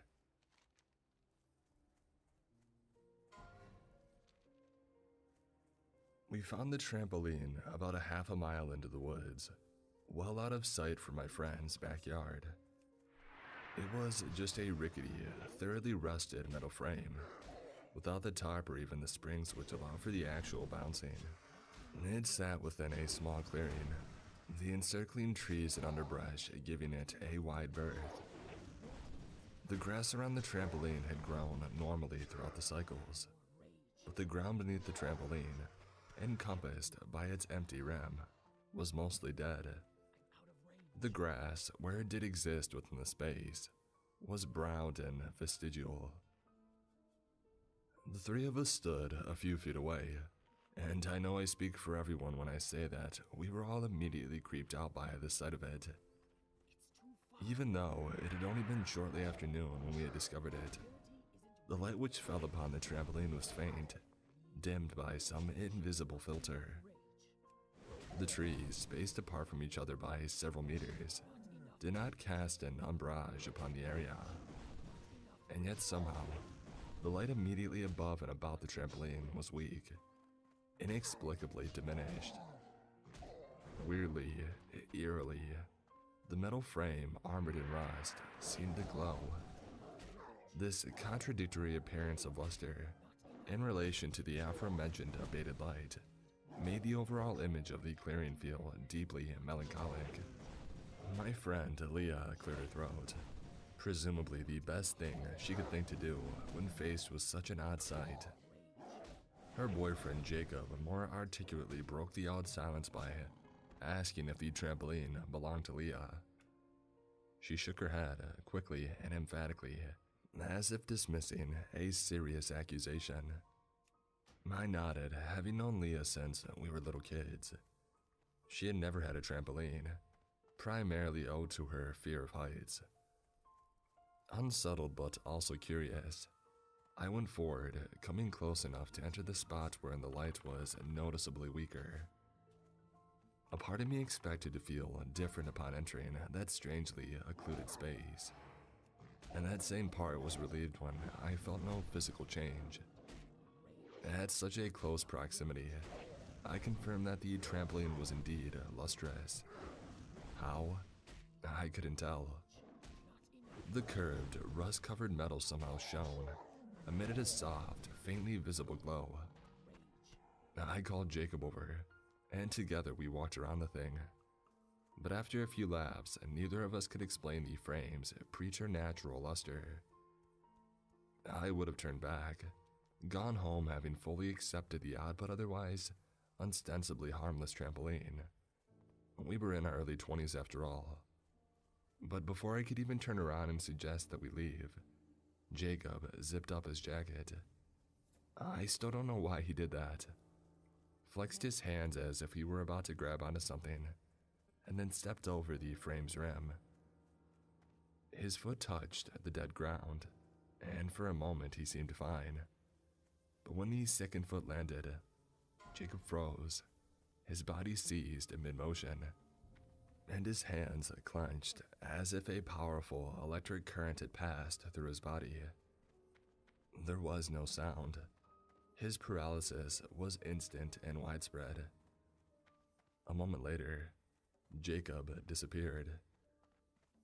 I stood immobile, staring at the spot in total shock, even as Leah screamed hysterically behind me. I was only shaken from my petrification by the thudding footsteps which quickly approached me from behind.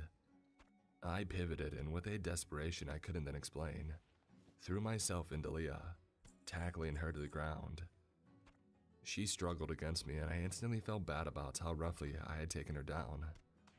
But I was certain, without really knowing why, that the trampoline was dangerous, that something horrible had happened to Jacob, and I wasn't about to let my best friend suffer the same fate. Eventually, she calmed down, or at least tired out, and resorted to almost incessantly whimpering Jacob's name. I rolled away from her and explained why I had tackled her, while keeping my body ready to do it again, should she make another attempt to follow Jacob. She looked from me to the trampoline and then started crying. I got up, helped her up, and guided her out of the clearing, into the warm, properly luminous area beyond. As if the light had actually elucidated her mind, she suggested a sensible response to the situation, that we call the police. I withdrew my phone from my pocket, but before I could even unlock my screen, the entire atmosphere of the area flickered. Not just the light, but the ambience of sound as well. Nature seemed to skip a beat, and then carry on as if nothing had happened. But during that brief, atmospheric interruption, something did happen. Something which made me put my phone back in my pocket. Leah rushed past me, and this time, I didn't stop her. Jacob had come back. He stepped over the still radiant frame, stumbled, but was caught by Leah. She half walked, half carried him away from the trampoline's perimeter, and into the space of regular light. Once there, she laid him on the ground. I then finally got a good look at his face, and recoiled away in shock. Jacob, during his brief trip elsewhere, had aged. While he had once been a healthy 26-year-old man, with brown hair and a bushy beard of the same color, he was now a shrunken, wizened old man with stringy gray hair and a beard that looked as if it had been dipped in a dirty mop bucket. His eyes, faded and veiny, stared distantly, unseen, perhaps seeing something beyond our perception. Leah tried speaking to him, but Jacob only mumbled incoherently, his thin lips parting and closing in what might have been an attempt at speech, or merely some involuntarily spasming of his face.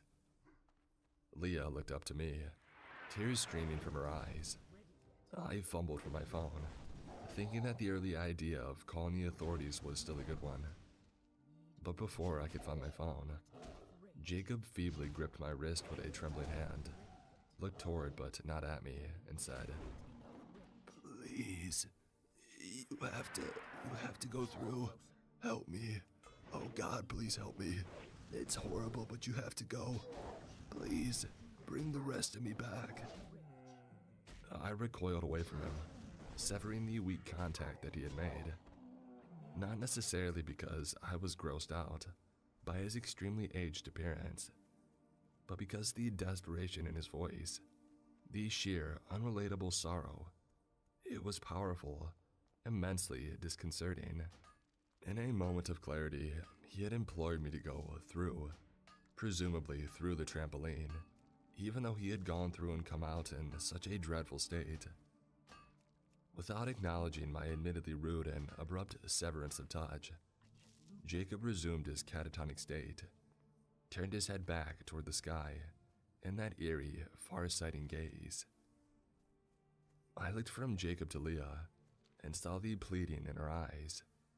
She wanted me to go through, wanted me to heed her boyfriend's words and bring back whatever portion of him he had left behind, in whatever world or reality he had unexplainably visited. I turned away from her, casting my gaze into a random spot on the ground. Leah started crying, taking my avoiding gaze as a sign that I was unwilling to go through the trampoline and retrieve Jacob's essence, or whatever he had left behind. Leah had been my friend for over a decade. We had met at school during the 5th grade, both of us looking for a particular edition of Goosebumps, and found out days later that we lived on the same street. From there, our friendship blossomed. I had taken only weeks for me to arrive at the conclusion that I would do anything for her.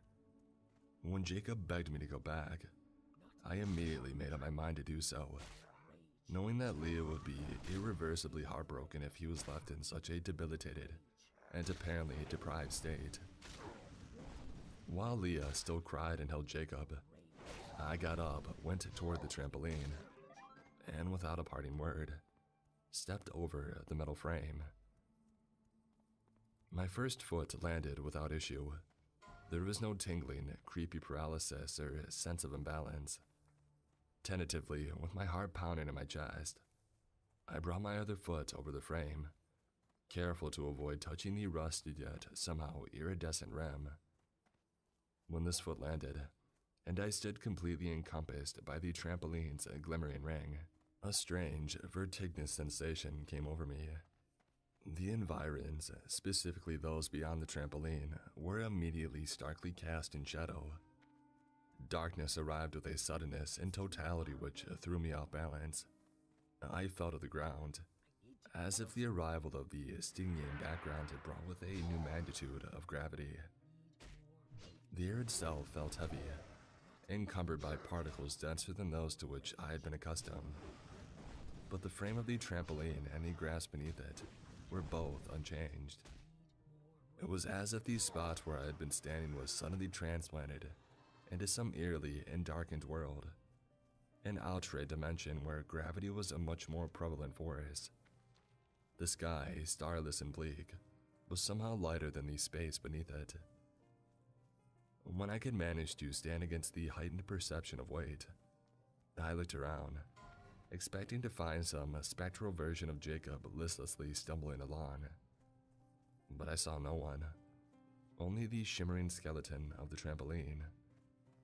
Weirdly, I felt that the space beyond the trampoline, the dark draped mirror world, would be better, preferable in some inexpressible way to the interior of the frame.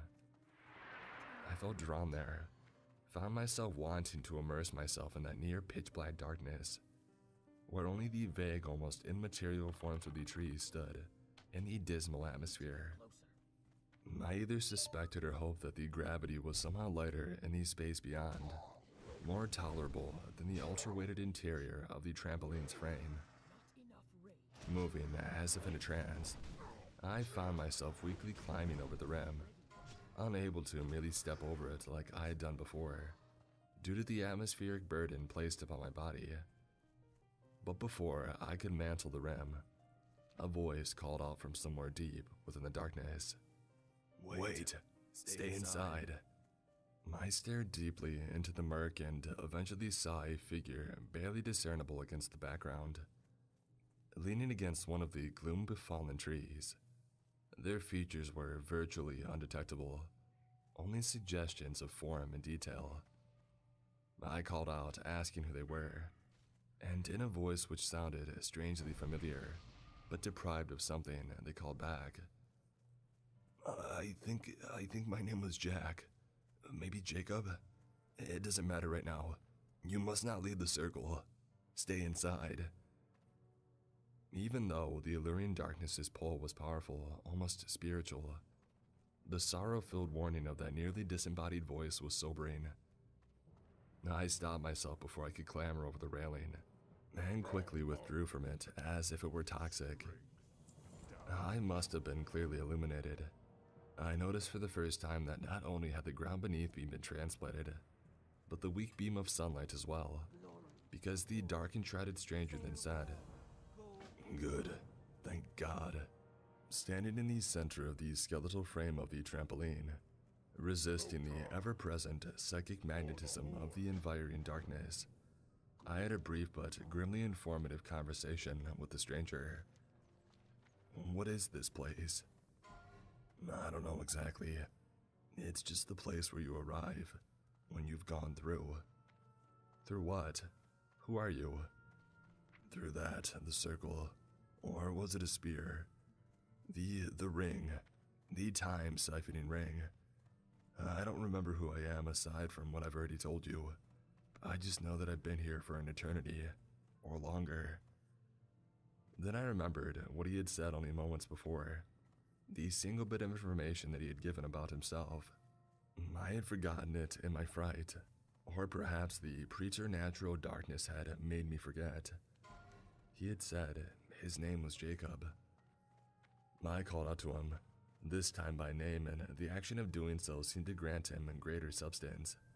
He emerged from the gloom, looking more solid and less immaterial. He was Jacob, albeit shadowy, still not entirely there, a specter of Leah's boyfriend. I was sure that this was what the aged Jacob had left behind. His youth, his essence. I told the spectral Jacob to come to the trampoline, and while he did draw closer, he stopped just short of the rim. I finally noticed his condition. His skin was now completely exposed in grayish blue, as if he had been trapped in some frozen wasteland. The atmosphere, while heavy, was not cold. Its temperature was not noticeable at all beyond its baseline tolerableness. I can't go in there. It won't let me go in there. Even though the trampoline was obviously not a normal one, I had yet to sense anything actually inimical about the frame itself. Sure, it had teleported me and Jacob to some otherworldly pocket dimension or inverted realm, but the experience hadn't actually been uncomfortable or physically traumatic. I tried to tell Jacob as much, but he shook his head, and because of his less than solid composition, his gesture was eerily ghost-like. His eyes, heavily lidded and solemn, trailed from side to side in an unsettling black and white line. No, not that. The thing out there, it takes you in, strips you from yourself, and tosses part of you away. You have to leave. You have to stop. Leah, you have to keep her from coming through. Jacob's voice, despite initially sounding weak and far off, resounded powerfully with this final plea. His voice rang out through the darkness, and I wasn't the only one to hear the echo. For a brief moment, the heaviness of the air seemed to lighten, or at least shift direction, as if blown or drawn in by some massive force elsewhere. A moment later, the greater gravity returned, and with it an impression of heart-chilling dread, an almost primal anticipation of some unknown yet assuredly hostile entity. I felt myself withdrawing from Jacob, moving closer to the center of the trampoline. He shrunk away from the darkness beyond, nearly coming in contact with the rusted metal rim. I realized then, as I awaited the emergence of some unknown thing, that I had not yet figured out how to make the trampoline work. Hadn't bothered asking or even guessing how I was supposed to go back. Oh God, it's coming. You have to go back. You have to leave right now. In the distance, which seemed, from my perspective, paradoxically near and infinite, a shape took form. Massive, towering, but amorphous. A titan of constantly shifting shadows.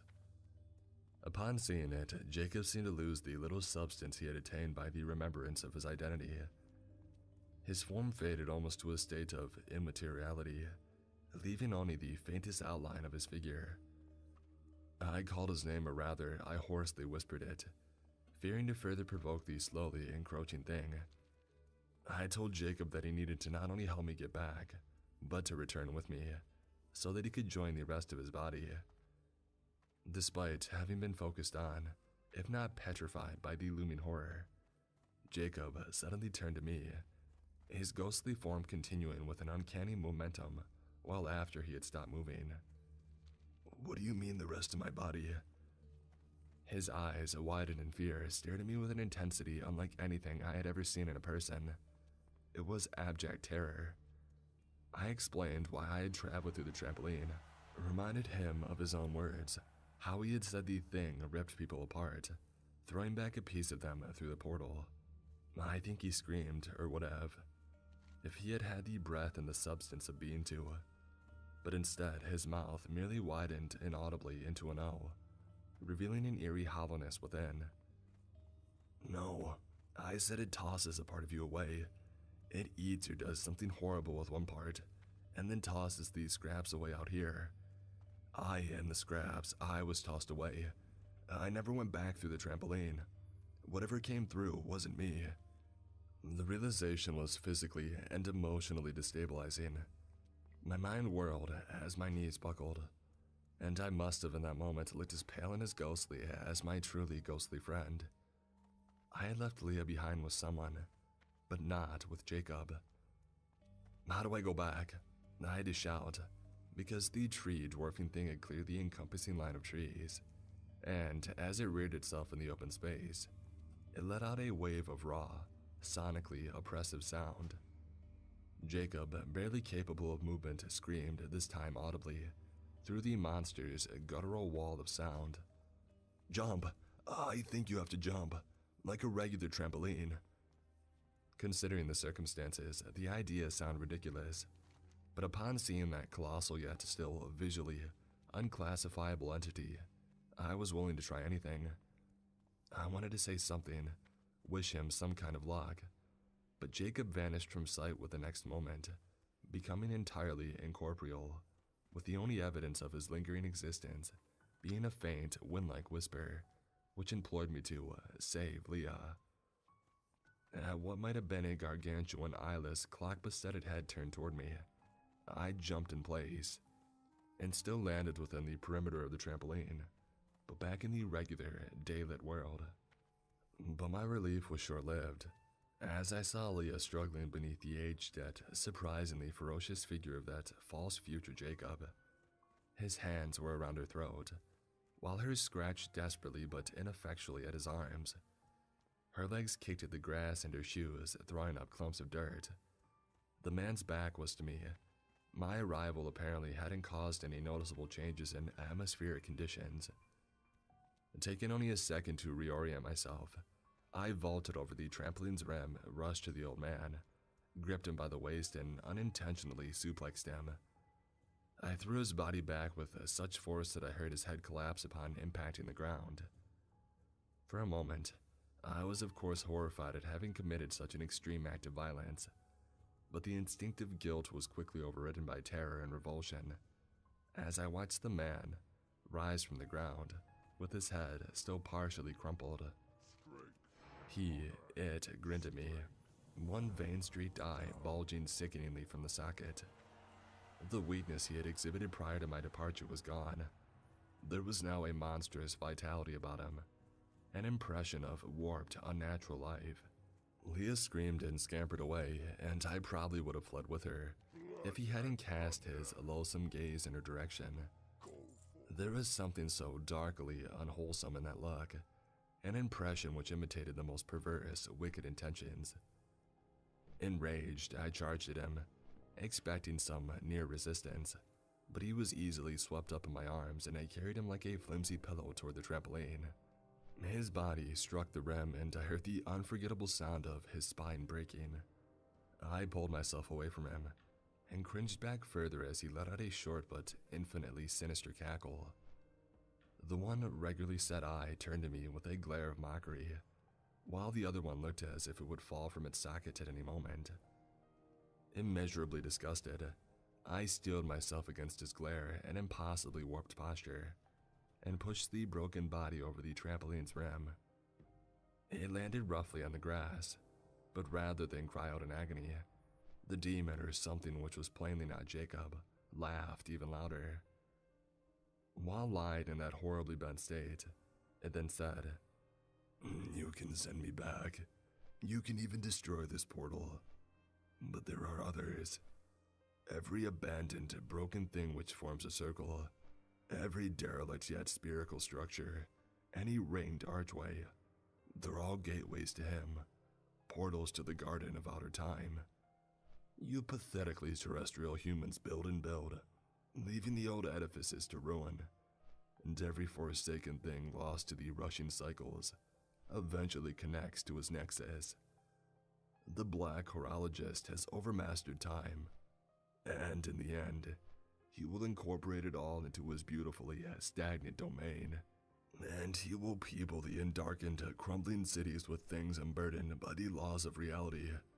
I am but a test, a worthless precursor of the motionless insanity to come."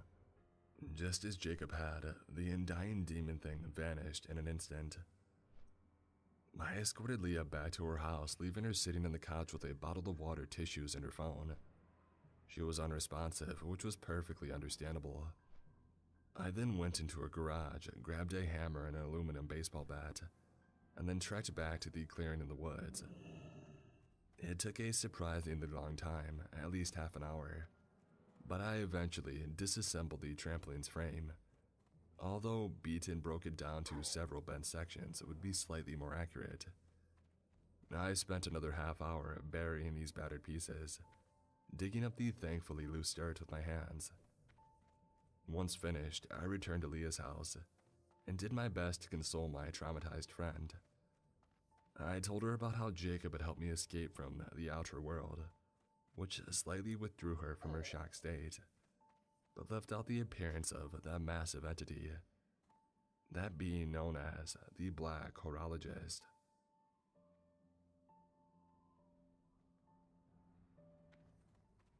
I found a collection of old dolls. They changed their faces overnight. Written by Postmortem 33.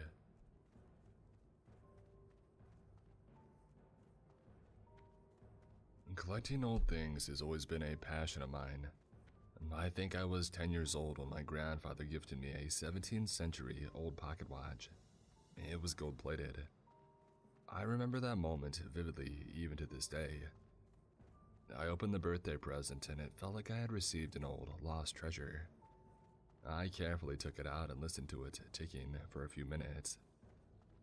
They say that if you take a shell and put it over your ear, you hear the sea, no matter how far it might be. I felt like I was transported back in time, back to the 17th century, when I listened to the ticking of that old watch. I imagined all those gentlemen in their fancy suits, and the ladies dressed in beautiful garments walking the streets, or dining at expensive restaurants. That's when my passion started. I finally shifted my attention to paintings when I got older. In my mid-20s, I bought my first one. It depicted a man sitting on a chair with a bottle in his hand. It said rum on the stamp. The man had covered his face with one hand and avoided looking at the large wall mirror in front of him. The lower half of the mirror was unclear, but on the upper part, the head of a man was depicted. He had wrinkles on his face, and each line had a story to tell. The dark circles under his eyes completed the desperation and sadness inside them. His crooked teeth accompanied the gloominess of the painting as a whole. That painting reminded me of my grandfather in a way. He had died of liver failure caused by excessive drinking. I love that man so much. He was a role model for me. Sometimes, though, our demons win. I just wish he had accepted our help. I stuck with paintings to this day. I always visited art galleries and antique fairs in search of new and old exciting paintings that I could add to my collection. A few days ago, I went to the weekly antique fair that I've been going to for the last 15 years. There I met a great seller whom I had befriended on the spot. He was like an encyclopedia when it came to antiques. Jonesy always cut me good deals as I've always bought a lot of things from him. Mostly art, but I've acquired some other things too. Cutlery, old watches, old lighters, World War I and II memorabilia, and other things which I either liked very much as works of art, or which had important historical value. "You think it's gonna rain today, Harvey?" Jonesy asked me while putting an old teapot on the table. "It's overcast, yeah. I think we'll be lucky though. You got anything for me today, Jonesy?" "Well, for you I don't, but I do have something for your missus." He pulled 2 porcelain dolls from under the table. A man and a woman who looked like kissing if put in front of one another. Jonesy had bought them from an old woman. She had collected porcelain dolls and wanted to downsize a little bit. These 2 were from the late 18th century, and as always, Jonesy cut me a good deal. I headed home and placed the dolls on my girlfriend's piano. She always loved surprises, and I couldn't wait to see her jumping up and down in excitement when she had seen them. I've always liked buying gifts out of the blue, with no special occasion, for people I love or who are very close to me. I had a few hours left until Tessa came home. I wanted to surprise her even more, and I cooked some pasta. The entire kitchen smelled like an Italian restaurant, the savory flavor of basil floating around in the air. I would have to lie to say if I wasn't proud of myself. When returning to the piano room, I saw that the 2 dolls were not on the piano where I had placed them. Instead, I found them on the chair. That was weird to say the least. Not even that, but now they stood back to back, like they had just argued and didn't want to speak to each other anymore. I put them back on the piano, and I heard Tessa's keys jangling in the front door. I hugged and kissed her, but she was a bit out of it. "Hard day today, Tess." "Yeah, they want their reports until tomorrow, and I'm not entirely done with them. I might have to work late this night," she said. "I'm sure you'll get them done, babe, you always do," I told her. "You work so hard every time that I even ask myself how you manage to have so much energy." "Yeah, me too. I'm gonna take a quick shower." "Should we order some food after, or do you want me to cook something?" she asked. "Babe, I already took care of that. I cooked us some nice pasta. Felt a bit chefy when I came back from the fair," I said, winking at her. She smiled timidly and headed straight to the shower. While climbing upstairs, I thought to myself how much would the dolls brighten her days when she would see them. I heard her calling me. I felt a sense of urgency in her voice. I entered the bathroom and saw her looking at the dolls. They were on the sink now. "Are these for me?" "Yeah, I bought them at the fair. I wanted to give you a nice gift," I said. "Thank you, honey, I love them. Look how cute they are." I kissed her on the cheek and nodded. Closing the door, I asked myself if I was going crazy. I could feel something was beginning to feel wrong in this house. Later on we ate and she saw that I was tense and nervous. Are you alright, Harv? Yeah, it's just those dolls. I left them on the piano. I don't know how they got in the bathroom, I replied. She looked at me confused. I'd never seen that look before. Maybe you forgot you put them in the bathroom, she asked. No, babe, I'm not that crazy. I think something's wrong with them. I'll take them back and buy you another thing. No, they're mine, she cried. Tessa was changing. I felt that something was wrong with her. Ever since she had touched those dolls, she was no longer the same. Driven by fear, I decided it was time for me to do whatever was in my power to get rid of those dolls right away. Okay, Tess, if you like them so much, you can keep them. They are my gift to you, after all, I said. I just hoped that she would fall asleep after finishing doing the reports for her work. Then I would take them outside and throw them in the trash can. It would have been hard. Tessa seemed practically glued to them. Her lips went dry and began to crack. Her once blue eyes were now bloodshot. They were twitching violently, and dark circles appeared under them. She chewed on her nails until they didn't look like nails anymore. Whenever I tried talking to her, she didn't listen to any word that I said. Whenever I tried to hug her, she would push me away. I felt like a prisoner in my own home. I was even more conflicted and scared because Tessa was herself the prisoner of those things. I couldn't call the police or the ambulance because they would think Tessa was crazy, or that I'm pulling pranks on the cops in the middle of the night. I kept looking at the dolls and their faces were changing constantly, from what was happiness that I saw in the fair, to anger in the bathroom, and now to pure evil. They grinned in a way that sent a shiver down my spine. Tessa, though, took care of them as nothing happened. To her, they were still beautiful. I thought whatever was inside the dolls must have taken hold of Tessa. Her priority was those dang dolls. The problem was that I fell asleep before her, just for a few moments. When I woke up, though, every light in the house was turned off. Tessa was gone.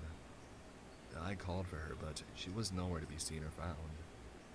I went to every room in the house to search for her. Nothing.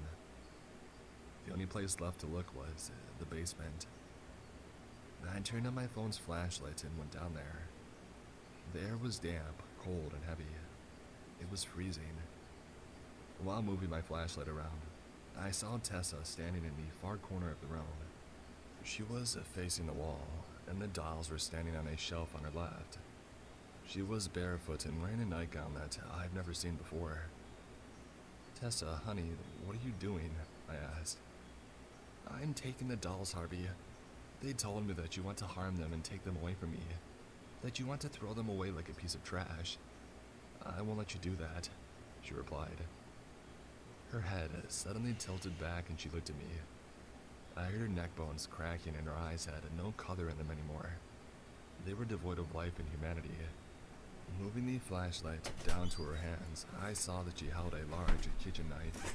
I shivered and a lump formed in my throat. Called a stream, yeah. It's been about like 9 hours of streaming. What are you doing with that? From level 1 to what we're level 14 on this warrior. Didn't die. She started running towards I don't me. know why I'm recording this, but stop Whatever that influence these dolls had real on quick. her Yeah, made her act stop like the this. recording Needed to stop as and soon as possible, stop the or stream. both of our lives would be over. Yeah. I ran so quickly up the stairs that I didn't look back. I just heard her screaming and laughing, echoing